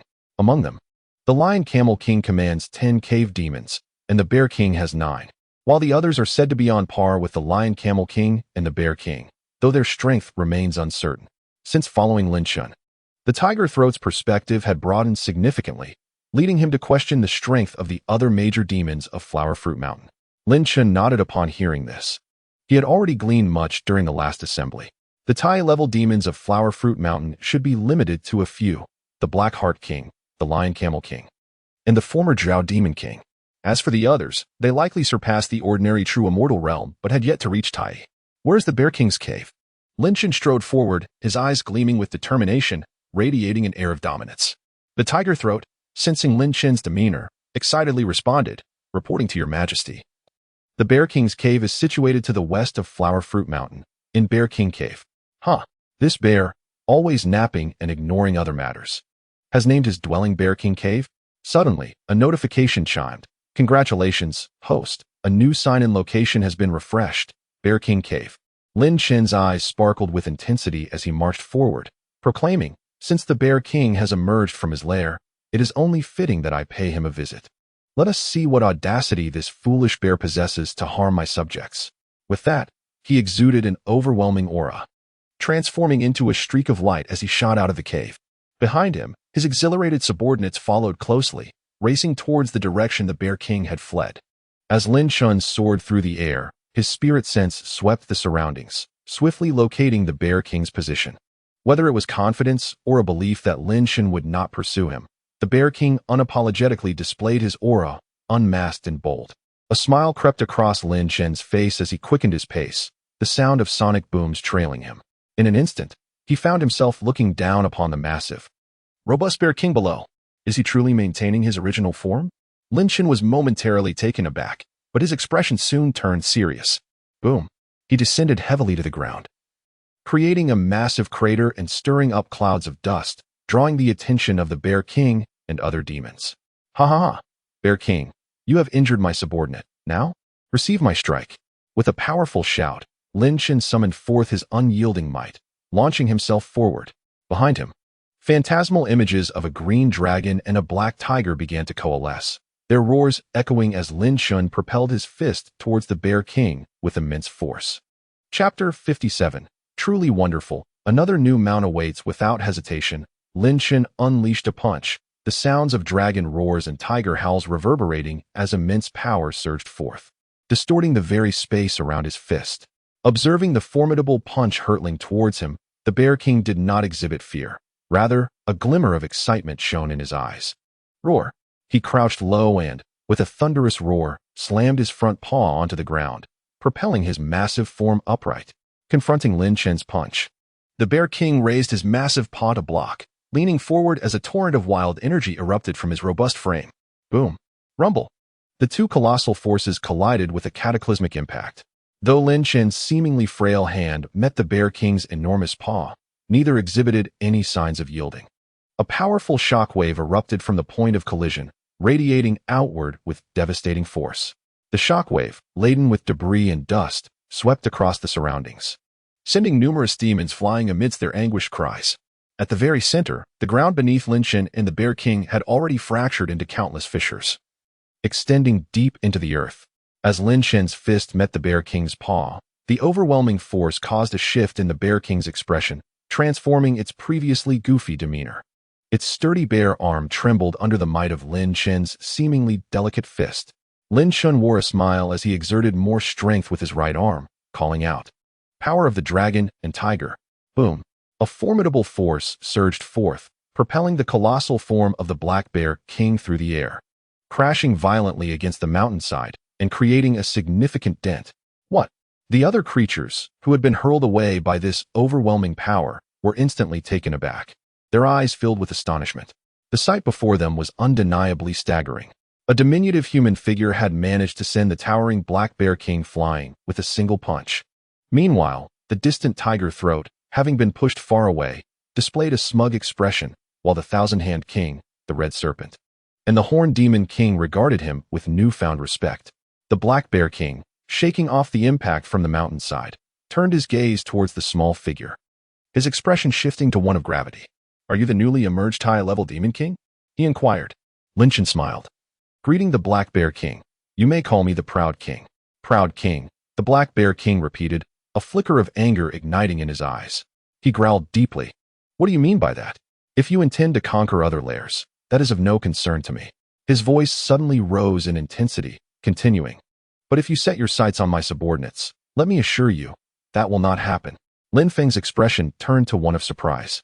He had assumed this indifferent bear would not care for territory, yet its reaction was unexpectedly fierce. The Black Bear King continued, "While I slumber, they ensure that no bothersome creatures disturb me, and they prepare my meals." Lin Shen chuckled softly, realizing the underlying reason for the Black Bear's fierce defense of its domain and subordinates. He stepped forward, raising his fist towards the Black Bear King, signaling, "But as you can see, you cannot possibly defeat me. Will you persist?" The Black Bear King, incensed by Lin Shen's demeanor, retorted angrily, "We are both Tai immortals. Who says I cannot defeat you?" With that, he unleashed a roar, his demonic energy surging forth, causing his form to swell until he resembled a small mountain, hovering above Flower Fruit Mountain. The immense demonic energy enveloped the sky above the mountain, and the Black Bear's fierce gaze locked onto Lin Shen below, instilling fear in many lesser demons, who trembled and prostrated themselves on the ground. Such a magnificent and terrifying aura naturally drew the attention of numerous demons. Within a cave on Flower Fruit Mountain, the Lion Trojan King glanced outside, scoffing. Who has provoked this simpleton now, causing him to invoke the heavenly law? Other lairs, untouched by Tiger Throat, also observed the Black Bear King with curiosity, eager to witness the outcome. Lin Shen too gazed up at the giant bear suspended in the air, shaking his head with a resigned smile. The audacity was astounding. He had unhesitatingly invoked the heavenly law. When demons invoke the heavenly law, their combat power escalates significantly, making such an early usage a reckless act. Lin Shen remained unperturbed, stepping forward through the void until he stood parallel with the Black Bear King. Upon seeing Lin Chen's emergence, the previously amused Lion Trojan King straightened, his expression turning serious. Other demons, recognizing Lin Chen, furrowed their brows. Realizing who he was, the new Tai Immortal level Demon King that had recently appeared in Flower Fruit Mountain, the Black Bear King looked at Lin Chen with excitement. Seeking to redeem the shame of his earlier defeat, with a roar, he charged at Lin Chen, his demonic power erupting, shaking the void and altering the skies. From afar, many observing Demon Kings speculated on how Lin Chen would respond. Would he evade? Lin Chen, watching the charging Black Bear King, shook his head and sighed. Is this enough commotion? His gentle voice was accompanied by the appearance of a golden rope. In an instant, the golden cord swiftly reached the Black Bear, wrapping him up tightly. The Black Bear's astonishing demonic power was immediately forced back within, and his once massive form shrank to a normal size. What kind of treasure is this? Numerous hidden observers among the Demon Kings gasped in astonishment. The Lion Trojan King, recognizing the binding immortal rope, appeared resigned, knowing full well its inexorable nature. One misstep could lead to entrapment. The Black Bear, utterly bewildered, could not fathom how he had been bound so swiftly after just invoking the heavenly law. You possess such a treasure? This is cheating, he exclaimed as he was brought before Lin Chen, disbelief etched across his face. Ignoring the bear's protests, Lin Chen regarded the now diminutive creature, his eyes brightening as he stroked the Black Bear's fur, murmuring, "How delightful, a new mount." The Black Bear King, upon hearing Lin Chen's mutterings, widened his eyes in shock. Though laid back in demeanor, he was nonetheless a true Tai Immortal level demon. Such an insult was intolerable. Rage ignited within him as he bellowed, "The Bear Clan shall never be enslaved." Lin Chen paused at these words, momentarily taken aback. "Unless you provide food and lodging?" The roaring abruptly halted, creating a rather awkward atmosphere. "Humph. You merely rely on a treasure. That is not true skill." The Black Bear King remained defiant, convinced that he had merely lost due to the treasure's influence. Lin Chen, with a smile creeping onto his lips, stood tall in the void, observing the little bear before him. Gradually, he revealed his concealed aura. Boom! A distinct and powerful presence emanated from him, and a magnificent flower of the great Tao began to sway gently behind him. Tai Immortal. Upon sensing this noble and potent aura, the Black Bear King froze, as did the Lion Trojan King, the Thousand-Hand King, and the many observing Demon Kings. Even the trio of Tiger Throat were momentarily taken aback. A Tai Immortal had emerged from Flower Fruit Mountain? Do you still think I merely relied on a treasure to subdue you? Lin Chen's calm voice echoed. The now small bear opened its mouth but could not articulate a response. Has he truly ascended to the realm of Tai Immortal? The demons on Flower Fruit Mountain comprehended the gravity of the situation, realizing that a Tai Immortal had indeed appeared. Lin Chen, sensing the multitude of complex emotions, hostility, astonishment, envy, pervading the air, released his divine consciousness, enveloping the entirety of Flower Fruit Mountain within his mind. Having made his decision, Lin Chen did not hesitate. With an air of authority, his eyes gleaming with commanding brilliance, he proclaimed to the gathered demons below, "From this day forth, Flower Fruit Mountain is mine." His voice, thunderous as lightning, resonated in the ears of all the demon clans, echoing ominously. "Those wishing to join my ranks may stay, those unwilling should depart. Otherwise, do not blame me for taking action." This declaration left the demons of Flower Fruit Mountain momentarily dazed, caught in a state of shock. Do not speak of mere ordinary demon kings. Even the Lion Camel King, upon hearing Lin Chen's unabashed declaration, felt his pupils constrict slightly, a flicker of dissatisfaction evident in his gaze. How dare he utter such words? After delivering his statement, Lin Chen shifted his focus back to the Black Bear King. With the formidable strength of a Tai Immortal, who could possibly contest his words? I am still granting the other demons a chance to depart, but you, Black Bear, are not among them. Lin Chen gazed intently at the tightly bound Black Bear, speaking with an air of calm authority. Upon hearing Lin Chen's words, the Black Bear King's eyes widened in disbelief. Why? Because you have already harmed my subordinates and even taken action against me. If I were to let you go so easily, what face would I have left? Lin Chen articulated slowly, carefully observing the Black Bear's reaction. The Black Bear King was momentarily taken aback. Then, with a defiant glare, he reluctantly inquired, "What do you want?" He had no desire to remain trapped here, unable to sleep or eat. At Lin Chen's response, a hearty laugh escaped him, and he continued, "If the Bear King can serve as my mount for a few years, This enmity shall be wiped clean. He genuinely yearned for a more suitable steed. His current tiger mount no longer matched his prowess. In terms of speed and strength, it had become inadequate. Lin Chen's obsession with mounts was akin to a previous life's pursuit of fine automobiles. They need not be used frequently, but their absence was unacceptable. Observing the steeds of other immortals, such as the Azure Bull of Taishang Laojun and the Nine-Spirit Origin Sage's mount, as well as the four Bodhisattvas mounts from the Buddhist realm, Azure Lion, White Elephant, and Hound. Each one exuded an air of majesty and renown. While riding a black bear might lack elegance, it was still a creature of Tai caliber. Upon hearing Lin Chen's proposition, the Black Bear King was initially taken aback. But then he erupted in fury. Such fine words. A mount is still a mount. The fire of indignation burned in his eyes. He felt insulted. Noticing this, Lin Chen's eyes shifted slightly, and he performed a spell, tightening the binding ropes around the Bear King. The bear's corpulent form began to show signs of constriction, flesh bulging through the gaps of the bindings. It hurts. Ah! The Bear King cried out in agony. Stop! Lin Chen halted the spell, a hint of coldness in his eyes as he spoke in a calm tone. It seems the Bear King has forgotten his current predicament and still wishes to negotiate? As the ropes loosened slightly, the black bear fell silent, truly sensing the overwhelming nature of his situation. Noticing his wavering, Lin Chen adjusted his tone and continued. If the Bear King agrees, I can allow you to retain your cave. Nothing will change, and you will only need to move when I require your service. I will not interfere with your daily activities. Lin Chen's tone was coaxing. However, if you refuse, you shall remain bound here indefinitely. On a day when my mood is foul, I might even consider tasting your paws. At this, the Bear King shuddered at the thought of being consumed by others.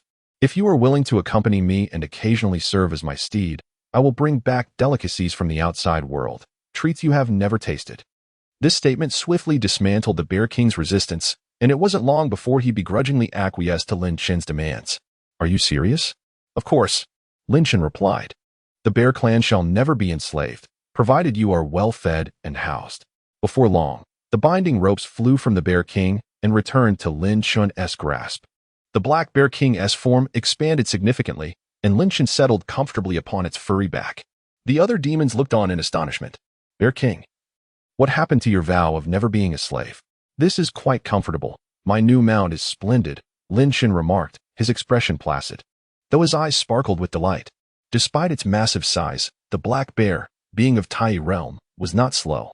It transformed into a streak of light, carrying Lin Chen into the depths of Flower Fruit Mountain, heading towards its cave. Black Bear, after we inspect your cave, you may remain there. I shall summon you when needed. Hearing Lin Chen's words, the Black Bear King displayed a glimmer of joy and nodded eagerly. Shortly thereafter, they arrived at a cave concealed within the woods. Chapter 59. Check and Reward, 9 Transformation Golden Elixir. In truth, Lin Chen felt a tinge of curiosity. During their interaction and skirmish, he had distinctly perceived that the Black Bear King's intellect seemed somewhat lacking for a being of the Tai realm. Was it a touch of naivety? Logically, one who has cultivated to such a level must have existed for at least a millennium, having endured numerous experiences. It was implausible for him to remain as innocent as a child. Bear King, have you truly never left Flower Fruit Mountain during your cultivation? Lin Chen inquired, intrigued. The black bear paused, then a wary glint appeared in his eyes. Why do you ask? Seeing the Bear King's vigilance, Lin Chen promptly fell silent. Entering the Black Bear Cave, they traversed a mere few steps before reaching the innermost part of the cave. Unlike other demon kings, the Black Bear's dwelling was simple, devoid of guards, resembling an ordinary bear den. Ding! Host has arrived at the check-in location, Black Bear Cave. Would you like to check in? The familiar mechanical voice startled Lin Chen, followed by a surge of delight. Check-in. Congratulations, host. Check-in successful. Reward. 5-star, 9 Transformation Golden Elixir. The 9 Transformation Golden Elixir, the pinnacle of elixirs.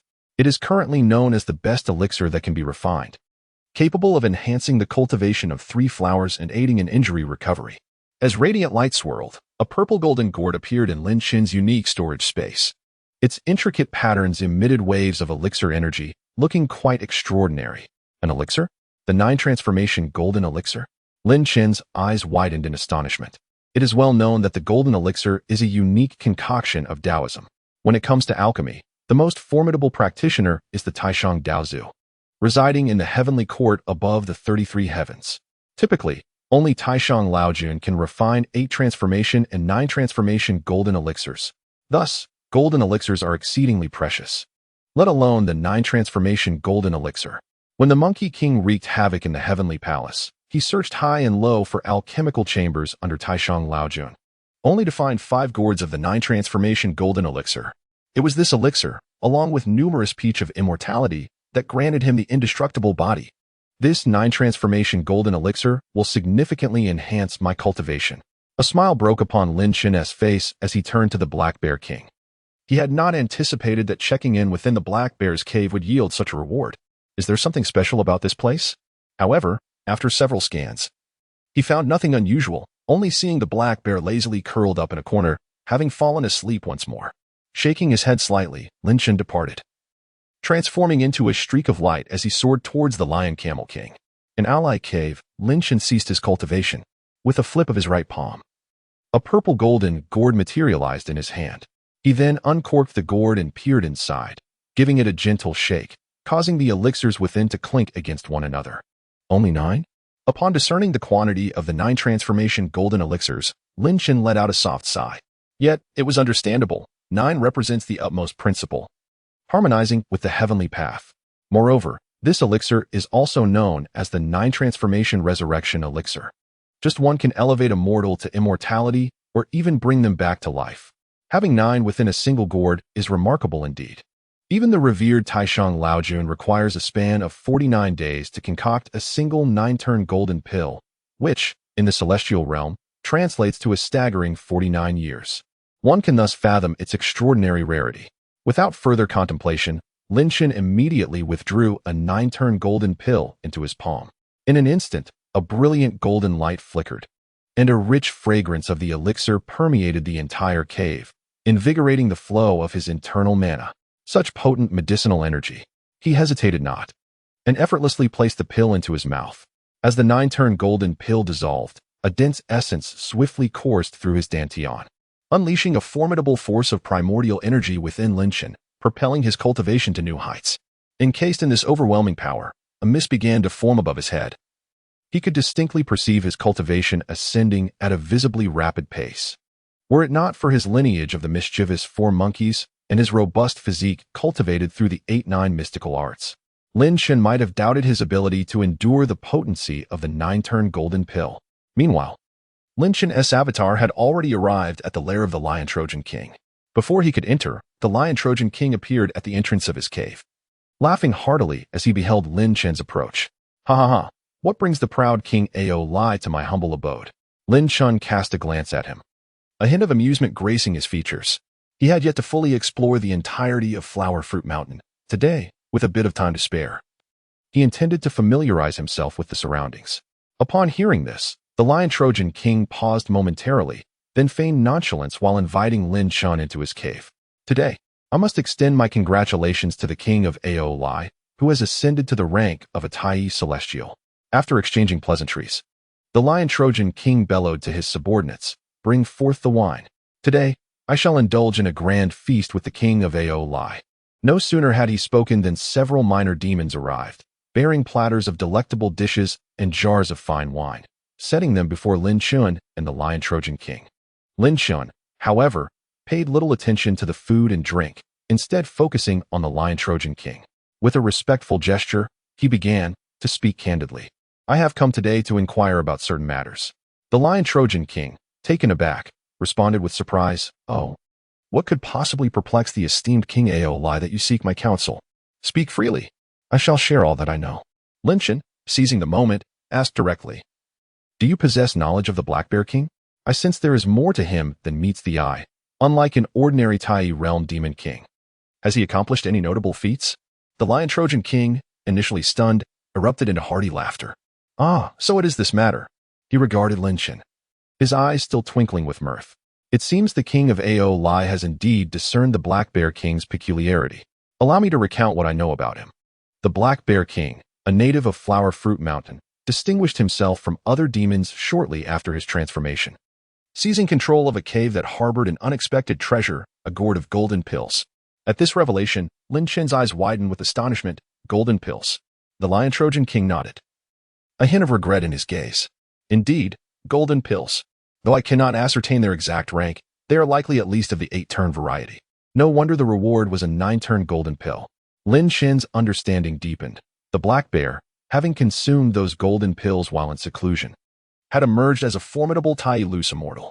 Yet, due to his seclusion from the outside world, his intellect remained rather juvenile. Such immense power coupled with a lack of cunning deterred most demons from provoking him. After recounting this tale, the Lion Trojan King wore an expression of wistfulness. Compared to the arduous paths of other mighty demons, the black bear's ascent seemed nothing short of fortuitous. Many envied him, yet envy bore no fruit. Such a process was unreplicable, and the golden pills had long been consumed. Ah, the bold fear the reckless, and the reckless fear the desperate, Lin Shen mused. Should one provoke him, he would engage in a reckless confrontation. Could one truly believe such audacity? It was no wonder the Black Bear King remained unchallenged. Hearing Lin Shen's musings, the Lion Trojan King chuckled, though a flicker of reverence crossed his features. Yet, despite this, did not the King of Aoli manage to subdue him? Lin Shen offered no response, merely smiling serenely. He bowed in gratitude to the Lion Trojan King, expressing, "I am grateful for your insights." The Lion Trojan King waved his hands dismissively, feigning modesty. "You honor me, King Aoli." Yet, he hesitated, contemplating before finally mustering the courage to inquire. "Was what you mentioned earlier in the air truly your intent? To unify Flower Fruit Mountain and expel the disloyal demon kings?" Lin Shen chuckled heartily. Flower Fruit Mountain is but a disjointed entity, lacking any advantage against the forces of other great demons. Having ascended to the Tai celestial realm, my purpose is twofold: to seek a sanctuary for myself and to fortify Flower Fruit Mountain. Observing the Lion Trojan King's mouth opening as if to speak, Lin Shen interjected earnestly. One cannot allow others to rest upon their own bed. This statement rendered the Lion Trojan King momentarily speechless. He yearned for a place of survival. Yet Lin Shen offered him no opportunity. "Ha ha ha, the King of Aoli speaks wisely. However, my feelings for Flower Fruit Mountain run deep. Might I entreat you for some leniency?" Lin Shen regarded the imposing Lion Trojan King, whose face bore a broad smile, albeit with an underlying meaning. "Should you wish to remain? I see no issue. However, it will require a commitment to safeguard Flower Fruit Mountain in the future," Lin Shen stated, unperturbed. The Lion Trojan King faltered, caught off guard. Had he truly wished to join Lin Shen's ranks, he would not have broached the subject at this moment. Before the Lion Trojan King could further articulate his thoughts, Lin Shen rose, declaring, "This shall suffice for today. I have gleaned what I sought." With that, he enveloped himself in the magnificent aura of a Tai celestial and transformed into a streak of light, departing the Lion Trojan King's cave, leaving the latter in a state of bewilderment. As Lin Shen's avatar soared above Flower Fruit Mountain, the other demons had resumed their efforts to subdue the remaining demon kings. Armed with Lin Shen's prior exhortations, they no longer harbored any reservations. The former subordinates of the Black Bear King seamlessly fell under Lin Shen's command, for their leader had been tamed, rendering their allegiance inevitable. As for the more powerful true immortal realm demon kings, the Tiger Throat had already enlisted the Thousand-Handed King to take action. Thus, the process unfolded with unparalleled ease. Of the 72 caves of Flower Fruit Mountain, only a handful remained. The Tiger Throat, brimming with excitement, had never anticipated achieving such a feat, unifying all of Flower Fruit Mountain. Shortly after Lin Shen forcibly subdued the Black Bear King, the Tiger Throat had successfully led the demons to unify the entire mountain. Unbeknownst to anyone, the Lion Trojan King had departed from Flower Fruit Mountain. For a being of his stature, a Tai Loose immortal, to willingly submit was a near impossibility. Having occupied a position of supremacy for centuries, how could he lower his head at a mere utterance from Lin Shen? Silently retreating was his final concession. Had he encountered someone with the temperament of the Jiao Demon King, a confrontation with Lin Shen might have been unavoidable, albeit with the likelihood of suffering a crushing defeat. Without provoking Lin Shen, he would not seek his life, unless one were to court death like the King of Thousand Hands, in which case one could not blame others. "Your Majesty, all 72 caverns of Flower Fruit Mountain have been unified, and all demon kings have gathered for your inspection." On this day, while Lin Shen was deeply absorbed in refining the 9 Revolutions golden pill, he heard the voice echoing from outside his cave. He slightly opened his eyes, and 2 beams of golden light, brimming with vitality, emanated from them before vanishing into the ether. The spiritual power contained within this 9 Revolutions golden pill was indeed immense. After refining for such a duration, he had yet to assimilate even half of its potency. According to Lin Chen's estimates, once he fully refined all 9 of these pills, he would likely reach the peak of the 3 flowers gathering. Have they truly unified so swiftly? A faint smile graced his face as he listened to the voices outside. Lin Chen then stood up, suppressing his aura, and slowly walked outward.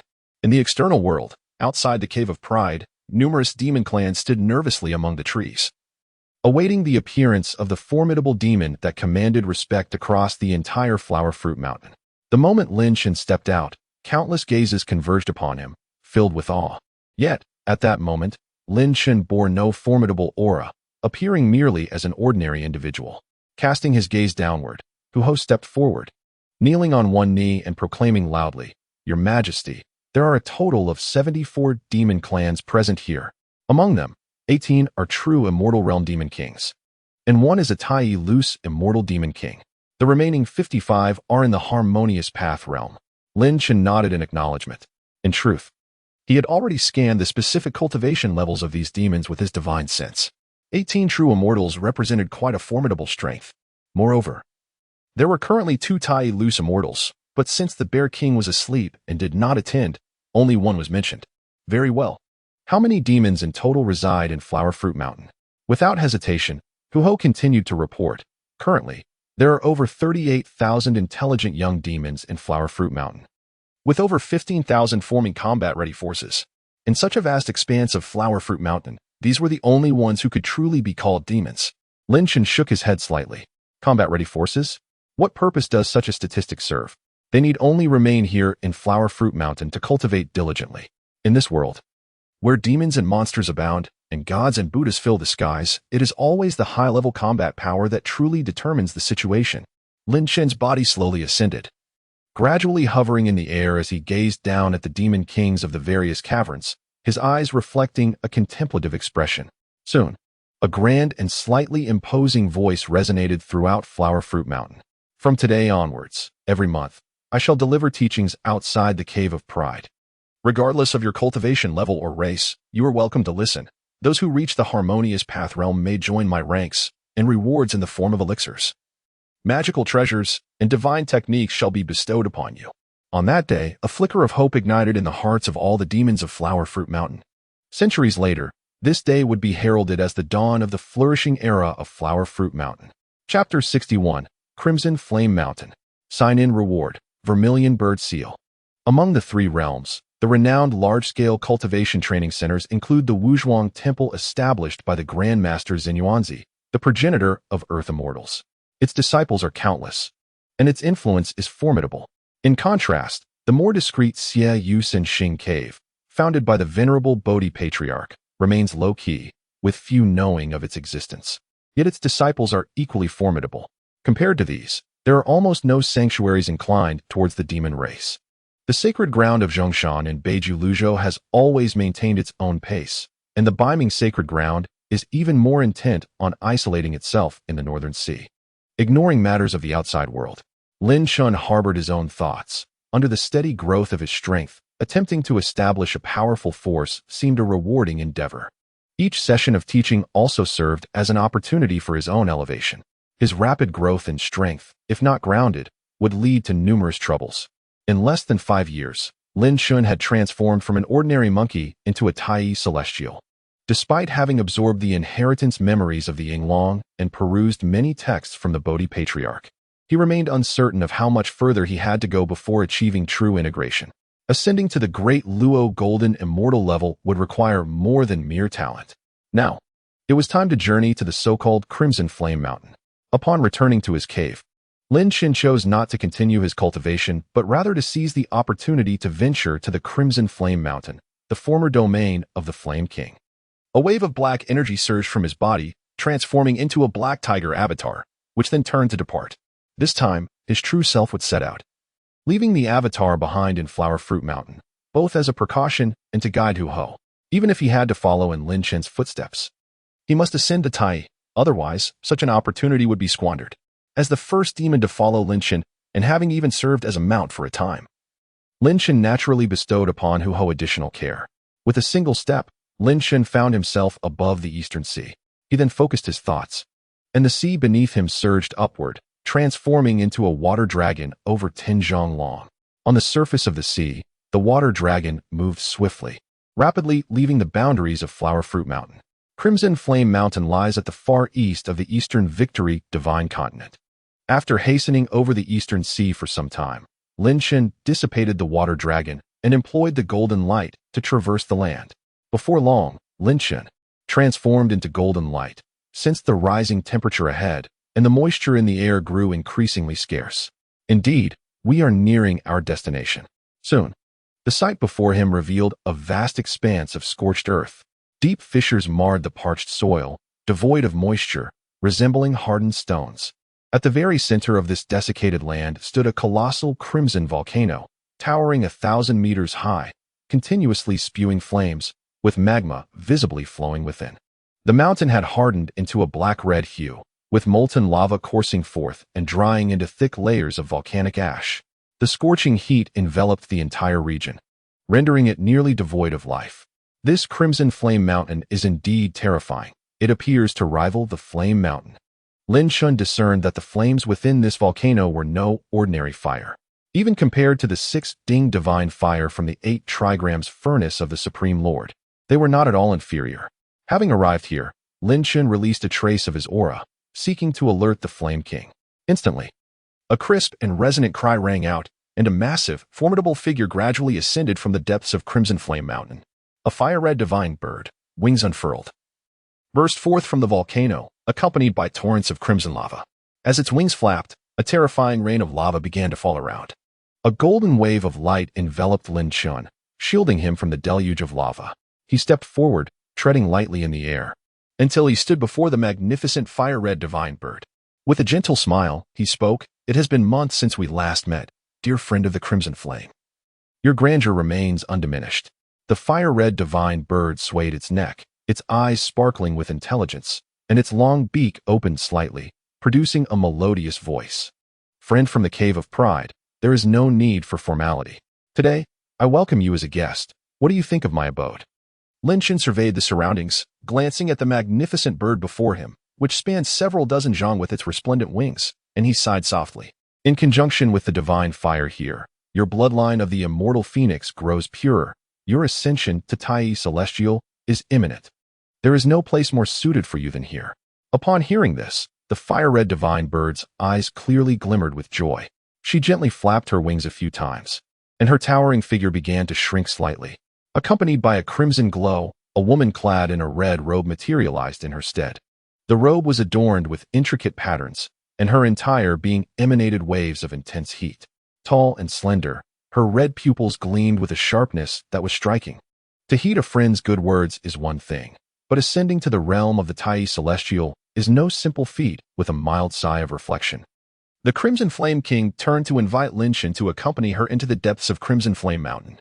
Observing the formidable presence of the Crimson Flame King, Lin Chen offered a slight smile, choosing not to elaborate further. His earlier words were not mere flattery. The bloodline within the Crimson Flame King was indeed being refined repeatedly, gradually approaching that of a true phoenix. Once her bloodline is entirely purified, it would signal her ascension to the Tai Celestial realm.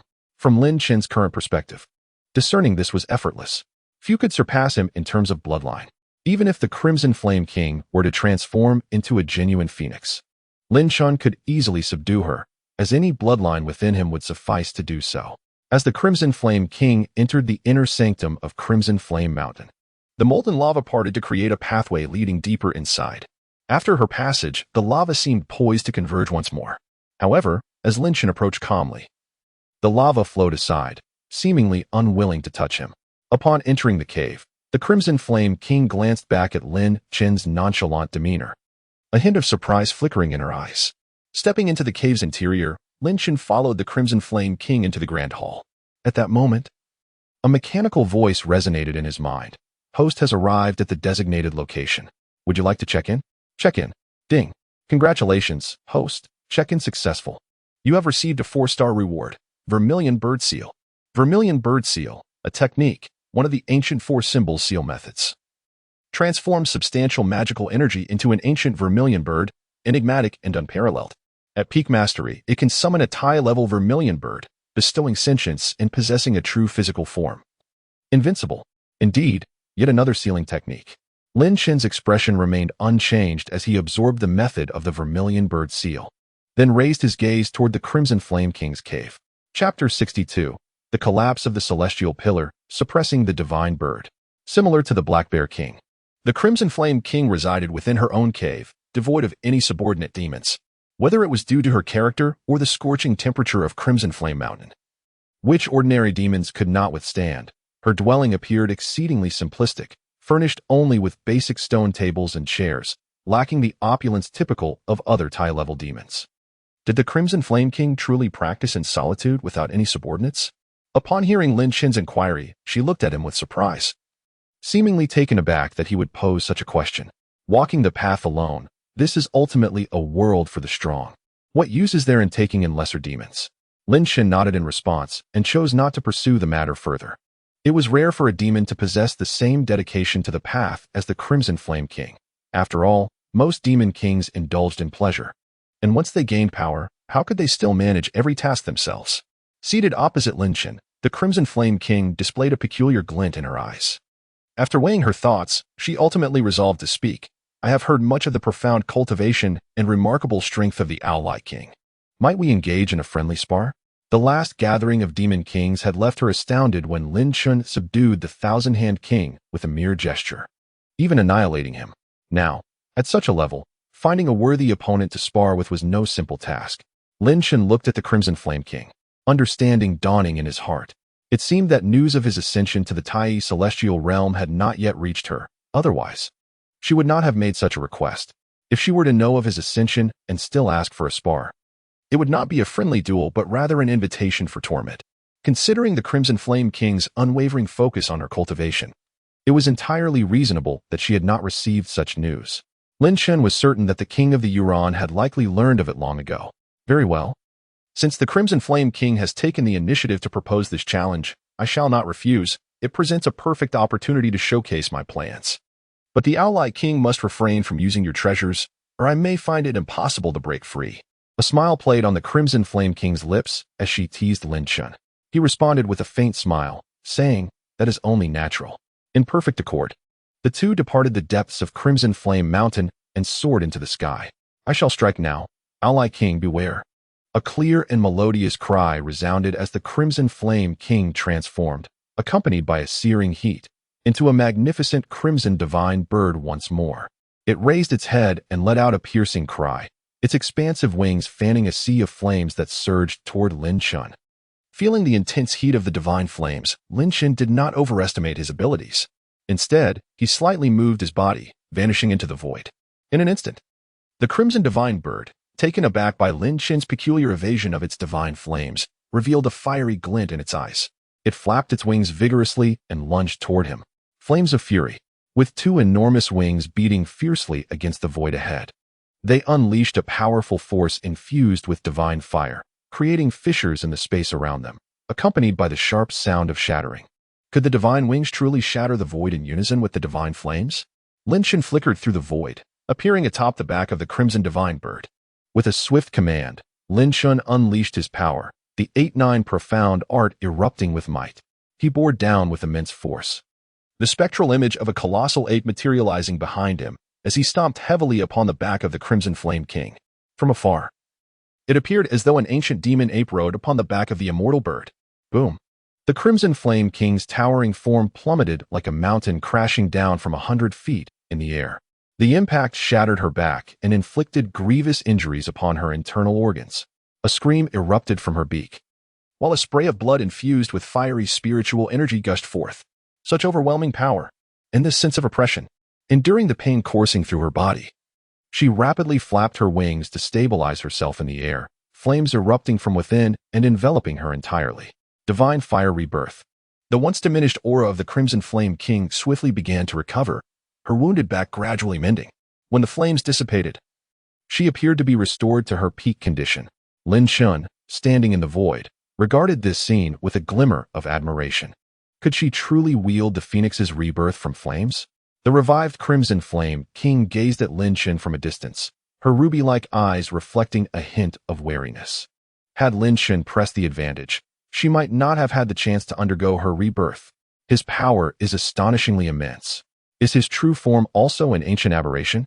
With the aura of the terrifying demon ape still lingering in her senses, the Crimson Flame King felt an overwhelming pressure that left no doubt regarding Lin Chen's true strength. The Owleye King is indeed formidable. The Crimson Flame King sighed, flapping her wings to ascend once more into the sky. Lin Chen chuckled lightly.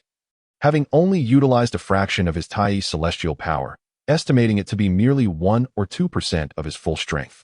If he were to unleash the true might of a Tai celestial, the Crimson Flame King would likely be unable to withstand even a single strike.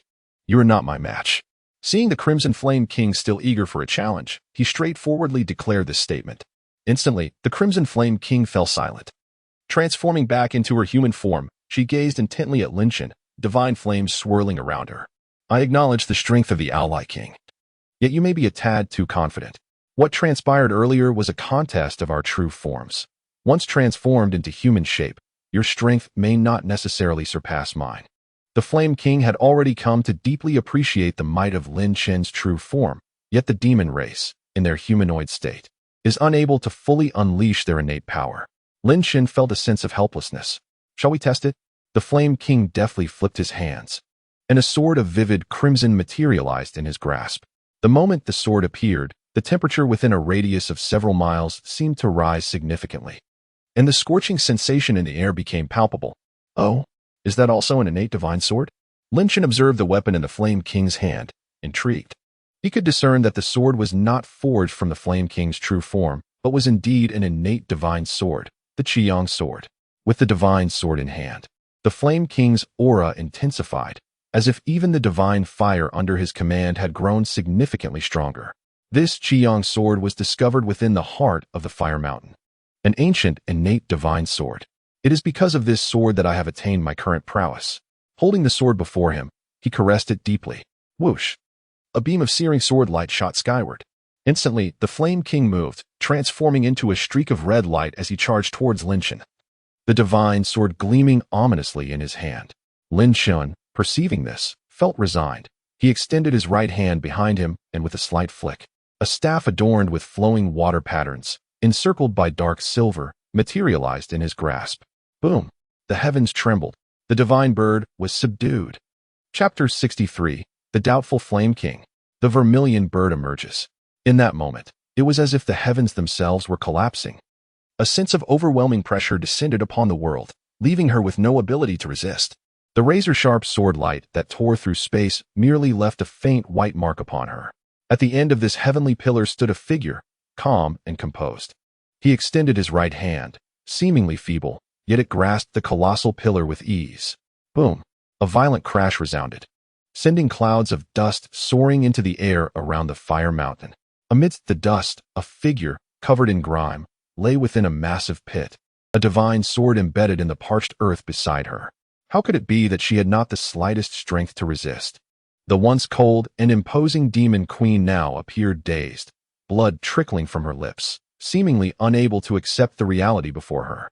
In the sky, Lin Chen, with a thought, caused the steel staff to shrink, casually placing it behind his ear. He gazed down upon the still pit, his eyes revealing a hint of confusion. What is happening? I should have controlled my strength. Did I inadvertently kill her? The Flame King had always believed that her innate divine sword and progressively purifying bloodline rendered her humanoid form equally formidable as her true form. It was only today that the colossal staff had utterly bewildered her. Is the Flame King all right? Suddenly, a voice tinged with concern broke the silence near the pit, awakening the Flame King from her self-doubt. Lin Chen stood at the edge of the pit, observing the motionless, dirt-covered Flame King, his expression tinged with guilt. I sincerely apologize.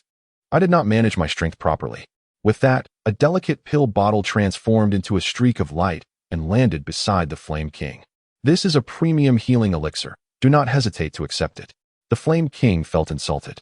Taking a deep breath, she suddenly ignited in flames, enveloping herself entirely. Moments later, the flames dissipated, and a Flame King, unscathed and impeccably robed, soared from the pit. Witnessing this, Lin Chen could not help but marvel. The Flame King's innate talent is truly remarkable. No matter how many times she is struck down, she can always recover. The Flame King approached Lin Chen, taking a deep breath, and spoke. The Aoi King possesses extraordinary strength. I am humbled in comparison. She then extended her right hand forward, and the Qiyong sword from the pit instantly appeared in her grasp. Looking at the flawless, still blazing red divine sword, Lin Shan clicked his tongue in admiration. Truly, it is an innate divine sword, showing no signs of damage. Hearing Lin Shan's words, the Flame King felt a sense of relief wash over her. A hint of pride appeared on her face as she slightly raised her chin. After all, it is an innate divine sword, quite rare in the three realms. At last, I can reclaim some dignity. No sooner had she finished speaking than Lin Shan summoned an ancient, unadorned sword, the unique aura of the Dragon of Fortune emanating from it. Its blade exuding a potent sharpness. The same innate divine sword, equally rare in the three realms. The pride on the Flame King's face froze in place. I suddenly recalled that I too possess an innate divine sword. It seems we are fated. Lin Shan smiled cheerfully at the Flame King, seemingly oblivious to her displeasure. Fate? How dare you? The Flame King trembled slightly, feeling an overwhelming urge to dismiss him immediately. Sensing the Flame King's imminent loss of composure, Lin Shan adjusted his demeanor and spoke earnestly.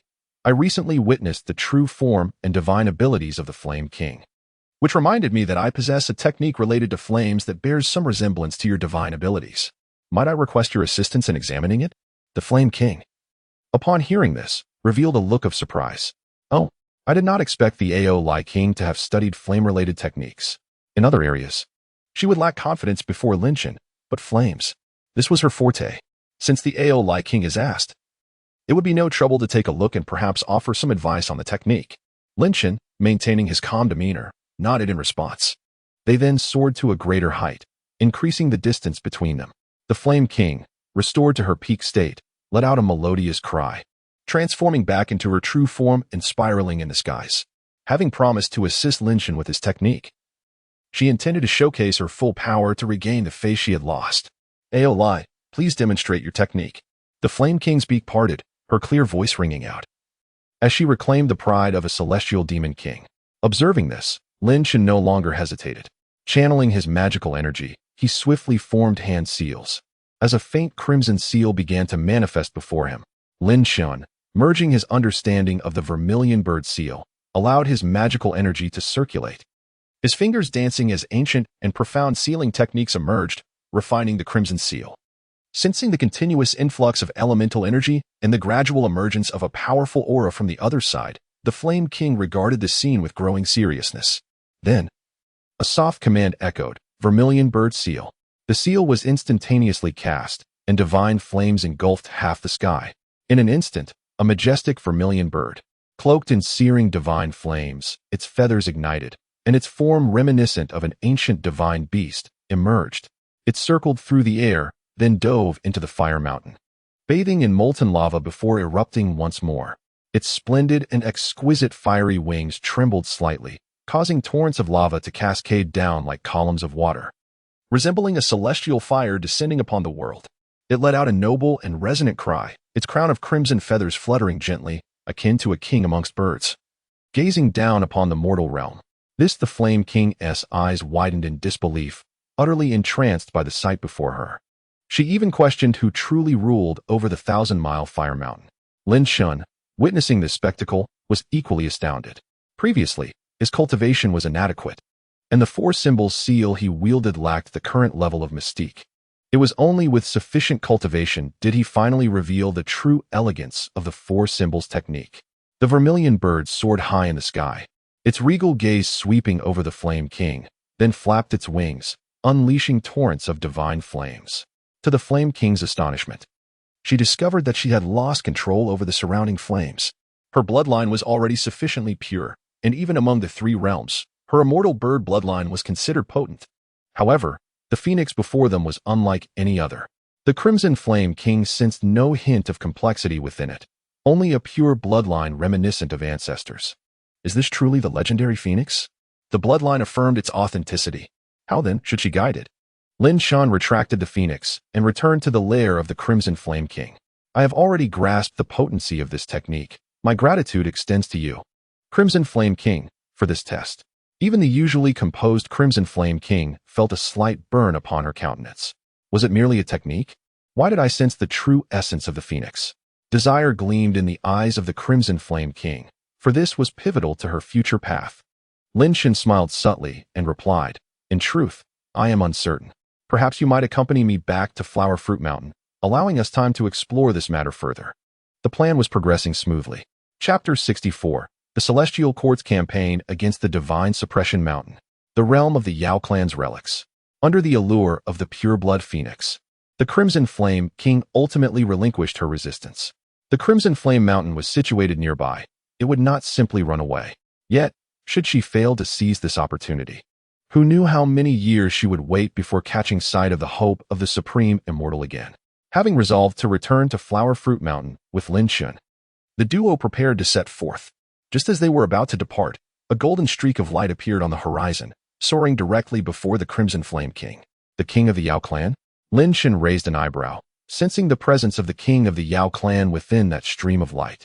The Crimson Flame King also paused momentarily, then furrowed her brow and said to Lin Shen, "This is the unique communication method of the King of the Yao clan. I wonder what he seeks from me."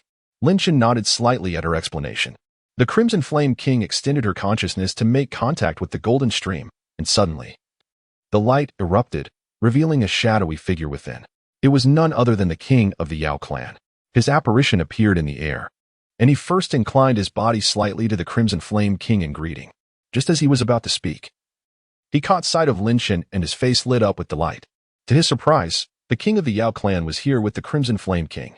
The apparition, merely a manifestation of ordinary consciousness, possessed little strength, causing it to tremble slightly as the King of the Yao clan spoke. "Originally, I was troubled about how to inform the King of Ally, but now it seems fortuitous." Upon hearing this, Lin Shen and the Crimson Flame King inquired simultaneously, "Does the King of the Yao clan have something significant to convey with this mental transmission?" The King of the Yao clan's expression shifted, and after a sigh, he divulged the reason for his visit. "Here's the situation. We had agreed to assemble all demon sovereigns of the true immortal realm and above at Yao Mountain in 2 months, but that now seems unfeasible." The Crimson Flame King, intrigued, asked, "Oh, why is that?" A bitter smile creased the King of the Yao clan's face as he continued, "I have received news that the Celestial Court is likely to mobilize against my Divine Suppression Mountain. If we proceed with gathering the demon sovereigns, it would spell doom for our lineage and Eastern victory." Lin Shen was equally taken aback by this news. The Divine Suppression Mountain was the territory of the King of the Yao clan, who was an immensely powerful demon of the supreme immortal level. Lin Shen believed that the Celestial Court must be aware of this, yet they were still intent on military action, indicating their unwavering resolve to engage in conflict. Listening to the King of the Yao clan's feigned lamentations, Lin Shen couldn't help but smirk internally. He certainly did not dare to summon other demon sovereigns under such circumstances. Otherwise, he would become like a rat scurrying across the street, denounced by all the demon clan. What if the Celestial Court, seeing such a gathering of demons, assumed a great battle was imminent and dispatched even more formidable experts? The 9 Heavens Exorcism Master, the Emperor Zhenwu, the 3rd Prince Neza, and the 2nd Lord Yang Jian. Just mentioning these formidable figures was enough to give the King of the Yao clan pause. Why would they suddenly mobilize against your Divine Suppression Mountain? The Crimson Flame King pressed, her brow furrowed with concern. If this was a sign of the Celestial Court's intent to target Eastern victory, she would need to prepare accordingly. Lin Shen also turned his gaze toward the Crimson Flame King, pondering why, after so many years of tranquility, the Celestial Court would risk such a perilous endeavor against the mighty King of the Yao clan.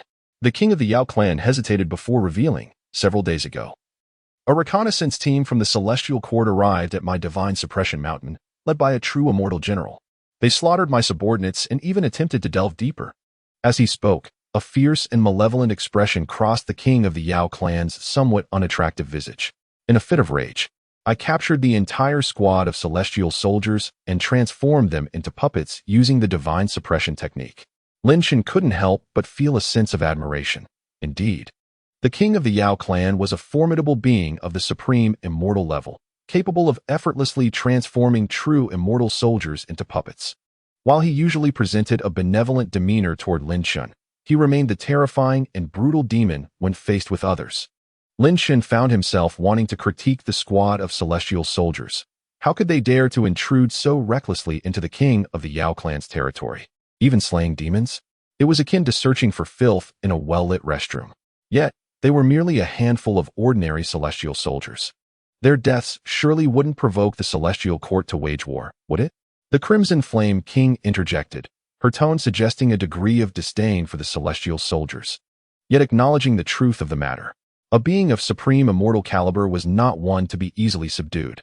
The king of the Yao clan sighed, expressing his helplessness. Indeed, I initially thought the matter was settled, but I did not anticipate that the true immortal general possessed some backing. Even the Guardian of the East, one of the 4 heavenly kings, sought me out to request the release of that general's soul.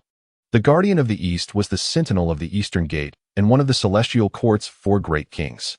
True immortal beings were indeed rare. But the intervention of the Guardian of the East indicated that the true immortal general had significant connections. Curious, Lin Chen asked, and then? The king of the Yao clan shot Lin Chen a dark and ferocious look, snorting coldly, "My subordinates were killed. If I were to easily surrender the general's soul, how could I maintain my authority? Instead, I struck the Guardian of the East as well. Unfortunately, he was merely a projection and did not leave behind his essence." The Crimson Flame King displayed a look of astonishment, glancing incredulously at the king of the Yao clan, surprised by his audacity. Such actions were tantamount to slapping the celestial court in the face. No wonder they were preparing for large-scale military action. Yet, the king of the Yao clan showed no sign of fear, maintaining his brutal demeanor, albeit with a hint of distress. After a moment's contemplation, Lin Chen shook his head slightly and sighed. Given the king of the Yao clan's predicament, they would not attend the gathering this time. They would postpone it for another occasion. The Crimson Flame King was momentarily taken aback by Lin Chen's words, but then a smile graced her features. The king of the Yao clan chuckled awkwardly, turning to Lin Chen. "Surely, you jest, king of Ally. I have come seeking your assistance in countering the celestial court." Lin Chen waved his hand dismissively. "You jest, king of the Yao clan. My modest strength is hardly sufficient to oppose the celestial court." Seeing Lin Chen's obstinate demeanor, the king of the Yao clan wore a look of resignation. With forced cheerfulness, he addressed both the Crimson Flame King and Lin Chen. "I would never ask you to assist me without recompense. I have discovered the ruins of a powerful demon being. After this matter concludes, we can explore it together." Moreover, the king of the Yao clan regarded Lin Chen with admiration. "Now that you have ascended to the rank of supreme immortal, why must you be so humble?" The Crimson Flame King turned her gaze toward Lin Chen. Chapter 65. A new check-in location. Arrival at the Divine Driver Mountain. Ding. Congratulations, host. A new check-in location has been refreshed. The Demon Clan ruins of the Golden Crow realm. Lin Chen was somewhat astonished upon hearing the familiar mechanical voice echoing in his mind. The words of the King of the Urine had triggered this check-in point. "Tai Celestial Immortal?" A voice filled with disbelief came from beside him. The King of Crimson Flame stared at Lin Chen, his face etched with shock. The ethereal image of the Urine King hovered in the air. Glancing at the King of Crimson Flame with a hint of surprise, was it possible that the King of Crimson Flame was unaware of this matter? The King of Crimson Flame showed no other expression, merely shaking his head. At this moment, he was acutely aware of the vast disparity in their strengths. Lin Chen paid no heed to the King of Crimson Flame's expression. Since the system had designated this check-in location, he could not refuse the King of Urine this time. However, he was also curious about the true power of the heavenly realm in this world. The King of Ally, having ascended to the realm of Tai's celestial immortals. "You are now the leader among the demon clan of the Eastern Victory Divine Continent. Should you be willing to lend your aid, I shall forever remember this kindness." The Urine King's ethereal consciousness began to fade, his face serious and sincere as he gazed at Lin Chen. Lin Chen feigned contemplation and eventually nodded. "Very well. I shall go and take a look." Upon hearing this, the Urine King's face immediately brightened. If a Tai realm being were to oversee the Divine Driver Mountain, he would feel much more at ease. "And you, King of Crimson Flame?" The King of Crimson Flame glanced at Lin Chen, then turned to the Urine King and nodded. "Let us go together, so we may witness the majesty of the heavenly realm." With the promises of 2 Tai realm powerful demons, the Urine King's consciousness dissipated with satisfaction. Lin Chen stared at the spot where the Urine King had vanished, his mind swirling with thoughts. The Urine King's ability to locate the King of Crimson Flame indicated he possessed certain means. However, the lack of a direct message to me suggested he could not discern my position, which was only natural. Lin Chen, possessing not only the hidden talent of the spirit-enlightened stone monkey, but also the Zhao Yao banner, could shield his entire being from heavenly secrets. No one could find his whereabouts. Having promised the Urine King, "Let us set forth," Lin Shen addressed the seemingly dazed King of Crimson Flame. The King of Crimson Flame nodded, casting a final glance at Lin Shen before transforming into a streak of light, quickly reverting to her true form. The Crimson Divine Bird flapped its wings and soared forward with astonishing speed, causing the surrounding space to slightly warp. Once a bird demon transforms into its true form, its speed increases dramatically, far surpassing its humanoid state. Some demon clans are naturally swift, which is why many powerful beings seek mounts. For instance, the King of Crimson Flame, after reverting to her true form, was several times faster than in her humanoid guise. As Lin Shen observed the departing King of Crimson Flame, he made a slight movement, conjuring a golden light that instantly caught up with her. He then stepped lightly forward, and in an instant, he vanished from sight. The next moment, Lin Shen appeared above the King of Crimson Flame, sitting cross-legged. The King of Crimson Flame? Her eyes flared with rage at once, ready to scold him. Although she had learned of Lin Shen's current status as a Tai celestial immortal, she would not yield on matters of dignity. Just then, the King of Crimson Flame sensed a pure flame aura emanating from above. Lin Shen sat cross-legged atop the head of the immortal bird, forming a seal with his hands as a red vermilion bird mark slowly materialized. Vermilion bird seal. Grant clemency. With a gentle utterance, the vermilion bird mark appeared at the center of the King of Crimson Flame's forehead. This is the core of the vermilion bird seal. I place it upon your brow. During our journey, immerse yourself in its profoundness. Upon hearing Lin Shen's calm words and sensing the mysterious aura emanating from her forehead, the King of Crimson Flame, who had initially intended to scold him, fell silent. Very well, I shall simply immerse myself in understanding, as if he were not present, comforting herself inwardly. The King of Crimson Flame began to travel while contemplating the mysteries at her brow. Thus, a remarkable scene unfolded across the skies of the Eastern Victory Divine Continent. A crimson divine bird engulfed in flames flapped its wings, while atop its fearsome head sat a man, eyes gently closed, his expression serene. When the King of Crimson Flame and Lin Shen approached the vicinity of the Divine Driver Mountain, the Yuren King appeared in the sky to greet them personally. Upon seeing Lin Shen seated atop the head of the King of Crimson Flame, the Yuren King's face revealed astonishment. Has even the King of Crimson Flame been subdued by him? He was already aware of the matter regarding the Black Bear King being taken as Lin Shen's mount. With a flash of red light, the King of Crimson Flame transformed back into her humanoid form. Her countenance was cool and elongated, clad in red battle armor. With a simple vermilion bird mark adorning her brow, Lin Shen descended to the side, surveying his surroundings before finally fixing his gaze on the distant Divine Driver Mountain. What? Are there already heavenly beings monitoring the Divine Driver Mountain? The Yuren King scoffed at the mentioned monitor. Who do they think they are to monitor me? His eyes brimmed with ferocity as he glanced toward the nearby Divine Driver Mountain, slowly narrowing his gaze.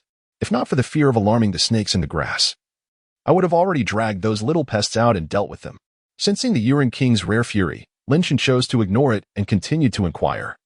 To assault the Divine Driver Mountain, it would be implausible without a Tai scattered immortal as reinforcement. Who has the heavenly realm dispatched this time? Upon hearing this, the Yuren King's fierce expression diminished and was replaced by a frown. I do not know. There has been no news thus far. He looked up at Lin Shen, then smiled again, expressing joy. With you and the King of Crimson Flame present, it matters not who comes. His gaze was filled with admiration. Despite never having witnessed Lin Shen in action, his confidence in Lin Shen's strength seemed to surpass even Lin Shen's own. Do not underestimate them. The heavenly realm is not as simple as you imagine. Lin Shen spoke lightly, hoping to remind the Yuren King. The Yuren King laughed heartily at this, shaking his head. What the King of Aula says is true. The heavenly realm is indeed formidable, brimming with powerful beings. However, to say that they would actively come to deal with us is quite rare. If you wish to annihilate the heavenly realm, you would face many formidable entities. But for now, we are merely striving to survive. Those powerful beings are unlikely to take action against us. Observing the Yuren King speak so confidently, Lin Shen suddenly realized that many among the demon clans were aware of the situation, and despite knowing the formidable power behind the heavenly realm, they remained undaunted. Soon, the three demons concealed their auras and flew toward the Divine Driver Mountain. Lin Shen's consciousness swept out, detecting several presences that did not belong there. This time, he pondered whether he might have the opportunity to visit the Southern Heaven Gate. Chapter 66. Erlangshan, Yangjian. In the distant sky, a resplendent heavenly gate stood amidst the clouds. Before this heavenly gate, massive warships traversing the sea of clouds were arrayed in formidable formation. The warships were manned by armored heavenly soldiers, their auras diverse and chaotic, yet in this extraordinary setting, they exuded a valiant and fierce presence. At the forefront of this fleet stood a grand and exquisite flagship, towering amidst the clouds. Upon its deck, numerous armored heavenly generals, wielding treasures or weapons and radiating celestial energy, stood in reverence before a towering figure cloaked in a majestic robe. The king of the nation bore a fierce expression, clad in armor and brandishing a sharp sword, standing beside the man with a furrowed brow. "Your Excellency, you have personally come to the fray this time?" The king of the nation's face displayed renewed anger as he spoke. "That wretched demon truly knows no bounds. Had I not fled swiftly back then, I might have fallen victim to its malice." The tall man, with an expression of indifference, gazed down at the sea of clouds and spoke softly, regardless of the circumstances. "The king of the Yushan is indeed a formidable demon lord of the Tai Sanxian level. A hasty military engagement will only lead to defeat. If it solely relies on you, the king of the Yushan alone could annihilate your forces." Upon hearing this, the heavenly king of Holding Nation displayed a hint of embarrassment on his face. It was true, the king of the Yushan was renowned among the 4 divine regions, and he was not someone we could easily conquer. Only figures like the Grand Master of Demon Subduing and True Monarch could ensure victory without fail. The tall figure remained unchanged in expression as many heavenly generals gathered behind him. He continued, "This time, I shall only handle the king of the Yushan. The rest of the operations are up to you." The heavenly king of Holding Nation sighed inwardly, recognizing that this individual still harbored grievances against the heavenly court, and thus nodded in agreement. Since the time of the true martial emperor, who eradicated demons across the world hundreds of years ago, numerous powerful demons capable of disrupting the 3 realms have re-emerged. Back then, the true martial emperor took over a decade to slay merely a handful of Tai demons. And now we must confront the Tai demon lord again. Is the heavenly court truly prepared for this? Beyond the eastern heavenly gate, warships assembled and arranged. With multitudes of heavenly soldiers fully equipped and ready to embark, an overwhelming and fearsome aura sweeping across the 9 heavens. Set sail. At the command, hundreds of warships departed from the eastern heavenly gate, racing swiftly across the sea of clouds. On the divine driving mountain, Lin Shen sat with the Crimson Flame King and the king of the Yushan in a cave dwelling. "Calm yourselves. If the heavenly court truly sends reinforcements this time, I shall ensure that none return." The king of the Yushan laughed heartily, a glint of confidence sparkling in his eyes. The heavenly court would be too extravagant to deploy a Tai immortal or even higher-level combatants against him. Such power was indeed rare and not easily summoned. Consequently, the king of the Yushan felt emboldened.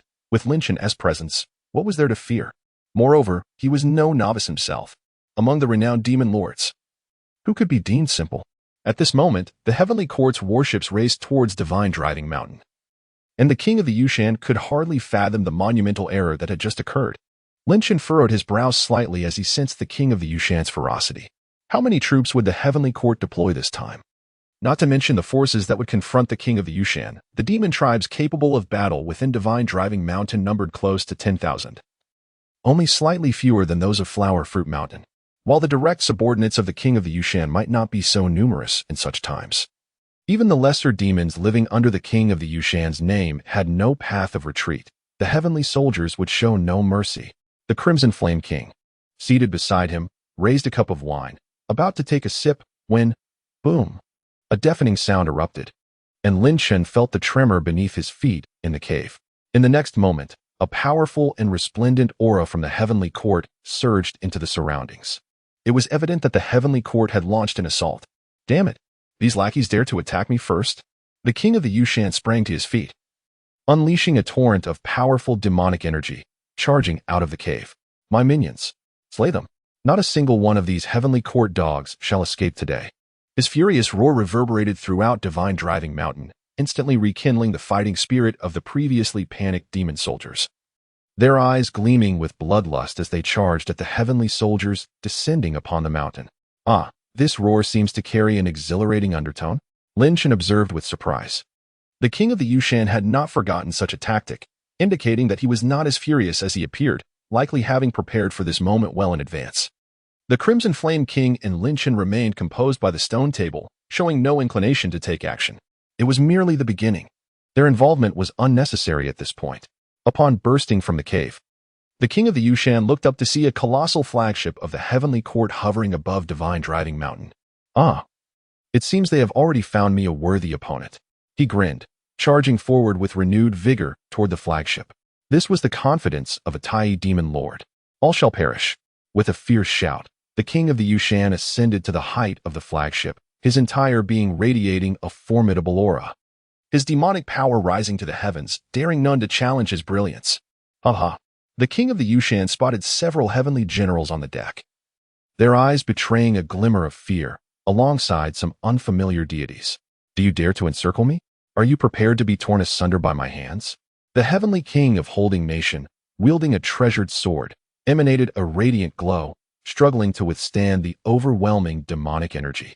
Although the brilliance appeared immensely dazzling to onlookers, and the essence within was pure and profound, signifying a true immortal, it paled in comparison to the soaring demonic aura of the king of the Yushan, akin to a mere flicker of light. Excitement flickered across the king of the Yushan's face as his demonic energy transformed into a colossal ape, its emaciated claws lunging forward with unyielding ferocity.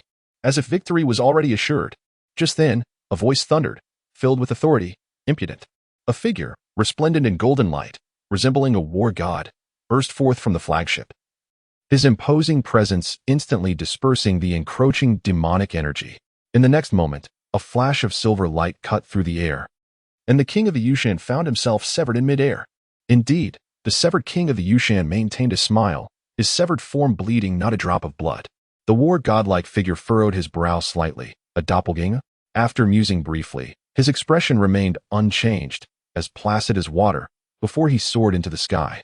Grasping a silver, sharp, three-pronged blade in his right hand, he drew it across his brow with 2 fingers. Swish!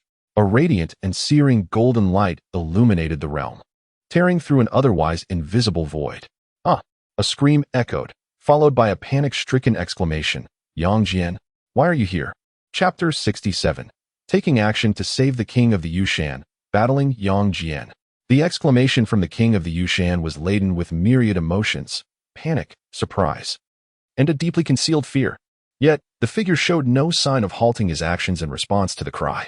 Upon his arrival, he cleaved through the king of the Yushan's doppelganger, and with the third eye at his brow opened, he located the true form of the king of the Yushan and pierced through his body. The scorching and searing golden light inflicted significant wounds upon the king of the Yushan. Having accomplished this, he did not pause. With a slight movement, he transformed into a streak of light, pursuing the true form of the king of the Yushan. The 3-pronged blade descended straight down. Silver light reappeared, slicing through space as it descended. The king of the Yushan sensed the chill and began to retreat, only to find no avenue of escape. Yang Jian, you seek death. With a roar, the king of the Yushan immediately transformed into his true form, an ugly and fearsome golden-furred monkey, turning back to glare furiously at Yang Jian. In an instant, a surge of soul-controlling power erupted from the king of the Yushan's eyes. As a Tai demon lord, the king of the Yushan's physical prowess was arguably the weakest among the Tai Sanxians, yet his spiritual strength surpassed that of ordinary Tai Sanxians. Soul rent. Following the furious roar, as the king of the Yushan's eyes widened, Yang Jian felt a tremor throughout his body, a momentary daze clouding his gaze. But before the king of the Yushan could reveal a smile, his eyes snapped shut. The single eye at his brow opened, gleaming with golden light. Ah! The king of the Yushan screamed in agony, blood streaming from his eyes. Meanwhile, Yang Jian, with a cold expression in his single eye, did not hesitate to bring down the 3-pronged blade. Blood splattered, and a roar echoed. A furry monkey arm suddenly shot out, and instead of falling, it transformed into a golden-haired monkey, lunging fiercely towards Yang Jian. Yang Jian retracted his weapon and slashed downward at the approaching monkey. Although the monkey appeared fierce, it possessed no strength to retaliate and immediately disintegrated into a burst of light and shadow. Seizing this opportunity, the king of the Yushan swiftly covered his severed arm and fled down to the Divine Driving Mountain. He could scarcely believe that Yang Jian had come. Since the deification, Yang Jian's physical form had ascended to sanctity, his innate talent and cultivation soaring. Although he remained at the Guanjing Pass, listening to orders rather than issuing them due to matters concerning his mother, it did not hinder his reputation from spreading throughout the three realms. He was undoubtedly the foremost disciple among the third generation of the Chan teaching. Leading his subordinates, the grasshead deity, he carved out a formidable name for himself, earning the title of the battle god of the three realms. How infuriating. Why had Yang Jian come here? Wasn't he at odds with the heavenly court? If it had been Neza or Li Jing, I would not have been in such a dire predicament. The king of the Yushan gritted his teeth and charged towards the cave. He felt an overwhelming sense of resentment. Yang Jian's mastery of the 8-9 profound art, his unparalleled physical prowess, and the heavenly eye on his forehead perfectly countered him. Otherwise, even against a Tai immortal, he would not be in such a pitiful state, powerless to fight back. As the king of the Yushan fled in panic, Yang Jian's cold gaze pierced through, and with a swift motion, he pursued with his three-pronged, two-edged blade. Fleeing, you think you can escape? Feeling the golden lights speed behind him, the king of the Yushan's eyes widened in horror. If he were caught, he could truly be taken down by Yang Jian. In that moment, he cast aside all notions of dignity and shouted, "King Ally, save me!" His desperate cry echoed across the entire divine driving mountain, reaching the cave within. On the flagship above, upon hearing the king of the Yushan's frantic plea, the heavenly kings, including the holding country king, exchanged perplexed glances. Who was this King Ally? Could he also be a great demon? Why had they never heard of this name before? While they pondered the identity of King Ally, Yang Jian had already closed in on the king of the Yushan. He raised his three-pronged, two-edged blade, the heavenly eye on his forehead brimming with energy. With a sharp sound, a brilliant golden light shot forth, and simultaneously, a chilling gleam appeared, descending with force. Despair flickered in the king of the Yushan's eyes. In the next moment, the golden light was intercepted by a wave of dark energy, and the three-pronged, two-edged blade collided violently against a steel mixed iron staff, sending sparks flying. Before the king of the Yushan stood a tall, handsome figure, exuding an air of tranquility. King Ally. Linshan. The moment Linshan appeared, the king of the Yushan nearly shed tears of gratitude. King Ally. He had genuinely felt the threat of death moments before. Hearing the king of the Yushan's excited voice, Linshan nodded, then focused his attention on the retreating Yang Jian in the distance. Is that the renowned Erling Shun? Yang Jian? Linshan squinted slightly, scrutinizing the imposing figure. The figure stood tall, with a stern and majestic visage, clad in silver armor. A flowing red cloak billowing behind him. In his right hand, he wielded a three-pronged, two-edged blade, while his left hand's fingers were pressed together on his forehead. Above his brow was a vertical eye pattern, adding to his formidable presence. Recognizing these distinctive traits, Linshan confirmed that this striking warrior was indeed the famed Erling Shun. But where was the howling celestial dog? Muttering softly, Linshan chose not to dwell on it further. His expression remained calm, with an inherent pride emanating from him, as he unwittingly developed the confidence to face these mythic figures alone. Who are you? Yang Jian's flat inquiry resonated. His curiosity piqued by the individual capable of withstanding his full-force strike. Linshan raised an eyebrow in response. I am not entirely sure who I am. They all call me King Ally. Of course, you may call me that as well.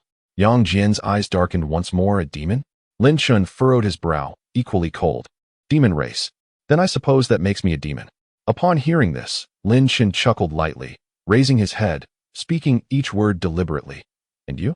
A spawn. He was equally unreserved towards those who showed him no respect. Yang Jian's expression hardened with rising fury, gripping his three-pronged, two-edged blade tightly, his aura coiling with intensity. Are you seeking death? Linshan laughed heartily, slightly rotating his steel mixed iron staff, raising an eyebrow. Do you possess the ability? Hearing Linshan's audacious words, many celestial beings on the flagship, including the holding country king, shivered involuntarily. This demon dared to speak thus? The true monarch may well be enraged. Below, a thunderous clash erupted. Linshan and Yang Jian surged forward simultaneously, radiant light swirling as their weapons struck with ferocity. Bang! The polearm and staff collided, sending sparks flying. The tremendous force of their clash rippled through the surrounding space, creating sonic booms that reverberated, with the shockwave sweeping outward, toppling numerous warships. As the light faded, the two stood at the center, their weapons at their sides. This exchange had proven evenly matched. Who is this King Ally? He is not at all inferior to the true monarch. However, this battle had not yet officially commenced. Chapter 68, Nine Heavens Thunder, Law of Heaven and Earth. The waves stirred by their battle had already overturned several celestial ships, Yet the two protagonists remained unfazed, as if the previous exchange were merely a customary probe.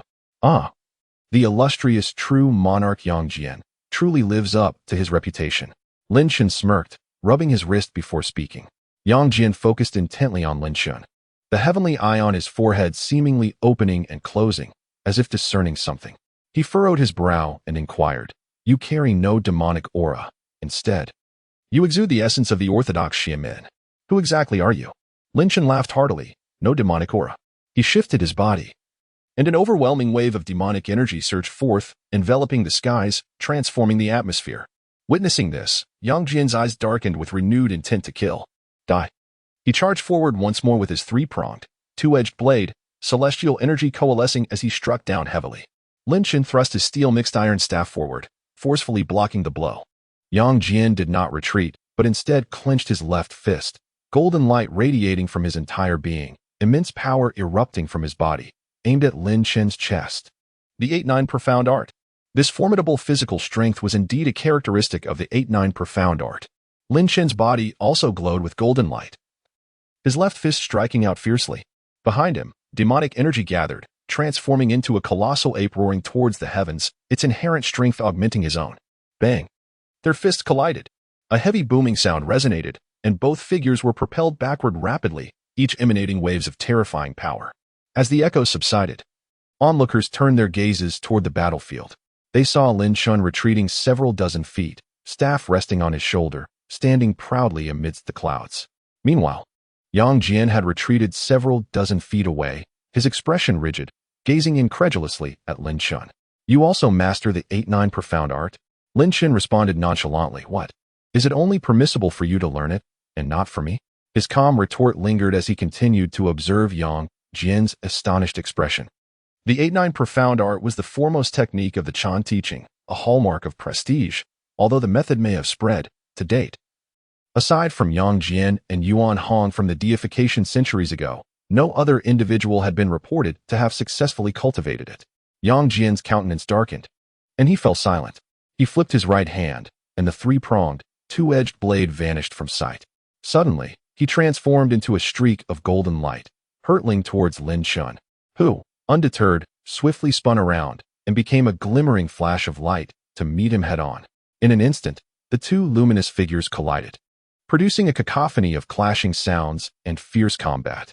The powerful waves of energy emanating from the clash deterred anyone nearby from approaching. The two streaks of light moved with incredible speed, striking from the sky to the ground, then rising again as a gentle breeze, sending golden sparks flying and exuding a terrifying aura. "Yang Jian, your 8-9 mystical arts are nothing remarkable." As the two lights entwined and separated, Lin Shen took on human form, grinning at the not-so-distant Yang Jian.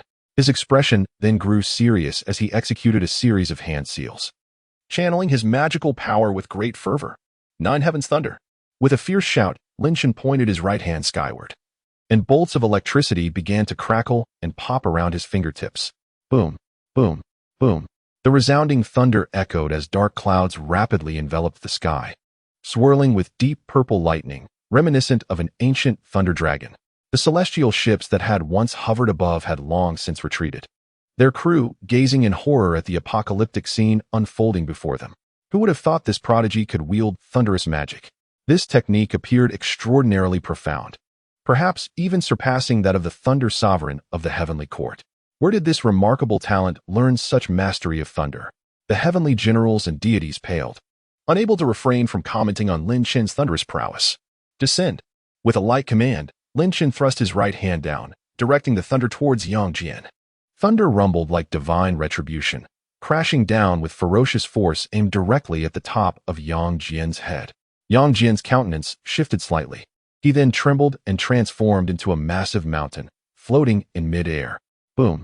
The deep purple lightning struck the mountain peak, causing rocks to shatter and scatter, while the entire mountain quaked violently. Those at a distance from the heavenly court watched in terror, their faces drained of color, trembling at the thought that if this thunder struck them, they would all perish. Meanwhile, within the confines of the god-driving mountain, the Monkey King and the Flame King watched in awe as the thunder seemingly pierced through the heavens and earth, resembling a fearsome ancient thunder dragon. "Can you withstand it?" The Monkey King gulped, turning to the Flame King. The Flame King silently shook his head, his gaze fixed on the figure wielding the thunder in the sky. Seeing this, the Monkey King fell silent. Even such a powerful being as the Flame King could not withstand that strike, let alone himself, who was far weaker. In the sky, after the thunder strike, the dark clouds dispersed, revealing a clear sky. Meanwhile, the mountain, now half destroyed by the thunder, transformed back into Yang Jian, who appeared slightly pale. Lin Chen burst into laughter. Who would have thought that the formidable Erlang Shun would find himself in such a predicament? The nine heavens thunder he unleashed was a divine art bestowed upon him by the Azure Dragon, a technique that, within the three realms, only he might still employ. Though immensely powerful, it was also exceedingly taxing on his magical energy. Yang Jian looked up at Lin Chen, his eyes not filled with anger, but rather brimming with fervent battle spirit. I never anticipated such a figure would emerge within the three realms. Splendid. He grasped his three-pronged, double-edged blade, reappearing in his hand. Prideful king, will you dare to engage in a spirited duel with me? Upon hearing Yang Jian's challenge, Lin Chen felt a surge of battle fervor, his eyes gleaming with excitement. He could hardly contain himself. Since ascending to the status of a celestial immortal, he had yet to engage in a truly exhilarating battle. His numerous hidden cards had prevented him from unleashing his full potential against those stronger than him. Yet he could not unleash his strength against those weaker either. Finally encountering an opponent whose magical prowess and combat skills were on par with his own. Lin Chen yearned for this battle. Excellent. Compared to those arts, I prefer the directness of hand-to-hand combat. With that, Lin Chen radiated an imposing aura, tightening his grip as a steel-mixed iron staff materialized in his hand. He leaped into the air, rapidly closing in on Yang Jian, swinging the staff with ferocity. Heavenly Chaos Staff. Under the might of his strike, a multitude of staff shadows appeared, varying in length and thickness. Yang Jian also leaped into the fray, swiftly wielding his three-pronged, double-edged blade, blocking the incoming strikes at incredible speed. The clash of metal resonated through the heavens and earth. The void trembled incessantly, and the ground fractured. Wherever the two battled became a war zone. Ha ha ha, exhilarating. As the fight intensified, Lin Chen soared into the air, bellowing, law of heaven and earth. Instantly, a gargantuan, terrifying giant ape enveloped the skies above the god-driving mountain. Chapter 69. The Iron Staff chases the three-headed Jiao, binding Erlang Shen with the immortal binding rope. Gazing upon the towering giant ape, anyone present could not help but feel a sense of unease. The giant ape roared, its eyes tinted with a crimson hue. Then, it began to tremble slightly, rising to a fully upright position, its powerful muscles and dense fur transforming into armor that enveloped its entire body. Eventually, the immense giant ape morphed back into a humanoid form, but this time the figure was colossal, comparable to a mountain, clad in shining armor. With a golden headband binding its hair, in its hand, it wielded a colossal pillar, emanating a fearsome and awe-inspiring aura. Indeed, the humanoid form feels more comfortable for me. Lin Chen mused, stretching his body and casting a glance at the diminutive Yang Jian, grinning broadly. I won't play with you any longer. I intend to capture you and study your heavenly eye. During their previous skirmish, Yang Jian's third eye had activated several times, helping him through multiple crises, which had caused Lin Chen no small amount of trouble, piquing his interest. Yang Jian frowned slightly at Lin Chen's candid interest in his heavenly eye. Many had expressed curiosity, but none had been so forthright. Lin Chen took a step forward, shaking the void and stirring up a tempest.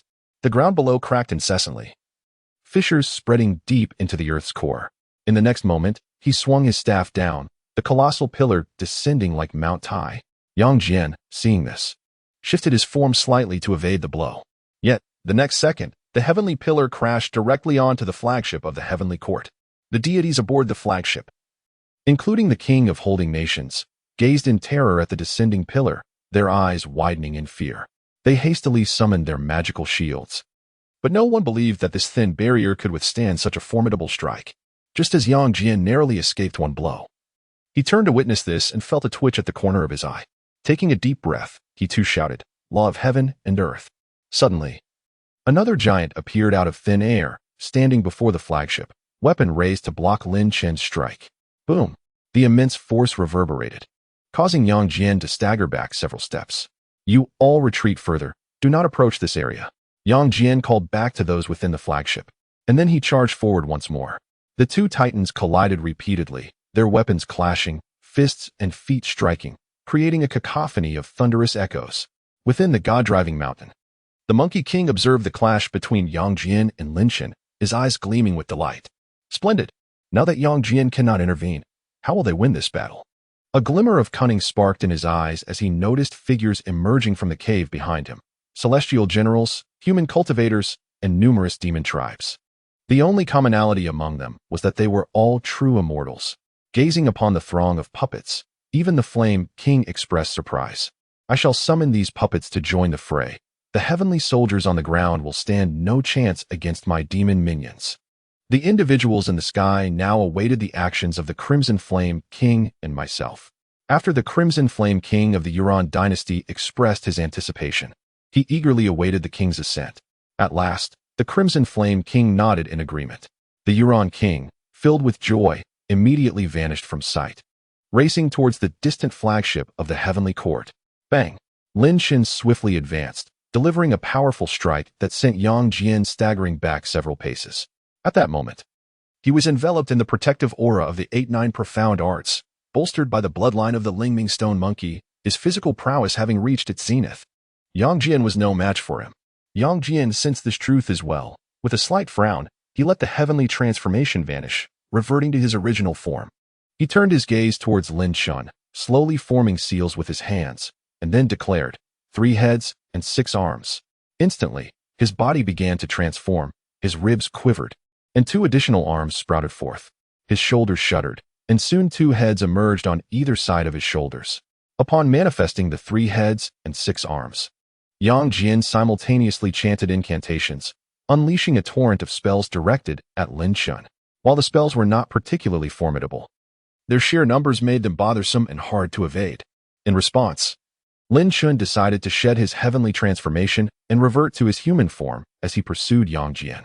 Truly, Yang Jian was not so easily captured. Despite Lin Shen having only recently entered the Tai celestial immortal realm, his foundation was solidified by the 9-turn golden core and various other techniques, making it difficult for ordinary Tai celestial immortals to contend with him. Yet, Yang Jian managed to hold his ground for such an extended period, remaining calm and composed, a testament to his formidable reputation. As Lin Shen closed in, a cold glint appeared in Yang Jian's eyes. With his left hand, he struck his middle head's brow, sending forth a blinding golden light towards Lin Shen. Lin Shen's body shifted slightly, evading the golden beam. However, Yang Jian was relentless. His heavenly eye remained open, firing golden rays at Lin Shen without regard for his energy expenditure. Seeing this, Lin Shen did not hesitate. He vanished into the void. The space between them was now a realm of endless possibilities. Yang Jian's golden light was indeed sinister, capable of piercing through illusions, and its power was immense. Lin Shen dared not engage without employing the Zhao Jiao banner. As he concealed himself within the void, the golden rays lost their target. Yang Jian, witnessing this, closed his singular eye, yet blood began to seep from the corner of it. Boom! A distant explosion resounded, revealing that the flagship of the heavenly court had erupted into flames. The Yuan king pursued the fleeing deities of the heavenly court, closely followed by a crimson divine bird enveloped in flames. Ah, the Yuan king certainly knows how to choose his moments, Lin Shen mused, a hint of schadenfreude dancing in his eyes as he glanced at Yang Jian. Predictably, Yang Jian's expression darkened, transforming into a streak of golden light as he sped towards the distance. Swish! Lin Shen emerged from the void, blocking Yang Jian's path. Why the rush, true monarch? Shall we not engage in another round of sparring instead? Gazing at the smiling Lin Shen, Yang Jian summoned his 3-pronged, double-edged blade, hurling it towards the horizon. The 3-headed flood dragon roared as it transformed from the weapon, surging towards the heavenly ship with fierce determination. Without pausing, Yang Jian opened his sleeve, calling out, "Howling celestial dog." Instantly, a small black dog dashed forth, racing through the air in pursuit of the 3-headed flood dragon. Lin Shen chuckled heartily. Yang Jian, you release both the 3-headed flood dragon and the howling celestial dog without fearing my capture? He tossed his steel rod, instructing it softly, "Go intercept that 3-headed flood dragon." The rod bent slightly forward, seemingly nodding, before transforming into a silver streak racing after the dragon. Yang Jian's expression shifted as he stared in astonishment. He hadn't anticipated Lin Shen's weapon possessed a spirit of its own. Just then, Lin Shen suddenly shouted, "Yang Jian, Yang Jian instinctively looked up to see a golden rope flying towards him like lightning, ensnaring him tightly. Heaven assists me. In that moment, Yang Jian, in a bid to rescue the earth-holding heavenly king, had released the three-headed flood dragon and the concealed howling celestial dog. Lin Shen seized this opportunity to employ the binding immortal rope. Indeed, in that fleeting moment of distraction, he successfully captured Yang Jian. Binding immortal rope? Yang Jian's face showed shock upon being ensnared, not expecting such a treasure to be in Lin Shen's possession. He then noticed Lin Shen charging towards him without hesitation, intent on claiming him. 8-9 Profound Arts.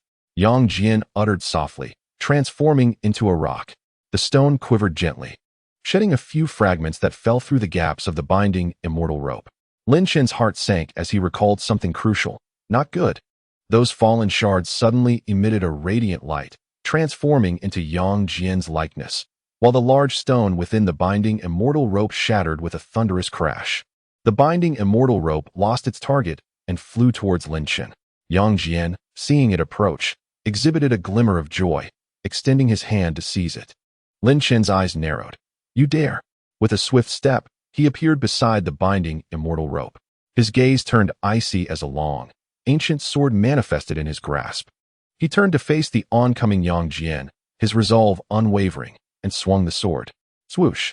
A piercing sword light erupted from the blade, infused with the essence of the azure dragon, slicing toward Yang Jian. What? Yang Jian's eyes widened in surprise. He had not anticipated that Lin Shen still wielded such a divine weapon after casting away the steel rod. With no time to evade, he raised his arms, channeling the 8-9 Profound Arts, hardening his form into an indestructible body. Bang! The sword energy collided with his arms, instantly shattering his armor. And the razor-sharp energy shredded his garments, ultimately striking his arms with ferocity. Boom! A deafening roar echoed as Yang Jian was sent sprawling, propelled away by the force of the strike. Lin Shen deftly retrieved the binding immortal rope and immediately pursued Yang Jian, his sword poised to continue the assault without mercy. Initially, he had intended only to spar, yet Yang Jian dared to covet his binding immortal rope. Lin Shen scoffed, his eyes glinting with murderous intent. You shall remain here today.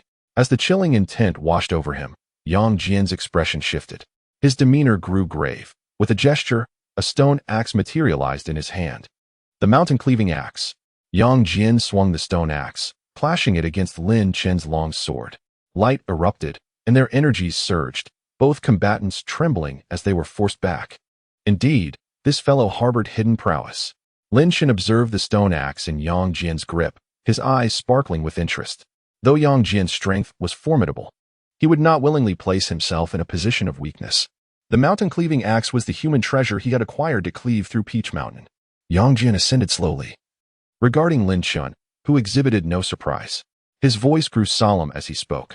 Throughout the years, you are the first opponent who has proven challenging enough to leave me at a loss for strategies. You have earned my respect. With a slight grip of his left hand, a divine whip materialized beneath the flowing light, the mountain-driving whip. If you survive this battle, seek me out at Guanjinku. We may yet clash again. As his words faded, a familiar mechanical sound echoed in Lin Shen's mind. Ding. Congratulations, host. The new sign and location has refreshed at Guanjinku. Before Lin Shen could react, Yang Jian erupted with an astonishing aura, charging towards him with a divine weapon in each hand. Lin Shen felt no fear. His eyes filled with fierce battle intent. He brandished his long sword to meet the oncoming attack, while his left hand clenched, summoning the black-handled Qingtian Xianlong halberd. Oh, who are you underestimating? The outcome of today's battle remains uncertain. Lin Shen held his breath, empowered by the system and numerous opportunities. After nearly a decade of arduous training, how could he possibly be inferior to Yang Jian, the distinguished disciple of the Chan sect who had practiced for a millennium? Absolutely not. With a resounding clang, his longsword clashed with Yang Jian's axe, while the other hand wielded the halberd against the mountain whip. After a violent collision, Lin Shen flipped backward, channeling his mana into the longsword, and unleashed a powerful strike. Instantly, a colossal golden dragon emerged, clawing and snapping at Yang Jian. Unperturbed, Yang Jian tossed the mountain whip and executed a spell. The whip recoiled slightly, conjuring a towering mountain that materialized out of thin air, blocking the dragon's advance. The mountain whip continued to lash out, summoning an array of mountains that formed a barrier around Yang Jian, effectively stymieing the dragon's path. Lin Chen frowned. Gazing at the mountain whip enveloped in mana, a glimmer of thought crossed his eyes. Hey, Yang Jian, is that mountain whip a magical artifact? Yang Jian, focused on controlling the whip, paused momentarily before responding without hesitation. Of course, it is a magical artifact. Joy illuminated Lin Chen's eyes as he retracted his long sword and halberd. With a subtle gesture, he produced an ancient copper coin adorned with wings. He launched the coin, which effortlessly flew towards the mountain whip and adhered to it. In an instant, Yang Jian's complexion paled slightly as he realized his connection to the mountain whip had been severed. He could no longer sense its energy. The ethereal glow surrounding the whip vanished, rendering it an ordinary copper whip. Seizing the opportunity, Lin Chen swiftly grasped the mountain whip and drew it to his chest. Without the whip's control, the assembled mountains trembled and, accompanied by a thunderous roar that tore through the air, began to plummet toward the ground. Shadows loomed over the earth as several massive peaks fell. Should they collide with the ground, the resultant impact would surely crack the earth and trigger a cataclysm. Observing this, Lin Chen swiftly gestured, channeling his mana to unleash several formidable spells upon the descending mountains. With a thunderous explosion, the peaks shattered, yet the golden light remained undiminished, rapidly colliding once more. Ultimately, all the rocks disintegrated into countless grains of sand, scattering away. Yang Jian, momentarily stunned by the loss of the mountain whip and filled with fury, found himself at a loss for words. Yet, Lin Chen pressed on, recognizing a prime opportunity. He first summoned the binding immortal rope, followed by his longsword, unleashing a relentless torrent of sword energy that coalesced into a towering blade of light. Meanwhile, he wielded the Qingtian Xianlong halberd, and three slightly translucent giant ape phantoms emerged behind him, radiating an intimidating aura. Yang Jian, if you can withstand this strike, I shall let you go today. Chapter 71. The True Strength of the Monkey King. Yang Jian, if you can withstand this strike, I shall let you go today. The thunderous voice reverberated across the heavens, capturing the attention of all beings within a 1,000-mile radius. As the words faded, a cataclysmic assault erupted, transforming the very atmosphere and stirring the winds. Instantly, the spectacle of devastation soared skyward, resembling an apocalyptic event. In the heart of the tempest, Yang Jian stood silent, contemplating the formidable onslaught converging from all directions. Considering Lin Chen's proclamation, when the assault dissipated, a vast, bottomless pit appeared on the battlefield, encompassing hundreds of feet, the ground charred and lifeless. Lin Chen paid no heed to the aftermath, turning away and soaring towards the location of the battle against the Monkey King. Moments later, a figure emerged from the depths of the pit, clad in tattered silver armor, revealing a robust physique, while his once handsome visage was now dirted and singed. Yet, his vitality remained undiminished. Atop a mountain, Lin Chen swiftly arrived at the main celestial army. Here, battleships congregated, interconnected by intricate and profound formations. The Monkey King was locked in a fierce struggle with the howling celestial dog, neither yielding an inch. Meanwhile, the three-headed dragon faced a peculiar adversary, a heavy iron staff. The staff, impervious to attacks, continuously morphed, relentlessly striking at the three-headed dragon. Even for a Tai loose immortal, the weight of several tons was daunting. The three-headed dragon struggled to withstand it. Frustrated, it cursed, "Damn it! You wretched staff, have the courage to face me in an honorable duel. What kind of hero resorts to cowardly ambushes?" Unmoved, the iron staff retorted, "I am no hero, I am merely a stick." The Monkey King, feeling a sense of helplessness, was not truly overpowered by the howling celestial dog. However, the dog's unique nature, seemingly soulless, rendered it immune to his spirit-controlling techniques, coupled with its iron-like resilience. The Monkey King found himself unable to subdue this creature. Nearby, the Crimson Flame King observed the unfolding chaos, keenly aware of the trembling celestial soldiers aboard the ships. Ah, Yang Jian is still occupied elsewhere, Lin Chen mused, bemused. If he had not been present, would the moment Yang Jian appeared have spelled doom for the entire lineage of the demon clan at Spirit-Controlling Mountain? Standing aside, Lin Chen watched him passively. He had no desire to engage in this futile conflict. Had it not been for Yang Jian's imminent threat to the Monkey King, he would not have intervened. The Monkey King, now irate, found himself not only suppressed by Yang Jian, but also unable to handle a mere dog by his side. Such a predicament was a blow to his reputation. "I merely wish to avoid unnecessary bloodshed. Do you truly think I am weak?"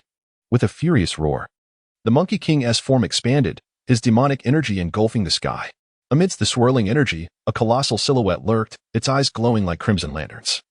Fixated on the myriad figures below, the howling celestial dog, previously relentless in pursuit, suddenly halted, a glimmer of caution flashing in its eyes.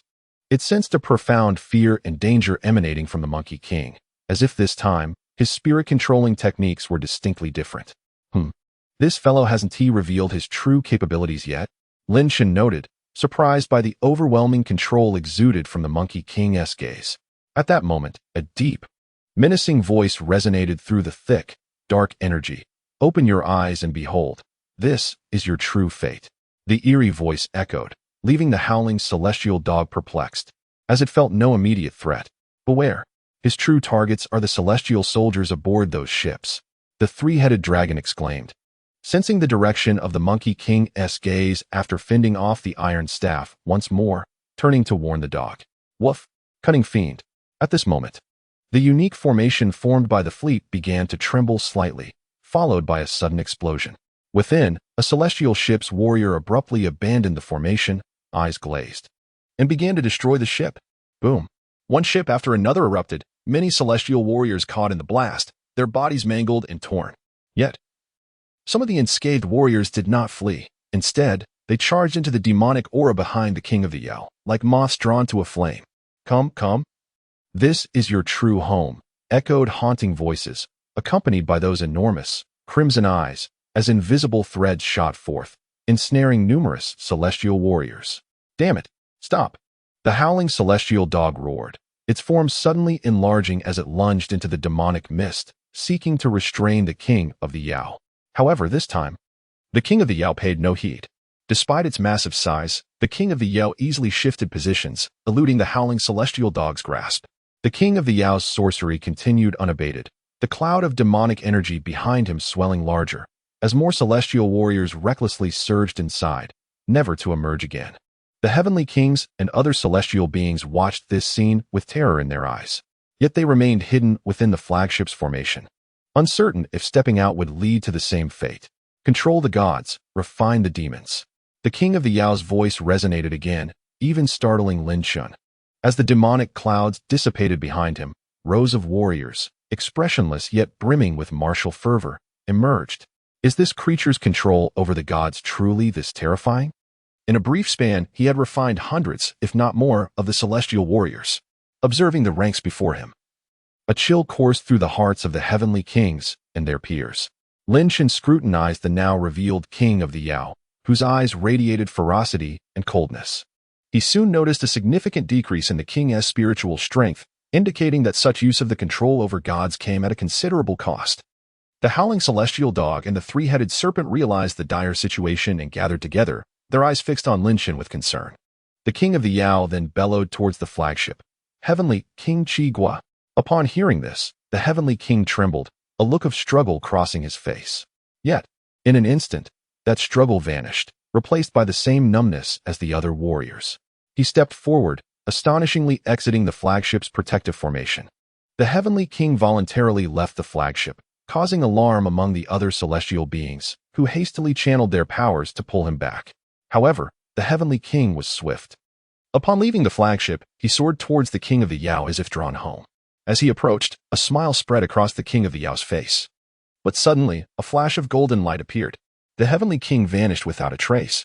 The King of the Yao was momentarily stunned, then erupted in rage. Who is it?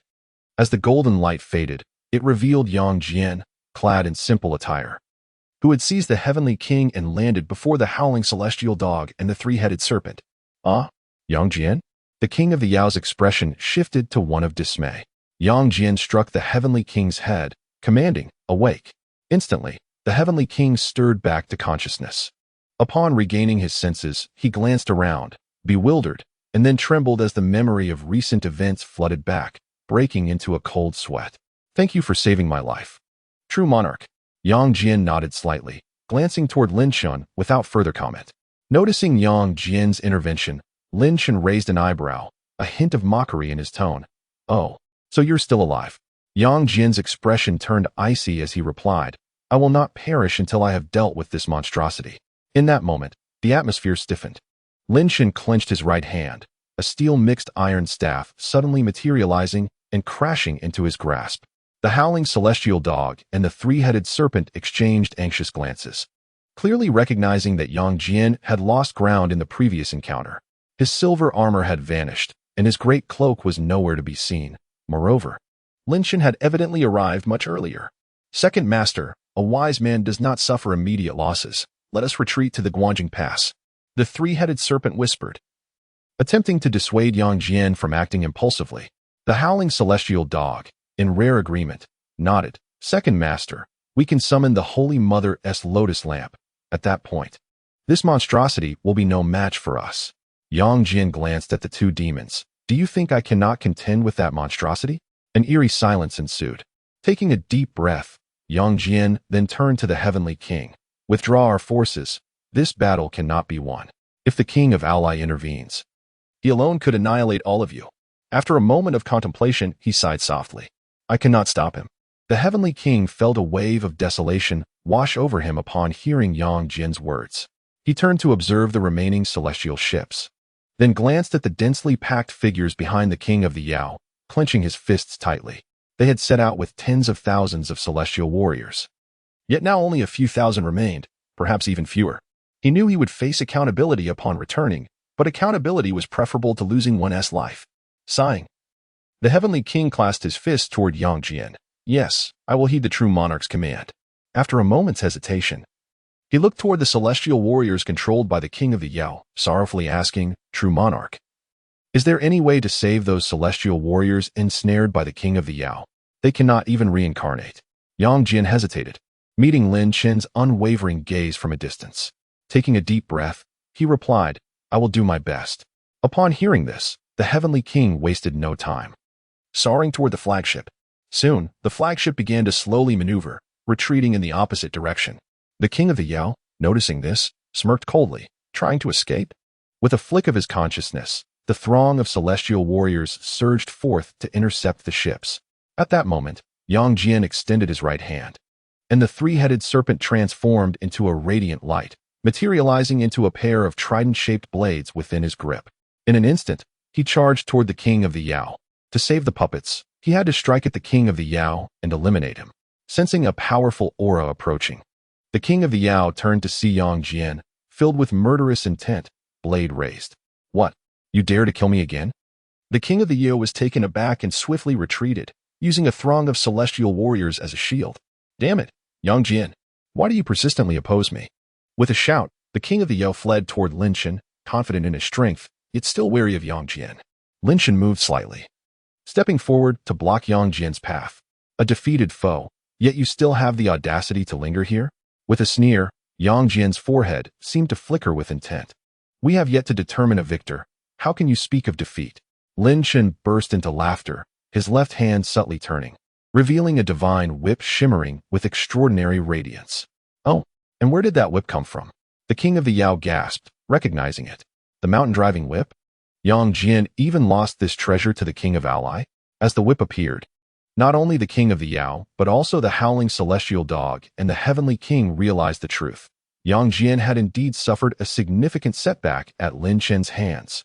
I will reclaim it with my own hands. Yang Jian shouted, his third eye suddenly opening wide. Suddenly, a beam of golden light shot forth, dazzling and fervent, aimed directly at Lin Shan. However, just as it was about to strike, it abruptly changed course, targeting the Monkey King instead. Why do you keep fixating on me? Yang Jian?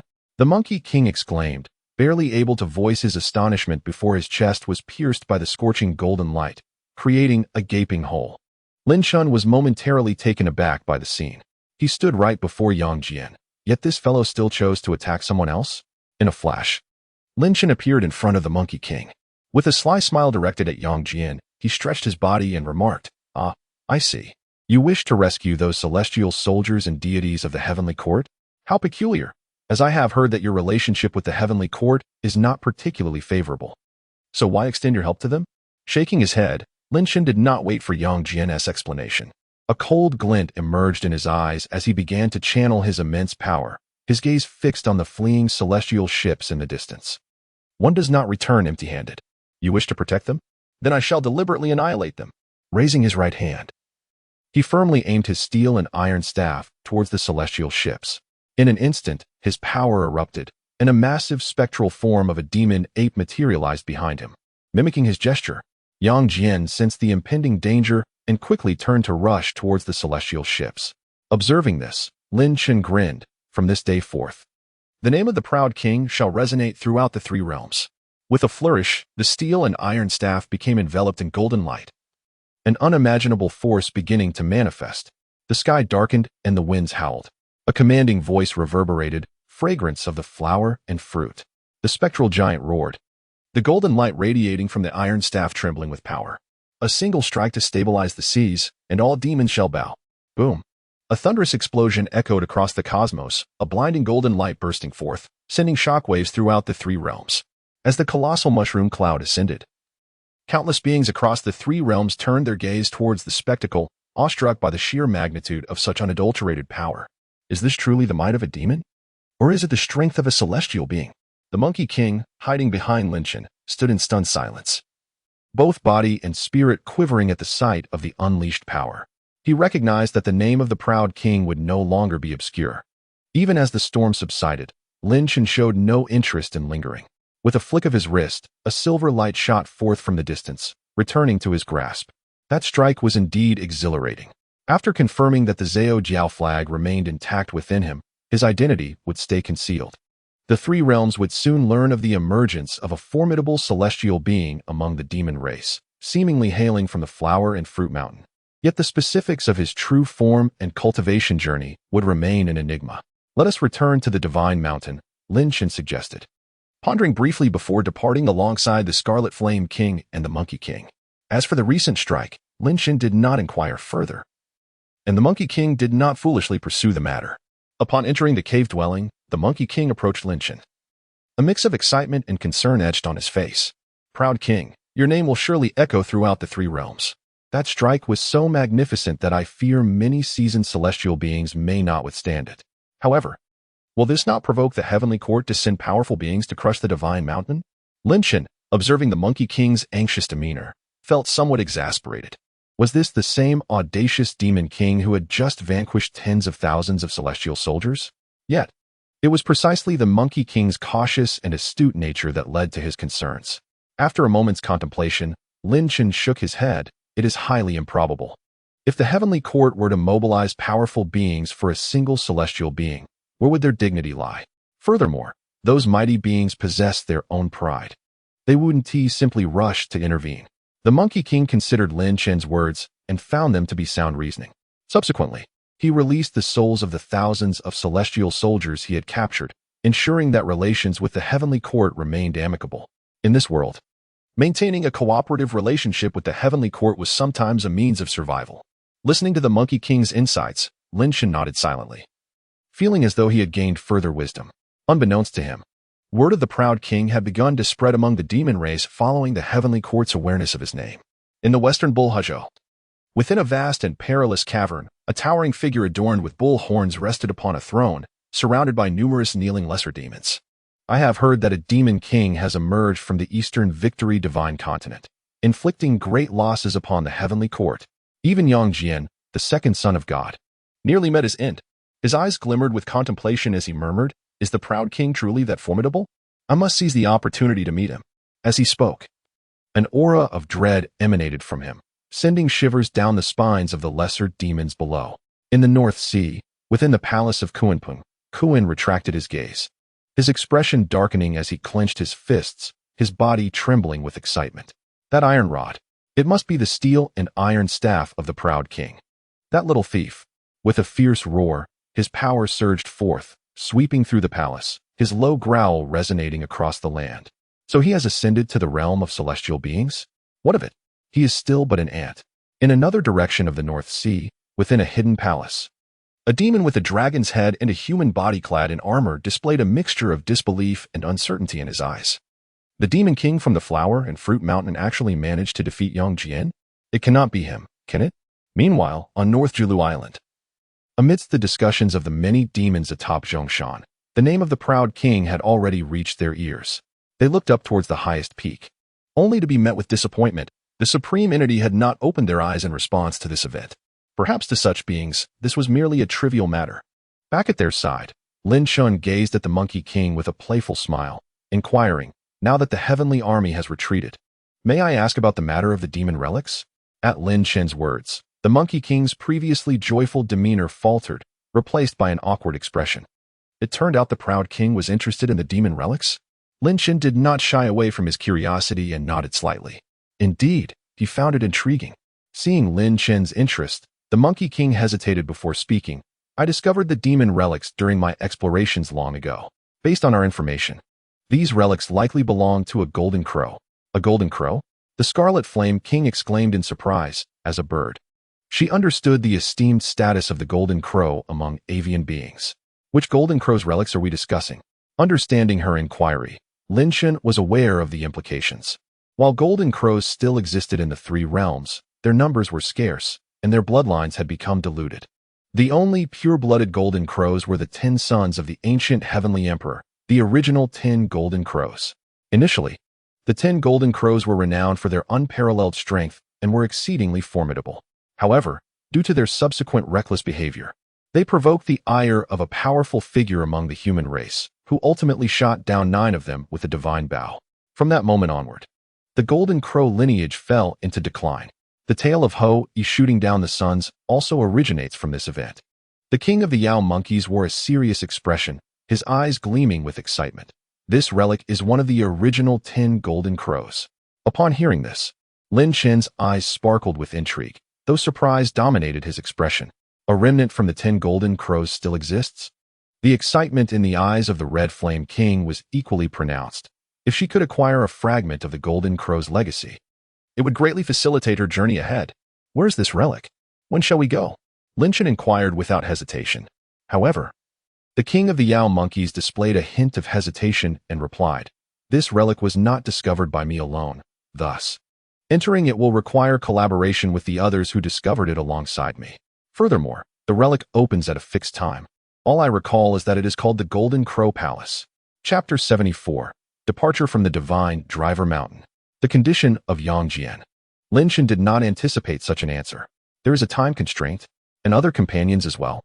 After pondering, he furrowed his brows and asked, "When is the next opening? How many companions will accompany us?" The king of the Yao monkeys produced a talisman-like object and, with closed eyes, felt its energy before stating, "The next opening will be in 20 years. As for the companions, there were 5 of us initially, including myself, and none of us know the specifics regarding our backgrounds or abilities." Upon hearing this, both the Red Flame King and Lin Chen raised their brows slightly, revealing dissatisfaction. The time, the location, and even the identities of those entering are shrouded in mystery. Yet the king of the Yao monkeys dares to use this demon clan relic as leverage to persuade Lin Chen and the Red Flame King to act. "King of the Yao monkeys, your dealings are rather unscrupulous." Lin Chen's expression remained impassive. Though he did not display overt hostility, the ambient temperature around him noticeably dropped. The king of the Yao monkeys turned pale, fear evident in his eyes. If he previously held no direct understanding of Lin Chen's strength, the recent battle had made it abundantly clear. The king of the proud could easily subdue Yang Jian. Dealing with me would likely require no more than a few moves. Noticing Lin Chen's cold demeanor, he hastily explained, "King of the proud, do not be anxious. While there are uncertainties, as long as the time is confirmed, I can personally take you inside." At this point, a smile returned to his face. "With your strength, what need have you for concern regarding others?" Lin Chen, however, remained non-committal. He was acutely aware of his own capabilities, but in the vast 3 realms, as a mere Tai celestial, he could hardly consider himself formidable. 20 years? After a moment's contemplation, Lin Chen resolutely raised his gaze towards the king of the Yao monkeys and declared, "In that case, I shall return to find you in 20 years, and we shall enter this demon clan relic together." The Red Flame King nodded in agreement, echoing Lin Chen's sentiments. The king of the Yao monkeys, upon hearing this, displayed a joyful expression and promptly nodded. Subsequently, Lin Chen and the Red Flame King departed from the cave, intending to return to Flower and Fruit Mountain together. The Red Flame King soared into the sky, emitting a melodious cry before transforming into her true form, a resplendent crimson bird, flapping her wings. Lin Chen lightly stepped forward, ascending skyward to land atop the immortal bird, assuming a meditative posture. The Red Flame King seemed slightly displeased but merely shook her feathers lightly without uttering a word. Witnessing this scene, the king of the Yao monkeys couldn't help but sigh once more. Without lingering, the Red Flame King flapped her enormous wings, igniting flames as she flew into the distance. At that moment, Lin Chen's calm voice resonated in the ears of the king of the Yao monkeys. When the time arrives, I shall be punctual, but during this interval, do ensure you remain alive. The king of the Yao monkeys was taken aback, and then a complex expression appeared in his eyes as he bowed towards the direction Lin Chen had departed.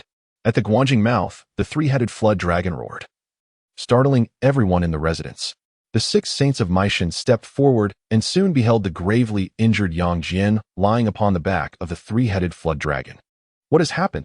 Who could inflict such harm upon my second brother? The eldest of Meishan advanced, concern etched upon his features. The three-headed flood dragon transformed into human form, still exhibiting a hint of trepidation as he supported Yang Jian back into the residence, with the howling celestial dog trailing silently behind. Despite his severe injuries, Yang Jian remained conscious, his mind alert. Upon hearing the descriptions from the three-headed flood dragon and the howling celestial dog, the gathered individuals began to comprehend the nature of the foe Yang Jian had encountered. Is the king of the proud truly that formidable? One of the 6 saints of Meishan inquired curiously, for in their minds, their second brother was already quite renowned across the 3 realms.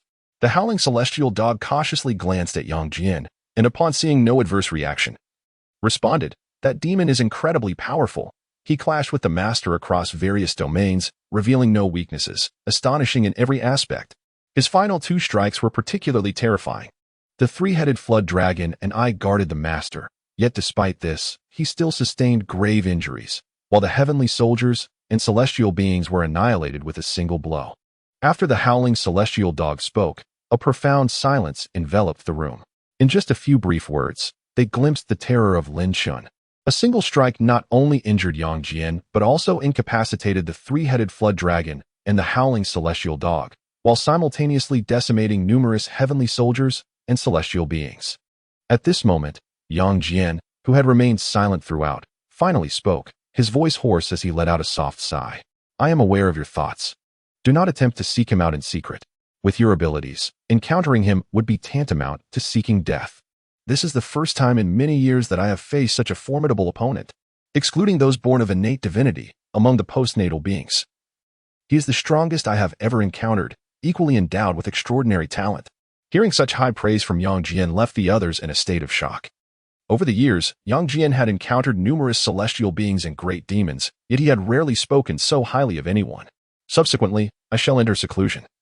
If I am unable to break through to the next stage, I will still not be a match for him next time.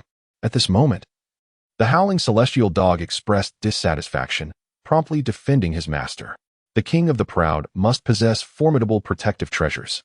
Were the master to wield the lotus lamp of the 3 saints, he would not necessarily be outmatched. Lin Chen had previously utilized the Zhao Jiao flag to defend against Yang Jian's heavenly eye. Thus, both the howling celestial dog and Yang Jian could vaguely surmise that Lin Chen possessed an exceptional defensive treasure. Upon hearing this, Yang Jian raised his gaze to the howling celestial dog and bellowed, silence. To acquire a treasure is a testament to his ability. The lotus lamp is a relic left by our mother for my sister. How could I possibly take it? Nonsense. Howling celestial dog. I sentence you to a year of confinement. You are becoming increasingly reckless. The howling celestial dog, upon hearing this, lowered his head in a somewhat aggrieved manner. Just then, a flurry of hurried footsteps echoed from outside, followed by a light, melodious voice. Second brother. What has happened? I heard you were injured. As the words fell, a lively and beautiful young woman entered, swiftly approaching. Her gaze fell upon Yang Jian, revealing a hint of concern as she observed his injuries. Second brother. Is the king of the proud truly that powerful? Even you have been wounded so severely. She took a few steps closer, her right hand flipping to reveal a soft glowing azure glass lamp in her palm. I have just heard what Xiao Tian said. Second brother, take the Balian lantern. This will ensure your safety. Yang Jian's expression suddenly darkened, and he angrily shouted at his sister, take it back. I do not need it. You should return to Mount Hua properly. This scene reminded him of some unpleasant experiences. Lin Chen's appearance made him recall the time he despised his own weakness. Chapter 75, Kuanpeng's attack on Huahua Mountain. You are still as foolish as ever. Meanwhile, Lin Chun and the Crimson Flame King had returned to Huahua Mountain. When the Tiger Throat and the Thousand-Handed King saw Lin Chen bringing back another Taiyu Realm Demon King, Their expressions were indescribable. At this moment, Huagua Mountain, under Lin Chen's influence, already had 4 Tai realm demon kings. This was no different from its peak period. Moreover, the entire Huagua Mountain was now united under Lin Chen's command, no longer a disarrayed assembly. I will always keep the vermilion bird mark with you. How much you comprehend depends on yourself. Lin Chen allowed the Crimson Flame King to choose a cave residence and subsequently placed the vermilion bird mark on her brow. Without further concern, the atmosphere in Huagua Mountain had subtly changed. With the monthly teachings, Lin Chen's 3 avatars could easily manage this task. This action significantly elevated Lin Chen's prestige among the demon clans, instilling both respect and fear in them.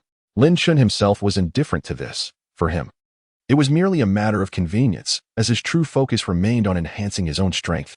Currently, with 3 sign-in locations, he intended to visit Jinwu Palace only after 20 years. As for Guanjingku and Nanshanmen, both situated in the southern Jianbu state, he could find time to visit them together. Seated cross-legged in his cave, Lin Chen frowned slightly. Both sign-in locations were extraordinary. He needed to exercise caution and further enhance his power before proceeding. He took out the falling treasure money, casually tossed it a few times, and began to calculate secretly. The arrival of the monkey was drawing closer, and he wanted to ensure that he possessed sufficient strength to control the grand spectacle of the journey to the west once it unfolded. Ideally, he would ascend to the Deluo Golden Immortal Realm. However, attaining the Deluo Golden Immortal status was no easy feat. It is said to transcend the 3 realms and exist beyond the 5 elements. Perhaps only upon reaching this level can one truly be considered a formidable being. In the present 3 realms, all beings above the Deluo Golden Immortal are innate entities. This means they were born at the inception of the 3 realms. After such a long time, no postnatal being has attained enlightenment, highlighting the immense difficulty. To hear the Tao in the morning is worth dying in the evening. Despite being a Tai immortal now, he still found the Tao nebulous. With a sigh, he stopped pondering these matters, carefully putting away the falling treasure money. After all, it had proven to be a most unexpected asset, as evidenced by his acquisition of Yang Jian's mountain-moving whip. He stored the falling treasure money and retrieved the 9-turn golden elixir gourd. With 20 years remaining until the demon clan's ruins, he resolved to absorb and refine all the 9-turn golden elixirs during this period, eager to see what level he could achieve. Firm in his decision, Lin Chen placed a 9-turn golden elixir into his mouth and closed his eyes to focus on his cultivation.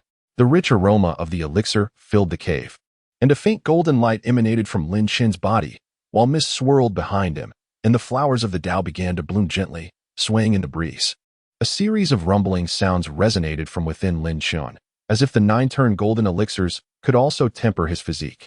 Numerous extraordinary phenomena occurred, but they were all confined within the cave by the Zodiaci. As time passed, Lin Chen remained hidden within Huagua Mountain, diligently cultivating, and the discussions surrounding him gradually diminished. The king of the Yushan, fearing retribution from heaven, ultimately vacated the Shinshan, leaving to establish dominion elsewhere. Curiously, it seemed that heaven had not noticed Lin Chen's emergence from Huagua Mountain, resulting in the unexpected absence of any retaliation. Lin Chen had been concerned about this and had even instructed Tiger Throat to enhance patrols to prevent a sudden attack. In the blink of an eye, 10 years had elapsed. On this day, the serene Huagua Mountain was visited by an unwelcome guest. Ally King, come out. I have come to settle the score with you. A thunderous voice reverberated across Huagua Mountain, accompanied by an overwhelming aura of demon energy that swept through the sky. The air was thick with demonic energy, within which a massive phantom resembling a whale swirled. Many demons within Huagua Mountain were startled by the fierce presence, causing some unrest. On a higher peak, Tiger Throat furrowed his brow, gazing at the towering demonic energy above. Who could this be? Is it a former enemy of the Great King? Before long, several beams of light shot out from various parts of Huagua Mountain, converging here. Among them were the Thousand-Handed King, the Crimson Flame King, and behind them, the Crimson Serpent, the One-Horned Demon King, along with other true immortal demon kings. In an instant, the atmosphere grew markedly intense. The Crimson Flame King stepped forward, flames subtly erupting around her, and spoke with a cool tone. That is a great demon of the Tai Immortal Realm. Tai Immortal Realm? What should we do? Should we call for the Great King? The demons began to murmur among themselves. Though a hint of tension was present, none showed fear. Lin Chen's strength had instilled immense confidence in them.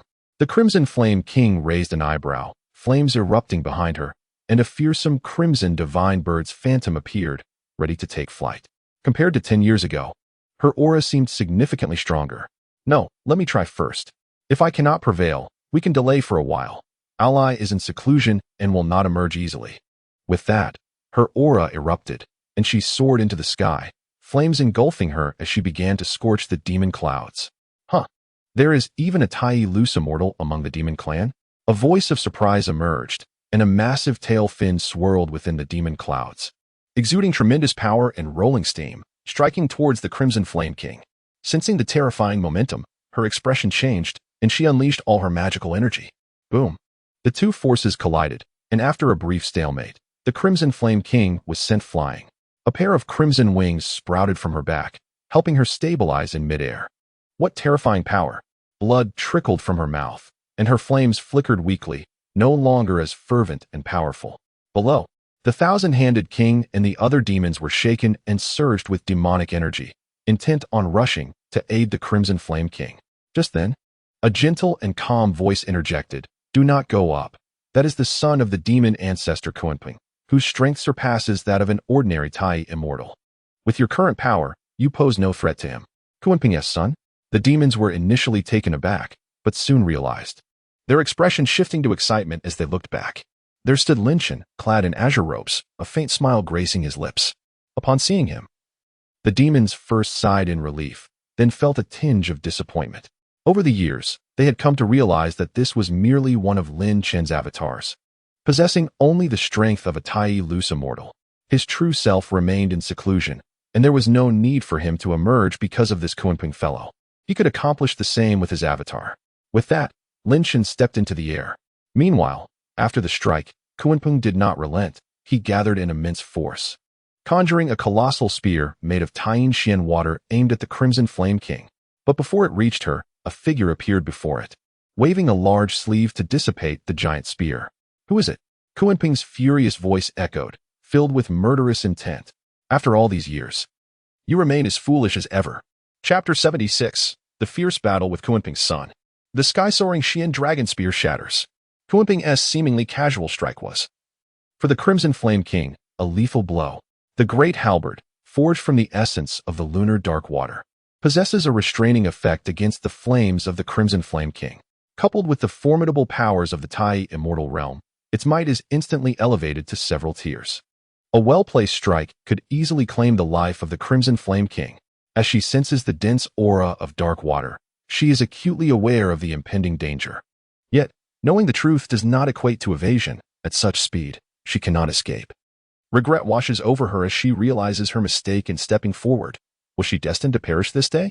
In this critical moment, even a demon king of Tai scattered immortals begins to lament her choices.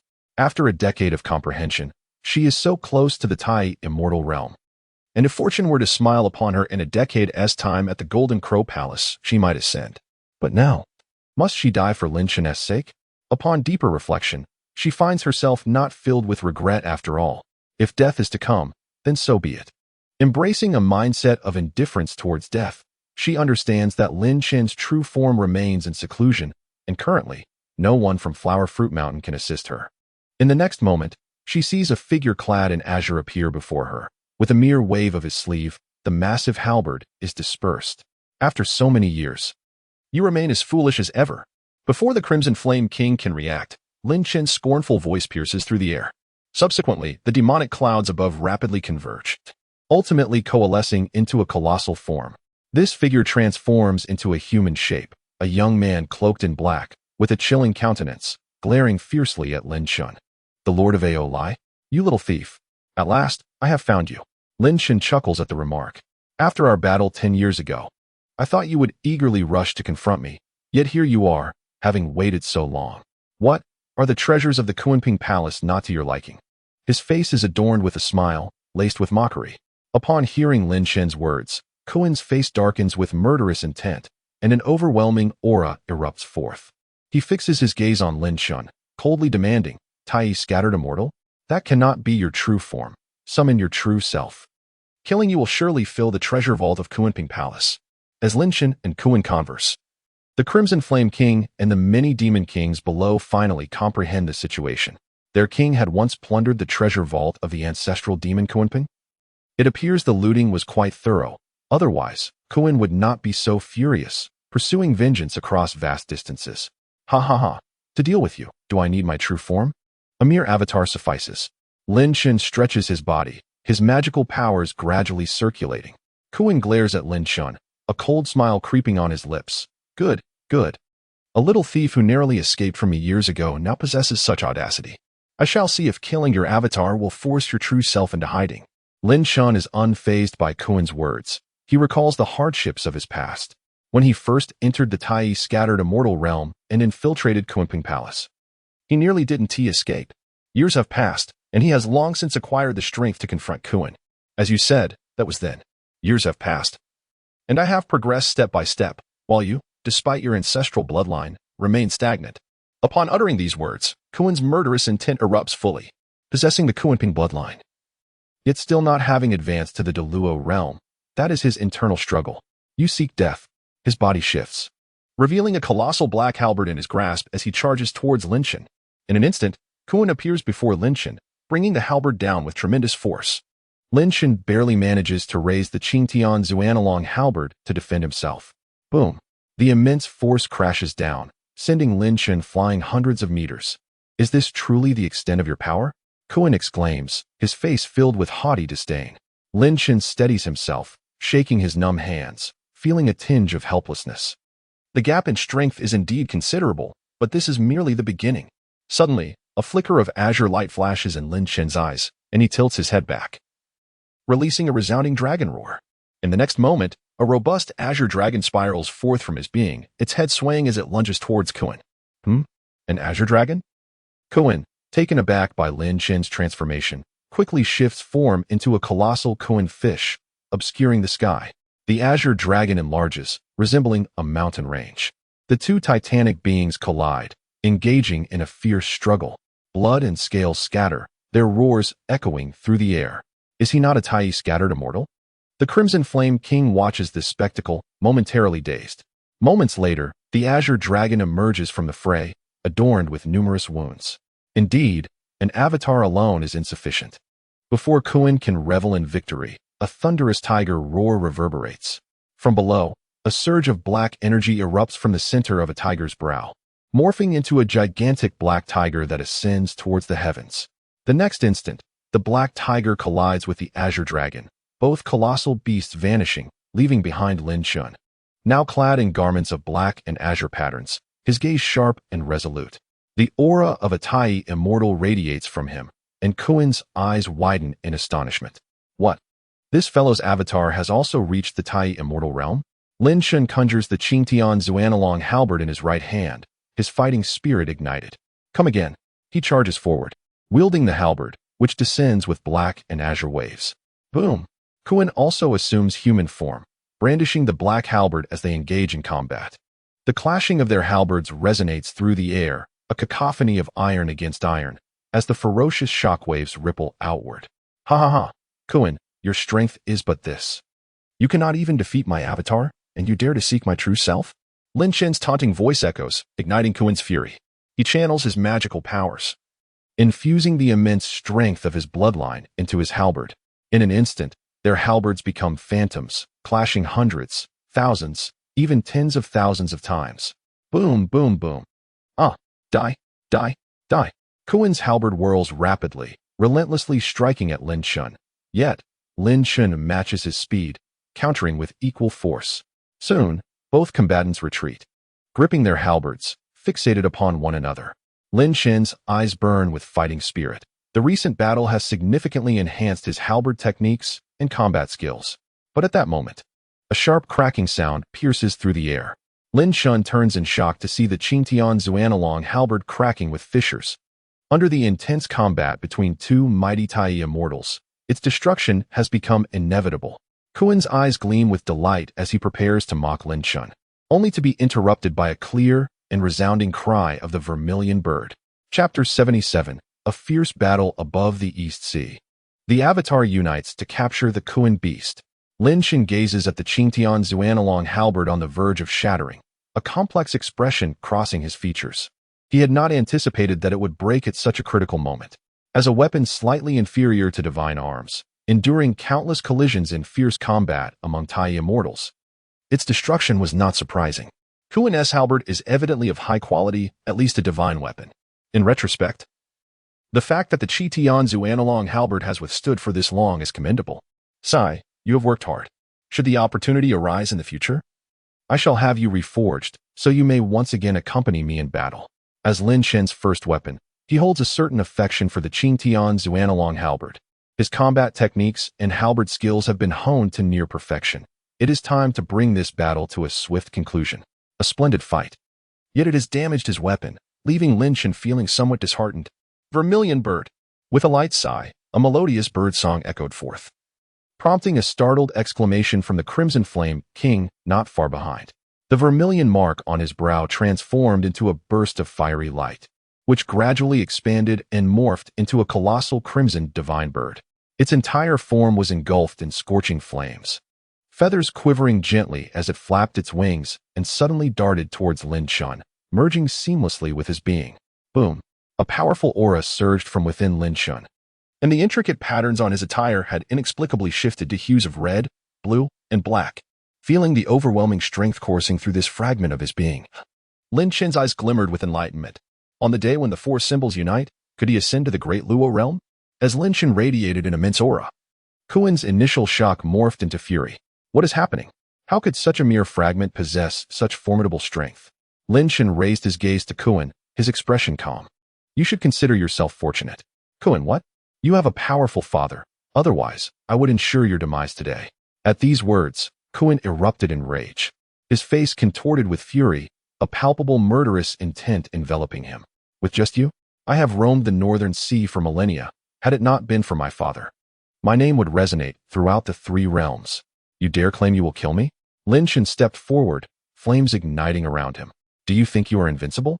Comparing ages with me? Behind him, flames surged across the sky, and a divine bird silhouette, overshadowing the heavens, materialized behind Lin Shen. To confront a water entity like Kuan, the fire element of the vermilion bird is the most effective. Crimson Flame, observe closely. This is the true vermilion bird. After this declaration, Lin Shen slowly brought his hands together, the raging flames converging into his palms. The divine fire of the vermilion bird gradually coalesced into a massive flaming war spear, poised above Lin Shen's head, aimed directly at Kuan. Boom! In an instant, the fiery war spear shot forth, its trajectory almost imperceptible, striking directly into Kuan's body. A cry of agony erupted as Kuan was engulfed in flames, myriad mysterious waters appearing to douse him. However, the divine fire of the vermilion bird, at the Tai celestial immortal level, could not be easily extinguished by the Yin waters. Lin Shen approached Kuan steadily, his voice steady. Once, I could barely escape, but now, you lack even the right to flee in my presence. Kuan's fury exploded. With a tremor, he transformed into his true form. A gigantic Kuan beast suspended in the sky, enveloped in dark, mysterious energy, the original divine fire extinguished. Do you truly believe I am powerless? A roar erupted as Kuan swung his massive tail, aiming to smash Flower Fruit Mountain.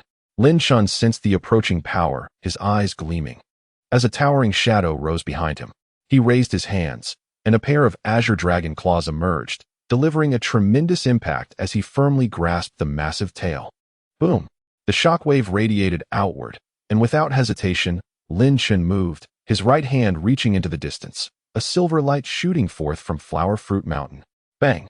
Grasping the steel-mixed iron staff, Lin Shen soared into the air, swinging it down with force. The staff expanded dramatically upon impact, resembling a celestial pillar as it struck the enormous body of Kuan.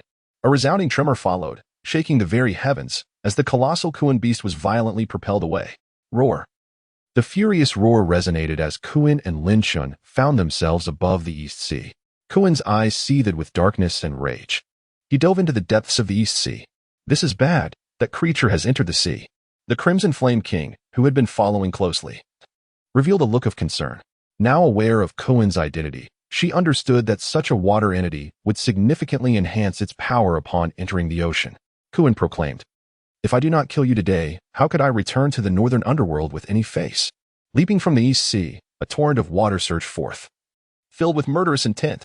The entire East Sea churned violently, waves rising like ancient battlefields. Lin Chen exhibited no fear, a peculiar smile gracing his lips as he sighed. Do you truly possess no wit?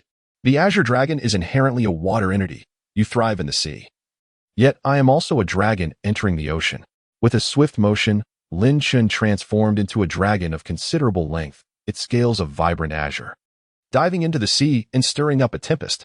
Instantly, the once tumultuous water seemed to split into two battlegrounds. Beneath the waves, Lin Chen's form swayed slightly, enveloped in a palpable aura of slaughter. Hiding your strength so well, he maneuvered towards a shadowy area in the sea, pursued by a phantom black tiger. Soon after, the onlookers above heard a series of anguished roars. The entire East Sea began to tremble violently, waves surging as towering walls of water rose, causing many aquatic beings to tremble in fear beneath the depths. In the deepest reaches, the Crystal Palace was thrown into chaos. The dragon tribe of the true immortal realm rendered powerless in this conflict, with even the Dragon King hesitant to reveal itself. Before the surging waves could settle, the Crimson Flame King and others witnessed towering peaks emerge from nowhere, forcefully descending into the East Sea. This spectacle shattered the very definition of battle for many demon kings, transforming the surrounding thousands of miles into an apocalyptic scene. After an indeterminate time, the surface of the sea began to calm. A figure broke through the water, gliding gracefully, Lin Chen. Though his aura had diminished somewhat, the sight of the tightly bound black and white Kuan beast in his grasp was striking. Chapter 78. Imprisoned for 20 years. The demon subduing spear and dragon armor. Lin Chen returned, holding the Kuan, reduced to the size of an ordinary aquatic creature, as he walked on the water's surface. Despite his weakened state, no one dared to underestimate his presence. The aura of their battle reverberated across the area, and many keen observers had caught a glimpse of this confrontation. Now, seeing Lin Chen return with the captured Kuan, numerous hidden figures gasped in astonishment. Hiss!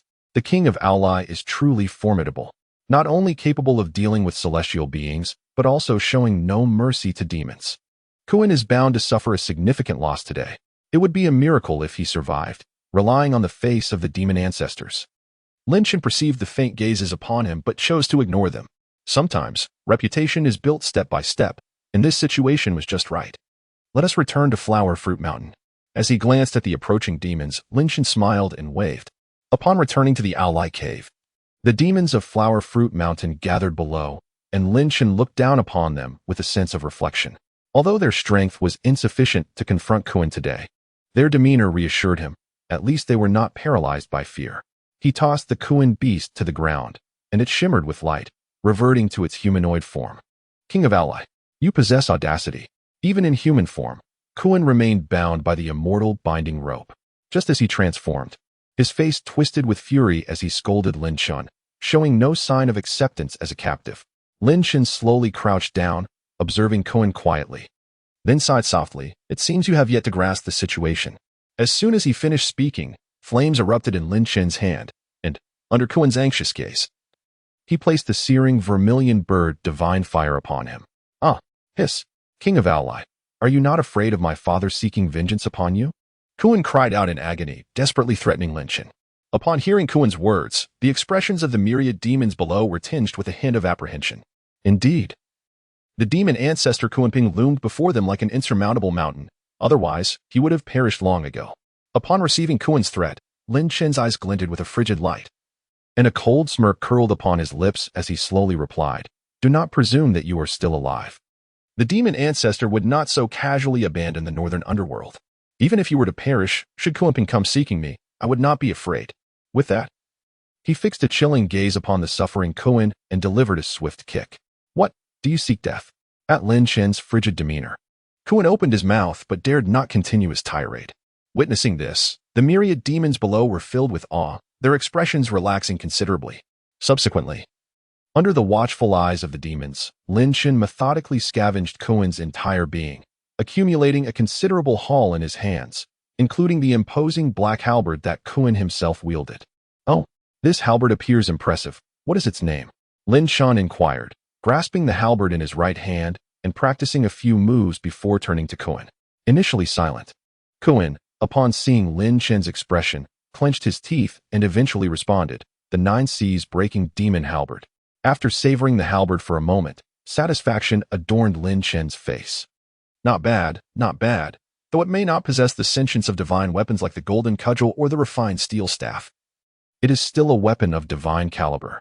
Without hesitation, he claimed it as his own, casting a discerning glance at Kuan, his eyes betraying a hint of disdain.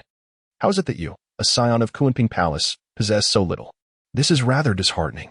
Kuan, hearing this, glanced at the pile of items at Lin Chen's feet. His eyes filled with indignation. He had ventured forth wielding the Nine Seas breaking demon halberd and donned a protective black divine armor, the Nine Seas flood dragon armor, which Lin Chen had just stripped away. Several auxiliary treasures had also been taken from him, leaving Kuan feeling as though he might vomit blood at the mention of his meager possessions. The demons of Flower and Fruit Mountain observed Lin Chen's sweeping motion as he gathered Kuan's belongings, followed by his mockery of Kuan's state, feeling a mix of emotions. Is it true that all of the king's treasures were procured in such a manner? Glancing at the still prostrate Kuan, Lin Chen furrowed his brow, pondering how to deal with him. After all, Kunpeng was a formidable being, an ancestor of demons. To claim absolute indifference would be folly. Thus, Lin Chen would not recklessly slay him, but allowing him to depart unscathed was equally out of the question. Since you have come to disrupt my Flower and Fruit Mountain, I shall impose a punishment of 20 years upon you. Lin Chen casually decreed Kuan's fate for the next 2 decades, causing Kuan's complexion to drain of color. 20 years, neither excessively long nor short, could be but a fleeting moment for one who had lived for several millennia. Yet, what truly tormented Kuan was the knowledge that these 20 years would unfold beneath Lin Chen's watchful gaze, subjected to his control. No, I refuse. Release me at once. His furious cries echoed, but Lin Chen swiftly struck Kuan on the head, ordering his subordinates to escort him away. You have no authority to oppose me. As Kuan was taken away, Lin Chen turned his attention back to the assembled demons below, a smile gracing his lips as he nodded. I have witnessed your expressions today. My efforts to cultivate you have not been in vain. The tiger throat and the red serpent, among others, displayed joy upon hearing his words, hastily bowing their heads. The thousand-handed king remained steadfastly loyal, his expression unwavering. Meanwhile, the Red Flame King, hearing Lin Chen's remarks, subtly curled his lip but ultimately refrained from speaking. At that moment, Lin Chen's body trembled slightly, and 2 streams of ethereal energy surged forth from his chest. One, imbued with dark and sinister energy, entered the brow of the tiger throat, while the other, a brilliant crimson, penetrated the brow of the Red Flame King, transforming once more into the vermilion bird mark. As Lin Chen's form swayed slightly forward, his aura diminished significantly, and his attire transformed back to a shade of azure. He addressed the Tiger Throat and the Red Flame King, speaking to each with intent. Tiger Throat, you were among the first of my demon kings to follow me, even having served as my steed. With the guidance of the Black Tiger, you should rightfully ascend to the Tai realm. I hope that when I emerge from my retreat, I shall witness you elevated to the status of a Tai loose immortal. Upon hearing this, the Tiger Throat's face expressed a hint of guilt as he knelt on one knee. I shall not fail to meet the king's expectations. Lin Chen nodded slightly before turning his gaze to the Red Flame King. Red Flame, in the Tai loose immortal realm, you have reached your limits. Crossing into the Tai celestial immortal realm should be effortless, yes? The Red Flame King, upon hearing this, raised his head, confidence radiating from his countenance. Of course, within 10 years, I shall undoubtedly ascend to the Tai celestial immortal. Lin Chen's face brightened at this proclamation. That is splendid. Subsequently, several other demon kings received rewards and departed from Ally Cave. Once Lin Chen found himself alone, joy sparkled in his eyes as he rubbed his hands together, beginning to meticulously examine the spoils acquired from Kuan. Chapter 79. The Dao fruit coalesces into a cauldron. The 3 flowers gather at the crown. The true body emerges from seclusion. After the incident of Kuan's assault on Flower and Fruit Mountain, none dared to provoke it recklessly. Lin Chen's true self, naturally, remained in seclusion, diligently cultivating and absorbing the 9 turns golden elixir. Time flowed, the stars shifted, and in the blink of an eye, 9 years had passed. Deep within Ally Cave, Lin Chen sat cross-legged on the ground, the air thick with the rich aroma of elixirs, as though this place were inherently a den for alchemical concoction. Seated at the center, Lin Chen radiated brilliance. Beside him lay an empty purple gold gourd. After 19 long years, he had finally absorbed the entire gourd of 9 turns golden elixirs. Compared to the Monkey King, Lin Chen's progress seemed considerably slower. However, There existed a crucial distinction. The Monkey King had consumed numerous golden elixirs, complemented by countless peaches, ultimately combining them with the 8 trigrams furnace of the Supreme Lord to inadvertently refine the medicinal efficacy into a true indestructible golden body. Thus, all the golden elixirs and peaches he consumed became nourishment for his immortal form. In contrast, Lin Chen had genuinely cultivated his techniques, thoroughly absorbing the entire gourd of 9 turns golden elixirs. Coupled with the innate bloodline of the 3 great divine monkeys, the efficacy of these elixirs had been maximized, elevating Lin Chen's mastery to an entirely new realm. Lin Chen's entire being shimmered with light, an aura of serenity enveloping him. Behind him, where once only a solitary Dao flower had taken root, now flourished 3 resplendent and beautiful blossoms. With his eyes closed and his inner techniques in motion, Lin Chen's mind brimmed with insights gleaned over the past 19 years, the myriad texts within the Crescent Moon 3 Stars Cave, the innate talents of the 3 great bloodlines, the divine powers, and the legacy bestowed upon him by the Azure Dragon, among others. Since his arrival in this world, he had amassed countless opportunities, divine abilities, and texts, all of which he had diligently revisited and comprehended throughout these 19 years. At long last, everything coalesced into a singularity at this moment, truly becoming a part of Lin Chen. Boom! Accompanied by a myriad of radiant hues and resonating mystical sounds, an abundance of primordial energy surged into this small cavern. The 3 radiant blossoms swayed in unison, and in the next instant, their alabaster roots detached effortlessly, bathed in light and ethereal essence. Capable of bestowing ordinary mortals with instantaneous transcendence, the 3 blossoms, once mere phantoms, burst forth in full bloom, enveloped in mist. Ultimately, this mist ascended above Lin Chen's luminous head, unfurling like a genuine flower, manifesting into the true Dao flower, which encapsulated all of Lin Chen's Dao fruits. On the uppermost flower, a wild and untamed aura flourished, accompanied by an irresistible surge of demonic energy.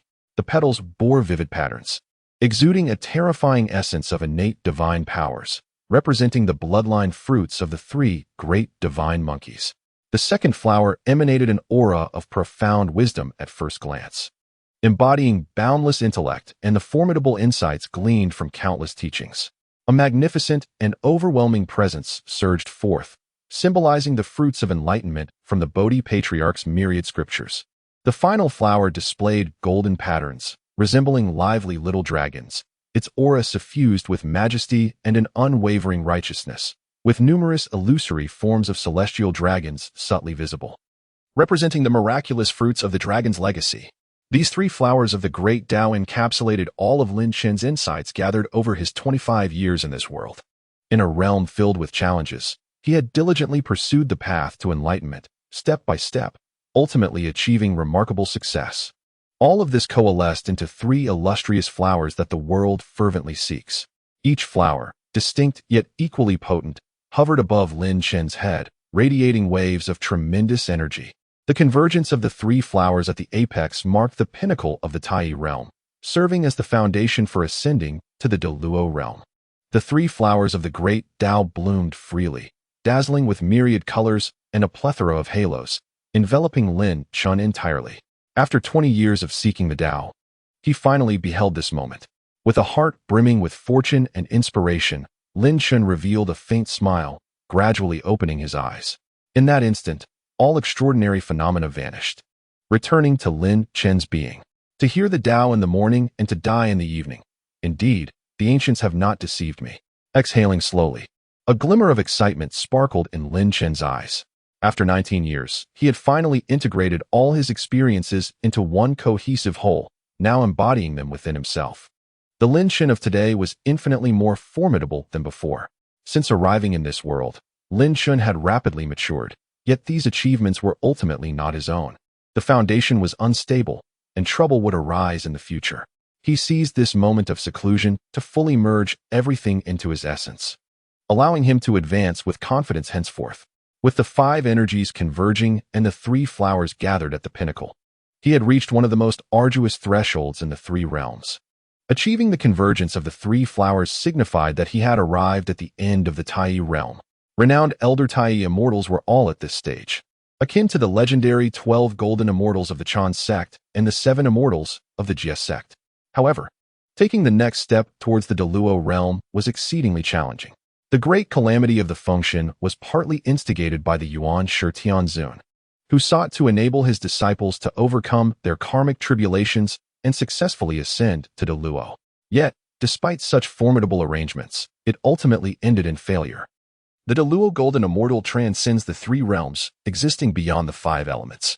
This is the true essence of freedom, capable of departing the three realms and venturing into the chaos.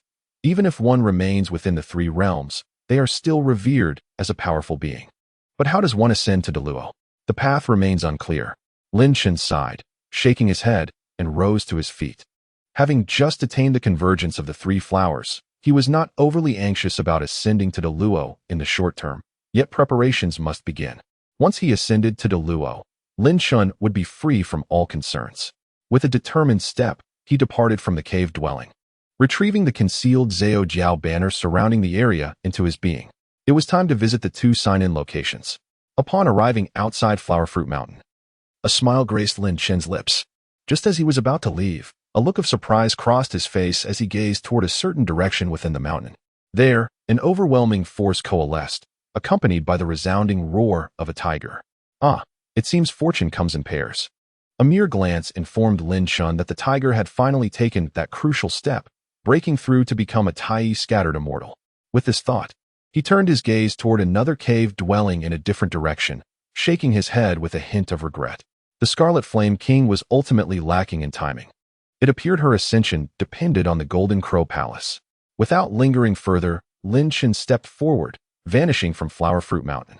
First, he would head to the Southern Jambu State, as the Southern Heaven Gate was supposedly located there. Chapter 80. The third Prince Neza makes his entrance. Entering the Southern Heaven Gate, Lin Chen traversed the void, each step covering vast distances.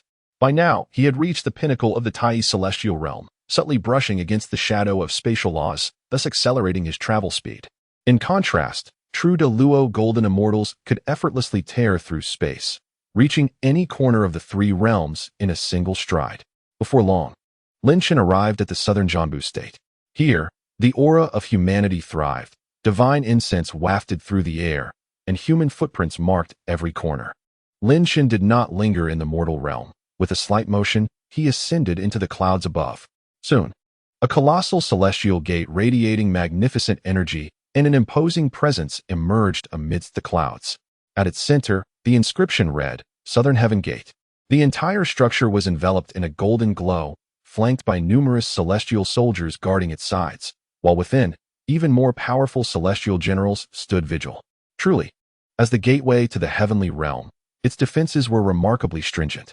Lin Chen concealed himself to one side, observing the scene before him with a sense of reflection. Though the celestial soldiers and generals were formidable, to him, they seemed no more significant than ants. He believed that if he chose to force his way in, he could indeed breach the heavenly gates. However, entering was easy, while exiting would likely prove to be quite the challenge. No wonder the Monkey King once wreaked havoc in the heavenly palace. Even I find it difficult to resist the urge to charge in. Lin Chen concealed his presence, taking a few steps closer to the imposing gate. Yet, as he approached a celestial soldier, the system remained silent, offering no alerts. Seeing this, Lin Chen could not help but let out a sigh. It was indeed not so simple. It seemed that entering was the only way to proceed. Pondering briefly, Lin Chen's eyes suddenly lit up with inspiration. Although the method was somewhat conventional, as long as it proved effective, it would suffice. Moments later, a resounding tiger roar echoed through the air, and a massive black tiger, exuding a potent demonic energy, charged forth from the clouds. The black tiger arrived before the Southern Heaven Gate and let out a mighty roar. Instantly, a wave of demonic energy emanated, gradually enveloping the area outside the gate. The Tai-scattered immortal-level demonic beast sent shivers down the spines of the celestial soldiers, turning their faces pale. At that moment, a furious voice rang out. Which demon dares to wreak havoc at my Southern Heaven Gate? A tall man clad in azure armor, his face contorted with rage and wielding a blue sword, stepped forward, his gaze fixing upon the roaring black tiger. It was the Growth King. Such audacity, he bellowed, pointing his sword forward. You dare to cause chaos at my Southern Heaven Gate, relying on your Tai-scattered immortal cultivation? The black tiger regarded him silently, revealing a hint of derision in its eyes, before thrusting its massive paw forward with great force. In an instant, a claw mark infused with a formidable aura surged toward the Growth King. Bang! The claw struck against the golden barrier, gradually dissipating. However, the overwhelming malevolence momentarily stunned the Growth King, diminishing his earlier bravado. Go, summon the 3 altars and see meeting deity. Tell them a Tai realm demon is causing chaos, and we cannot subdue it. Taking a slight step back, the Growth King commanded a nearby celestial soldier, who promptly ran off. Afterward, the Growth King stepped forward once more, regaining his imposing demeanor. Unbeknownst to him, just a short distance away, Lin Shen observed this scene with a hint of amusement. All celestial soldiers and generals, heed my command. Form a formation to trap this demon. The 3 altars and sea meeting deity will soon arrive to eliminate it. With the Growth King's order, the celestial soldiers swiftly advanced, arranging themselves to ensnare the Black Tiger. Roar! The Black Tiger roared skyward, and dark energy swiftly coalesced behind it into a multitude of arrows, shooting towards the celestial soldiers surrounding it. With their formidable malevolence, these ordinary celestial beings stood no chance against such an onslaught. In an instant, their formation shattered. Many injured soldiers fled towards the southern heaven gate, unable to maintain their ranks. Observing this, the King of Expansion's eyes filled with fury. A bunch of useless fools, he scolded, though he resolutely refused to take a single step forward. At that moment, a powerful aura surged from the clouds above the heavenly realm toward them. Moments later, the clouds parted to reveal a childlike deity clad in a lotus robe, riding upon a whirlwind of fire and wind, wielding a fiery spear, adorned with a golden collar on his arm. It was the great deity of the 3 altars, the 3rd Prince Neza. Upon seeing him, the King of Expansion's expression brightened with joy. He stepped forward eagerly, exclaiming, "3rd Prince, you have finally arrived." Neza descended on his fiery wheel, gazing outward, and inquired of the King of Expansion, "What is the situation? Has that aberration from the Tai immortal realm fled?" The King of Expansion pointed toward the demonic clouds outside, his face contorted in distress. "Not yet. It's still out there, a black tiger of considerable prowess. We are no match for it." Neza's expression remained unchanged. He merely pointed his fiery spear and commanded, "Open the southern heaven gate." Instantly, the King of Expansion gestured to his subordinates, and the golden barrier gradually faded from view. Neza accelerated on his fiery wheel, swiftly bursting through the southern heaven gate. In the next moment, the barrier sealed again. Unbeknownst to anyone, a delicate dandelion seed, as fine as a hair, took advantage of the moment and floated gently into the southern heaven gate. Outside, as Neza charged forth into the demonic clouds, he immediately spotted the black tiger, which appeared somewhat languid. Narrowing his eyes, he unleashed his full magical power, causing the flames of his fiery wheel to surge. As sharp glimmers appeared along his spear, the black tiger, transformed from Lin Shen, felt a twinge of emotion. Such a grand establishment, truly worthy of its reputation as the renowned armory of the 3 realms. Neza shouted fiercely, "Who dares to disrupt the order at the southern heaven gate? You force me to intervene." Lin Shen rolled his eyes at the remark, ignoring him. Enraged, Neza thrust his spear towards the black tiger with a fiery blaze, causing the tiger to retreat, avoiding a direct confrontation. In that moment, Neza retrieved the universe ring and hurled it at him with overwhelming force. Bang! The universe ring collided with the black tiger, sending shockwaves through both. What immense power, Lin Shen thought, barely recovering when he saw a vibrant red ribbon rushing toward him like an entangling rope. This fellow possesses quite an array of magical treasures.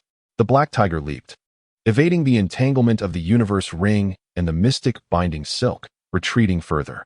If in his true form, he could easily shatter any enchantment. But the black tiger's avatar lacked such strength.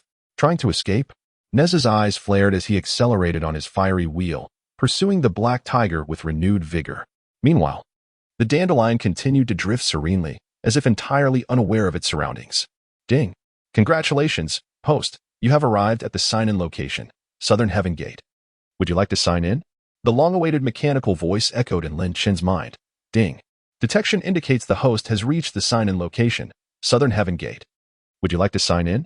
Lin Shen, having exerted considerable effort to arrive here, knew his purpose was to sign in. Without hesitation, he declared, "Sign in." Ding! Congratulations. Host, sign-in successful. You have obtained a 4-star reward, Xuanwu Seal. Xuanwu Seal, a technique, one of the ancient 4 symbol seal spells. When cast, it transforms immense magical power into a primordial Xuanwu, mysterious and unstoppable. At its peak, It can summon a Xuanwu of the Tai realm, endowing it with sentience and a true form, rendering it invincible. Just the Xuanwu seal? Lin Chen's eyes betrayed a hint of disappointment upon seeing his reward. Though he had long anticipated the Xuanwu seal, entering the Southern Heaven Gate had proven challenging, and with Neza now pursuing his avatar, Lin Chen remained cautious, wary of revealing himself. Such hardship for merely a 4-star reward? At that moment, another mechanical voice resonated in his mind. Ding! Congratulations, host. You have collected the 4-symbol seal. You have obtained a 6-star reward. 4 directions unbounded. 4 directions unbounded, a divine ability, uniquely formed by the synthesis of the 4-symbol seal. This ability allows the user to manifest 4 avatars, coalescing into a true form of the 4 symbols, capable of wielding De Luo-level combat power. If one's cultivation and magical power are sufficient, in the later stages, one can transform into the 4 directional deities. Upon seeing this new reward, genuine excitement illuminated Lin Chen's eyes. 4 directions unbounded. I can attain a true form of De Luo level. This is an exceptionally rare and formidable divine ability. Waves of golden light containing the essence of the technique flowed into Lin Chen's mind, allowing him to quickly grasp this unique power. As he surveyed his surroundings, he realized he had departed the Southern Heaven Gate, entering the mist-laden celestial realm. Having come to the heavenly realm, should he not explore further? Lin Chen felt a stirring in his heart. But he understood that the heavenly realm was unlike any other place. This was the stronghold of numerous deities, with many powerful beings present should he be discovered. Lin Chen had no confidence in his ability to retreat unscathed. After careful consideration, he resolved, a glimmer of determination shining in his eyes.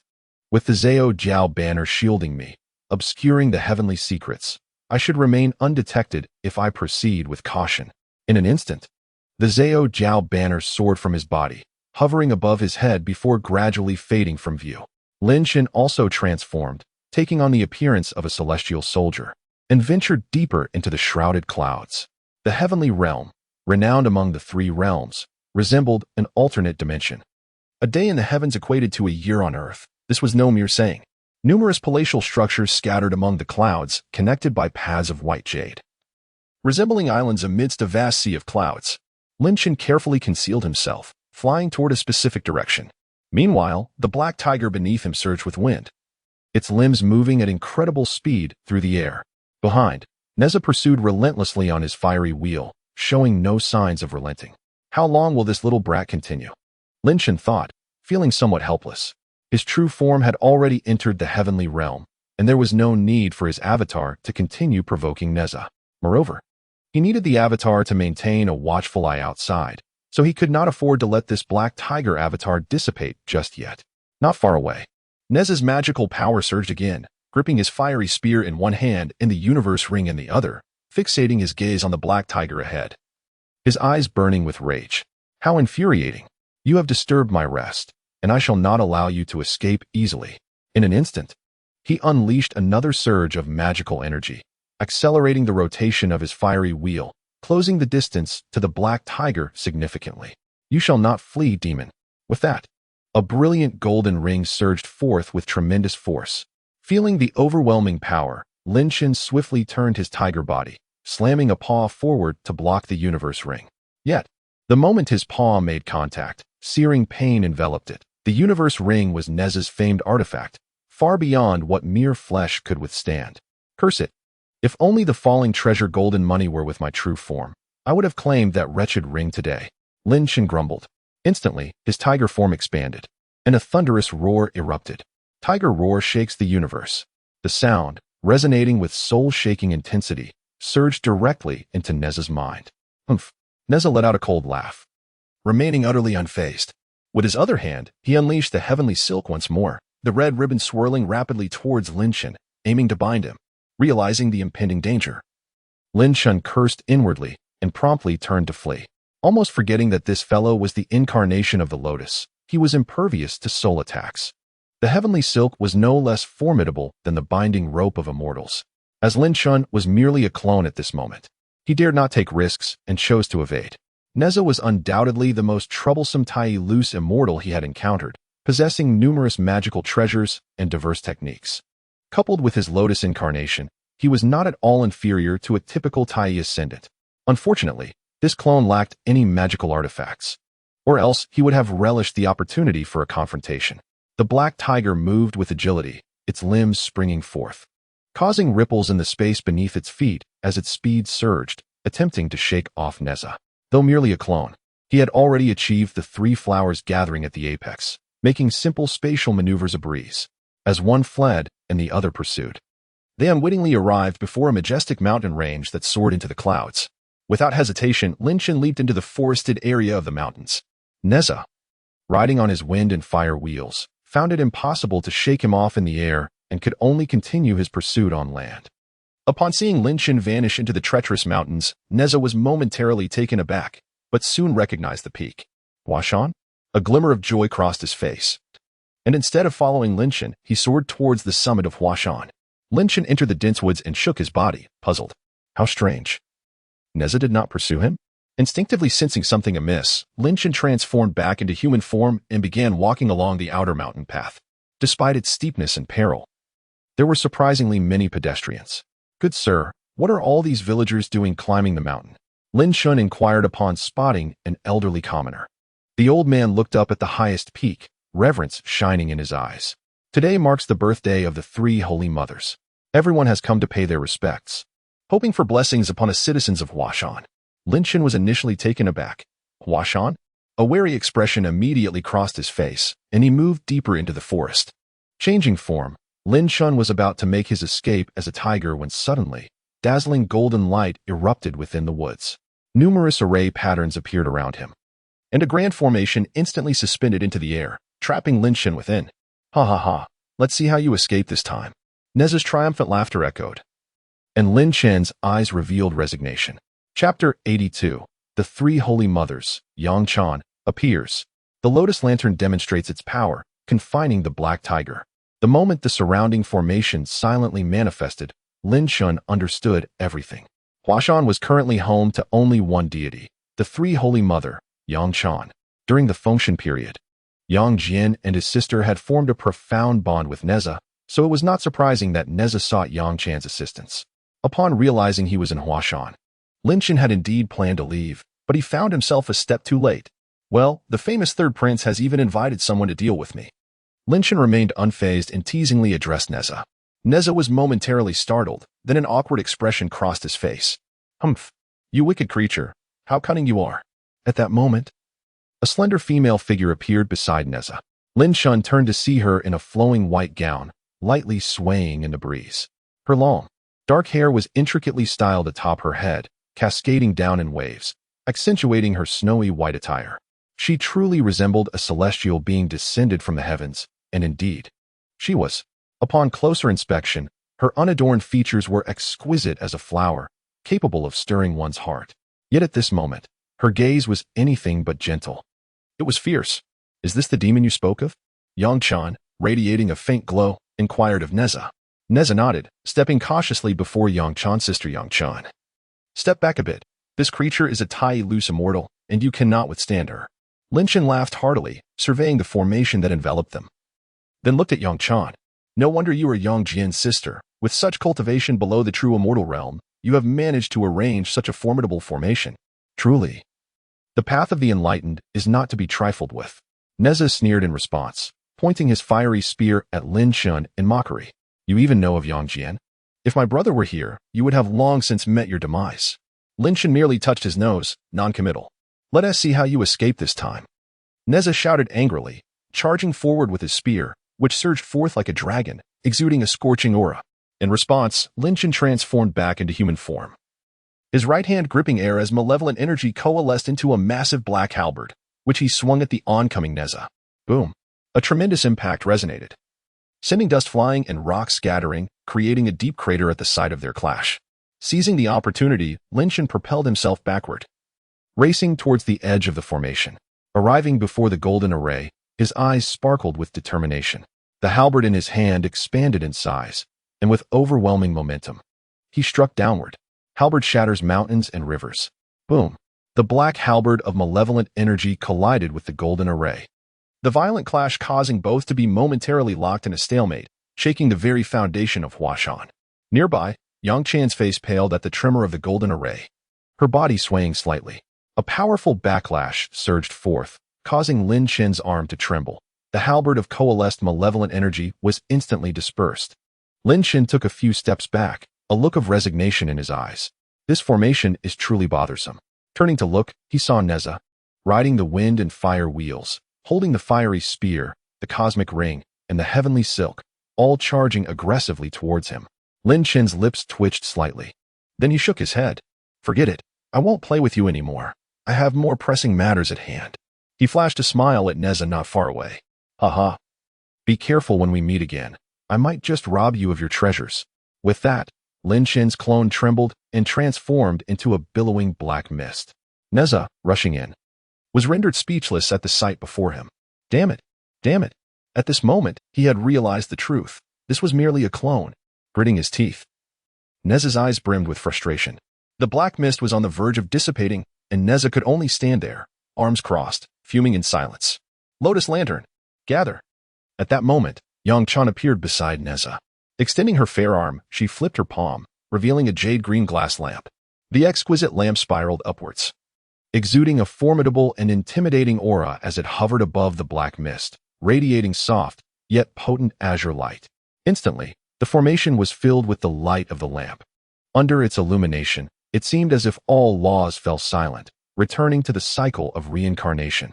In the next moment, the black mist, which was about to dissipate, was drawn into the lamp's glow, slowly drifting towards the center of the lotus lantern. Ultimately, the azure light converged, and the black mist was entirely absorbed, confined within the very heart of the lamp, at the wick's location. Ha! Neza's face lit up with joy upon witnessing this, and he rushed towards Yang Chan. Grabbing the lotus lantern, he examined the obediently swirling black mist within, a triumphant gleam shining in his eyes. Run then, run again. After venting his excitement, he returned the lotus lantern to Yang Chan, expressing, Sister Yang Chan, you are truly remarkable. Yang Chan tucked away the lotus lantern, smiling gently as she shook her head. It is not my prowess, it is the brilliance of the lotus lantern. At that moment, a resonant voice emanated from within the lotus lantern. Yang Chan? I truly underestimated you. The Balian lantern is indeed formidable. Patience is key, and I shall seek you out again. Upon hearing this, Neza's eyes widened in astonishment. That fellow, despite being taken by the Balian lantern, has not perished. Yang Chan's expression turned slightly somber as she shook her head, saying, I have already witnessed it. What you saw just now was his final consciousness, and he is now entirely imprisoned by the Balian lantern. A hint of guilt flickered in Neza's eyes as he apologetically turned to Yang Chan. Sister Yang Chan, I am truly sorry. It is all my fault for dragging you into this. Reflecting on those last words, Neza's gaze shifted to concern. If a mere clone possesses the combat strength of a Tai loose immortal, then the true form of this monster must be that of a Tai celestial. For your safety, Sister Yang Chan, perhaps you should go to Second Brother. With him there, that fiend would surely refrain from seeking you out. Yang Chan waved her hand to dispel the array, a gentle smile gracing her features as she shook her head. It is quite all right. I can guard Huashan alone. However, a shadow of worry crossed her glistening, jewel-like eyes, and with a sigh, she added, ever since Second Brother was injured in the last great battle, he has retreated into seclusion and has not emerged for many years. Wouldn't my visit disturb him? I have also heard of that battle. Neza's eyes filled with reverence. I cannot fathom the strength of that Ao Lai King, to have wounded even Second Brother. He then shook his head, turning back to Yang Chan with earnestness. Sister Yang Chan, you must exercise caution. If that monster comes for you, send me word, and I will hasten to your side. Yang Chan smiled and nodded in response, and only then did Neza feel reassured as he departed on his wind-fire wheels. Within the heavenly court, Lin Chen, disguised as a celestial soldier, felt a spark of excitement in his eyes. The Black Tiger spirit of the Black Tiger clone had been ensnared. It seemed he would need to visit Huashan once more. The Balian Lantern? How intriguing. Not far off, he noticed a celestial maiden in white approaching along the jade pathway, which filled him with delight. Chapter 83. Sign and Reward. Peaches of Immortality. Ascension to the Great Luo Golden Immortal.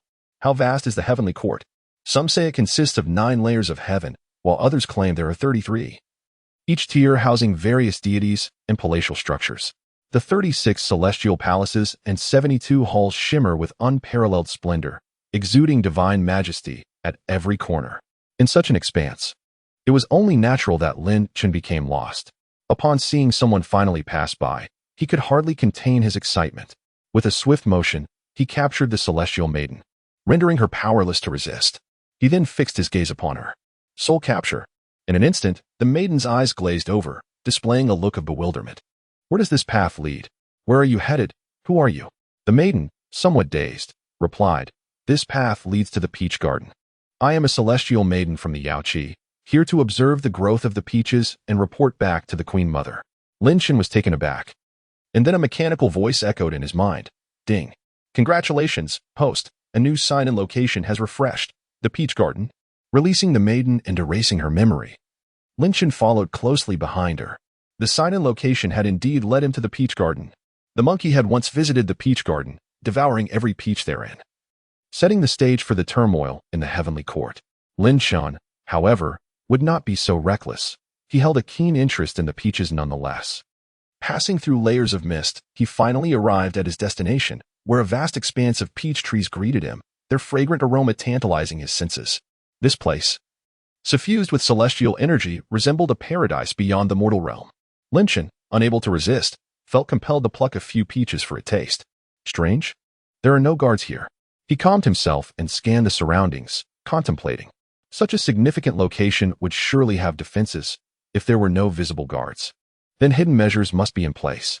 Despite his suspicions, Lin Chen found himself at the entrance, determined to venture inside to ensure a successful sign-in.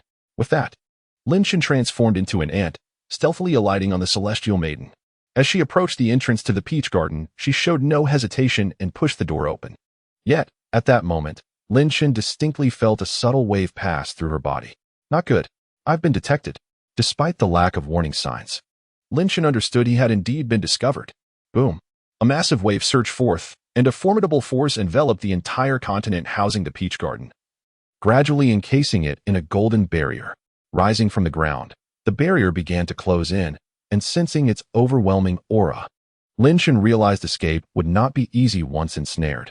Ding. Host has arrived at the sign-in location. Would you like to sign in? Sign in. Ding. The moment Lin Chen completed the sign-in, a surge of magical energy erupted from him, propelling his body skyward like an arrow. The tremendous force propelled Lin Chen at astonishing speed, and in an instant, he vanished from the continent like a fleeting shadow. Just as he did, the barrier sealed with a resounding crash. Within, numerous figures cloaked in golden light appeared, exuding formidable auras. That was close. Lin Chen exhaled heavily, turning without hesitation to make his exit. For now, the heavenly court remained unaware of the intruder, so Lin Chen was temporarily safe. Meanwhile, above the 33 heavens, by the Yaoqi behind the Lingxiao Palace, a regal woman adorned in a golden phoenix robe, embellished with numerous ornaments, slightly opened her eyes. A powerful aura enveloped the entire Yaoqi. Someone has infiltrated the heavenly court and disrupted the celestial secrets. Send someone to investigate. At that moment, Lin Chen concealed his aura, navigating through the heavenly court. I knew the monkey's ruckus in the heavenly court was suspicious. I was detected the moment I entered the peach garden. Yet the monkey devoured the entire garden without repercussions. Lin Chen wore a cautious expression, daring not to reveal his presence. He lacked the monkey's audacity. The heavenly court was akin to a den of dragons and tigers. Finding a mist-shrouded area, Lin Chen concealed himself and began reviewing the information from his successful sign-in. Ding. Congratulations, host. Sign-in successful. Reward, 6-star, Peach of Immortality. Peach of Immortality. An exquisite celestial treasure within the 3 realms, uniquely cultivated by the Queen Mother of the West. Consuming it can avert calamities and extend one's lifespan, increasing one's magical prowess. Only the ginseng fruit rivals it in the 3 realms. As golden light flashed, Lin Chen beheld a bag adorned with golden patterns materializing in the space before him. He refrained from hastily opening it, instead smiling. The previous purple golden gourd. And now this bag. Is this a delightful bonus? Upon opening the bag, Lin Chen's pupils constricted, and joy illuminated his eyes.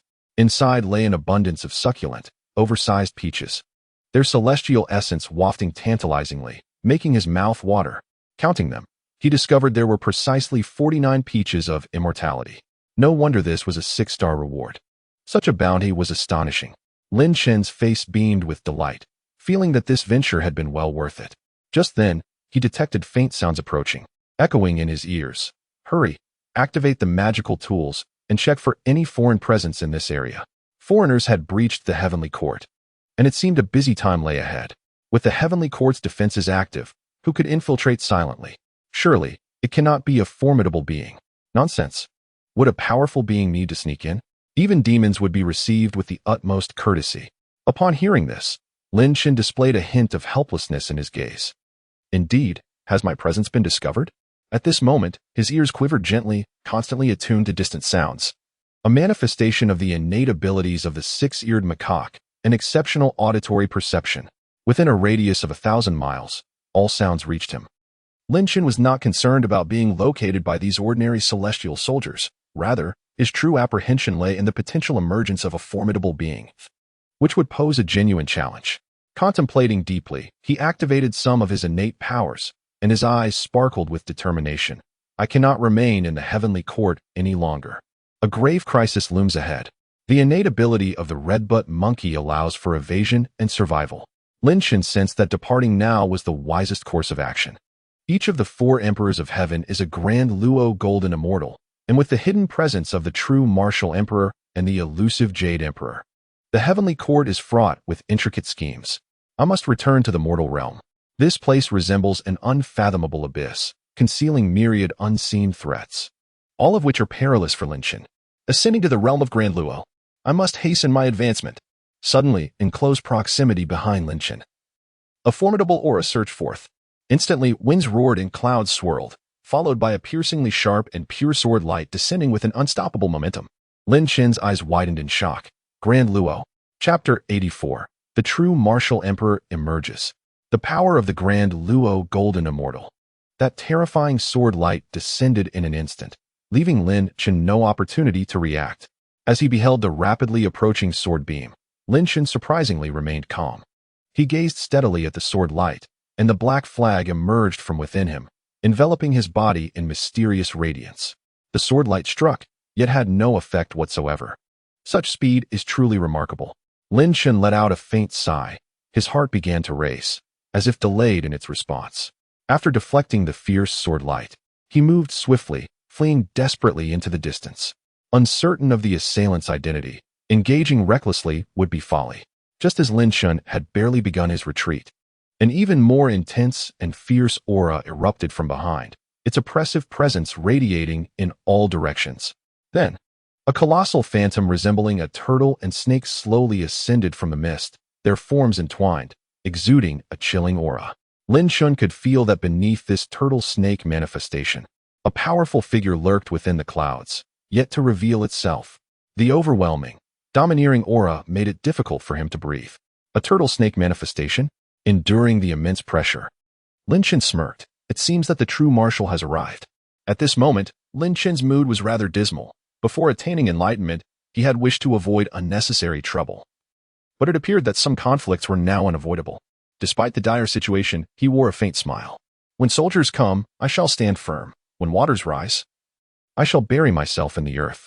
Today, I shall witness the legendary prowess of the 9 heavens demon-expelling ancestor.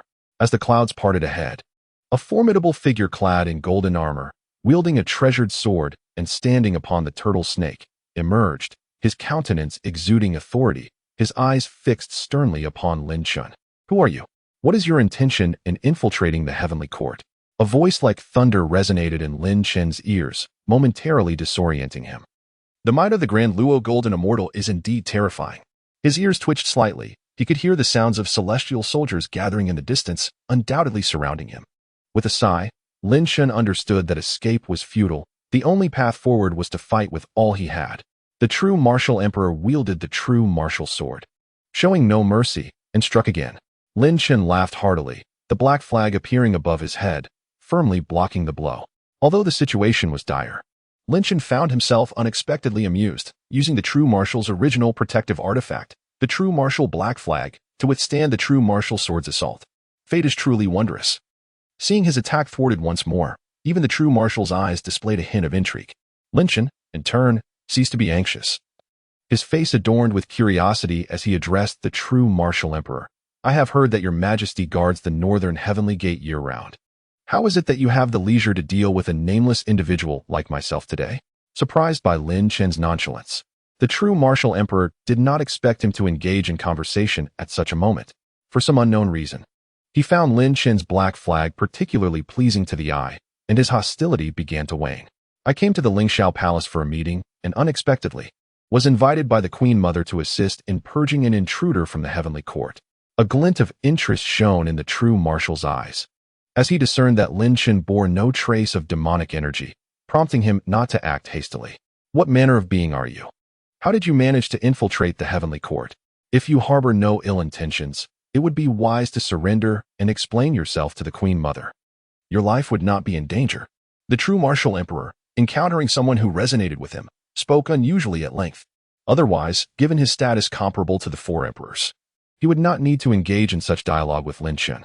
Thank you for your kindness, Your Majesty, Lin Chen replied, shaking his head with a hint of regret. Alas, we are destined to walk different paths. With that, he shot skyward, transforming into a beam of golden light as he fled toward the southern heavenly gate. Guided by memory, since the true martial emperor bore him no ill will, he prioritized his escape. The true marshal merely shook his head slightly, saying nothing more. He stepped forward, and the space shattered, his figure vanishing from sight. The golden light surged with incredible speed, and soon Lin Chen beheld the majestic southern heavenly gate. There was no trace of the true martial emperor pursuing him, yet he remained vigilant. The true marshal would not allow me to depart so easily. Furrowing his brow, Lin Chen suddenly witnessed the space before the southern heavenly gate shatter, revealing a formidable figure stepping forth, the true martial emperor.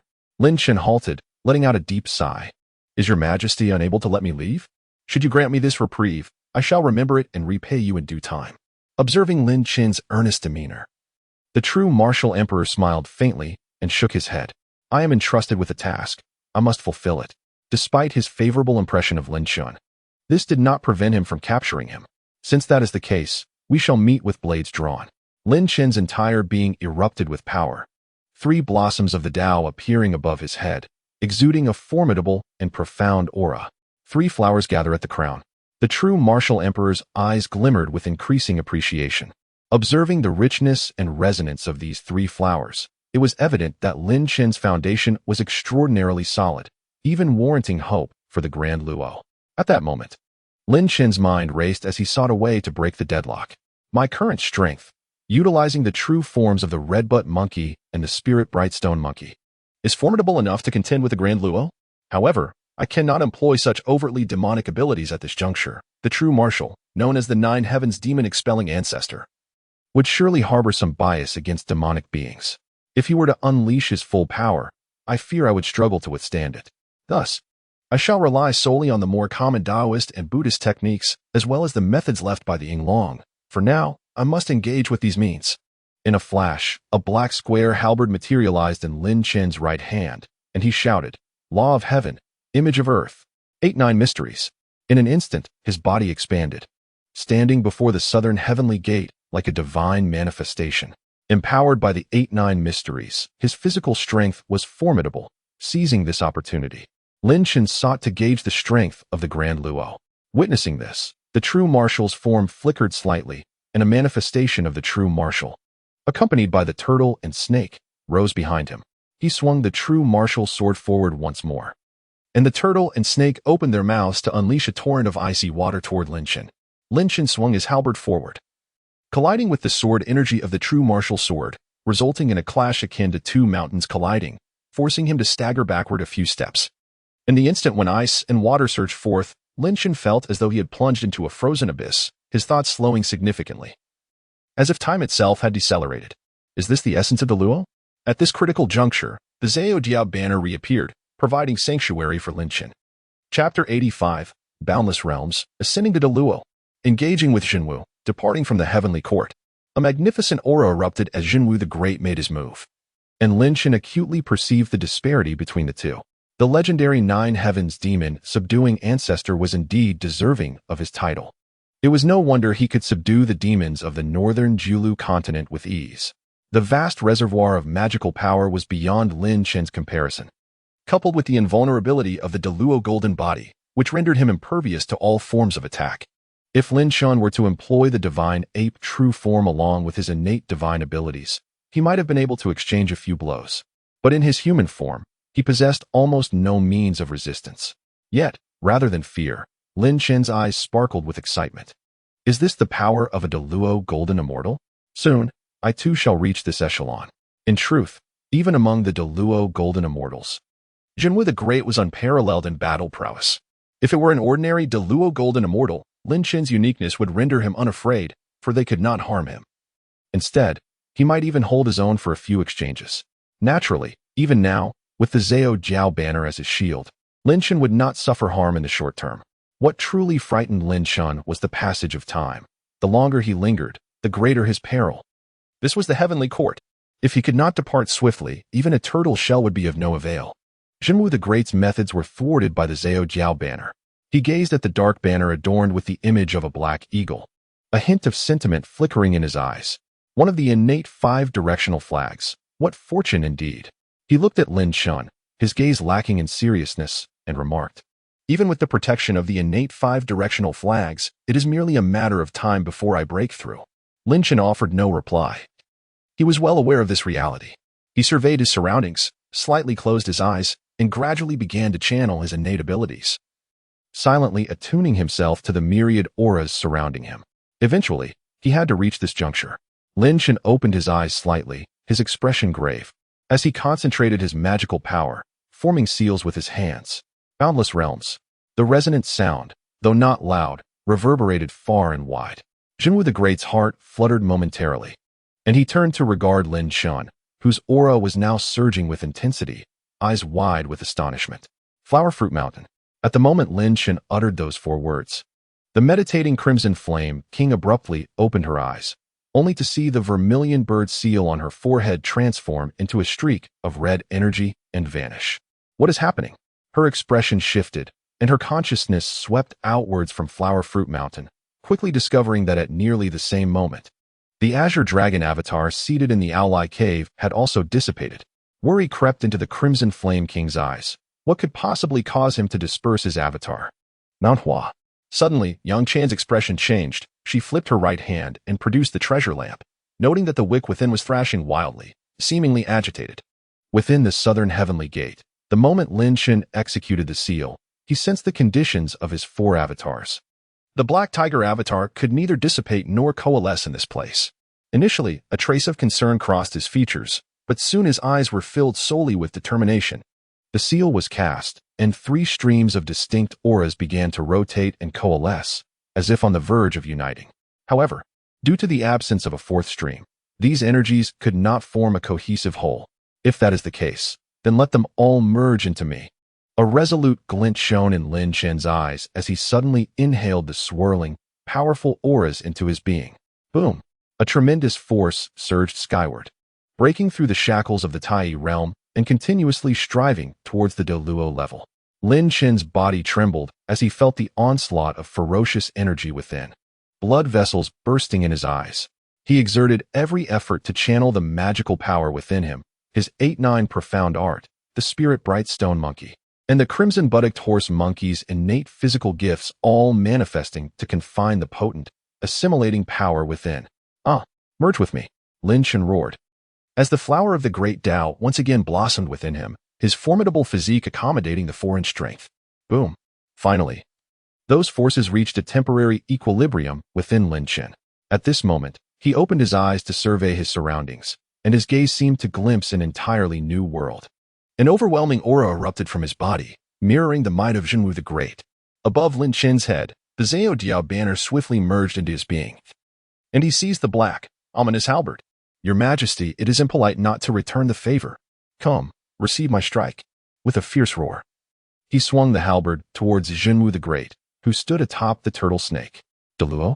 The moment Jinwu the Great sensed Lin Shan's aura, astonishment flickered in his eyes. He could hardly believe that Lin Shan had suddenly attained the strength of the Deluo realm. What sorcery is this, capable of transcending the Deluo? As he beheld the aggressively advancing Lin Shan, curiosity filled Jinwu's eyes. He raised the Jinwu sword in his hand to parry the descending halberd. Bang! The sword and halberd clashed, and the immense force began to collide. Lin Chen poured every ounce of strength into the Feng Tianhua halberd, pressing down fiercely. Jinwu also gripped his sword with both hands, channeling his magical power into the blade, and the two were locked in a stalemate. This scene unfolded before the eyes of the Southern Heavenly Gate guards, who nearly doubted their own vision. The legendary Nine Heavens demon subduing ancestor, Jinwu the Great, was actually engaged in a standoff with an unknown individual. Meanwhile, Jinwu was equally astonished. After their initial clash, he felt Lin Chen's power was no less formidable than his own, and a grave expression settled in Jinwu's eyes. At this moment, he regarded Lin Chen as a peer. After their first exchange, Lin Chen's eyes sparkled with excitement. He called out, and immediately, several colossal figures manifested behind him. If one looked closely, they would see that the three revered Four Symbols divine beasts, Azure Dragon, Vermilion Bird, and Xuan Wu, stood behind him. "Your Majesty, come again," Lin Chen shouted, brandishing the black halberd as he charged forward once more, clashing with Jinwu. The two figures transformed continuously, their sword and halberd striking against each other. The sound of metal clashing resonating endlessly as they collided countless times like phantoms. Powerful auras intertwined, and the surrounding clouds and mist were violently dispersed, the immense impact of their battle reverberating throughout the heavenly court. At this moment, many celestial beings were taken aback, astonished that someone could engage with Jinwu the Great. What exhilarating combat! So this is the might of Deluo. Lin Chen's eyes sparkled with fervor, feeling the surge of power within him begin to wane. And he gradually regained his composure. It was time to depart. Lin Chen leaped over Jinwu the Great, choosing not to continue their skirmish, but instead instantly arriving before the Southern Heavenly Gate. The Southern Heavenly Gate array was also a formation, was it not? A glimmer of audacity flashed in his eyes as the ethereal images of the Four Symbols flickered behind him, and the Deluo-level magical power surged forth, activating his innate divine ability. Swift passage. Behind him, Jinwu the Great, fueled by a formidable aura, pursued with golden light radiating from him, his golden armor blazing, unwilling to allow Lin Chen to escape. Yet, Lin Chen remained unperturbed. Heavenly Court, the next time I come here, I shall not be so beleaguered. Chapter 86. The Benefits of the 9,000-Year-Old Peach. Embracing Yangchan. It has been proven that the powers of the four mischievous monkeys are anything but simple.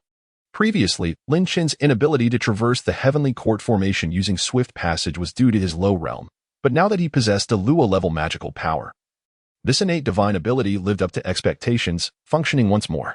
As he felt a familiar sensation, Lin Chen's clear eyes seemed to perceive the intricate formation patterns before him. He stepped lightly, taking a single step forward, and in an instant, he vanished within the Southern Heavenly Gate. The great Emperor Jinwu pursued him, gazing in astonishment at the spot where Lin Chen had just been. Shortly thereafter, news emanated from Lingxiao Palace, calling for a thorough investigation of the Heavenly Court to seek the intruder. They remained oblivious to the fact that Lin Chen had already departed the realm of the divine. It was little wonder, as Lin Chen had employed a gifted divine ability to leave, appearing no different from an ordinary spatial leap. The Southern Heavenly Gate remained tightly shut, and naturally, no one would focus their attention here. A day in the heavens equated to a year in the mortal realm. By the time Lin Chen exited the Heavenly Court, 3 months had already elapsed in the human world since his entry. Fortunately, he had emerged promptly. Otherwise, he might have missed the appointed time with the King of Monkeys, Yu Ran. In Nanjian Buzhou, amidst a dense forest, Lin Chen sat cross-legged, healing his wounds. While reflecting on his journey, now that he was safely out, he began to tally his gains. Although his time in the Heavenly Court was brief, the rewards were substantial. Not only had he acquired the formidable divine ability of the Four Directions Infinity, but he had also signed in at the Peach Orchard, obtaining a considerable number of divine peaches. A smile graced Lin Chen's face, as he felt satisfied with his harvest. Most importantly, his identity had remained undisclosed. Presently, his public persona was that of the proud king of the demon clan, and upon entering the Heavenly Court, he had utilized the Zhao Jiao banner to obscure heavenly secrets and his aura, ensuring no one could recognize him. Moreover, the techniques and divine abilities he had employed, including the final Four Directions Infinity, had never been displayed publicly, preventing anyone from realizing that the one who had battled the great Emperor Jinwu was indeed the king of the demon clan. However, the current side effects of the Four Directions Infinity were rather significant. After using a flawed version of the technique within the Heavenly Court, Lin Chen still felt devoid of any magical power, and even his meridians were somewhat damaged. Based on his current healing progress, it would likely take 2 to 3 months before he fully recovered. Had Lin Chen's true form ascended to Deluo, the usage of this divine ability would surely have resulted in far lesser side effects. Suddenly, a glimmer of inspiration flashed in Lin Chen's eyes. As if he had conceived an idea, he produced a Qiankuan bag from his possession, retrieving a fresh divine peach the size of a palm. Today, he would savor the flavor of this divine fruit. With that, Lin Chen took a bite, and juice splattered everywhere, sweet and crisp, intoxicating him with delight. As the divine peach slid down his throat and into his abdomen, a surge of celestial energy flowed into his body, overwhelming him with immense spiritual and elemental vitality. In an instant, Lin Chen felt rejuvenated, all fatigue dissipating, and he could even faintly sense an increase in his lifespan. Testing his magical power, he discovered that there were no traces of injury remaining. Lin Chen was overjoyed. Indeed, this was a marvelous treasure. If an expert were present, they would discern that Lin Chen's Qiankuan bag was filled entirely with divine peaches aged 9,000 years. After consuming a divine peach, Lin Chen was instantly invigorated, his eyes sparkling with vitality as he began to contemplate his next course of action. The Black Tiger's mystic energy was still imprisoned within the Lotus Lantern. Perhaps a visit to Mount Hua would be prudent. Soon, Lin Chen had determined his destination.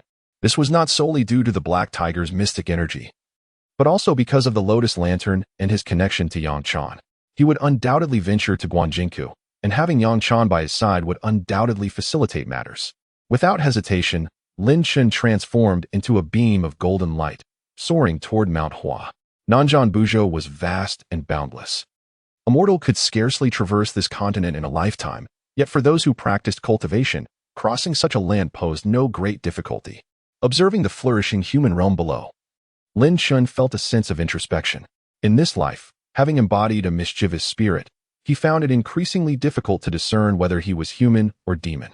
Nevertheless, Lin Chen understood that whether human or demon, his principles remained unchanged. The distinction held little significance for him. Arriving in this world, he naturally sought a life of longevity and freedom. With a firm resolve, Lin Chen accelerated his pace. Soon catching sight of the uniquely perilous Mount Hua within the 800 li of the Qinling Mountains. On the winding mountain path, he could faintly discern a few figures. And atop the mountain stood a modest temple. Despite its precarious location, the temple was not devoid of worshippers. Within this temple, a statue of a white-clad goddess was enshrined. Her appearance compassionate, holding a verdant jade lamp that radiated warmth from her gentle gaze. At that moment, a rough woman clad in coarse cloth was kneeling on a mat, respectfully offering incense before the statue. "May the three holy mothers bless me with a healthy son to carry on my husband's lineage." As the woman prayed, a translucent figure emerged from the statue. She gazed down at the rough woman with a hint of a smile and with a gentle wave of her right hand. A soft glow enveloped the woman's body. After the woman departed, the figure's expression softened as she observed the devotees arriving for prayers. Just then, a voice unexpectedly resonated. "The three holy mothers are in high spirits. The villagers around Mount Hua are indeed fortunate." Yang Chan, who had been attentively observing the surrounding worshippers, immediately felt a chill and turned to look around. A tall young man clad in black, with a somewhat cold demeanor, leaned against the wall, gazing vacantly at the surroundings. Noticing that the onlookers seemed oblivious to him, Yang Chan realized he was also a practitioner of cultivation. "What brings you here, fellow cultivator?" Yang Chan inquired, stepping back slightly. Her body tensed as her magical power began to circulate within her. Lin Chen turned to regard the gentle and exquisite woman before him, feeling a touch of sentimentality. How could such a remarkable beauty find interest in an inconsequential mortal like Lu Yanchang? Due to Lin Chen's previous guise as the Black Tiger, Yang Chan failed to recognize him. Observing her wary demeanor, Lin Chen couldn't help but chuckle softly. "You ask what brings me here. Shouldn't that question be directed at you?" Yang Chan was momentarily taken aback, and before she could respond, Lin Chen continued nonchalantly, "You imprisoned me, so naturally, I have come today to rescue myself." Instantly, Yang Chan's face turned pale, her magical power surging as the temple's protective array illuminated around her, preparing to vanish. Seeing this, Lin Chen shook his head, extending his right hand forward to grasp her, sighing, "If my true form can allow you to escape, then I might as well give up." Yang Chan felt a flash before her eyes, and a large hand grasped her entire being. The surrounding array had no effect. Her body shot toward Lin Chen, and in an instant, she found herself in his embrace. Chapter 87. Teasing Yang Chan. Seizing the lotus lantern, feeling the softness of her form in his arms, Lin Chun was momentarily taken aback. The next moment, Yang Chan pushed herself away, springing from his embrace, her face flushed with a mix of embarrassment and tension. This space had long been sealed by Lin Chun, leaving her with no chance of escape. Regaining his composure, Lin Chun focused on Yang Chan before him and spoke directly. Hand over the lotus lantern.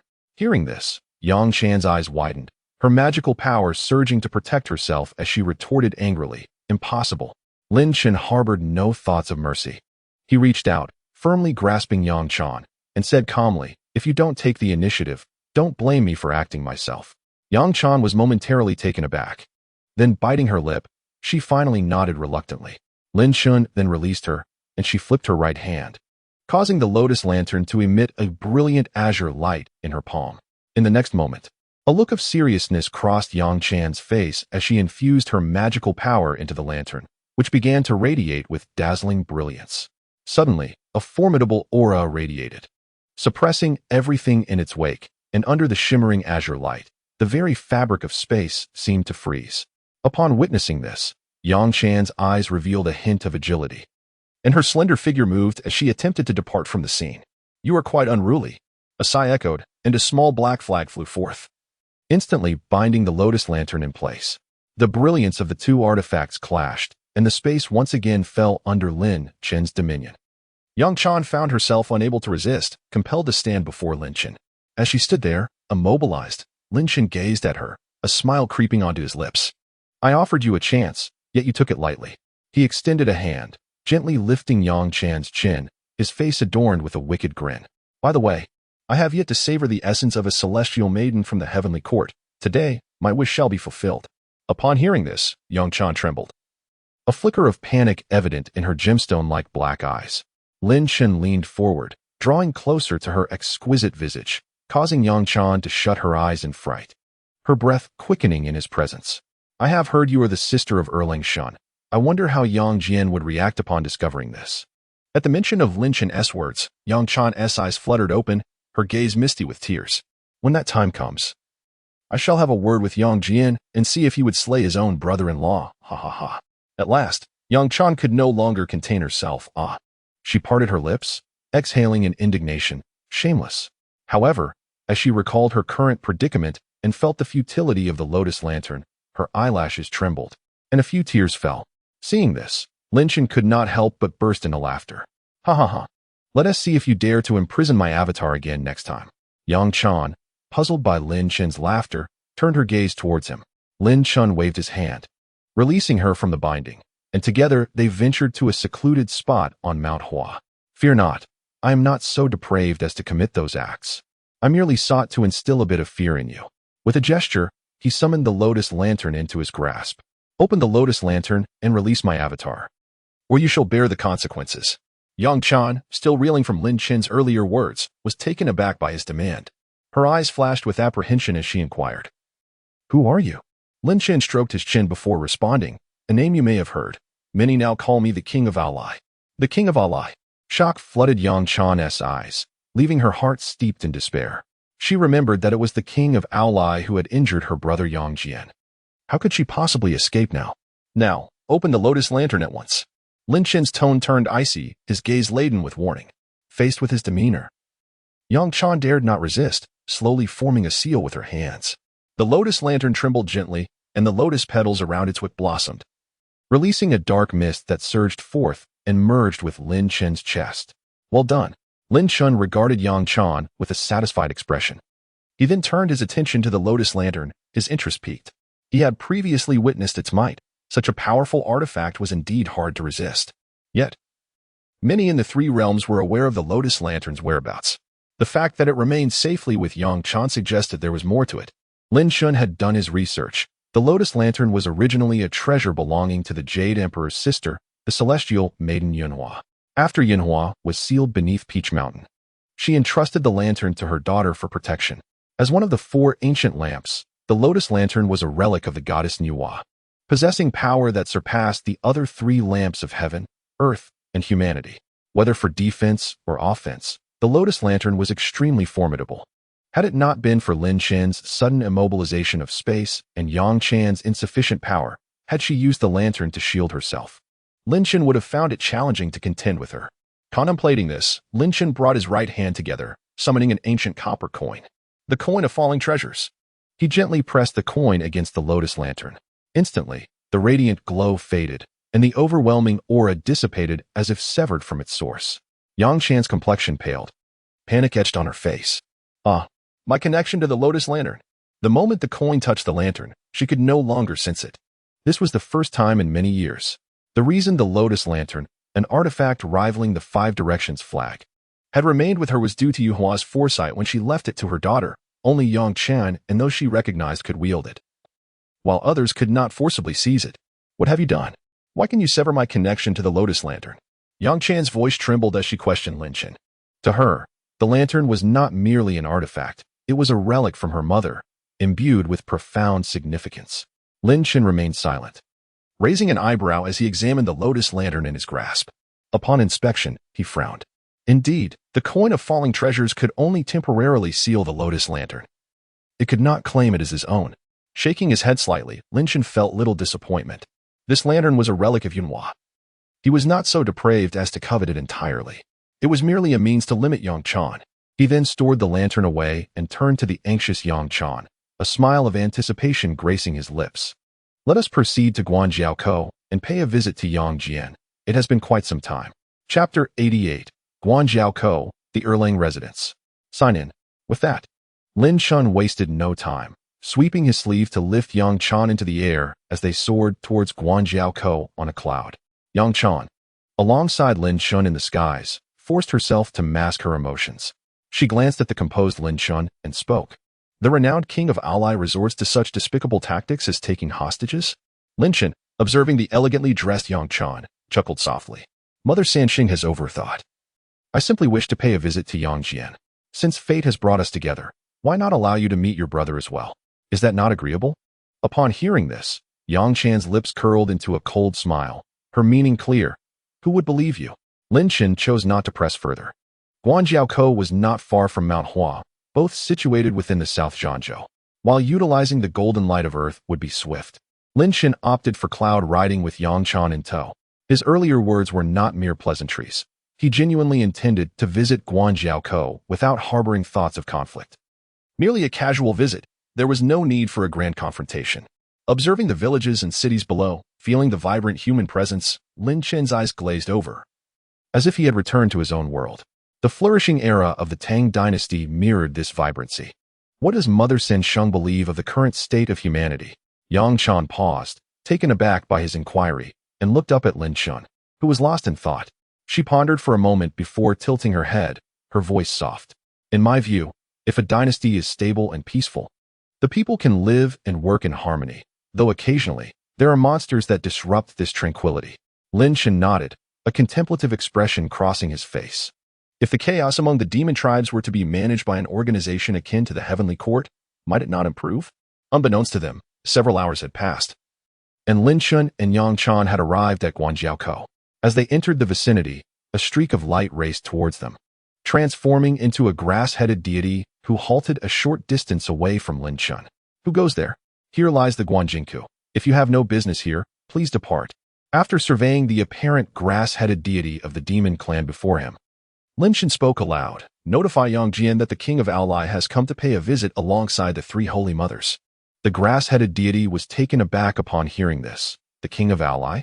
Then, upon hearing the name of the three holy mothers, he turned to glance behind Lin Chen and was instantly stunned. This is the three holy mothers. Casting a cautious eye at Lin Chen, he promptly turned and flew away at great speed. Lin Chen smiled slightly at this. Indeed, the grass-headed deities under Yang Jian possess some intrigue. Yang Chan remained silent. But in the next moment, Lin Chen seized her and transformed into a streak of golden light, heading straight toward the heart of Guanjinku, where Yang Jian's residence was located. Oh, what are you doing? Let go of me. A few seconds later, Lin Chen and Yang Chan appeared before the entrance of a grand estate. They had already entered Guanjinku, yet the system remained silent. It was likely that they needed to enter the estate for it to count. Hardly had they landed when voices emerged from within the estate, followed by several figures stepping out. Ha ha, Since the three holy mothers have arrived, why not come in? As Yang Chan had not concealed her aura, the individuals inside had sensed her presence early on, and the voice had been heard before the figures emerged. A few men, each with distinct features, approached with smiles, only to freeze in surprise upon seeing a man accompanying the three holy mothers. What is happening here? Should we inform the second master? This is not good. Each of them had different thoughts, yet their expressions were awkward, leading to a moment of silence. Yang Chan, perceiving their demeanor, understood they had misconstrued something. Her face flushed, and her eyes widened as she was about to explain when suddenly a startled cry rang out. "Ah, how can it be you?" The crowd turned to see the celestial dog's face filled with shock and fear, pointing at Linshan, stammering. "What is going on?" The leader among the 6 saints of Meishan had realized something was amiss and spoke in a deep voice. The celestial dog stepped back a few paces, baring its teeth. Its body tense, ready to attack. Quickly summon the master. We cannot contend with him.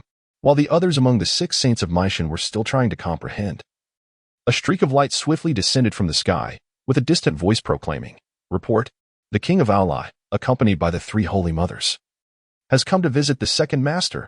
The grass-headed deity arrived, only to find the 6 saints of Meishan casting their gazes toward the distance, following their line of sight. He saw Linshan looking at him, slowly revealing a radiant smile. "I seem to have overlooked something. My speed is considerably faster. I apologize for the trouble, young brother." In contrast, the reaction from the 6 saints of Meishan was far more intense. "The king of Aulai! The king of Aulai!" Instantly, an aura of true immortals erupted around them as they locked their gazes upon Linshan. Then, the elder of Meishan turned his attention to the 3 holy mothers beside Linshan, a hint of concern flashing in his eyes as he inquired, "3 holy mothers, are you all right? Have you been harmed?" Seeing the tension etched on their faces, Yang Chan shook her head to reassure the 6 saints of Meishan. Observing this, Linshan displayed a hint of helplessness. "Do not be alarmed. I merely come to pay a visit to Yang Jian, not to engage in combat." Yet, it was evident that no one believed his words. Linshan pondered for a moment and then altered his approach. "If I truly intended to fight, none of you would have the opportunity to stand before me." As he spoke, he unleashed his concealed aura, and his immense power erupted forth. The powerful pressure descended upon them, akin to a colossal mountain pressing down on the 6 saints of Meishan and the celestial dog. This pressure is stronger than the second master. They struggled to withstand Linshan's might, their bodies gradually unable to resist bowing. Linshan stood there indifferently, making no move. He spoke the truth. Had he truly come to battle, none present would still be able to stand. "The king of Aulai, if you genuinely come to visit, then please enter." At that moment, a similarly powerful aura emanated from within the estate, severing the pressure surrounding the 6 saints of Meishan, while a calm voice echoed. Upon hearing this, Linshan's lips curled into a smile. Ignoring the others, he stepped forward, crossing the threshold of the estate. In an instant, a mechanical voice sounded, "Ding. Host has arrived at the designated location. Would you like to check in?" Linshan's gaze was as tranquil as water. Check in. Chapter 89. Received the rare 7-star reward, Heavenly Eye. Yang Jian had been in seclusion for a long time. Following the battle 20 years ago, he had sustained grave injuries from the king of Aulai's staff, leading him to retreat into isolation. Not only was he recuperating, but he also sought to further his cultivation. With his pride, being defeated by Linshan was an indelible memory. At a certain moment, enlightenment struck him, and he emerged from his meditative state.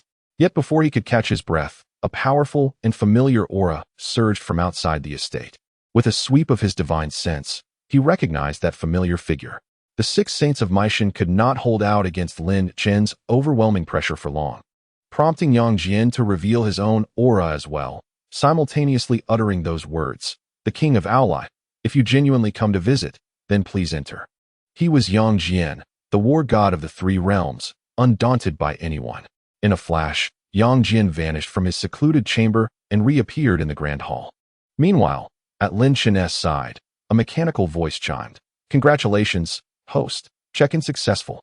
You have received the rare 7-star reward, Heavenly Eye." Heavenly Eye, a treasure born of the primordial chaos, containing world-destroying power, but requiring a unique method to wield. It can see through all illusions, boasting immense might. Exclusive to the 3 realms. Upon hearing the system's voice, Lin Chun was momentarily taken aback. 7-star reward? Heavenly Eye. Before he could fully grasp the situation, an invisible golden light surged from the void, instantly merging into his left eye. In that moment, Lin Chen felt a searing heat in his left eye. As if a sun had entered within him, an overwhelming force surging forth, and his pupils transformed into a brilliant gold. The might of the heavenly eye was astonishing. Lin Chen's internal powers surged rapidly, and the bloodline of the four monkeys began to exert its influence, constantly suppressing the power within his left eye. Above his head, a flower of Tao containing numerous divine abilities faintly emerged, adorned with golden patterns. Eventually, the heavenly eye calmed down, appearing tranquil once more. Lin Chen paused at the entrance, first closing his eyes, and then slowly opening them again, a glimmer of brilliance flashing within. He advanced with a calm demeanor. Although his expression was neutral, his heart was profoundly astonished. After so many years with the system, aside from the bloodline of the four divine monkeys, this was the first time a seven-star treasure had manifested. No wonder Yang Jian was so formidable. It turned out he possessed such a treasure. As he proceeded into the grand hall, Lin Chen absorbed the information flooding his mind, gradually comprehending the extraordinary and fearsome nature of the heavenly eye. He had not anticipated that during this check-in at Guanjingku, he would acquire the same heavenly eye as Yang Jian. However, while Yang Jian's heavenly eye resided in his forehead as a vertical eye, Lin Chen's had fused with his left eye, leaving its exterior unchanged. Throughout the three realms, many possessed a third eye, including figures like Wen Zhong, the king of horses, and the plague god. Yet, it seemed only Yang Jian's was referred to as the heavenly eye, granting unparalleled combat prowess. Lin Chen contemplated. Now Yang Jian had a companion. His heavenly eye was likely akin to Yang Jian's vertical eye. I can sense the immense power contained within the heavenly eye is not to be underestimated. Perhaps it could even facilitate my ascent to Deluo. As Lin Chen pondered, he stepped into the grand hall of Yang Jian's estate. Yang Jian stood in the center, his gaze fixed intently on Lin Chen, remaining silent. It has been many years, Yang Jian. How have you fared? Noticing Yang Jian's reticence, Lin Chen greeted him first, his smile radiant. Thanks to you, I am doing quite well. As Yang Chan and the Celestial Hound, along with the 6 saints of Maishan, entered, they were met with the awkward sight of Lin Chen and Yang Jian locked in a silent stare. Brother, you have emerged from your seclusion, Yang Chan exclaimed. Rushing to Yang Jian's side, her face aglow with joy, it was only in his presence that she felt at ease. Yang Jian nodded silently, but soon furrowed his brow. Third sister, why have you come with this fellow? Taken aback by Yang Jian's words, Yang Chan lowered her head, unsure of how to respond. She wished to reveal the truth to Yang Jian, to implore her brother for assistance in reclaiming the lotus lamp. Yet, recalling Yang Jian's previous battle with Lin Chen that left him grievously injured, she felt that speaking up might serve only to reignite their conflict, placing her in a precarious position. Yang Jian's eyes darkened at this, and he stepped forward, his gaze piercing Lin Chen with an undercurrent of menace as he coldly demanded, Sir Ao Lai, would you care to explain this situation? Lin Chen, seemingly unfazed by Yang Jian's demeanor, chuckled heartily and sauntered over to a nearby chair, leisurely responding, Well, you see, I had some prior engagements with the Third Holy Mother, so I thought it prudent to bring her along to ensure your presence. Yang Jian's fury erupted at this, his right hand clenching tightly as the gleaming three-pointed blade materialized, aimed directly at Lin Chen. King Ao Lai, are you provoking me? Lin Chen looked up at the seething Yang Jian, a hint of exasperated amusement on his face. Oh, are you so irate? Do you truly think you can best me? His words ignited Yang Jian's anger further. You may certainly test that. The tension in the air compelled the 6 saints of Maishan and the Celestial Hound to exchange worried glances. Lin Chen stood up, disregarding Yang Jian, and proceeded toward the exit. Let it be. I have no desire to fight today. Until we meet again. His mind was preoccupied, having just acquired the Celestial Eye. He needed time to study it thoroughly. Just a few steps out, Yang Chan, biting her lip, called out to him, Wait. You must return my lotus lamp. Yang Jian turned to his sister, incredulous. The lotus lamp is in his possession? Yang Chan lowered her head, falling silent, unable to contain himself. Yang Jian glared fiercely at Lin Chen, his three-pointed blade trembling with power as he thundered, Return the lotus lamp. Feeling the potent energy emanating from behind him, Lin Chen sighed in resignation. With a sudden surge of strength, he stepped forward, vanishing from the estate. The next moment, he materialized above the Guanjiang River, radiant light enveloping him as he donned a formidable black armor, the 9 Seas dragon armor. With a flick of his wrist, a steel mixed iron staff appeared in his hand, his aura now soaring to its zenith. I had considered sparing you some dignity, but since you persist, I shall witness what progress you have made in these past 20 years. With a cold glare, Lin Shen lifted the iron staff, summoning a tempest as he brought it crashing down toward the estate below. Chapter 90. The new sign-in location, Meishan. Lin Shen had repeatedly yielded, buoyed by his recent acquisition of the Celestial Eye. Yet Yang Jian's relentless pursuit of confrontation left him no choice. As the iron staff descended, an overwhelming force surged forth. Boom! The ground shook violently as Yang Jian, wielding his three-pointed blade, positioned himself beneath the staff to block the impending assault. However, times had changed, and Lin Shen's power had escalated to an unprecedented level. With a fierce press, the staff's might intensified, sending Yang Jian crashing to the earth. Boom! Upon impact, a massive crater formed, sending dust swirling into the air. Though he bore the protection of 8 or 9 mystical arts, Yang Jian sustained no injuries. He soared from the pit, his eyes wide with disbelief. Could it be that in just 2 decades, his strength had increased so remarkably? After only a single exchange, he could sense that Lin Shen's power had at least doubled since their previous encounter. Stretching his limbs, Lin Shen regarded Yang Jian hovering above, a smile playing at the corners of his lips. Red-Buttocked horse monkey, he silently invoked, summoning a colossal black-furred giant ape behind him. The vast waters of the Guanjiang River surged, rippling with restless energy as Lin Shen willed the giant ape's arms to rise, causing the river to momentarily halt. Torrents of water spiraling upward around him. With a commanding shout, he exclaimed, "Oceanic tornado." Boom! The deluge transformed into a massive water vortex, hurtling toward Yang Jian with immense force. Onlookers below, witnessing this spectacle, marveled at the miracle. The mountainous river cascaded from above, appearing as a mere trickle beside the giant ape. Within the estate, Yang Chan and the others gazed in awe and trepidation. Yet, Yang Jian maintained his composure, tossing the three-pointed blade ahead of him before leaping into the fray. In an instant, the blade morphed into a three-headed dragon, plunging into the water vortex as Yang Jian stood defiantly atop its back, unharmed. Lin Shen narrowed his eyes, summoning the power of the red-bottomed horse monkey once more. The once torrential waters instantaneously froze, some transforming into myriad weapons imbued with arcane energy that hurtled toward Yang Jian. Bang! Yang Jian swiftly formed hand seals, channeling his energy to conjure a golden barrier that repelled the onslaught. Standing atop the three-headed dragon, his gaze turned icy as he brought his fingers together before his brow, declaring, "Celestial Eye, activate." With a soft command, a third eye opened at his forehead, and a beam of golden light shot forth. "Oh, at last you employ the Celestial Eye," Lin Shen remarked, his spirits rising as he channeled his energy, the towering ice melting away, waves crashing back toward him. Streams of water began to swirl, coalescing before Lin Shen, forming a barrier against the golden beam's path.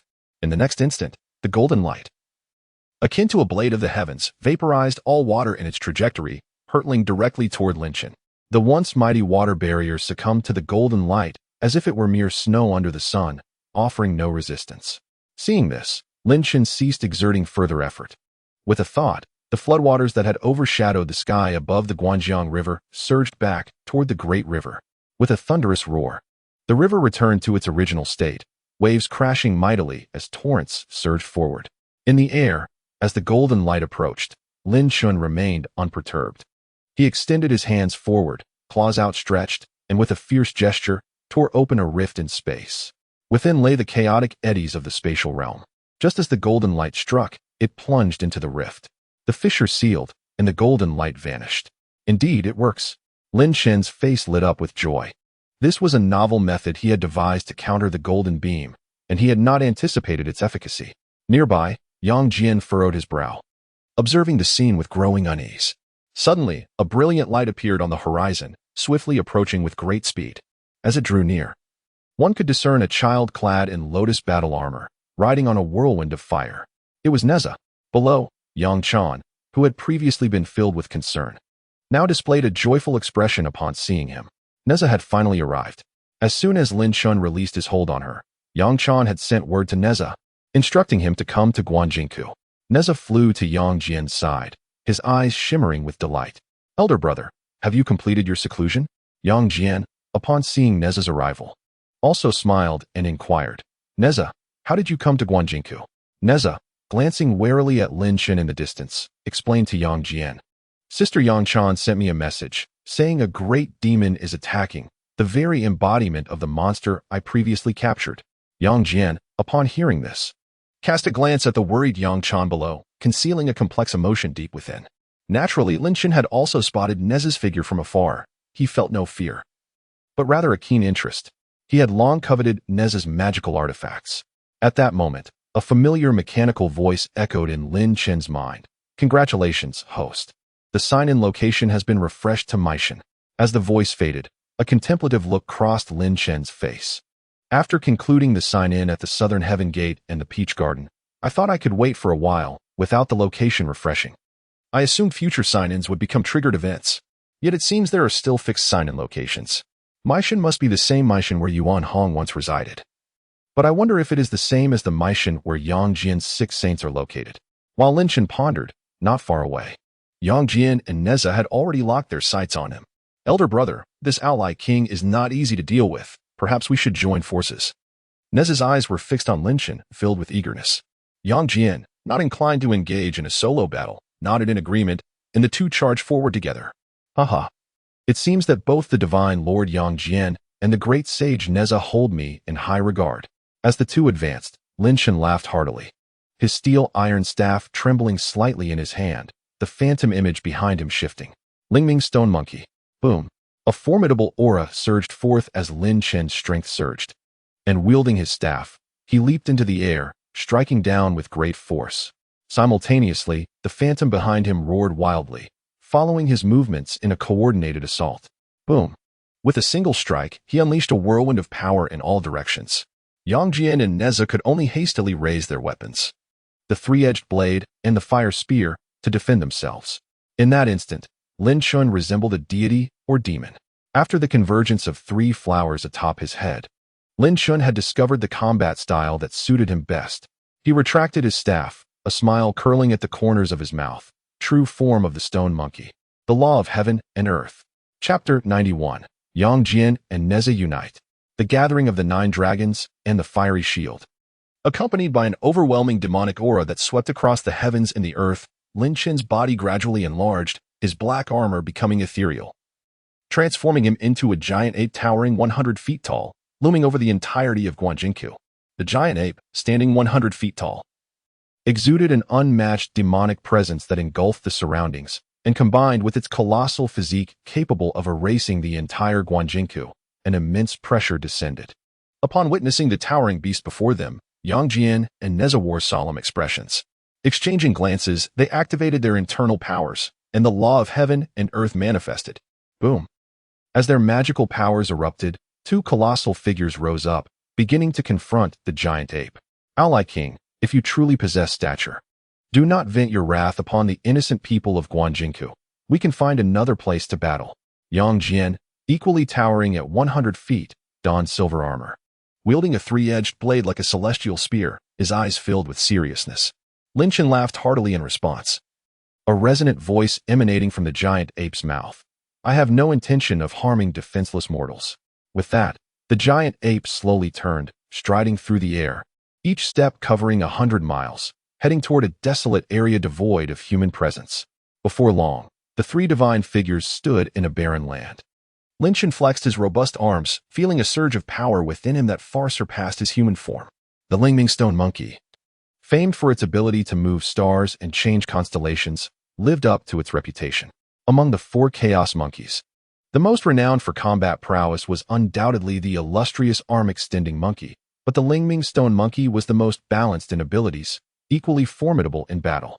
With a roar, Lin Chen brandished his staff and leaped toward the 2 adversaries. As he swung down, Yang Jian and Neza retaliated with their weapons.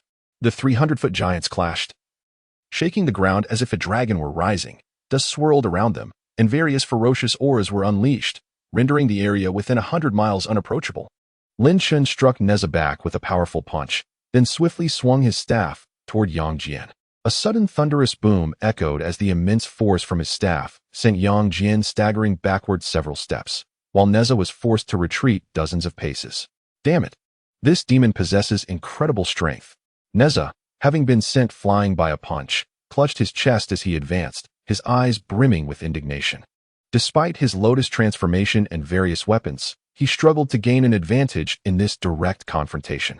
Meanwhile, Lin Shan grinned at the two who had gathered together. "You both are commendable, but I wish to show you what true power entails."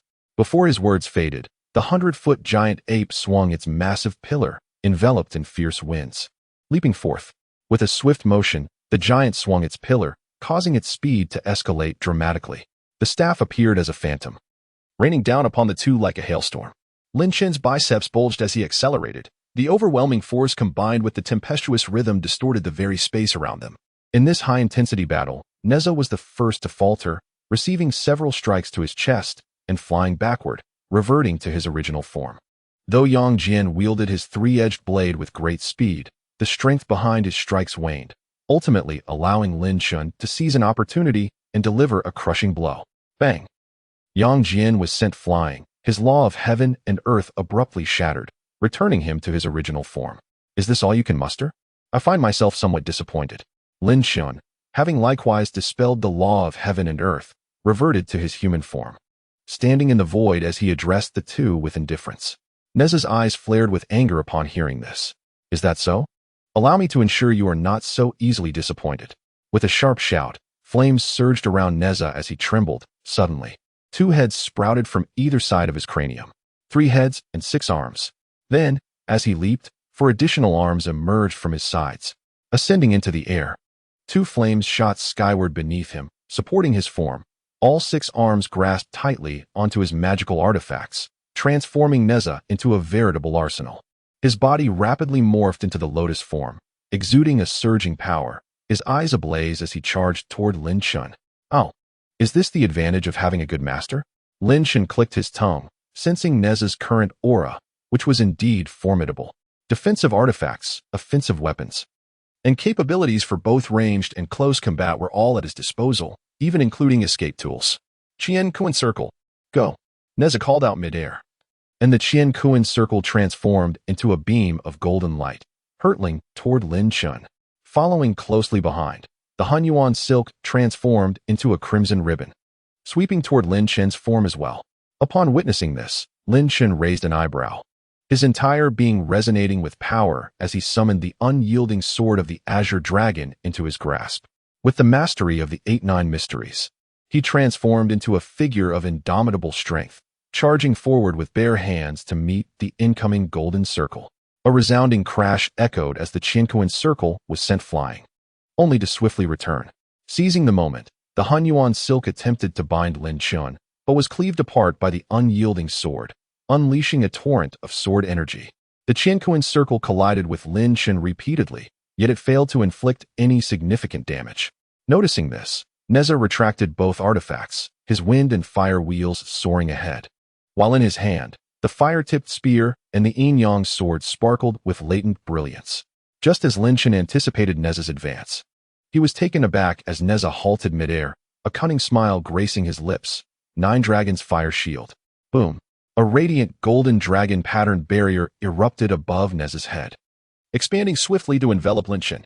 In an instant, Lin Shan found himself ensconced within its confines. The 9 Dragons Fire Shield? Rather than being alarmed, Lin Shan felt an unexpected delight as he surveyed the space within the shield.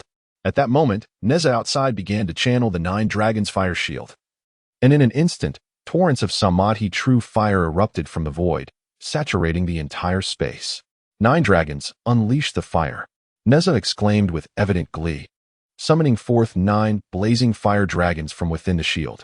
The surrounding dragon patterns twisted and writhed as the 9 crimson fire dragons leapt forth, baring their fangs and claws as they charged at Lin Shan. Roars of the dragons echoed, unleashing waves of the 9th tier of Samadhi, true fire. Though Lin Shan possessed profound cultivation, he could withstand ordinary Samadhi true fire. However, the intensity of the 9th tier was a long-forgotten heat he immediately felt. Zao Jiao Flag. With a sharp command, a dark-hued flag materialized above Lin Shan, shielding him from the external flames. A smile crept onto his lips, his eyes glinting with joy as he deftly produced an ancient coin in his right hand. "The 9 Dragons Fire Shield shall be mine." With that, the falling treasure coin shot forth, adhering to the 9 Dragons Fire Shield. Chapter 92, The True Might of the Celestial Eye. The final battle. Not far away, Yang Jian had been admiring Neza's various tactics, reflecting on his prowess. However, the moment he saw Lin Chen produce the falling treasure coin. Memories of the earlier incident involving the mountain-driving whip surged back. Not good. Neza, retract the Nine Dragons fire shield quickly. Huh. Neza paused at Yang Jian's urgent call, just as the falling treasure coin adhered to the shield. In an instant, Neza's face paled as he lost all connection to the Nine Dragons fire shield. What is happening? Why can I no longer sense the Nine Dragons fire shield? Neza cried out, disbelief etched across his features. Meanwhile, the shield, devoid of a master, had transformed into a mundane, palm-sized golden dragon pattern barrier. Lin Chen reached out and seized it with ease. Ha ha ha, splendid, splendid. A marvelous treasure. Lin Chen had previously vowed to claim several artifacts from Neza upon his arrival, and now the Nine Dragons fire shield was firmly in his grasp. Earlier, he had not utilized the falling treasure coin against the Qinkuan Circle and Hunyuan Silk. Firstly, those two artifacts, while formidable, were not what he sought. Secondly, they were Neza's innate treasures, likely impossible to seize. In contrast, the Nine Dragons fire shield was an artifact of immense power, and Lin Chen had set his sights on it from the start. Neza, raising his gaze to Lin Chen's beaming face, felt a surge of anger. How dare you steal my artifact? He bellowed, flames surging around him as he charged at Lin Chen wielding his weapons. Yet this time, Lin Chen did not summon his steel and iron staff. Instead, he placed his right index finger upon his left eye. Celestial Eye, activate. Instantly, Lin Chen's left eye transformed into a radiant gold, the coldness within his gaze palpable. As he beheld Neza, it seemed as though the latter's movement slowed dramatically, all illusions dissipating, revealing only the essence of reality. Then, a blinding beam of golden light shot forth. The brilliance was both dazzling and searing, as if it could pierce through all. In the next moment, the golden light unleashed from Lin Chen's left eye bore through Neza's torso, leaving a gaping wound. Neza's eyes widened in shock, confusion flickering across his face as he glanced down at the wound, then turned to Yang Jian, seemingly wanting to convey something. Yang Jian, witnessing Neza's injury, felt his heart race as he rushed to his brother's side. Neza, are you all right? Hearing Yang Jian's voice, Neza looked at him, then at Lin Chen, whose left eye was now wide open, and weakly said, Brother, did you give your celestial eye to him? Yang Jian, scrutinizing Lin Chen, furrowed his brow but remained silent. Neza understood that this was implausible, yet it seemed the only explanation for Lin Chen's celestial eye. Power surged through Neza, the gaping wound on his chest showing no trace of blood, light swirling around it, gradually healing. In a short while, Neza's body returned to its original state, albeit with a slightly pale complexion. Brother, what is happening? A hint of lingering fear remained on his face, as a lotus incarnation. Being pierced through was not fatal for him. Yet for other deities, such an injury could spell doom. Not everyone possessed the formidable protective arts of the 8-9 mysteries. Upon hearing Neza's words, Yang Jian swiftly drew 2 fingers across his brow, causing his single eye to open wide, radiating golden light and an air of indifference. What? Neza gasped in astonishment. Lin Chen's celestial eye was strikingly similar to Yang Jian's, save for one being on his brow and the other within his left eye. The two turned their gaze towards Lin Chen, who wore a bemused smile, watching them with an enigmatic expression. Neza shuddered, a chill creeping into his heart. Yang Jian stepped forward, his expression cold as he brandished his weapon, demanding, Ally King, where did you acquire your celestial eye? Lin Chen chuckled, his left eye glowing with intensity as he replied, where yours came from is where mine originates. Why is it permissible for you to possess a third eye? Yet I cannot have a celestial eye? Yang Jian refrained from further dialogue, his singular eye suddenly opening wide, a beam of golden light shooting forth towards Lin Chen. To this, Lin Chen responded not with anger, but with delight. Excellent. His left eye unleashed a similar golden radiance, and the 2 beams of scorching light clashed in midair. Boom. Moments later, a thunderous explosion erupted at the center of their confrontation, obliterating the golden light and leaving the surroundings unrecognizable, the space riddled with tiny fissures. Both Yang Jian and Lin Chen closed their celestial eyes, their expressions reflecting fatigue. Indeed, Yang Jian's mastery of the celestial eye far surpassed Lin Chen's. If he were to unleash its full potential, he could potentially threaten even a great Luo golden immortal. The celestial eye harbored the power to annihilate worlds, a truth Lin Chen understood well, for he too sensed the immense force within. However, wielding such power demanded a price. At this moment, Lin Chen's understanding of the celestial eye was still insufficient, limiting him to a rudimentary application.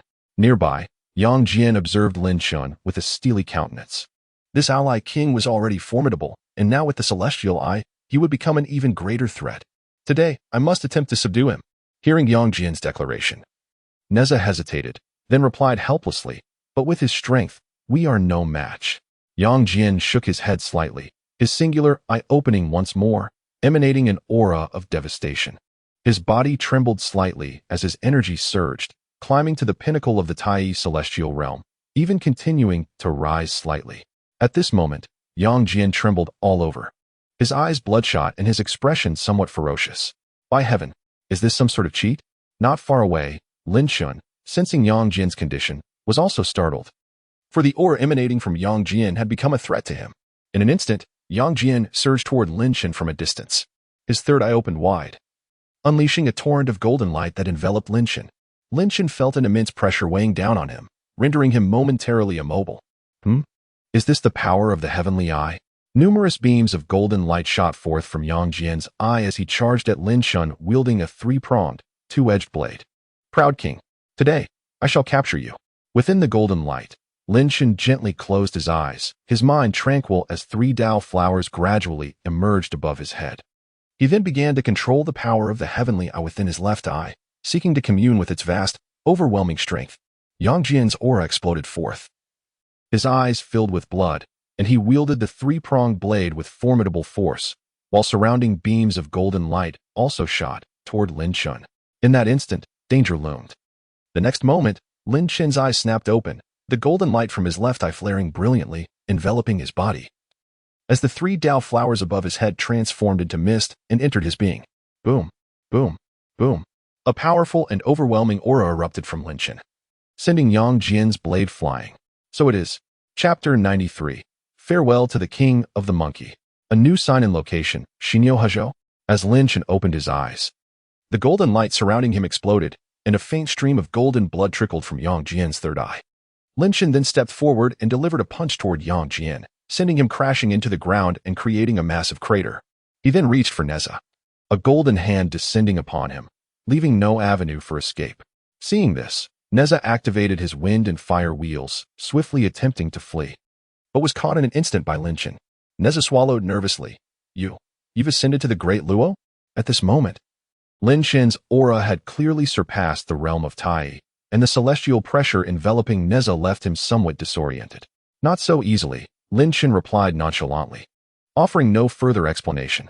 He then pointed at the unconscious Yang Jian on the ground and said to Neza, you can either end up like him or pay for your own life.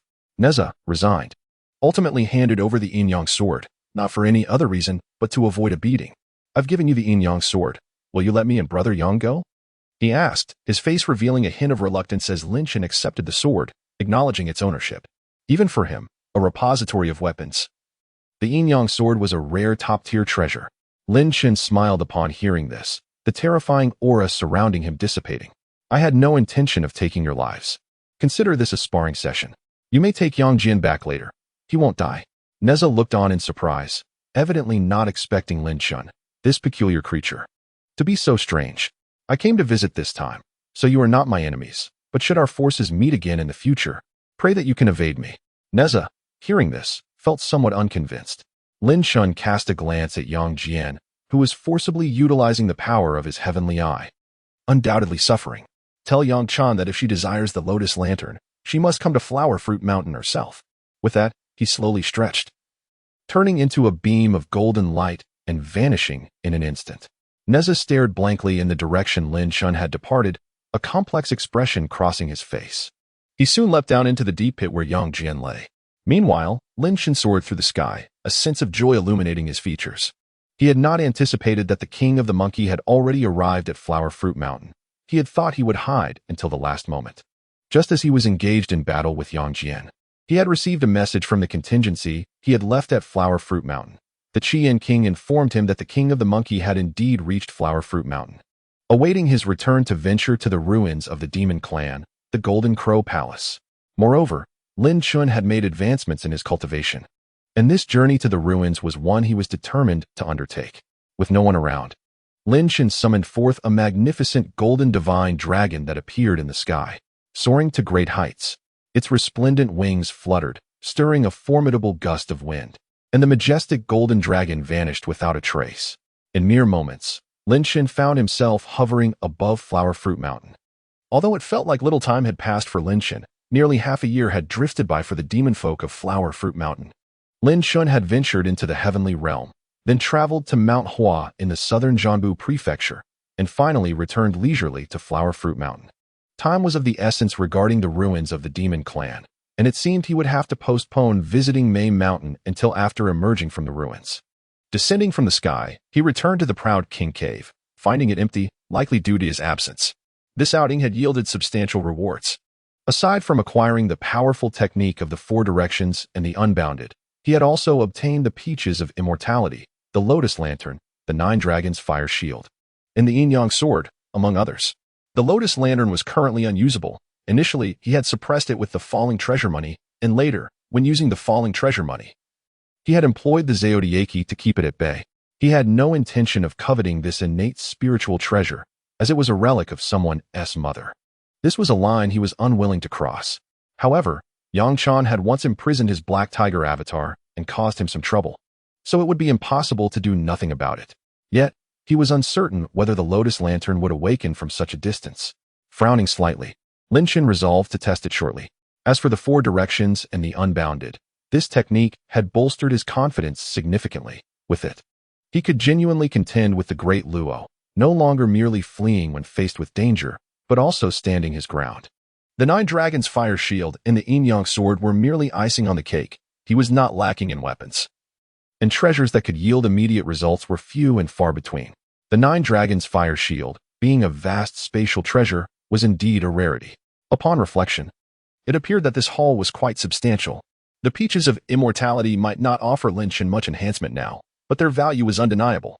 Even if used as a healing elixir, he still had 48 of them, signifying considerable wealth. After putting everything away, Lin Shen pondered briefly and extended his consciousness. He located the Qian King and transmitted a message. Bring the King of the Monkey to the Proud King Cave. In the cave of Flower Fruit Mountain, the Qian King, meditating with closed eyes, opened them wide upon receiving the message, his eyes gleaming with joy. Not long after, Lin Shen stood up and gazed toward the cave entrance, where the King of the Monkey, dressed in tattered armor, entered alongside the Qian King, who wore a crimson gown. "Ah, Proud King, it's been a while. Are you well?" As soon as the King of the Monkey stepped in, he strode forward, a look of nostalgia on his face upon seeing Lin Shen clad in extraordinary black armor. Lin Shen smiled in response, offering a respectful nod. "All is well. 20 years have flown by in the blink of an eye, nothing to mention." Then, Lin Shen's expression shifted, and he grasped the King of the Monkey's arm, curiously asking, "I wonder where you've been these past 20 years. How have you fared since leaving the God-driving mountain?" The King of the Monkey laughed heartily, taking a seat on a stone chair nearby, eagerly saying, "I was just about to share my experiences from these years." "Oh?" Lin Shen and the Qian King settled beside him, eager to hear more. The King of the Monkeys smiled and began, "To be honest with you, my dear brother, over these 20 years, I've traveled through various states and ultimately arrived in Xinyo, where I spent a significant amount of time in the renowned demon clan Estalin Yo-Mo Wang's Binyan Mountain and the Demon Cave." "Yo-Mo Wang?" Lin Shen felt somewhat puzzled upon hearing the words. Shouldn't the Bull Demon King be at Cuyun Mountain or Jli Mountain? Before Lin Shen could ponder further, a familiar voice echoed in his mind. "Ding. A new sign-in location has been refreshed. XNIHZHU. HNMDing. Chapter 94. The situation in XNIHZHU. The deranged nation of beasts and humans." Even after the system's voice faded, Lin Shen remained somewhat perplexed. Suddenly, a flash of insight struck him, and a look of understanding appeared in his eyes. "How foolish of me. Cuyun Mountain is the lair of the Iron Fan Princess, while Jli Mountain belongs to the Jade-Faced Fox. Could it be that the old bull also relies on his wife? At this point, the Bull Demon King must not have been married yet, so he would naturally have his own lair." Having unraveled this connection, Lin Shen couldn't help but feel a sense of wonder. He never expected that the next sign-in point would lead him to XNIHZHU. After the YNW-ing finished speaking, he glanced at Lin Shen and CHYNW-ing, seemingly eager to witness their astonishment. However, to his disappointment, neither Lin Shen nor CHYNW-ing showed any change in expression. Noticing the YRNW-ing's demeanor, CHYNW-ing curiously inquired, "Who is the mighty Bull Demon King?" The YRNWing paused for a moment, then looked at Lin Shen and said with a hint of helplessness, "Surely. The ally king has not heard of him either?" Lin Shen smiled faintly and simply responded, "Please, tell me about this bull demon king." With a slight shake of his head, the YRNWing waved his right hand, and suddenly, a jar of wine appeared on the stone table before them. He uncorked it and poured himself a cup, savoring a sip before exclaiming, "This bull demon king is no ordinary being. He is the reincarnation of an otherworldly white bull, endowed with innate divine strength and exceptional cultivation. It is said that he has already entered the realm of the Supreme Immortal, his power unfathomable. He once struck down a heavenly court's Supreme Immortal with a single blow. Moreover, this bull demon king possesses a bold and straightforward character, making friends widely and establishing relationships across the 4 continents. Almost all the great demons of XNIHCHU have connections with him. He is, without a doubt, the leader of the demon realm there." After finishing his account, he looked at Lin Shen and CHYNWing, only to find both maintaining their indifferent expressions. The YRNWing was about to say more when he suddenly recalled that Lin Shen was already a Supreme Immortal, having even defeated the Heavenly Court's God of War, Ying. The other, too, had reached the pinnacle of the Supreme Immortal realm, seemingly poised to ascend further. It dawned on him that they had no need to fear the Bull Demon King, reflecting on the Bull Demon King he had encountered before. The YRNWing glanced at Lin Shen, who appeared calm and exuded no discernible aura, resembling an ordinary mortal. A tremor ran through his heart as he sensed that this individual before him was far more formidable than the mighty Bull Demon King. In fact, Lin Shen had little concern for the Bull Demon King. The Bull Demon King was indeed powerful. Few could contend with the Monkey King without relying on magical artifacts, and he was among them. Yet, Lin Shen had long since transcended that level, striving for even greater heights. If the Bull Demon King dared to oppose him, he could easily suppress him with a mere flick of his hand.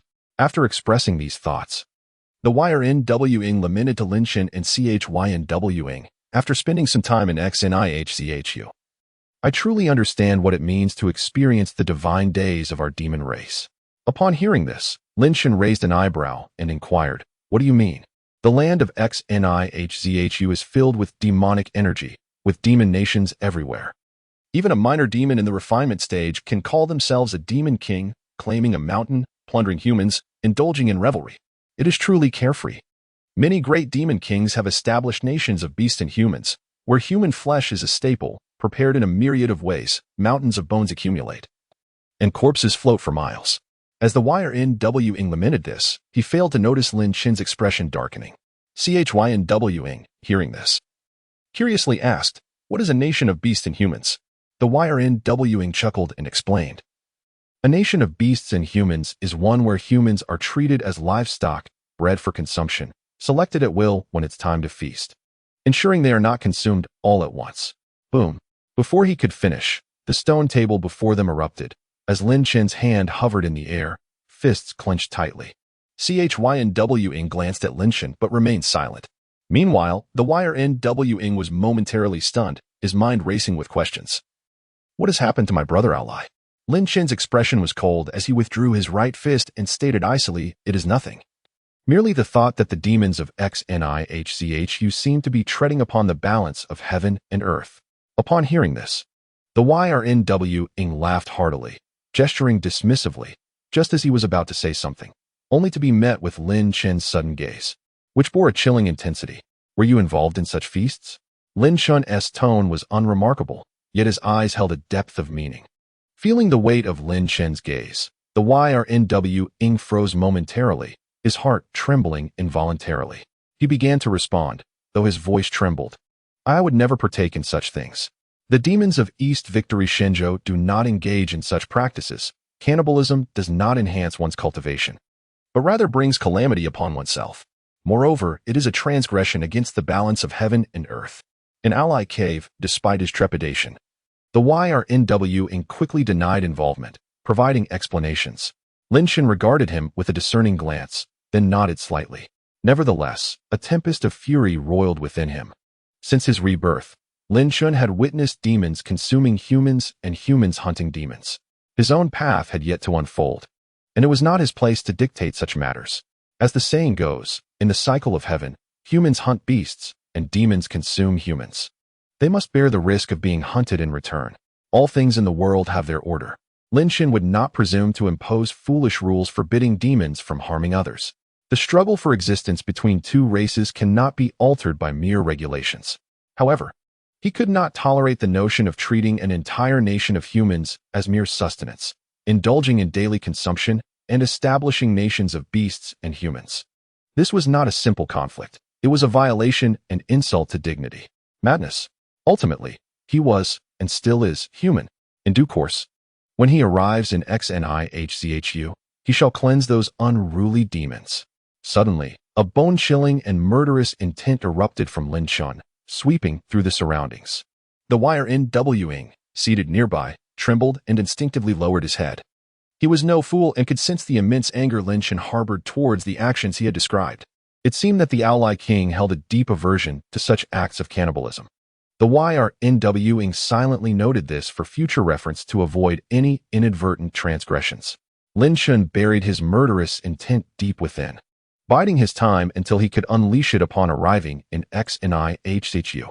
Skulls like spirits, bones like mud, human heads shattered into fragments, human flesh rotting into dust, human tendons entwined in trees, dried and glistening in the light. A veritable sea of blood, indeed, a stench most foul. To the east, small demons butcher the living. To the west, wild demons cook human flesh fresh and hot. Chapter 95. Preparing to enter the demon clan's ruins. The sudden ambush of the Black Bear King. It is no wonder Lin Shan was so enraged, even though he too belonged to the demon race in this life. He had never encountered such a brazen and brutal aspect among the demons of East Victory Shinjo or the creatures of Hugu Mountain. The reasons for this are twofold. First, Hugu Mountain is surrounded by the sea, with no human presence, and the island is suffused with spiritual energy, where demons cultivate and engage in infighting. Yet such deliberate acts of cannibalism are rare. Second, East Victory Shinjo is dotted with immortal islands. And if there were to be any acts against the balance of heaven and earth, they would have long been eradicated by those with the power to intervene. Moreover, much like the Monkey King, the majority of demon kings who yearn for the refinement of their spiritual practices are well aware that devouring humans bears no benefit to their cultivation. Rather, it incurs karmic retribution in flames of karma. The southern Jambu state, under the vigilant watch of the celestial court, holds a significant importance in the eyes of the deities, particularly concerning the communities that offer incense and prayers. It is worth noting that many celestial beings have their roots in the southern Jambu state. How could they stand idly by while their homeland is besieged by demonic tribes? In stark contrast, the northern Jilu state is rife with chaos, devoid of humans. Merely a tumult of demons. Only in the western Nyoha state, typically a domain of Buddhism, does the situation differ. At this moment, Lin Shan's perception of the Buddhist sect shifted considerably. As they prepared for their journey, the Yuan king cautiously observed Lin Shan, and upon noticing his apparent return to normalcy, he ventured to propose, "It is getting late. Shall we proceed to the entrance of the demon ruins?" He hesitated to mention the western Nyoha state, fearing that it might provoke Lin Shan anew, leading to dire consequences. In response, the Qi Yin king remained silent, casting a glance at Lin Shan. Having regained his composure, Lin Shan nodded and replied, "Very well, let us depart." The three demon lords exited the Ao Lai cave to find the likes of Hu Ho and other demons waiting at the entrance. Upon seeing Lin Shan emerge, Hu Ho's eyes gleamed with excitement and joy. He stepped forward, emanating the aura of a Tai Lus Immortal, and declared, "My lord, I have ascended to the realm of Tai Lus Immortal." Once merely an ordinary true immortal tiger demon, he never anticipated such rapid advancement within a mere 20 years. Lin Shan appraised him with satisfaction, nodding appreciatively, a smile gracing his face. "Excellent. Your progress validates my faith in you." Hu Ho's excitement soared, as did the envy of the accompanying Qi Shi and the Unicorn Demon King. For an ordinary true immortal to ascend to Tai typically requires centuries, if not millennia. Yet Hu Ho achieved this feat in such a short time under Lin Shan's guidance, stirring discontent among the other demon kings. Perceiving their sentiments, Lin Shan addressed the assembly of demons. "I often impart teachings at Huawa Mountain. Should you have queries, do not hesitate to ask. Guiding you is no trouble at all." Hu Ho seized an opportunity to ascend to Tai. "Upon my return, whoever among you is closest to Tai shall receive an opportunity from me." At his words, the eyes of the demons sparkled with ambition. "Now, disperse." Lin Shan waved his hand, allowing the demon kings to depart as he continued onward with the three. As they traversed Huagua Mountain, the Yuron King reflected on the formidable presence he had witnessed from the tiger demon earlier, feeling a mix of admiration and apprehension. The once minor true immortal demon, now elevated to Tai, stood almost on equal footing with him. Moreover, he could sense the intense, fiery energy emanating from the Qi Yin King, who was just a step away from Tai. This was alarming. Was it truly the case that under the Ao Lai King's tutelage, all those around him were rapidly advancing? The Yuron King pondered, grappling with feelings of allegiance. Yet he had once been Lin Chen Sr., even assisting in the acquisition of the Ao Lai King's title. Now he found himself overshadowed by Lin Chen's burgeoning status, making it difficult to swallow his pride. In light of this, would it affect our entry if I were to bring another demon along? He contemplated. When Lin Chen's voice interrupted his thoughts. Hesitant, the Yuron King understood the rarity of such opportunities to enter the demon ruins. However, witnessing Lin Chen's seemingly indifferent yet subtly assertive demeanor, he felt reluctant to outright refuse. Since the Ao Lai King had made the offer, adding another participant seemed acceptable. With a determined expression, the Yuron King forced a smile. Lin Chen, noticing this, laughed heartily and patted him on the shoulder. I have someone in mind. A fellow from Huagua Mountain, the Black Bear King. Since he has pledged allegiance to me, it is only fitting that I consider him. The Yuron King nodded, allowing a hint of envy to surface upon his face. Ha. To have an influential leader like the Ao Lai King is indeed a stroke of fortune for the Black Bear. The Qi Yin King, overhearing this, cast a sidelong glance at Lin Chen, who strode forth with an air of calm assurance that instilled confidence in many. Before long, they arrived at the entrance of the Black Bear King's lair. Black Bear, come out. Be cautious. If you linger in slumber, I shall personally drag you out. Lin Chen called out, projecting his voice alongside a faint aura. Inside, the Black Bear King lay curled in a corner, snoring thunderously. The sudden intrusion of Lin Chen's voice pierced his dreams, jolting him awake.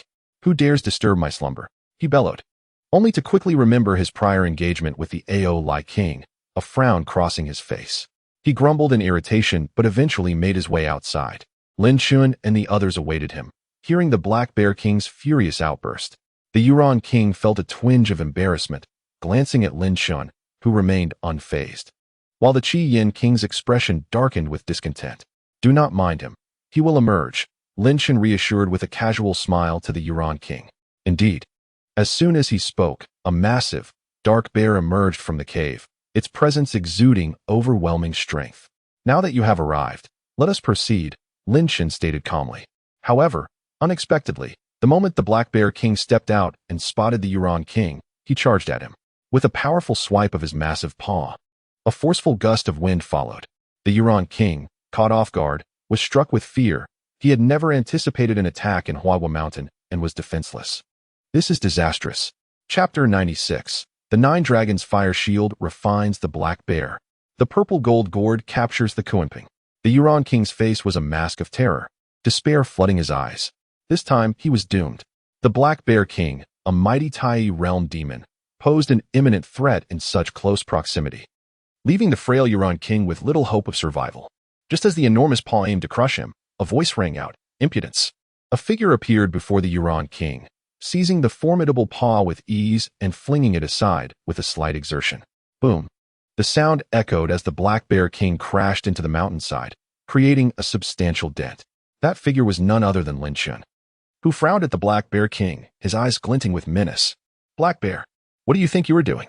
Seeking death? The Yuron King, witnessing Lin Chen stand protectively in front of him, felt tears welling in gratitude. Thank you, Ao Lai King, for your timely intervention. Typically, a Tai loose immortal like him would rarely find himself in such perilous situations, as he would usually maintain a level of vigilance. Yet, being within Huagua Mountain and alongside Lin Chen, he had let his guard down, believing that Lin Chen would not harm him. Little did he expect to be so close to death this time, leaving him drenched in a cold sweat.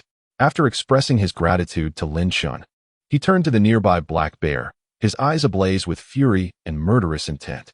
Lin Chen stepped forward, arriving at the large pit created by the Black Bear King, and coldly inquired, Black Bear, I offer you a chance to explain yourself. Otherwise, prepare for death. The Black Bear King rose from the pit. Its dark fur coated with dust, but it appeared unscathed. It lifted its head to glance at the distant Monkey King, a rare ferocity gleaming in its eyes. That creature's gaze upon me is unsettling. I must eliminate him.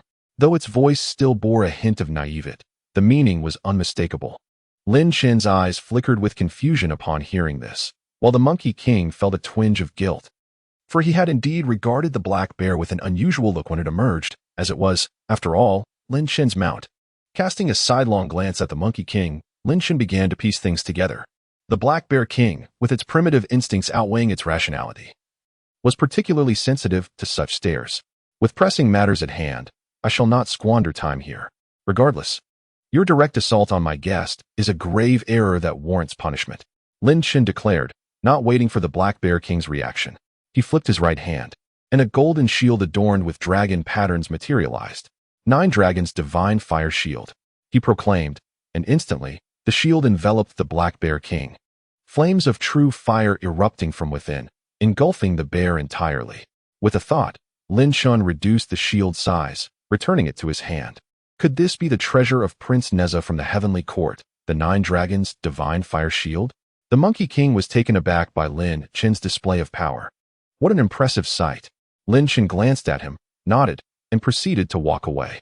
The Crimson Flame Queen, donned in a scarlet gown, smiled at the misfortunes of the Black Bear King and Monkey King, gracefully following Lin Chen. The Monkey King, displaying a hint of resignation, trailed behind as well. Lin Chen moved with such swiftness that he seemed to traverse great distances in an instant. Remarkably, the Crimson Flame Queen kept pace effortlessly by his side, prompting Lin Chen to cast a sidelong glance at her.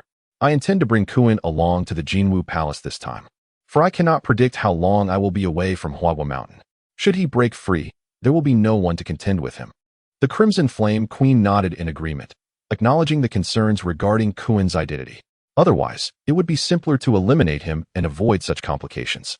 Lin Chen smiled at her words, choosing not to elaborate further. During this expedition to the Demon Clan's ruins, he would not leave a clone behind at Huagua Mountain, for he could not anticipate whom he might encounter. In the event of an emergency, his abilities could prove invaluable. Kuan had been trapped in Huagua Mountain for a decade, and Lin Chen had reinforced his restraints with additional spells beyond the original immortal binding rope, ensuring he could not escape unexpectedly. What brings you here? The cold and indifferent Kuan sat cross-legged in his cave, his eyes lifting to see Lin Chen's figure. Lin Chen smirked, greeting him with a smile. Have you been comfortable during your stay in Huagua Mountain? Humph. Being trapped here for 10 years, unable to move, is akin to death itself. Seeing Kuan's arrogant demeanor, Lin Chen felt a surge of annoyance and stepped forward to lightly smack his head. What are you pretending for? You weren't so brazen when you feared for your life. After receiving the light blow and hearing Lin Chen's words, Kuan's frigid facade began to falter. How dare you strike me? If you have the courage, kill me. His expression was one of exasperation, and had he not been bound by the immortal binding rope, he might have leaped up in fury. Noticing this, Lin Chen's smile faded, revealing a glimmer of menace. He leaned closer to Kuan's ear and whispered, If you continue to be disobedient, I will keep you imprisoned until I ascend to the great Tao, and then I shall slay you. Do you think I would hesitate? At Lin Chen's grave words, Kuan's body shuddered, a chill running down his spine as fear took root in his heart. Heh! Observing Kuan, who appeared as frightened as a quail, Lin Chen displayed disdain. He then retrieved the purple gold gourd that had once contained the 9 turns golden elixir, directing the mouth of the gourd toward Kuan, and softly commanded, Absorb. A powerful suction emanated from the gourd, drawing Kuan inside. At that moment, the Crimson Flame Queen entered the chamber. She regarded Lin Chen with a slight frown, puzzled by his treatment of Kuan. Aren't you concerned that he might resort to self-destruction, bringing the Demon Clan's Kuanping down upon us? Lin Chen chuckled softly, a hint of scorn evident on his lips. Kuan? Huh. I have long since discerned his character. Despite his ostensible arrogance and indifference, he is merely a coward who prioritizes his own survival. Would he truly dare end himself? With the vastness of the Kuanping Palace and the reputation of the Demon Clan's Kuanping, would he be willing to sacrifice that? With that, Lin Chen turned and took flight into the sky. The Crimson Flame Queen contemplated his words, admiration beginning to glimmer in her eyes.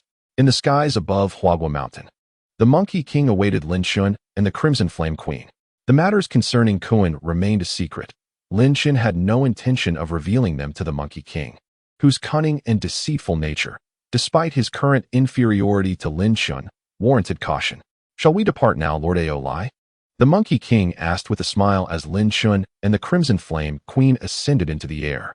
Lin Chun nodded slightly, surveying Huagua Mountain before gazing toward the distant horizon, and then declared solemnly, "Let us set forth."